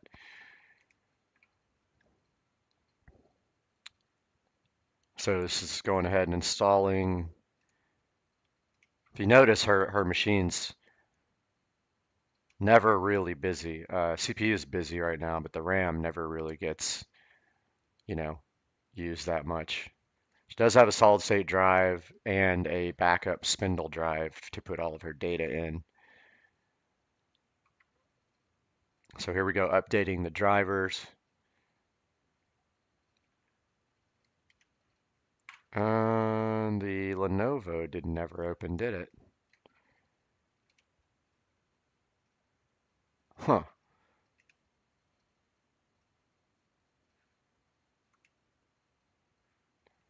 Thought that was it.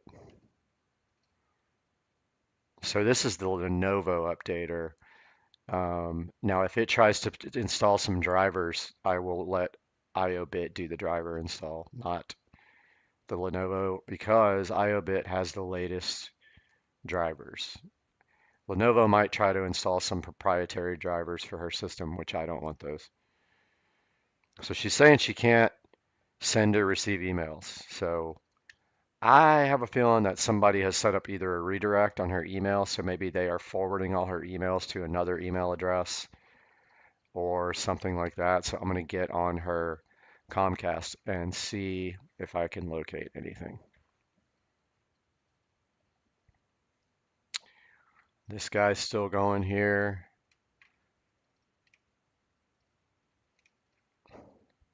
Okay, so it wants to do the LAN driver. That's a Lenovo driver. I'm going to let Driver Booster take that. I'm not going to install it from here. She's probably texting me now.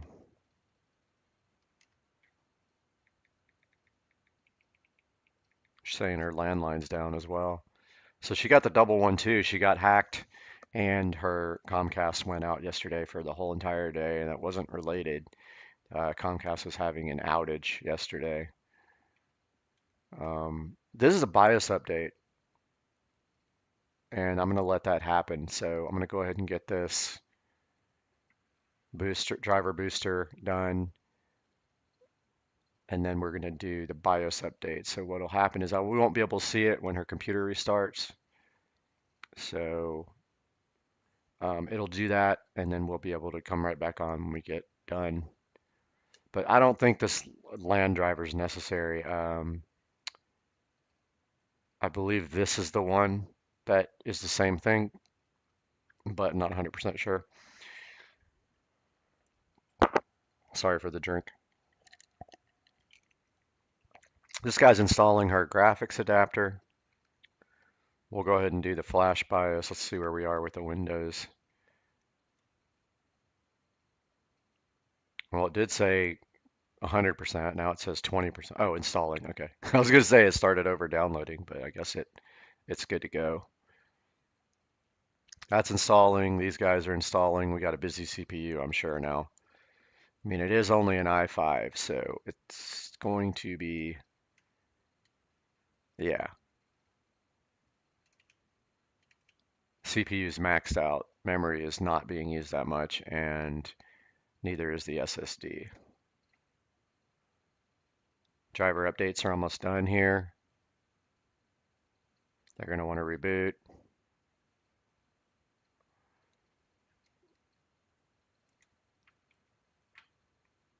Oh, it doesn't want to reboot for the drivers. Okay. So that guy's done. This guy's still going. We're going to do the BIOS update.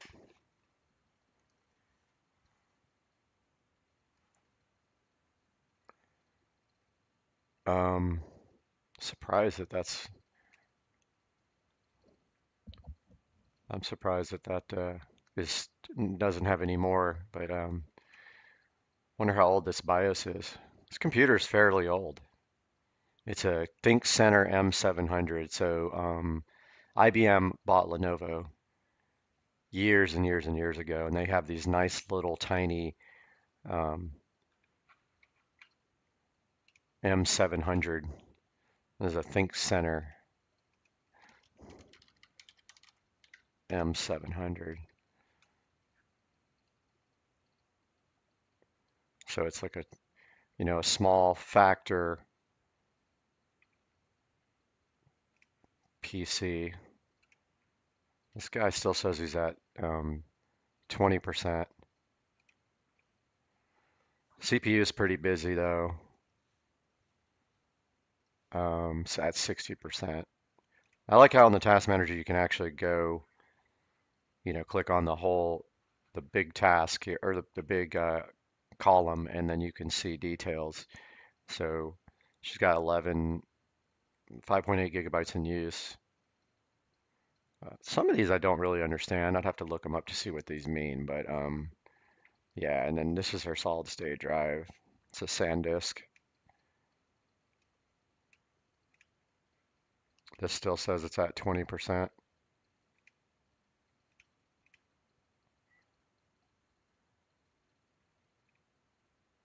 But yet it's chugging along.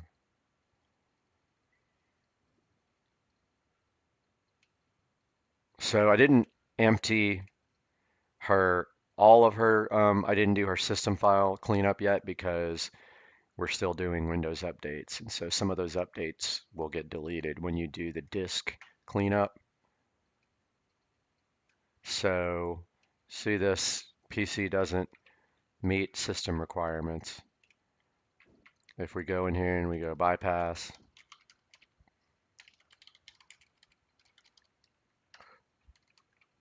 and we do this, here it is.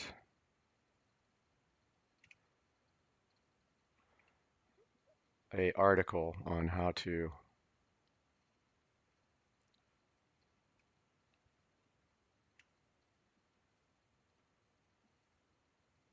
do this. So we will do that later on another video.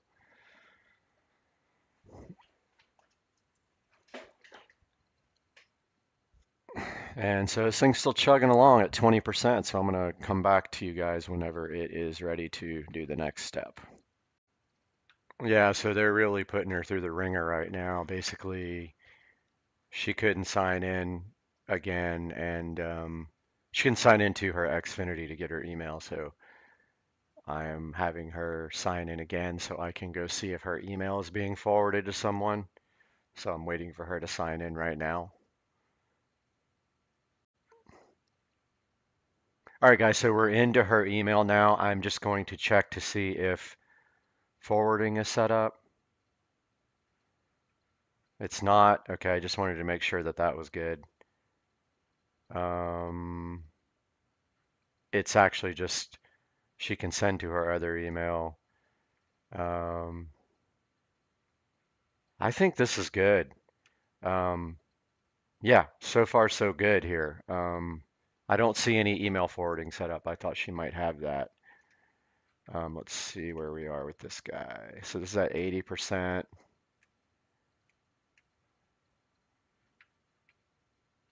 So I'm just going to tell her I made sure emails weren't getting forwarded to anyone else.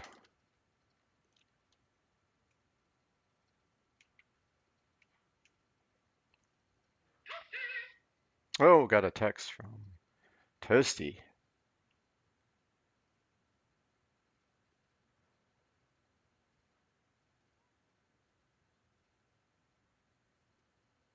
All right, so that's good now, and it wants to restart. Let's go ahead and do that, but let's do BIOS update as well. This failed last time I tried to do it.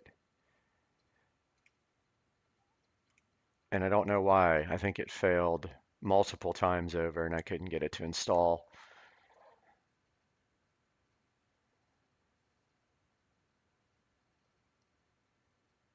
So there goes the BIOS update.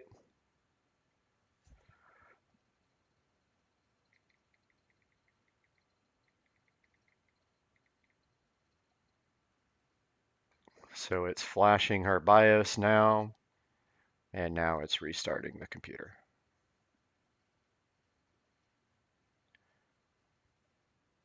So what that's going to do is going to restart and then flash our BIOS. We're going to lose our connection here momentarily. And that's okay because we have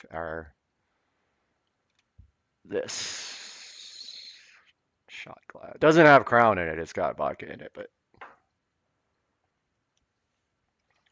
still says shutting down here. Waiting for that to reboot.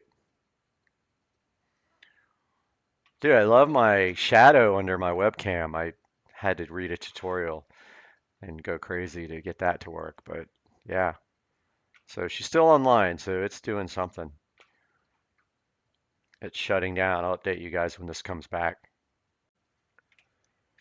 All right, guys, so her computer is back up, so I'm assuming that she doesn't have any more updates. So let's go back to the Lenovo thing and see if the if the BIOS update was successful. This is pretty old now. I would say this computer's at least 3 years old, maybe more, maybe 4. Let's see. It's to reopen everything.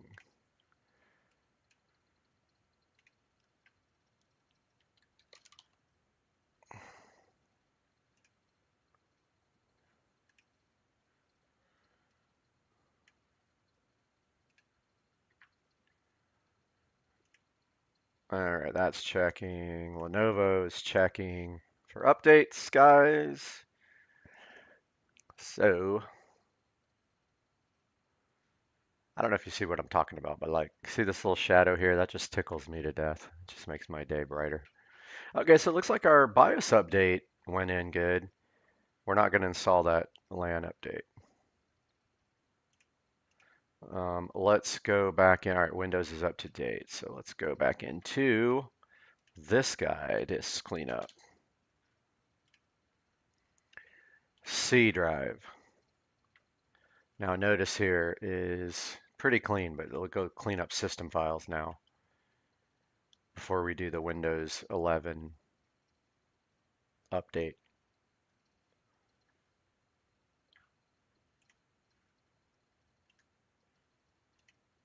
So I did clean up system files. So it's going to delete any leftover Windows update things and any other files that are just literally just taking up space on the machine. So she's got 2 gigabytes of system error memory dumps. Don't need these upgrade log files. We don't need any of this. Error reports, shadow cache. That's good enough. Let's delete that. So we're cleaning up this drive right now, the C drive. So she's got, let's see, this PC. And this is I believe that's the SSD. This is the spindle. And then Lenovo has a 12 gigabyte recovery drive on there as well. I am now, so her computer's like completely up to date, I think. So I'm going to say that we have successfully cleaned this computer. I'm going to run this driver booster again one more time, just to make sure there's nothing left. Next video is going to be how to update. No, this they want you to buy their like VPN stuff. All right, so she's completely up to date here. All right, guys, so I found it finally. Oh, I've been fighting with this forever. So she was getting a couple of emails, but not all of her emails, and I found it finally. So this is what happens. They get your email address, they get in here, and they set up a filter here.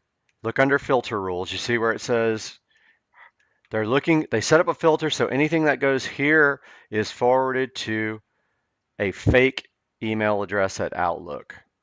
So we're going to delete this and this. We're going to delete this rule. So this is why she wasn't getting emails, guys. Wow, they really like did a number on her. So let's go back and check her email now. Let's send her one real quick from my phone. Let's do test. So I looked for that at first, but I didn't see it. So they got her email password, they got onto her email account, they went to settings, they went to email settings, they went to filters. They set a rule in here to forward all her email to a fake email account, and that's how they did it. And so right now she's going to get her email from me. Yep. Solved. This is definitely fixed now. So you can see here she's getting email. She was hacked. Absolutely 100% hacked. And this is now working. So guys, we did our job today. We helped our friend. She's good to go. And I appreciate you guys watching. IT security engineer fixes a hacked computer. It's actually just her email that was hacked, and that is now fixed. Talk to you guys later, man.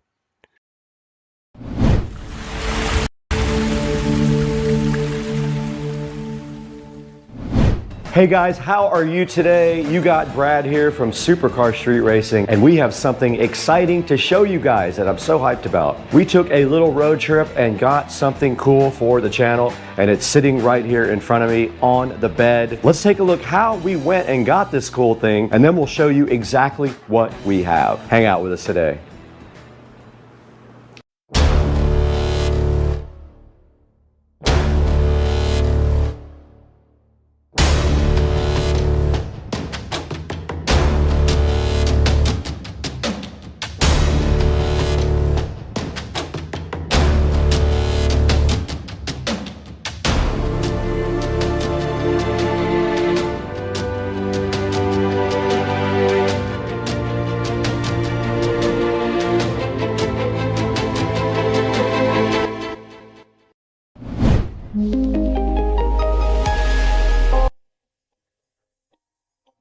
All right, we're about to head out. We bought a Canon R5C down in Winter Garden. So Joe just showed up. What's up? Are you ready to take the first road trip in the Tesla after 2 years? Yeah. You know that this car has never been anywhere near this amount of miles except when I bought it, right? Will this one trip put more miles on it than you've done Ever. in the last 2 years? Ever, yeah. Ever. So we're all packed up and everything. We're going to head down to Winter Garden, and we're going to stay in Sanford for the night and check out some of the cool Sanford spots. And all we have to do right now is pack up, because I'd say about 11:30 we could hit the road, but we need to get all of our stuff packed and then figure out the trip. So we have a spot there. We have an Airbnb in Sanford, and so let's see. All right, let's get packed up. All right, we're leaving the house now, headed over to Joe's house, but we have a 2-hour and 15-minute drive to Winter Garden, which will be that's the furthest road trip. By the time we get back, it's the most miles in one trip for sure, because the only thing I did was driving from Merritt Island. Yeah. So yeah, we're headed out right now. We're gonna go ahead and go by the bank first, and then get on 295. This is fun, man. We never get to have fun like this. We'll have to charge if we go too crazy. No, we'll be fine. Is he rolling up on you? No. He sounds happy. Do it. All right, we are in Orlando. We just went to Bank of America and then over to Starbucks. We picked up the Canon R5C, 2 lenses, a bunch of accessories and everything like that. And now we are headed to the supercharger. So this car has only been supercharged once before. So we're going to see how long it takes. But anyway, yeah, we're going to go to the supercharger and then try to find some food close by where we are. Headed that way, dude. Let's do it. All right, we're at the charging station. We're supercharging. We already got 15% battery in like 10 minutes. That's quick. And we're watching Supercar Street Racing on theater mode on the Tesla. Yeah, man. And we're eating some Jack's Tender Bites while we charge. All right, we are driving down a random road, and there's a rocket launch happening right in front of us that we forgot about. You can see this. I don't know why we're dumb. We're literally in Orlando when the rocket goes up. Okay, we got to our Airbnb. Joe has the 110 volt charger. It gives you 1 mile per 30 hours worth of charging, but he's hyped. Oh my God, it fits. Touch the port. Plug it in. Let's see what happens. Let's go. It's charging. Look, it turned green. That means it's charging. All right, so all we have to do is charge this for 45 hours. I can't believe you even saw it. It says 17 hours. Look at that. We leave tomorrow. It's going to be at 100% when we leave. Come on, dude. Look at our Airbnb. All right, we got to give a tour. This is the porch. This is called the front porch. It's got fans, but nobody knows how to turn them on. What else do we got, dude? Dude, complimentary waters. We got a backyard? Oh, snap. There's a big backyard back there, dude. He's got 2 closets. That's good because he's in the closet. Wait, is my memory foam? Let's go. I'm out for the night. Dang, son. If I could turn this on, I would.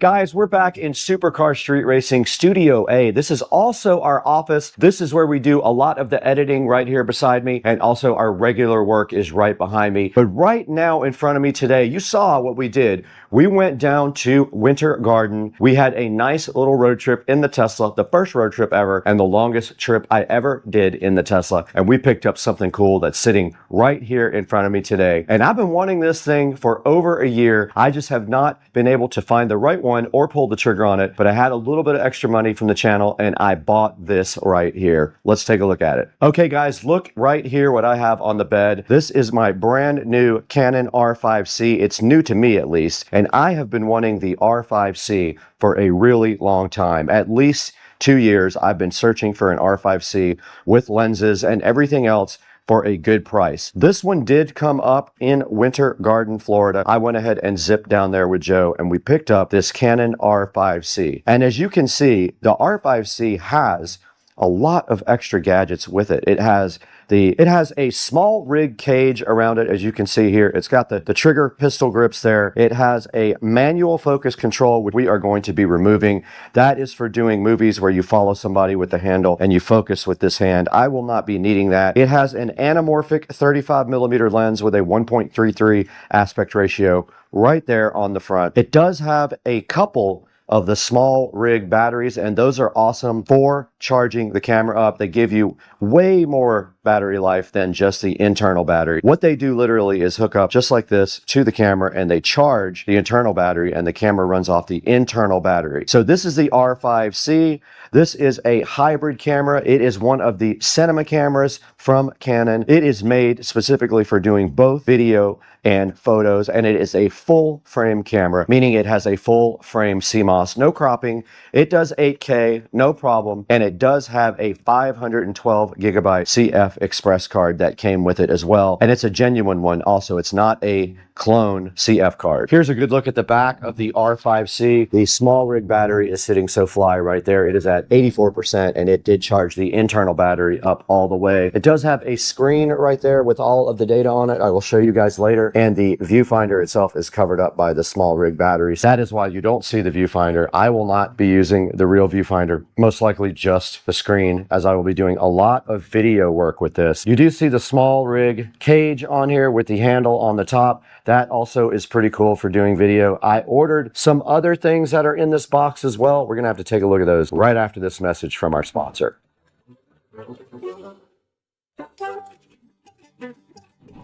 Now, this is a quick word from our sponsor. Shungite World is new to Supercar Street Racing. They reached out to me and asked me if I would mind taking a look at some of their cool little decorative products. I said, of course, I would love for you guys to sponsor one of our videos. So right behind me here on the table, we have some cool little products from Shungite World. Let's take a look at these.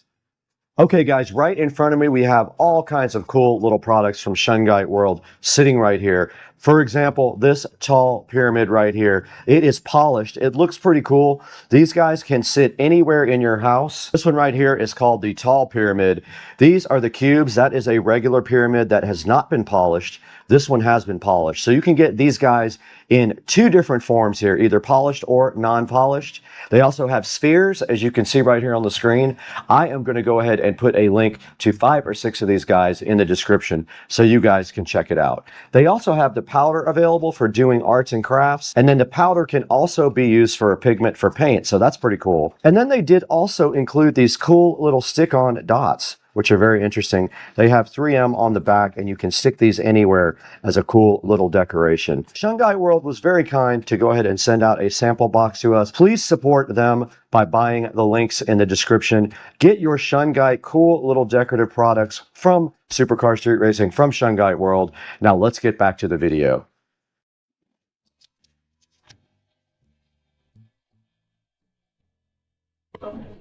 All right, you guys just heard from Shungite World. Very kind of them to go ahead and sponsor Supercar Street Racing. But now there's some goodies in this box right in front of me. We need to get this thing opened up and see everything that I bought for the new Canon R5C. That's new to me, but it's not brand new. Let's get this box opened right now and see what all is inside of it. This box, sitting so fresh and fly in front of me, is full of stuff that we need for the Canon R5C. We have our patented knife here is having problems. So also with the R5C, we did get this awesome lens. It is a 24 to 105 RF lens. Yeah, there is the lens right there for $12.99 with much better reviews.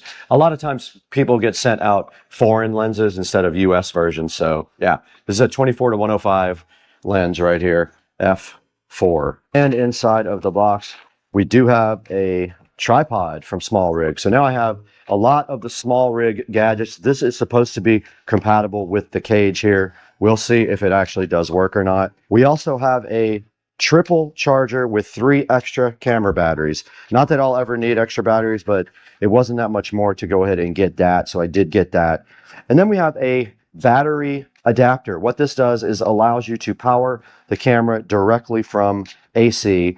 It's a fake battery that you put in, and you can plug your camera in and use it for any length of time, such as things like time lapse, or if you're going to be shooting in one spot for a long time and you don't need portability, this is what you do. Let's get all this stuff opened up. There'll be links in the description for all this and the Canon R5C and all these lenses. Let's get busy. This is the battery adapter. It's a fake battery that allows you to go ahead and power up your camera, and this little cord right here will jet out of the door.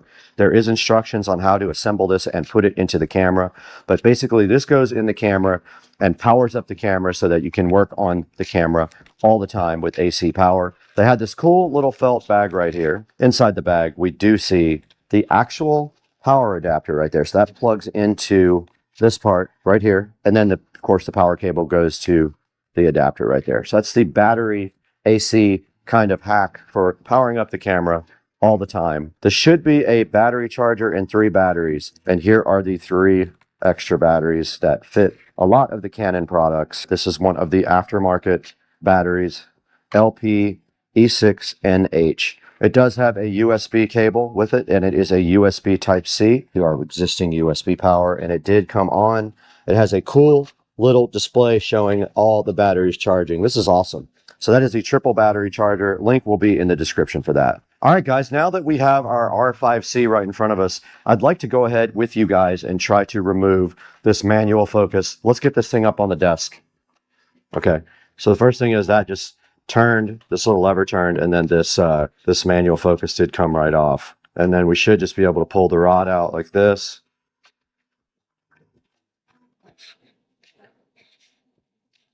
And then for this next step, we will need Allen screwdriver. Definitely was tight. Very tight. So that is that. That came directly out. So no problem whatsoever. I will store all these. I'm going to live with that just for now because I'm going to be changing lenses anyway.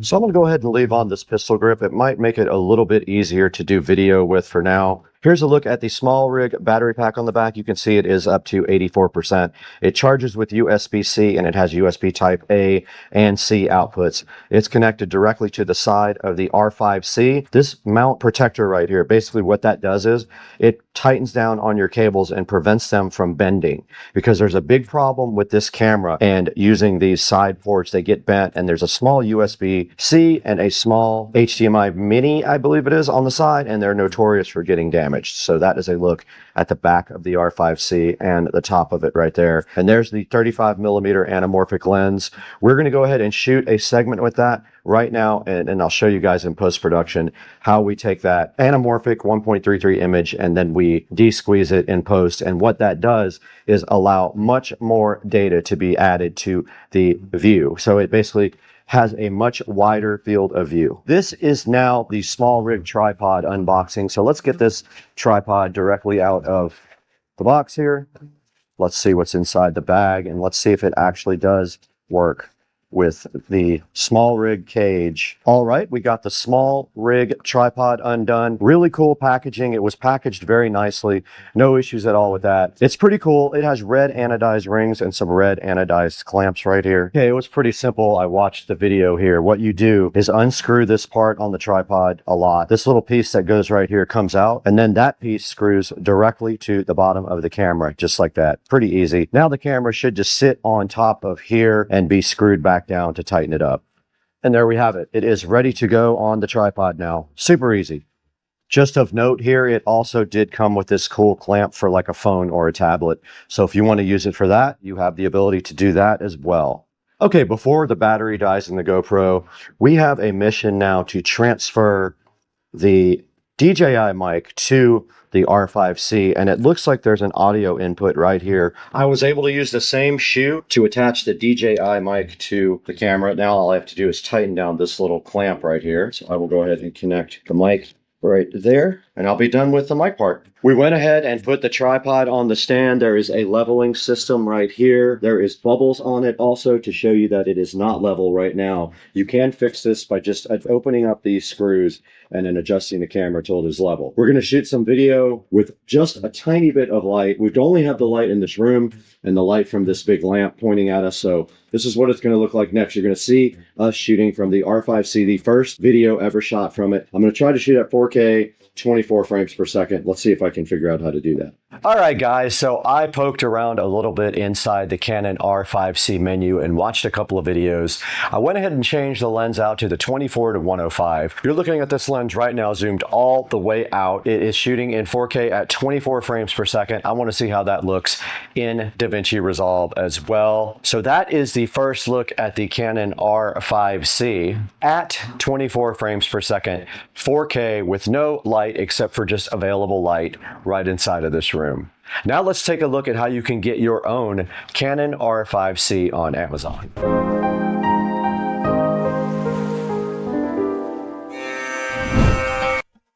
All right, we are right in front of Amazon right now, and we are actually using the Canon R5C as we speak. And here is a good example of a refurbished R5C with lenses and memory and things like that. Beware of some of these though, because they are also sometimes foreign cameras, which may not have a warranty. So sometimes these good deals come with the caveat that you got a foreign camera, so it's not a US based camera. There is a body right here for $29 $29.99 available. That is no lens. That is what the camera is going for right now. $29.99. You would have to buy your lenses completely separately. So the 24-105 is what we are shooting on right now. That is a good lens for a starter lens. I am going to buy a 15mm wide angle lens too to do vlogging on. Go ahead and check the link in the description. I'll have some options for you for the R5C. And we want to thank you guys for 108,000 subscribers now. Very cool. This is so amazing of you guys to help us and support the channel. Go ahead and go down in the description and order a Canon R5C if you would like to try one out. Grab a lens. And thank you so much for supporting Supercar Street Racing. Order anything you want also when you go down in the description. You don't have to get the Canon. You can buy anything you want, and it does help us out so greatly. And we got to get out of here, guys, because we have to go to lunch soon. Let's go.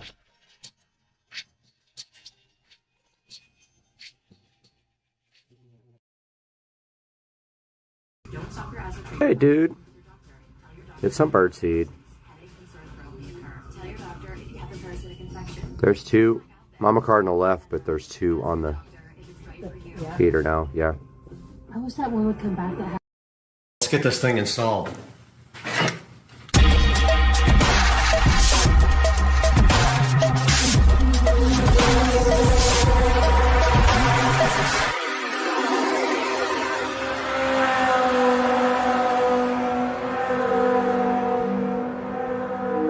All right, we've got our power wire here.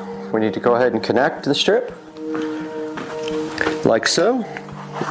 It has a keyed edge. It's got a clip, and then the other end is raised, so you can't possibly put it in backwards. Still, they haven't perfected this little connector yet, huh? Still the 4 pins that can easily bend. This goes to the power supply, and then this goes to power.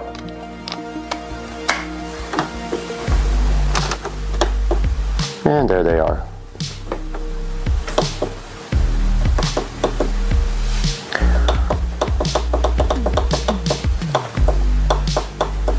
And we should be able to register these on the Govee app.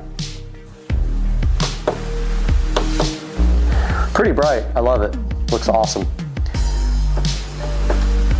Let me grab the tablet and we'll try to register these.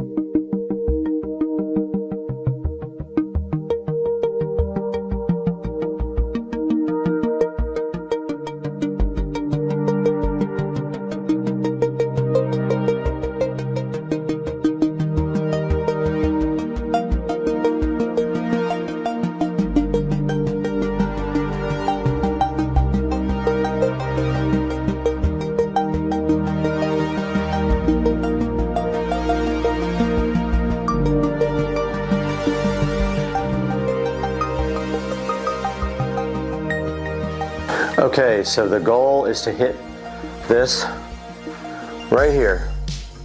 If I can't get it, I'm gonna have to call Rich to help me. But the TV is not that heavy. Actually, it is kind of heavy. I probably can't do this alone. Nah, not happening. I don't think.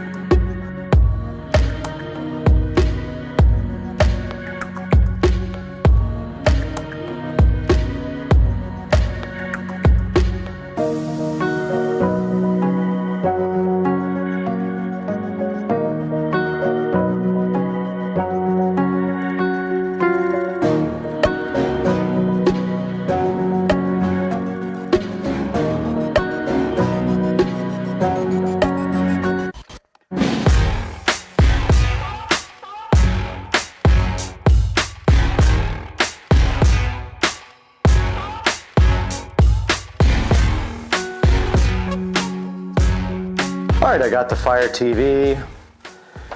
I've got the power for the TV as well.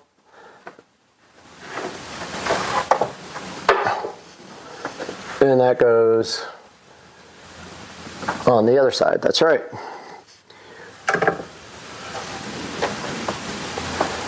Very cool mount, I love it. Works really well. Temporary plug some power in here for it, and then we're going to cut in a wall box next.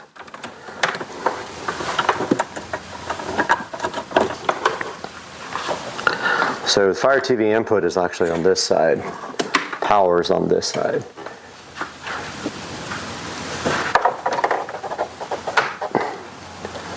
There is TV power.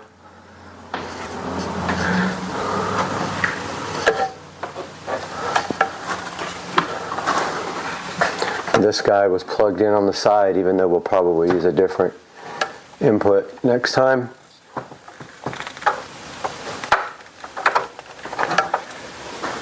Okay, everything's plugged in. Let's give it a shot.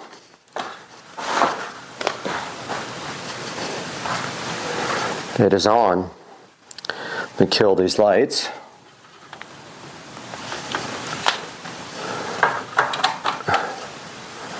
All right, there's Fire TV.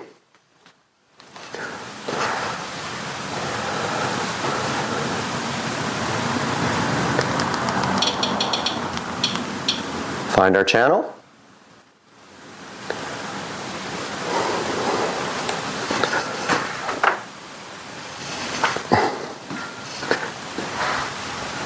Looks a little cockeyed, but it's completely level.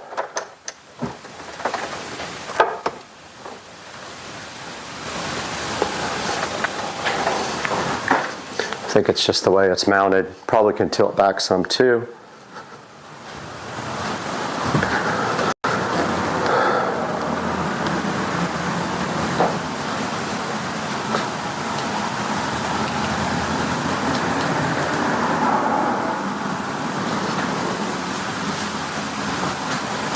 And here is our channel.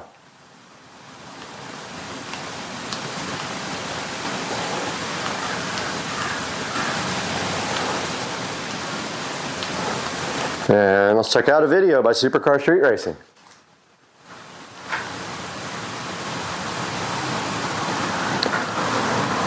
Maybe. I notice these do this sometimes. They'll start playing and you have to go back out and hit play again.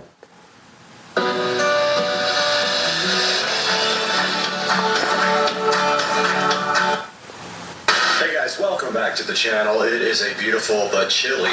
There we have it. The TV's installed. Now we got to cut an electrical box and run power straight up. Hopefully there's nothing in the way, like a stud or anything across, or that will suck. This is our new work template. This is the size we need to cut the hole for the new work box. We're actually cutting two. We're cutting one for power and one for audio, even though this can actually run off the home audio system, which I'll show you guys in a little bit. What we need to do now is get behind the TV and cut this. So we're going to measure how far. Oh, we forgot to test the LED strip. Let's do that first.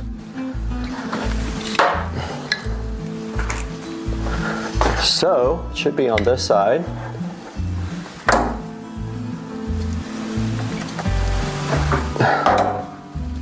Guy needs power, which will all be behind the TV.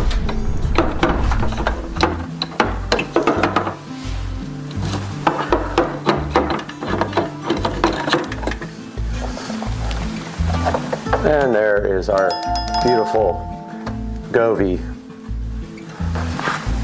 light strip.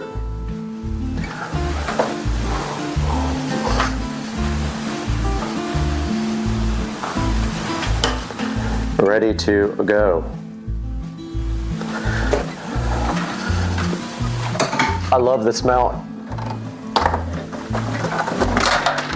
Oh, I pulled the power out of the LED strip. I got to remember to leave enough slack for that behind the TV. I didn't think about that for moving it.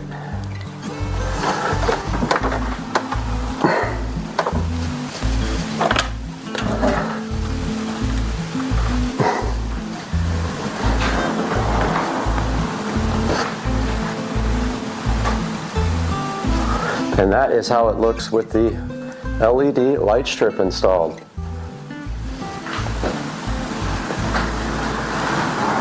Pretty cool, guys. Kind of digging it. So this is kind of the complicated part. We need to put a wall box in, and we need to drill through the cap up top to put power up into the attic where I have power. And that is going to entail figuring out where to drill. And basically, we're going to measure, I guess, to this box, which is on that line. It's going to be hard to get right. So somewhere in here,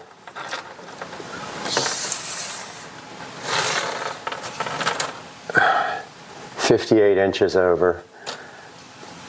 Maybe 57.5 is where we need to drill from this wall box on the cap.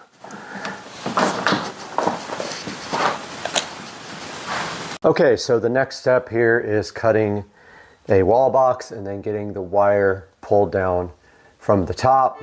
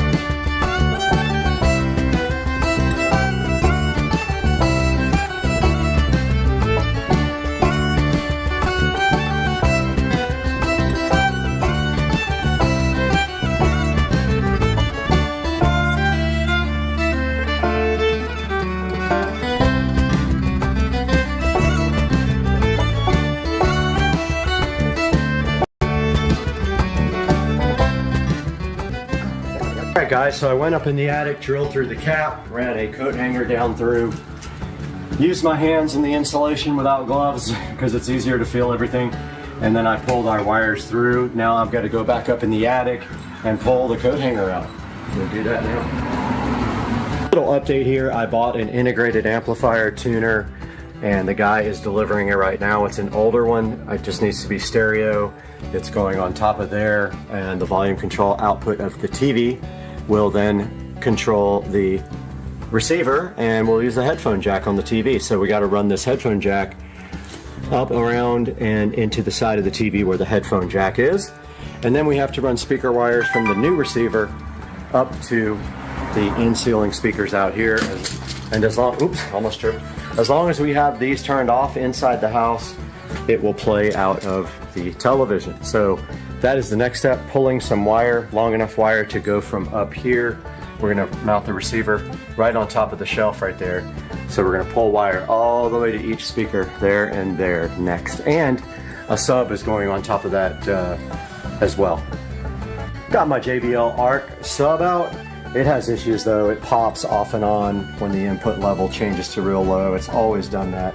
But that's going up there until I get the Monoprice 8-inch subwoofer to go right on that shelf. So I'm gonna start looking for wiring and fabricating some wiring. All right, the Onkyo receiver just showed up here. Have not even powered it on yet. Go ahead and test it while the guy's still in the driveway.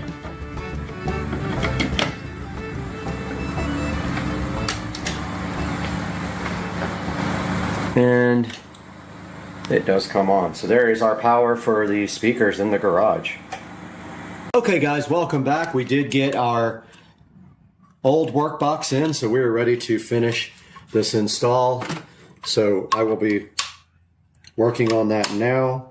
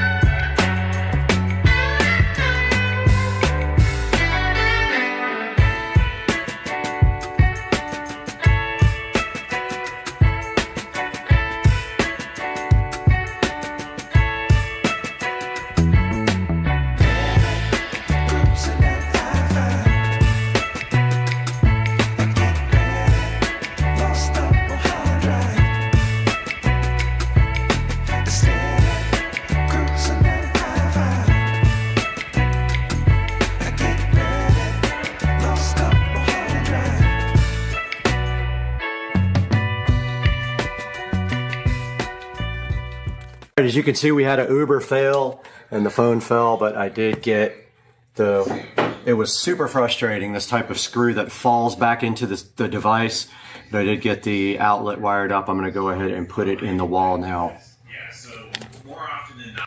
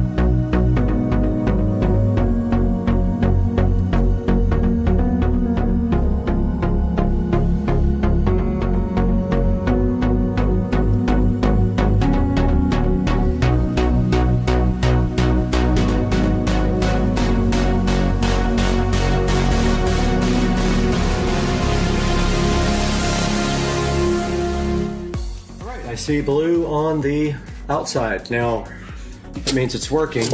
Assuming the USB part works. So why don't we test that out? Let's plug the light in there.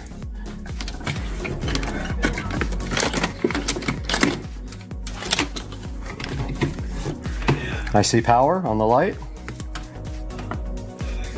And it works. Okay, so I now have to get this cable somehow through the faceplate. So I'm thinking of drilling out the side big enough for this guy to fit through. So it's just like, if I can, drill right through both of these plates on the corner.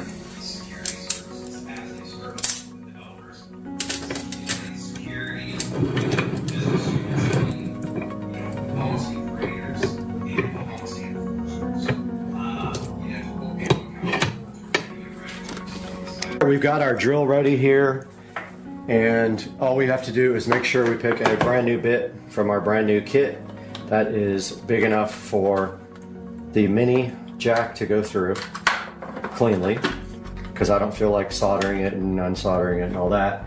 So it's gonna have to be big enough for the entire jack to go through, and the biggest bit I have here is 3/8.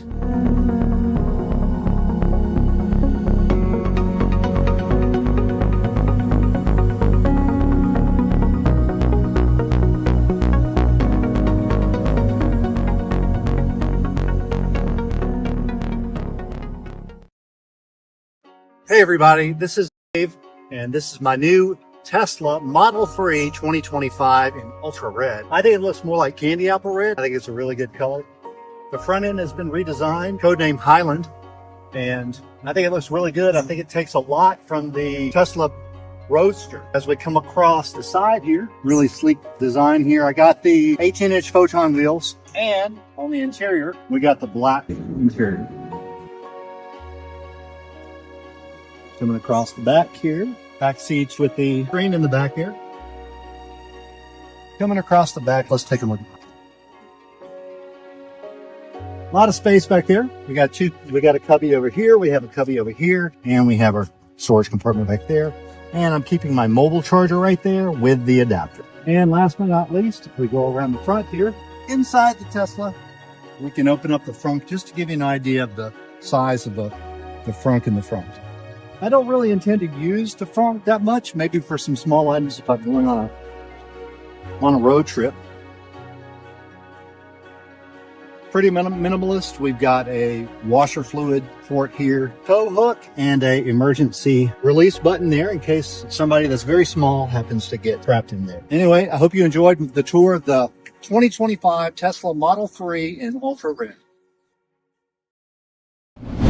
Guys, we're back in the ever familiar Supercar Street Racing dining room here, and we got a package here from Amazon that's going to help us accomplish some maintenance today at the Supercar Street Racing compound. And inside of the box here we have some garage door lube, 3-in-1. We're not in a cold climate, so we don't have the silicone based garage lube. We're going to use this stuff today and show you guys how to keep your $16,000 garage door properly lubricated. So hang out with us today. We'll all learn something lubing up the garage door. Let's go.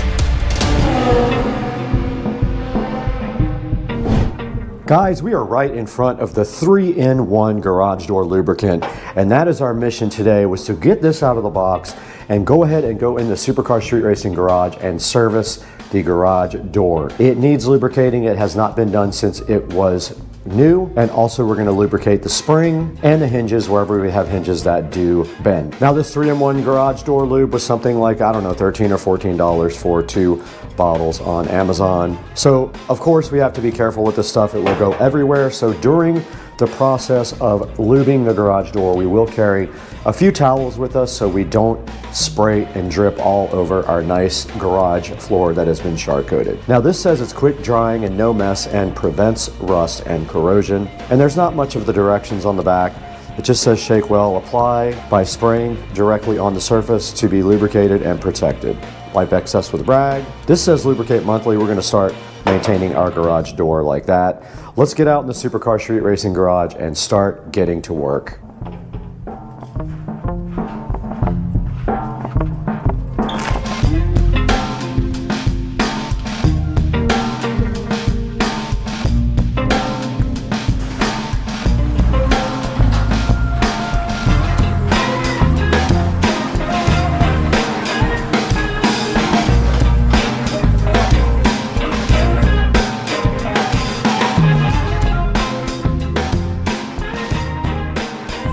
Out here in the garage today with the 3-in-1 garage door lube, and all we're going to do right here and right now is show you guys how to lube up the garage door. And the most important part is that you get on the tracks where the rollers go and you're actually cleaning the garage door as well, and then you also lubricate these hinges right here. So the first step is going to be to do the part that is open right now. We'll get all this lubricated, get it wiped down, and then we will go ahead and do all of these hinges right here. So that would be the second step. Now the garage door lube does come with a nice little red hose right here for you. Sorry about the traffic. And so all you have to do right here and right now is get a towel, and you don't want to go crazy with this stuff. So you just go light. And then you take your rag, and you are also cleaning the tracks at the same time. Wiping off the oil doesn't mean it's not lubricated. And look at that. So that is dirt accumulated from whatever over time. And then of course, while you're here, you can go ahead and lube the roller, but you don't need much, just a little spray. So part of the problem is it's going to drip, so wipe it off after you do lube. If you get any on your nice floor, go ahead and wipe that off as well. Let's go ahead and do the other side. And obviously that needs cleaning. So I'm gonna get that today also.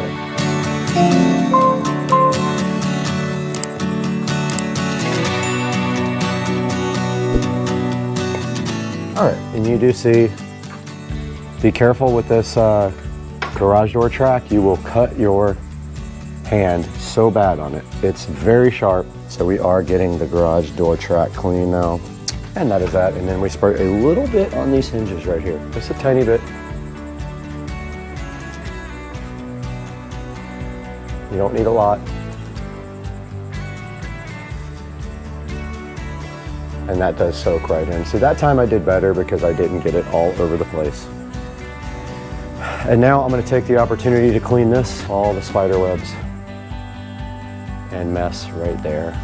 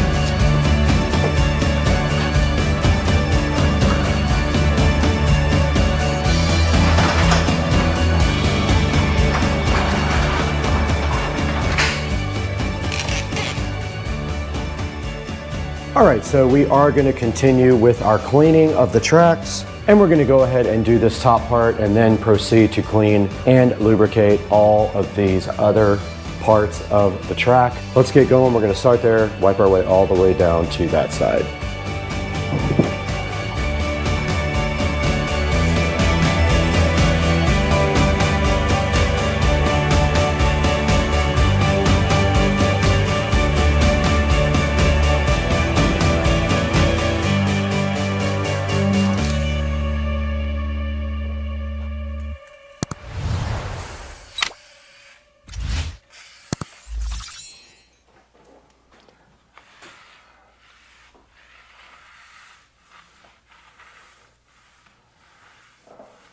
We just finished lubricating that track right there and cleaning it. Notice I wiped off all of the oil. Well, not all of it, but I wiped off the oil, the excess.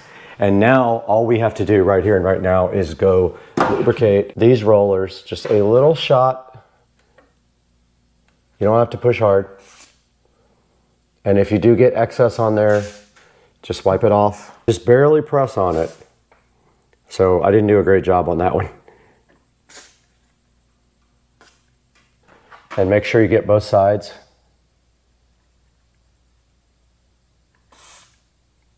That one's gonna drip. Let's get all of these done.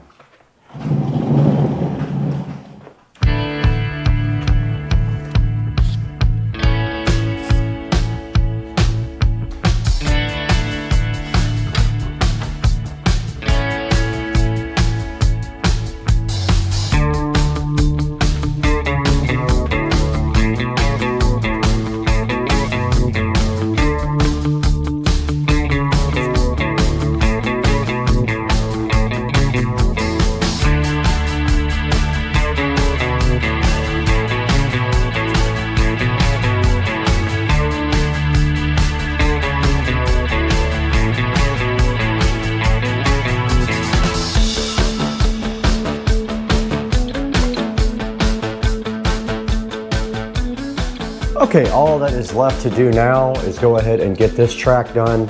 I got all the other ones done and all the rollers and all the hinges, so that's the last thing left before the spring. Let's go ahead and get this thing done now.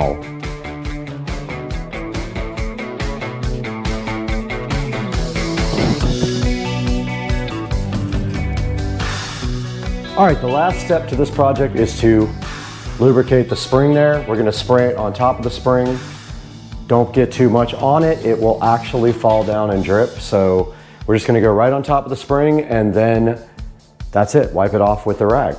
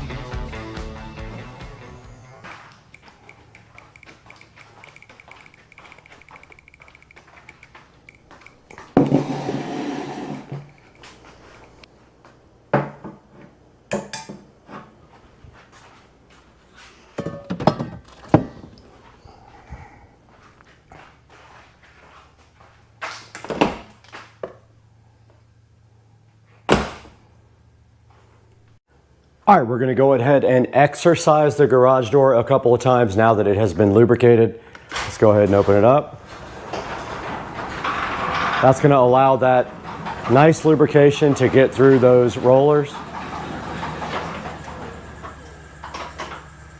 And the garage door did open. Let's go ahead and close it.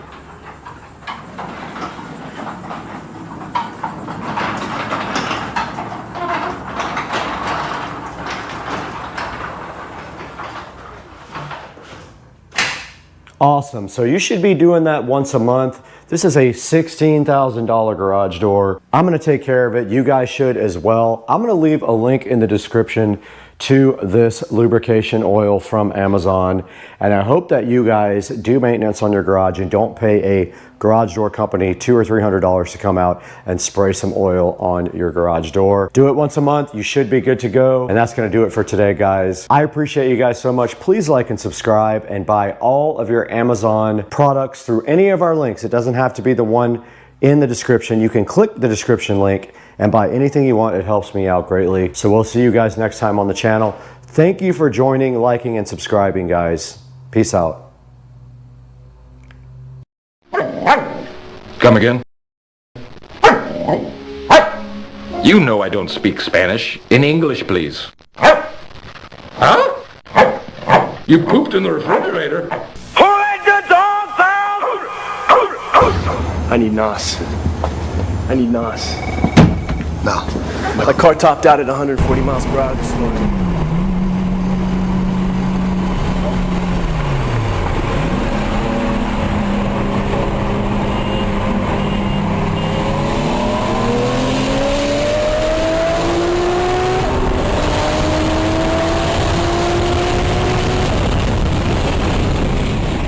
You got knocked the fuck out!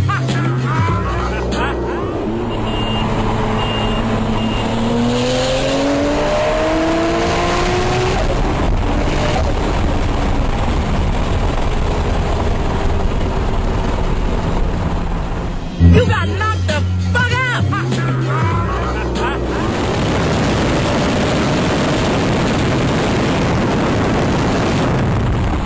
You got knocked the fuck out!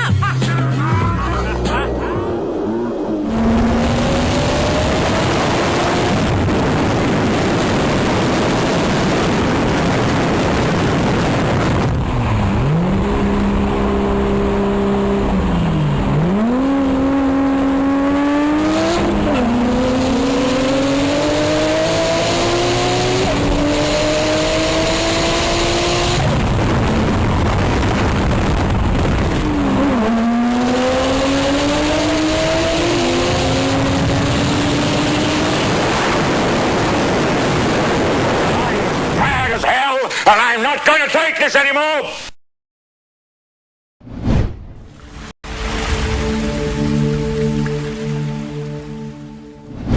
Guys, welcome back to Supercar Street Racing. Today we're in the living room again because we've got an exciting project coming up. I love doing projects, and this is an important one because it's for out by the pool out there. This project is going to be amazing. Everything is sitting right here on the table. There's a very long story as to why this has to be done, and I'm going to tell you that right after this awesome open on Supercar Street Racing.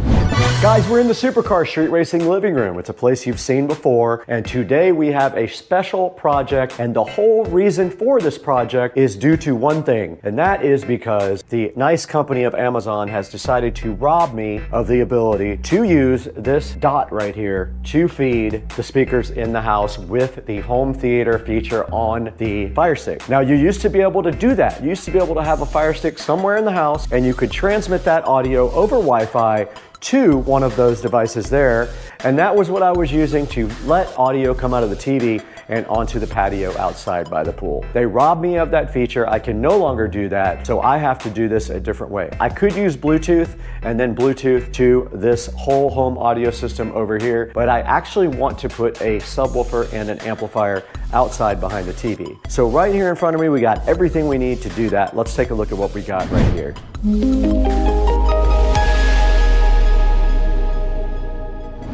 Directly in front of me, and also right here in front of me, is everything we need, minus one more of these cables, which is on the way right now on a truck. We have everything that we need to go ahead and get the outside audio system working again. Now, another thing that broke is the right channel speaker outside is not working. I have not figured that out yet, but I believe the wire has a short in it. So I have to pull a new wire in order to reconnect the right from this whole home audio system back to out by the pool. Meanwhile, we have a nice big television out by the pool that does not have Bluetooth or anything, and I want it to be able to play different audio than this system right here does as well. So what we're gonna do now is we're gonna go ahead and fix that, and we have a few things here that we need. Right here, we have a monoprice 8-inch powered subwoofer, and there is a reason that I only went with the 8-inch, and you'll see that soon. It is due to where this is going and the space. We'll unbox that here momentarily. We also have a FOSI audio amp. I thought it was much bigger. It's 100 watts per channel, but it is very tiny. And then anticipating problems with heat, I have two fans. One is for this amplifier to strap it right on the back to blow some air on it to keep it warm. I said warm. To keep it cool. To keep it cool, this is going to go on the FOSI audio and also on the heatsink on the subwoofer. I know it gets very hot out there. At least it's under the patio, so it does get shade. This is going to feed audio from the television to the amplifier here, and then we have another one of these that comes out of the amplifier and goes to the subwoofer. It is another little guy right here, mini to RCA male. We have two of those. We have some insulated wire. Make sure when you do anything outside, you get insulated wire. It will literally fall apart if you don't do that because of the heat and the humidity in Florida. And then we have a shelving system here. This shelving system basically is going to hold the subwoofer up. We have these nice big shelves, and what we're going to be doing is using Tapcons into the stucco. So this is not going to go anywhere. It's going to be very, very good for this subwoofer right here. It'll be plenty. It'll go right against the wall like this, and the subwoofer will sit right on top, and this is going to be behind the television. If you don't want it to stick out so far, you go this way. Then what you do is you go underneath and you screw this to the subwoofer, and that will keep that sub on the wall with absolutely no problems. The other RCA to Mini is in the mail. It should be here any second. Let's get the rest of this stuff unboxed. I want to see this amplifier, and I want to see this powered sub.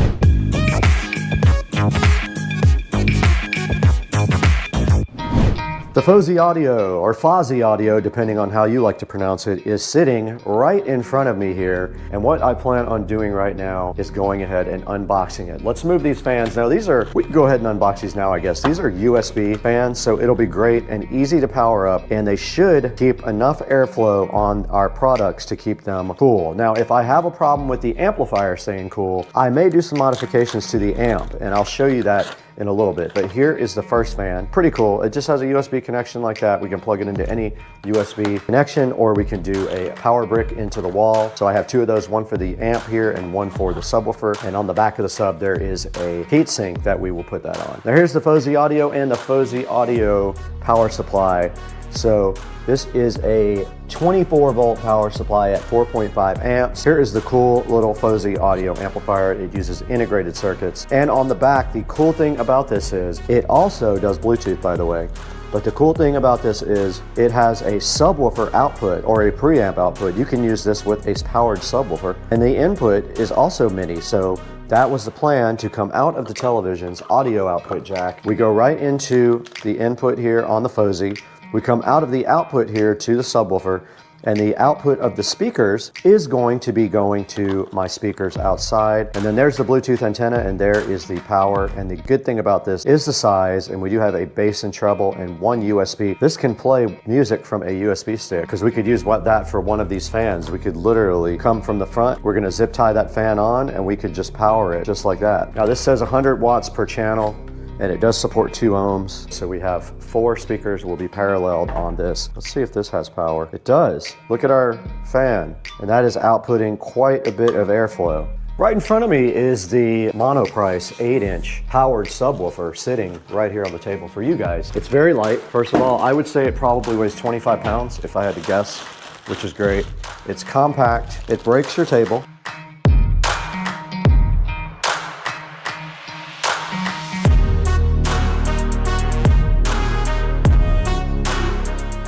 This project is over for today. The subwoofer's broken. I was unboxing the subwoofer. Joe called. I pulled the grill off the front of the subwoofer to show you guys, and a screw fell out. And I thought that was weird. Where would that come from? And then I started looking around the woofer, and the woofer had 2 screws pulled out, and the wood was like separated from the actual enclosure there. So this is broken. I'm about to hit the return button, and I'm about to drive it over to UPS store.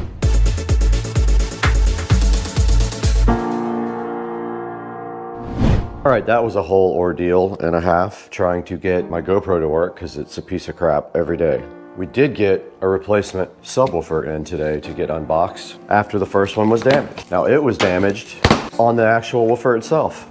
A screw fell out and I saw that happen when I opened the box, and then I basically opened the front grille and 2 of the screws were ripped out of the wood that hold the woofer in. I returned it immediately. Let's take a look at the new monoprice subwoofer and make sure it is not damaged. It looks good to me. Much better condition, no problems. You can see the 8-inch woofer here with the port. Then I'm gonna try something with this speaker that's not working outside. And I think there's a short somewhere between the middle of the attic and the outside.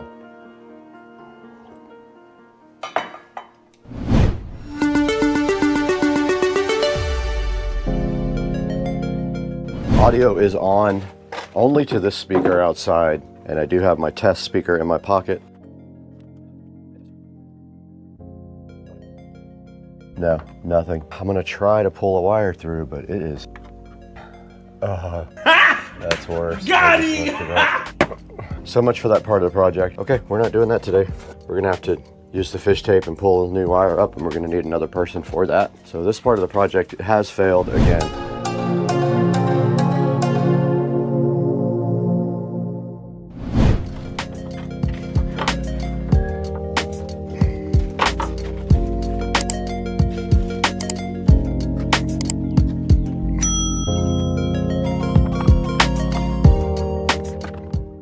All right, guys, directly in front of me right here is a new channel sponsor. This is NVMe. They were so kind to send us their desk lamp and magnifying glass. This thing has a 12x magnifying. This guy has 1200 lumens, if you can believe that. 146 LEDs to make everything super bright. It has a bunch of illumination options. It can change color temperature just at the push of a button. An easy adjustable neck here, so it makes things super easy for you. It has a ton of different mounting options, so you can mount it horizontal, vertical, or other directions depending on your application. This guy has a built-in memory, so it remembers the last thing you set it to when you turn it back on. It is USB powered. You can see right here a USB Type A. Will plug into anything. You probably have a computer sitting right by your desk that you can plug this guy directly into. All right, the lamp is plugged in. It did illuminate now blue right here. You can see a little blue light right here, and then there is the power button. Now check out how bright that is, guys. All you do is simply adjust on the back of the lamp to change the brightness. You can change it to brighter. You can change it to less bright. And then there is also this color temperature button right here. Everything you need is on the back of the lamp right here. This thing's fully adjustable. Check it out. So you can literally just adjust the whole head, the whole arm. This is pretty cool, guys. Check this out. Support our sponsor. NVMe was so kind to sponsor Supercar Street Racing. Please do us a favor. Go down to the link in the description, order your own NVMe lamp, and support Supercar Street Racing and the channel. Let's get back to the video. I am going to use a little bit of spray foam to keep this on. Just a little bit on each side, I think, is all I need here.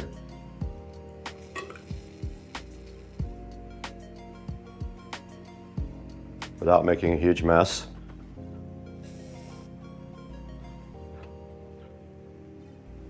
That should do it. It's a sacrificial can, but that should keep that from going anywhere. That should dry very quickly and allow us to have a nice cooling source on our sub. There's still room to plug in the cables, so we're good to go there. So that's just gonna sit there and dry now. Keep that fan tight on that subwoofer forever. It's going to feet are basically 9.5 inches apart. So our measurements are going to be, we're gonna do 8.5 inches on the wall. So our brackets are gonna fall between these 2 feet.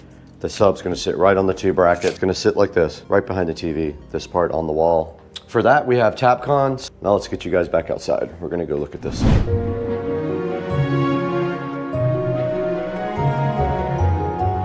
Here we are behind the TV outside, and as you can see, there's plenty of space up here for our amplifier and our subwoofer to sit right on top of that. What I'm gonna do literally is just go right above the power strip right there, and I'm gonna put the sub directly above that. You won't see it because of the television. Top of it will be 12 inches above this, so it'll just be that tall. I'll center it right in the center. Come down more. I have my TapCon drill bit here.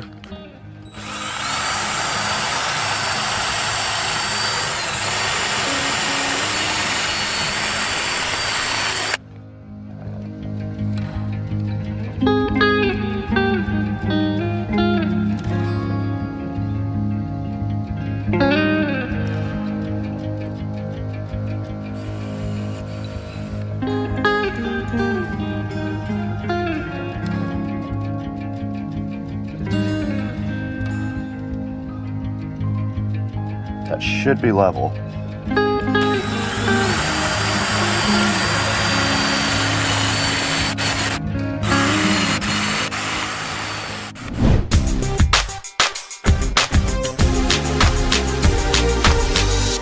All right, so I'm actually going to do heat shrink on these. I've got my connectors. I need 2 more of these.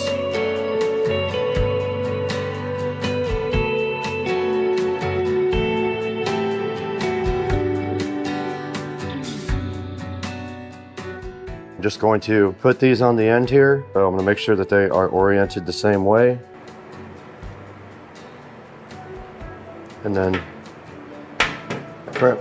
You use the color codes, so you use yellow, just like that, and then you heat shrink them. Will that work? Yep, that'll work right there around the power cable. First set of cables here, the U-green cable. There's also, we gotta not block these on the back, and the other one goes right there. One of these feeds a subwoofer, one of them comes from the television. Our fan will plug directly into the front. We got to get our fan mounted to this. Our fan will plug right here. And then our other fan will need a brick for our subwoofer. It'll need its own brick. That's on there. See if it still works. Things ripping. That's awesome. Check it out, guys. It's just zip tied to the side of it. And that'll give a little bit of cooling to this thing when it's outside because it gets very hot. And I don't know if that doesn't work, I'm gonna drill holes in the top and the bottom and get some more airflow. But that's putting out some good air right there.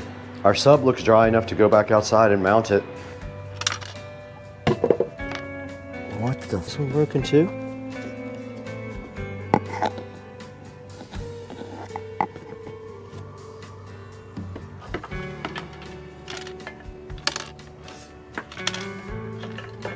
It's a screw. Got him! Got him! Fucking screw rattling around. There's a screw rattling around inside of this that I know is going to be annoying. Now I got to take the woofer out. This is crazy. This is the second one I got that had issues. How in the world can they make 2 subwoofers with problems? I don't get it.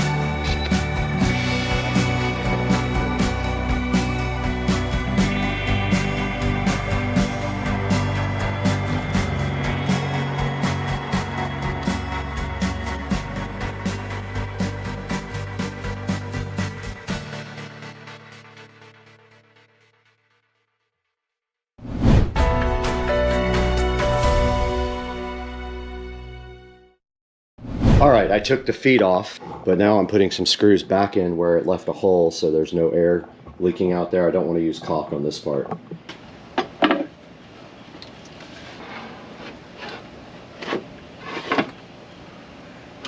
That's how it's gonna sit, just like that. And it's perfect. Not in the way of the TV at all. I can still get to the back of it if I need to adjust, if I just have to get on a little stool. Perfect, look at that, guys. This came out really good. Now I just gotta figure out mounting the amplifier. I'm gonna wipe down the back of this television. It's all dirty with pollen, but I think the amp can go right here somewhere.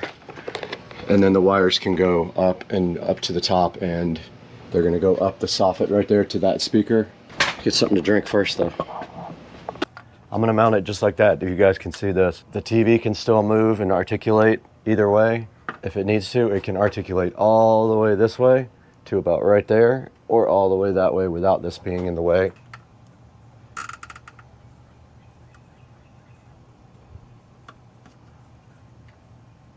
Our fan should be on the back of our subwoofer now. It's cooling the sub.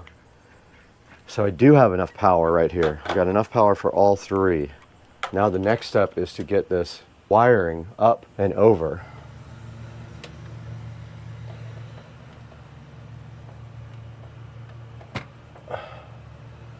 And so I'm putting this speaker wire in the soffit. There's a little lip on these soffits that this one can run behind the sub.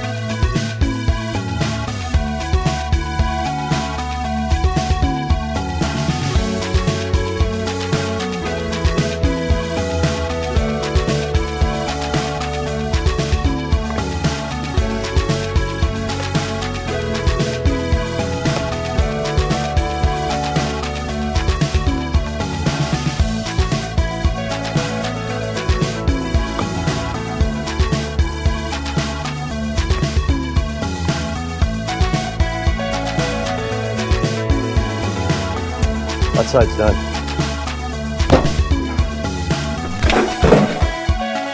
Got it! Well, I broke my...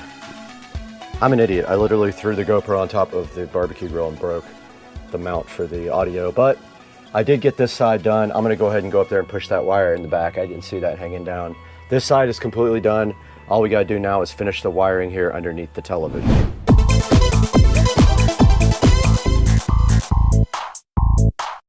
I'm gonna go ahead and plug everything in and give it a test real quick before I do anything else right now. So I'm gonna give this a plug in real quick. All right, we're watching Supercar Street Racing. The audio does work. I was the power. I had to get the remote out and do power with that. Everything is working. Those speakers are on. I have not heard the sub yet, but I'm gonna probably try to test that out. I can't play music with you guys on here, so it'll be copyrighted. So I'm gonna check the sub now.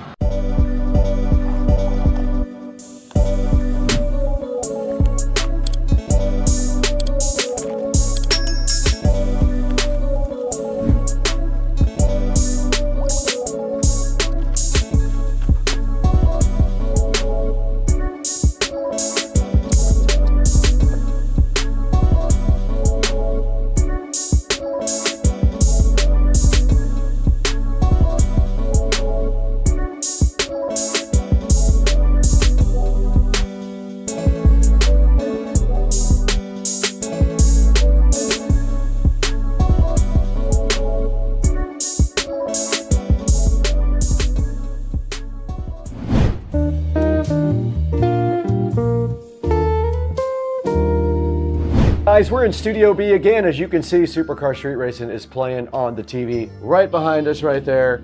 That's actually us on TV, but today we are live in Studio B to show you this project that we completed for the outdoor speaker system for the pool. There's a big TV outside that Joe Dukes of Duval gave me. It's a big Vizio TV, and I wanted to put sound outside. Now the full home audio system sound is broken to one speaker. I think there's a short in one of the wires, so I have to pull that again. But meanwhile, I wanted to get sound from the TV outside and also add a subwoofer. So we did add this monoprice 60-watt powered subwoofer here. And as you saw in the video, I had to get one return and the second one was also bad. Both of them were damaged. One of them had screws missing in the woofer. The other one had a nut inside the actual amplifier loose. But I fixed the second one rather than return it for a second time. There's the monoprice subwoofer. I have not rated it yet. I'm gonna rate it appropriately for being damaged twice when I got it. Now it is 60 watts and it does sound great outside, I'm not gonna lie. We did put it right up behind the television on some L brackets that I'll show you here momentarily. Here's the 3.5mm to RCA cables we use for input and output to the amplifier, one of them feeding from the TV and the preamp output going up to the powered subwoofer. Here's the Fozzy audio amplifier that we used, 100 watts per channel, Bluetooth. It does have preamp outputs, which is awesome. It uses integrated circuits for its output, not transistors. It does have a remote control with power and volume as well, and I love that. So far, so good with this amp. These are the metal wall brackets I used. Pretty simple. They are heavy duty. No problem supporting the subwoofer, and I did just screw the subwoofer right on the bottom of the L brackets there. That holds the sub right on the wall. This is a speaker wire I used. Anytime I use speaker wire now, I use this insulated speaker wire. I learned my lesson outside. Regular speaker wire in Florida will deteriorate after about a year. This sub helps keep the speaker wire more protected. All right, guys, you can see right here on the dashboard that we have 165,675 subscribers on the channel. We couldn't do that without you though, guys. Thank you so much for liking and subscribing to all the videos. Buy all your products through our product links.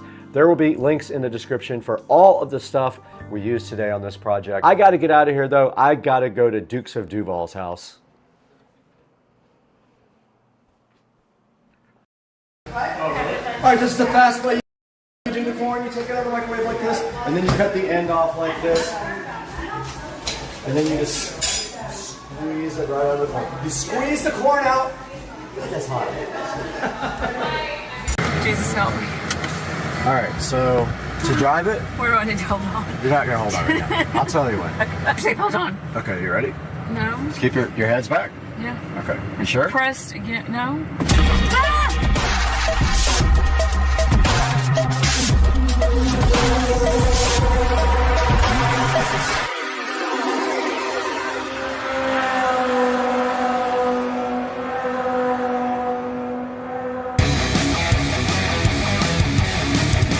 Just leave it recording, I'll edit it down. Jesus help me. All right, so I'll tell you when. To drive it, you just slide that forward, that's reverse. And you notice right here, you see how it's red? So it's showing you that there's something on the side. Proximity, yeah. Good, don't even proximity. And if we go here, so we have, you know, if you use the, 360. Yeah. And now everything after this, literally everything in the car is controlled with the touchscreen. Wow. And these controls here. So I have like cruise control and all that here, but now it sees the road. And we're just gonna slow out of here because the car's a little low now. It's got an automatic, it's automatically connected to the garage door, so it should close automatically. Let's see if it does. It didn't close last time, which was annoying. So it's not closing. Right there it says it's open, so I just said close. So the whole thing's internet connected all the time, so it has, internet radio or whatever. And then it has like autopilot, so if I hit this, it's so smooth. Okay, it won't do it here in the streets too. It only do autopilot on bigger streets, so it won't let you do it on this back road. It keeps saying no. Too much around. And so like here's the battery percentage, it's at 90%. And if you try to go somewhere far, like if we try to go to your house, it'll plan the route out so we get chargers and all that on the way. It'll show you like how long you have to charge, and it'll only do the minimum to get you there. How long does it have to charge when you stop? So at a supercharger, it depends on how low your battery is, but it will fully charge the car in an hour and a half. So usually they're supercharged. Sit there. Yeah, but they put their superchargers usually at restaurants or like places where you can chill. But it adds a lot of time to your trip. You have a long Totally, trip. it completely does. So you plan your trip around. Do you have to pay for the charging? So yes, you do. Some people got free supercharging when they bought their cars. I don't have that, but I don't travel, so it doesn't really matter. I charge it at home, and I charge it off peak, so I charge it at night. Okay. So I charge from 10 p.m. to 6 a.m. usually because it's cheaper, and it costs about $9 to charge the car. Okay, so there's no gas in this car. There's no motor. There's no engine. It's just all batteries. So all I batteries. gotta see up underneath. Tesla doesn't make a car with a gasoline engine. I've got to see under the hood just to see It's a front. There's nothing in it. You know, he just took over #1 spot in the world again as richest man. How do you do that? I mean, again. He just bought Twitter for like 52 billion and went down. It went down. Right. How do you do that? I don't get it. I have no idea. Oh my god. I mean, so that's regen, so I'm not on the brake. So you see how it wanted to stop itself. And it wasn't jerky. No, it kind of just smoothly, and it applies the brake lights when it does that, so people behind you know. Look how I didn't even notice the steering wheel. Oh my god. Yeah, it's like an airplane. It is, It's exactly. a yoke, yeah. When you said a yoke, I was like an airplane. Okay, I may have to drive it. So yeah, you can just definitely real drive slow. it. But you can drive it in chill mode where it doesn't have like all the power and all. But that's stopping. Wow. Okay, so do you have a brake down there? Or is everything okay? I do, but you don't have to use it. You get used to that when you drive it. You just don't use the brake unless you really have to. But like, it has settings for acceleration right here, so you can go from like chill or sport or plaid. Plaid is like the good one. Put your seatbelt on. Okay, you ready? No. Keep your heads back. Yeah. Okay. You sure? Pressed again. No. Ah! Oh, fuck. Oh. Don't curse. I can't put that on. I gotta bleep that. Oh. You can just put some asterisks in there. Oh. It felt like we were fixing to come off the ground. I think we did a little bit. I think we literally came. Oh, fuck. Oh, fuck. You can do it again. Oh, God. One more? No. Okay, You use your head back, you'll get whiplash. It's fine. Ah! Okay, Brad, stop. Seriously, stop. Stop. Stop. Stop. Alright, my foot's off it. So it's just regen now. Is that cool? Alright, so you just experienced your first electric car ever? First electric car Ever. Debatably on the planet? Yes. What do you think about it? I think it's amazing, but You're still in shock? it's yeah, and I'm hyperventilating. I can't Wow. breathe, but it's in a good way. But like, what do you think about the rest of the car? Is it The car Is it nice? is super amazing, and I wish I could afford Buy one? because I would have one. Well, you could get a Model 3. You could get like the It's so $40,000 one. freaking cool, like amazing. Put a little charger in at your house on your dryer thing. But I'm still like in shock, and my stomach is in a big knot right now. Literally, you react just like every single other person And it reacts might to take it. a while to get over it. Rich, the first time he was like, I he need said another to shot. like, Do we have any shots in here? Yes, we do. Where's the bar? It's got to have a bar somewhere. Today we are in the Supercar Street Racing Garage.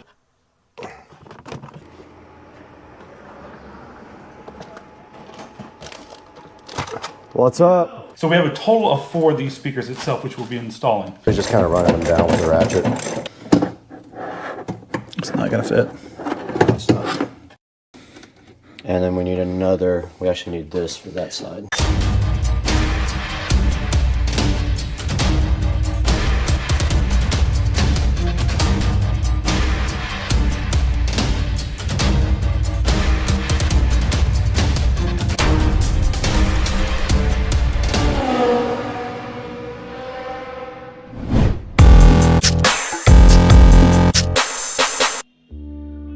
All right, guys, we're back again with another episode of the Golf Cart. And today we are in the Supercar Street Racing garage waiting for Joe to head over. But meanwhile, I am setting up here to go ahead and check and see what wiring I have. I'm gonna get out all the wiring and go ahead and lay it out right here for you guys. We're gonna get it all organized and look at it and see what we got right now.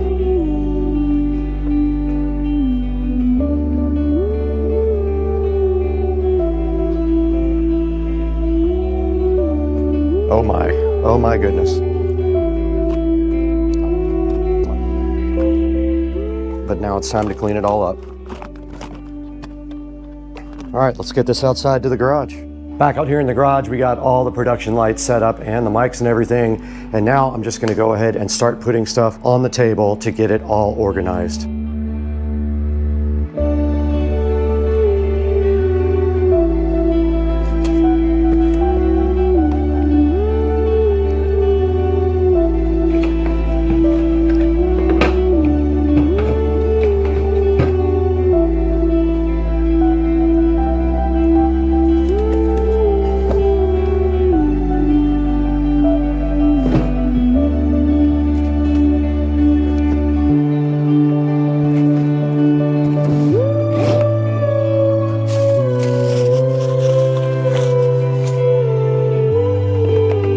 Okay, directly in front of me, you guys can see Joe's 4 new speakers for the golf cart, his old voltage inverter and his old fuse box. And then right there is the new voltage reducer, 60 amps for the new system. Let's go ahead and get his dash out of the kitchen as well.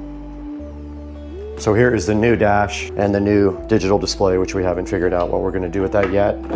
This new dash is already prepped for speakers. You guys saw that in the last video. Put that there. And now let's go ahead and get our connectors and everything out that we're gonna need to actually do the wiring.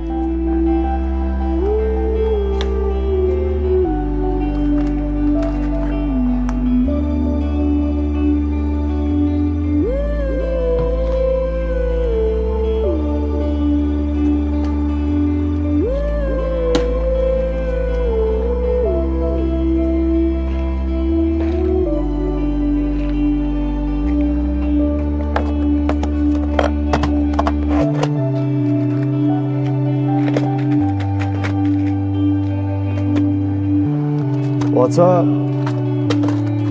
What's up? Camera's rolling. Nothing on Amazon at all. My work suppliers.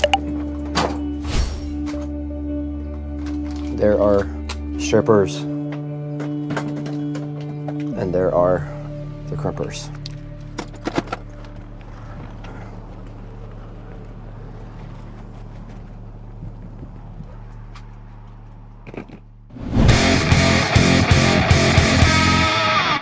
All right, we're back out here with Dukes of Duval, and we are in a brand new day and the next video. And as you guys saw a few minutes ago, I went ahead and got everything laid out on the table and got the garage set up for work. So we have all of our wiring connectors here and all of our wires in somewhere in here maybe. But do you want to kind of go over what we have right here in front of us? All right, so one of the things that we decided to do with getting this new lithium battery was to do a couple upgrades that I've been really wanting to do for quite some time. I'm a music guy, I love music, so I wanted to put something really cool in here. And one of Brad's videos, we did a full audio build out for him, and it was a great design. It sounds amazing. So I wanted to kind of mirror that. Pretty much the same thing is going to happen with this particular golf cart, where we're going to be adding a new dash. We're going to be adding 4 6.5 speakers along with an amp and a subwoofer. So pretty excited about this build out. On the table, we have most of everything that we need. There might be a couple of items that we're still lacking, but for the most part, everything that you see is going to be a part of this full build out. So the first thing that we did is I went on and found myself a new dash. That's a replacement for the club car itself. On here, you see that it has 2 speaker openings, has a couple of cup holders, has a little dash insert here for you to be able to hold stuff in there, and then of course a little coin tray.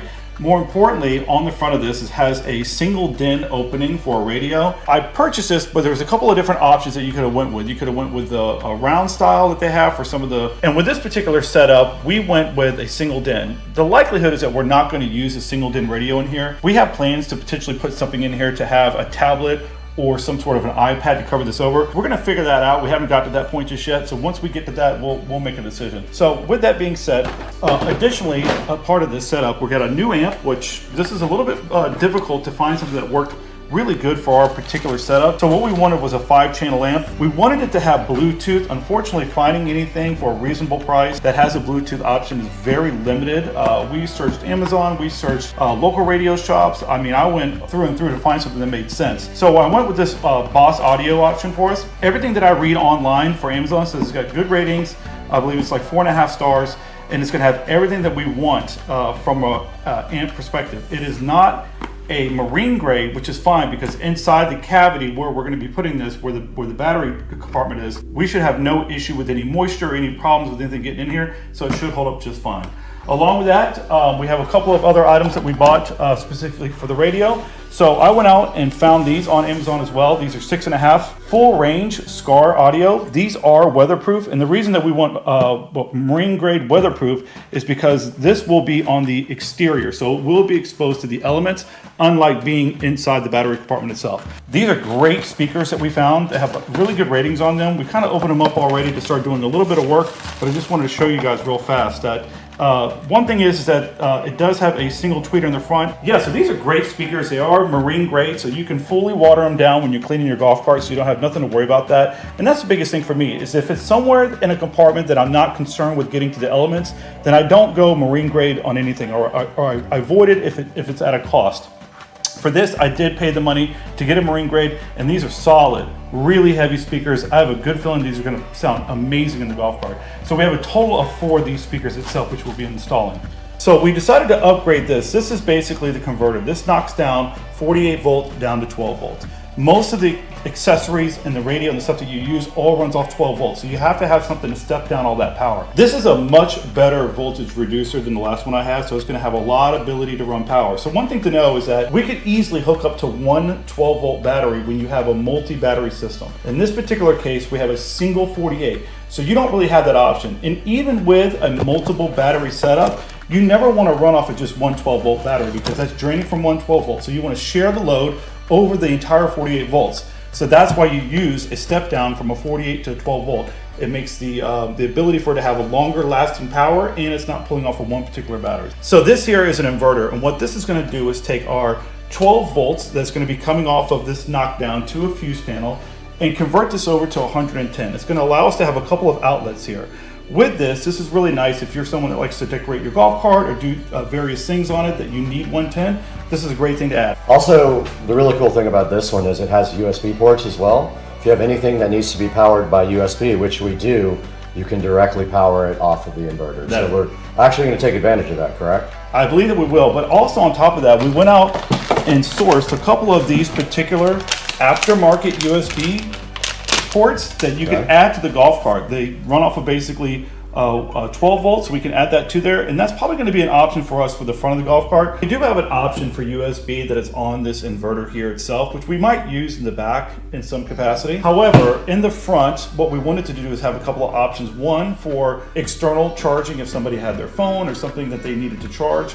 We wanted to add that. So what we went out is we found a couple of these online. They're pretty cheap on Amazon. Runs off of 12 volt itself, and then has obviously the female adapter for the USB. So this we'll do two things with it. One, we will have an option for charging, and two, we will have an option for the tablet to stay there permanently for it to stay connected, so that anytime that I bring the tablet onto the golf cart, it'll automatically connect to it real fast, and then we'll have power feeding it. So along with those USBs that we were just talking about, we bought an external one here as well that's going to be mounted to the dash. This one's nice because it has a cover for it, so in the event that you're going to be washing the golf cart down, you can cover this up, which is going to make it where it won't get any water into it, which is really kind of nice. So that's going to... Right here in front of me, we do have our fuse block. This came off of the last golf cart. We're going to go ahead and reuse it, and if you can see right here, it does have a place for both positive and negative. You feed it positive up top here, negative on bottom there. It has a negative bus bar at the bottom, and then it has individual positive bars here for each one, and you can select what fuse you want. For example, if you're running a 12 volt amplifier off this directly, you would want a large enough fuse to go directly to your amp. However, these guys usually have built-in fuses, so I'm not sure that we need to go through this fuse block for that. We'll have to figure that out in the long run.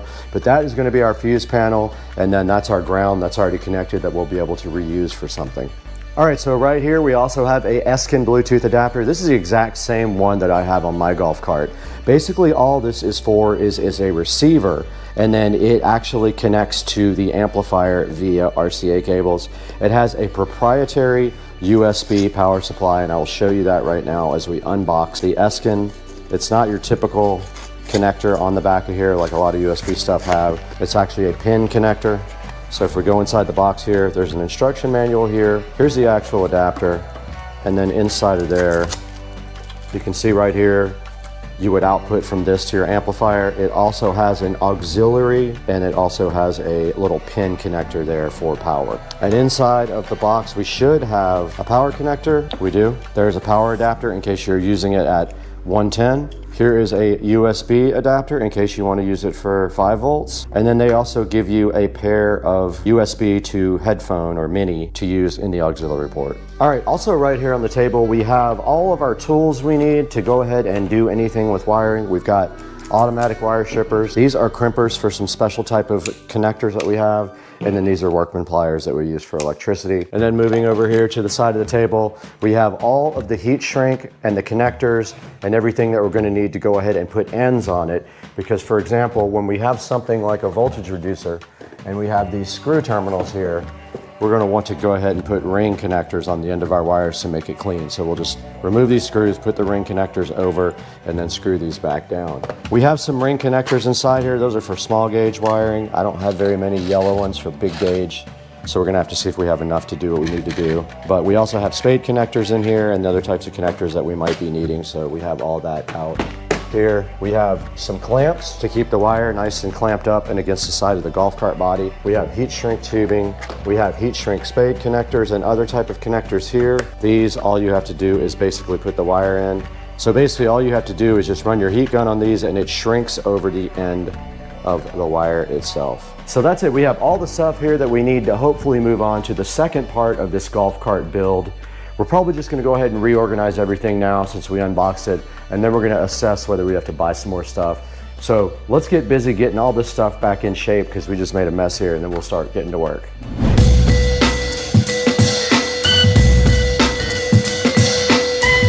All right, so after doing a little bit of engineering, so to speak, to remove some of the plastic, the battery is in now, fits very snug, but what we need to do is get it bolted down. So the way that it's set up now, we have it pushed over to one side. The only issue is that it does have a couple of spots on each side for you to put bolts on to get it to obviously strap down, so to speak. But here it's very, very tight. So what we have to do is try to figure out a way that we can mark the spot where we need to drill because we're going to through bolt it. And it's going to be a little bit of a challenge to try to get down a socket down in there to hold the top of that bolt down, but I think we can get that done pretty easy. So we're going to take the time for a couple seconds, figure out exactly how we're going to get that bolt to get in there and make the get the hole cut, and we should be able to get this thing fastened down pretty quick. Okay. Do we need to take the battery out? Yeah. So the first thing we want to do is obviously on this side, we want to make sure that we can get the socket down in there to hold the head of the bolt. Okay. So I need to grab a socket. Yep. So we're going to grab a socket. We're going to make sure we can slide it down there. If it won't, we're going to have to just budge this over just a little bit. From there, once we know we can get our socket in there, we'll make a mark so that we can drill a hole. And I think for this particular setup, we're just going to concentrate on one bolt on this side and put a couple on this side, and that should be more than enough to hold this down. Perfect. Let me go get the sockets and we'll do that. Okay. All right, so what we wanted to do here was to make sure that when we go to bolt this in, because it is pushed all the way to the side here, that we have room for our socket to go in. So just added the socket for the bolt that we're going to use, and then just test to make sure, and it went down, no problem. So our biggest issue now is going to be to find out exactly where we're going to be bolting this down. So what I'm probably going to do is take this extension right here, and I'm going to put something on the end of the tip of one of them, and I'm going to make a small dot right where we're going to drill our hole, which will be easy enough, it should be, and then we'll be able to pull the battery out, see where I marked, drill the hole, and then from there on this side it will be much easier because it's all exposed.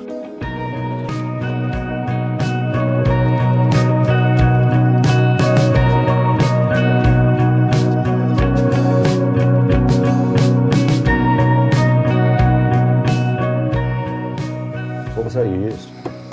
That's it. That was leather cleaner? Yeah, all I needed was just something, so if we yank it out, now we'll have a dot. We'll have a dot, yep. Okay, perfect.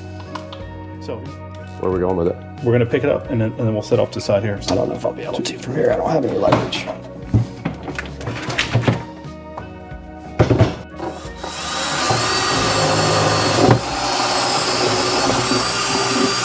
So it is on one of those ribs.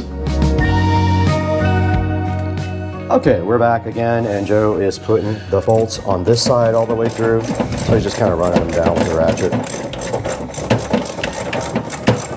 If you have an attachment for that drill, make life a little easier.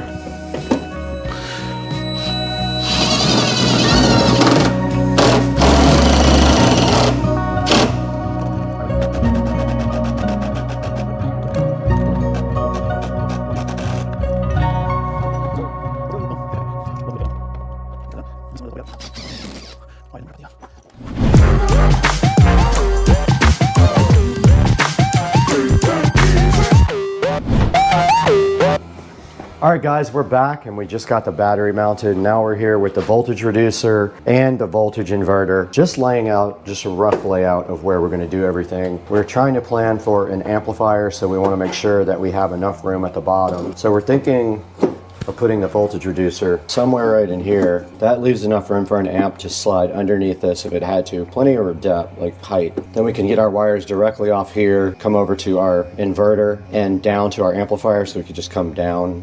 Should we just go ahead and mount it, call it a day? Sure. So we need to mount this fuse panel too. Yep, we do. Fine. It's just on this side of the hump though. It's like, we're gonna have enough room for these wires to bend and go the way they need to go. This one just... Yeah, I'll turn it straight that way.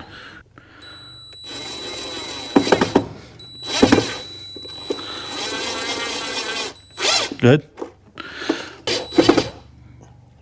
I think it's good. Good. Keep going.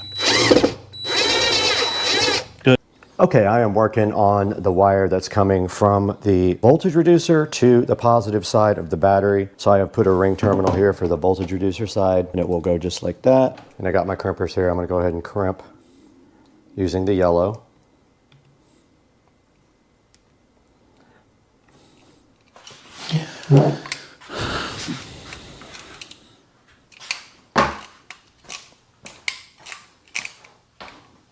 That's perfect. We need to run an amp wire now. It just needs to come down literally right here. Yeah, I think that straight down and right here, but is that anywhere near long enough?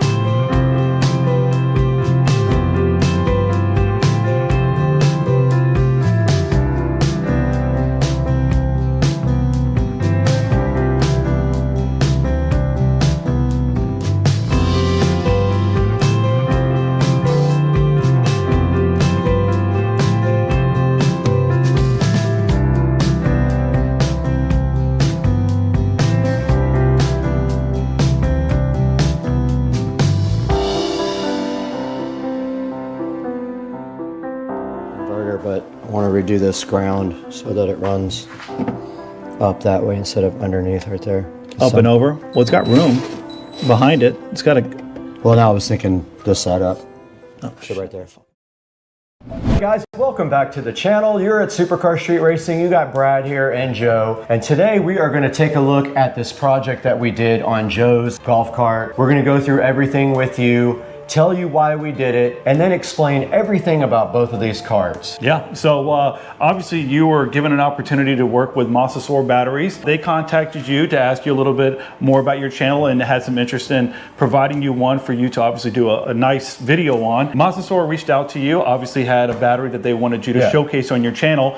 The opportunity was great because I was in the need for new batteries on my golf cart. Simultaneously, there was a lot of things that we wanted to do to make the golf cart better in regards to the radio and other things. So the timing was perfect. I was elated because it was such a great opportunity to get this battery, and it was a great project. So right after this, we're gonna go ahead and start this look at the 2 golf carts and what we did with this project, so stay tuned.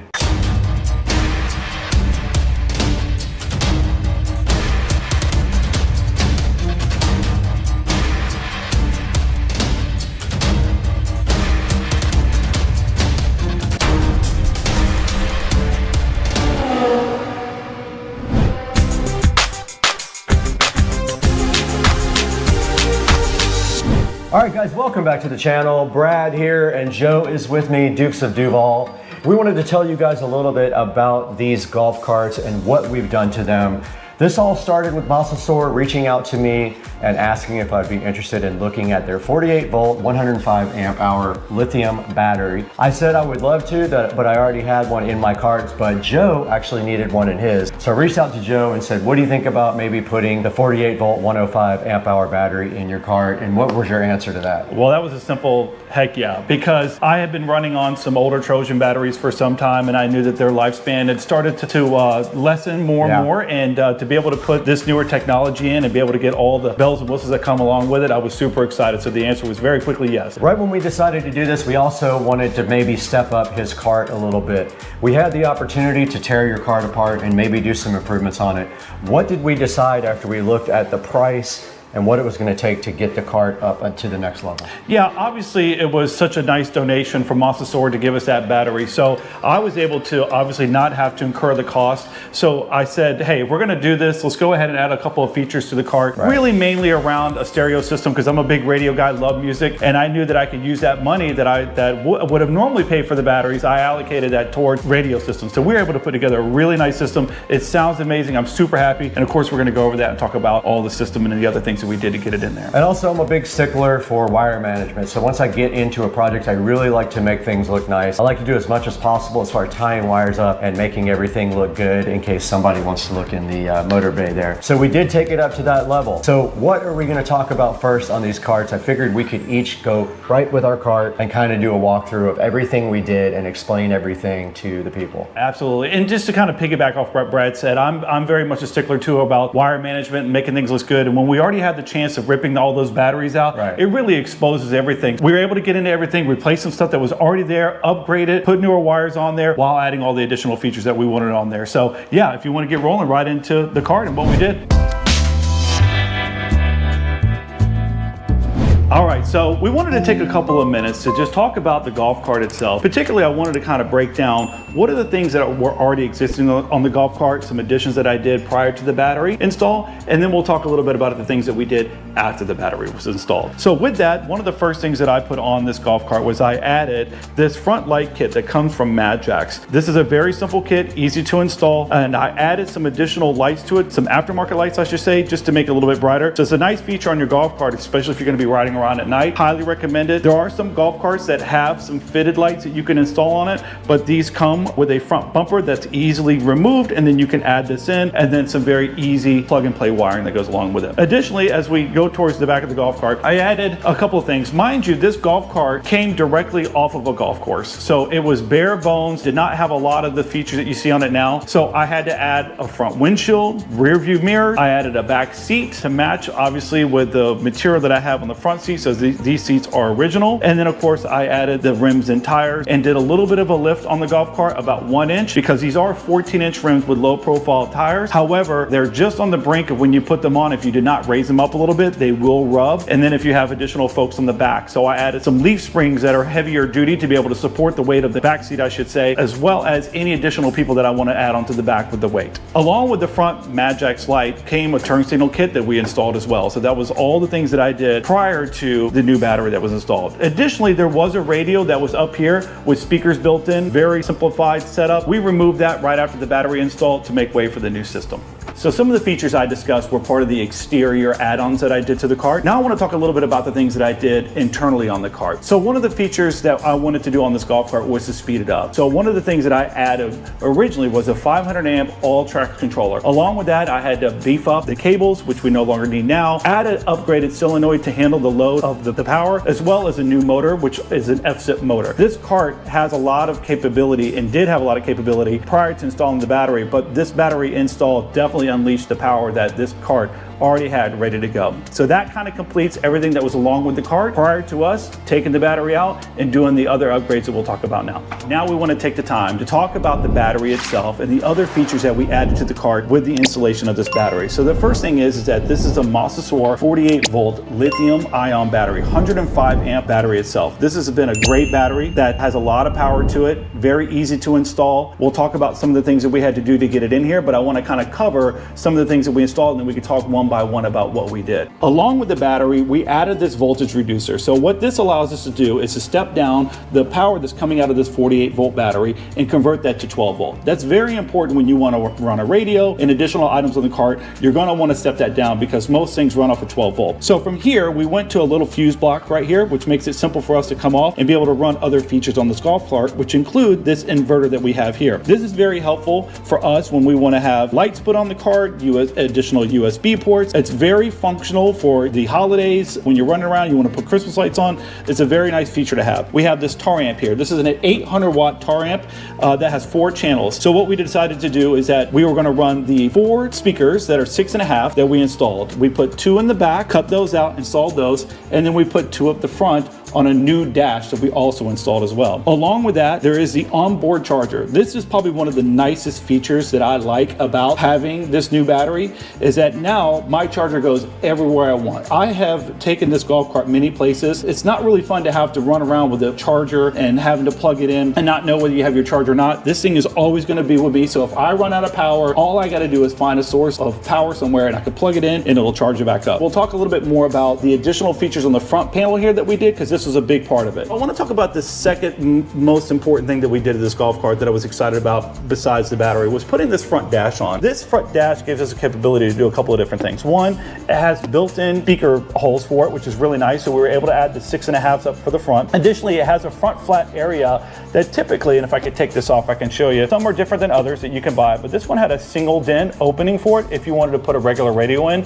What we decided to do, and we mirrored Brad's golf cart, which was a great idea on his behalf, is to find an iPad or a tablet, add metal strips to the back, and add some magnets to the background. This is probably one of the last things that I got to finish up here to get this all cleaned up and ready to go, but we're pretty much close. We're doing some testing to make sure it holds on. But with this, it just simply snaps in place, which is really great. Right now, when I get in the golf cart, the nice thing is that I have a full tablet here that's going to allow me to do a multitude of things from watching movies or to play music, which is going to be the most important thing, and having internet and availability at any point in time, which is really nice. Along with that, on the bottom here, we added a subwoofer to the back that we'll show you in just a minute. But part of that I wanted to have is the ability to turn the subwoofer up and down. So if I'm coming into a neighborhood or somewhere that I don't want to be loud, I'll be able to adjust the volume down tremendously on that, which is really nice. As well, we decided to add this external USB port, which is really nice, and it's weatherproof, so you can open it up and it gives you your voltage indicator for your 12 volt convert. Along with these other features that we added here, we have the LCD display screen for the battery itself. This is a nice feature. There is a Bluetooth setup and an application that you could, software that you can put on your phone, which is really nice, which will eventually go onto this tablet as well. So what I will end up doing, we'll end up adding that application to here. So all I need to do at any point in time is to be able to toggle between my music and the application, and I'll be able to see my battery, all the things I need to know about it right at a glance. And lastly, one of the things that we did here was we did add a Bluetooth adapter. So this is very nice because what that's going to do is allow us to take any of the music that's being played off the tablet, send it to the Bluetooth back to the tar amp, which is then going to obviously feed out through our speakers. All right, and one of the last features that I really wanted to add to this golf cart was to add a subwoofer. Again, I love music, so I wanted to make sure I have ample treble and ample bass. So with this, we took this subwoofer, and actually it's interesting, I found this on the side of the road a couple of years ago, and it's been sitting in my garage, and we took the time to obviously redo the entire carpet on it, go through it, make sure the port was corrected, and glue back in, and then obviously install it in here. So it just happened to work perfectly that it fits flush right inside here. This is just a 10-inch subwoofer, and I can tell you when pulling up that Brad certainly can hear me in the house rattling everything. So it's got a lot of power coming from this 800 watt amp to support this 10-inch subwoofer, and it's a great feature. So as you can see, we got it in here from the back. Right now, we're still trying to figure out how to permanently mount this thing so that it doesn't move around, but I got it tied out pretty good so it stays pretty still. Overall, this subwoofer's been great. Sounds amazing off that amp. I don't think that I'm going to upgrade the amp any higher. I think it's the perfect amount of bass that we need to enjoy a nice ride on the golf cart. All right, so that was a quick overview of my golf cart. Again, I just want to say thank you to Masasor for such a great battery that they gave us to obviously talk about and install, and it's been fantastic for the week and a half that I've had it, and it's really allowed me to make this golf cart so much better because of the power that it has and all the capabilities. So thank you for that. Now we're going to pass it over to Brad's cart to give you a little bit of comparison of the things that he did to his cart versus the ones that I did with mine.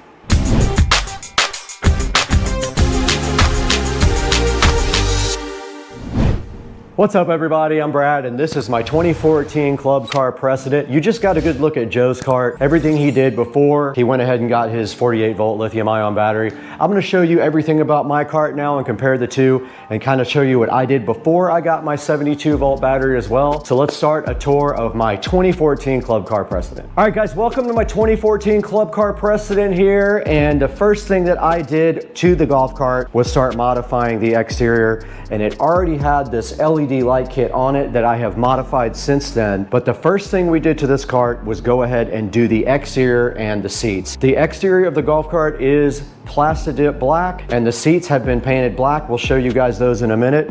But as far as the front of the cart goes, the only modifications that we have in the front is the light kit that was already there and refurbished. So we're right here with my wheels and tires on my 2014 Club Car Precedent. And what we did is we ordered these from Facebook. We found a guy who was selling wheels. And what I really liked about these wheels as opposed to other golf cart wheels is I don't like the bolts. I don't like when it shows exposed hardware. It's kind of a fake three-piece look. I don't like that. I wanted the clean look. But I also wanted some wheels that kind of looked like the ones on the Tesla. So I got these wheels off of Facebook and I think I paid $300 for the set. I'm not quite sure, I don't remember exactly. And then I went ahead and ordered these tires offline, and then we took them somewhere to get them mounted and balanced to a local tire shop. But yeah, we got the wheels and tires done and it looks pretty awesome if I would say so myself. All right, we're in the back of the Club Car Precedent now, and you can see right in front of me the other set of wheels for the rear here. But the most important thing about the rear is when you put 14-inch wheels on a Club Car Precedent, you have a tendency to rub. So what we did is Joe and I made this special shackle kit. We actually bought all the stock from Home Depot. We cut them ourselves and we made these shackles that raise the cart up about 2 inches. And you can see right here, even weighed down with everything on the cart, it barely moves, and there is no way that that thing is ever gonna rub. We have this much clearance on the back of the cart. Okay, I'm around the back of the Club Car Precedent now, and this seat was actually already on the cart, and it was actually brand new. So you can see here, it's one of those seats that you can flip over, and then it does have a little storage thing right there, but it goes to the subwoofer in my case. But yeah, this seat was brand new, and it comes with this nice place here to put your feet. So this was already there, I didn't have to add it, but it is a good feature to have on the cart. Okay, we're here in the motor bay of my club car, and you can see right here we have the 70 volt eco battery, 105 amp hour, and this battery was not given to me. This was not sponsored. I actually paid for this battery. It was about $5,000, not including all the other hardware I had to get. So this is the 70 volt 105 amp hour eco battery. It is a little bit more expensive. We'll explain why in a minute, but all the supporting hardware that goes with the eco battery is the controller, the motor, and the solenoid were also upgraded at the same time. And also we went from DC to AC at the same time, which improves your torque and your range and everything else about the battery. Now, looking in this battery compartment compared to Joe's, there are some differences. I do have a handheld controller here that I've never actually used. I have a 12 volt switch for my 12 volt system here that cuts all power from my voltage reducer. I have the same fuse block here, and then I have the onboard charger back here, and that kind of rounds out everything that I have in my bay. So you see I have a lot less things in my bay because we'll show you where everything else is momentarily. All right, you can see here the back seat of the Precedent, and located on the back seat is everything to do with the audio system and a few things to do with power as well. And starting on this side, we have our voltage reducer. This does take 72 volts and drops it down to 12 volts. And there was a question as to whether it would handle 72 volts, and it handles it like a champ. Right above that, we have a actual relay that is for the amplifier. So instead of a fuse block, we actually have a relay that you can reset by pushing a button if it does trip. Moving over to the center here, we have my amplifier here. It is a 5-channel amplifier. And then right behind that, we have my epicenter, which is my bass enhancer. And then over on that side, we do have the inverter.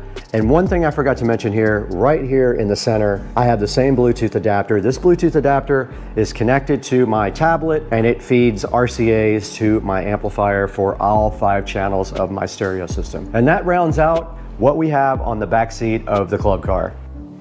All right, we just wanted to touch on one thing. Notice that the size of the battery is a big reason why Joe has more room. This battery is about 6 inches longer, or if you want to say wider,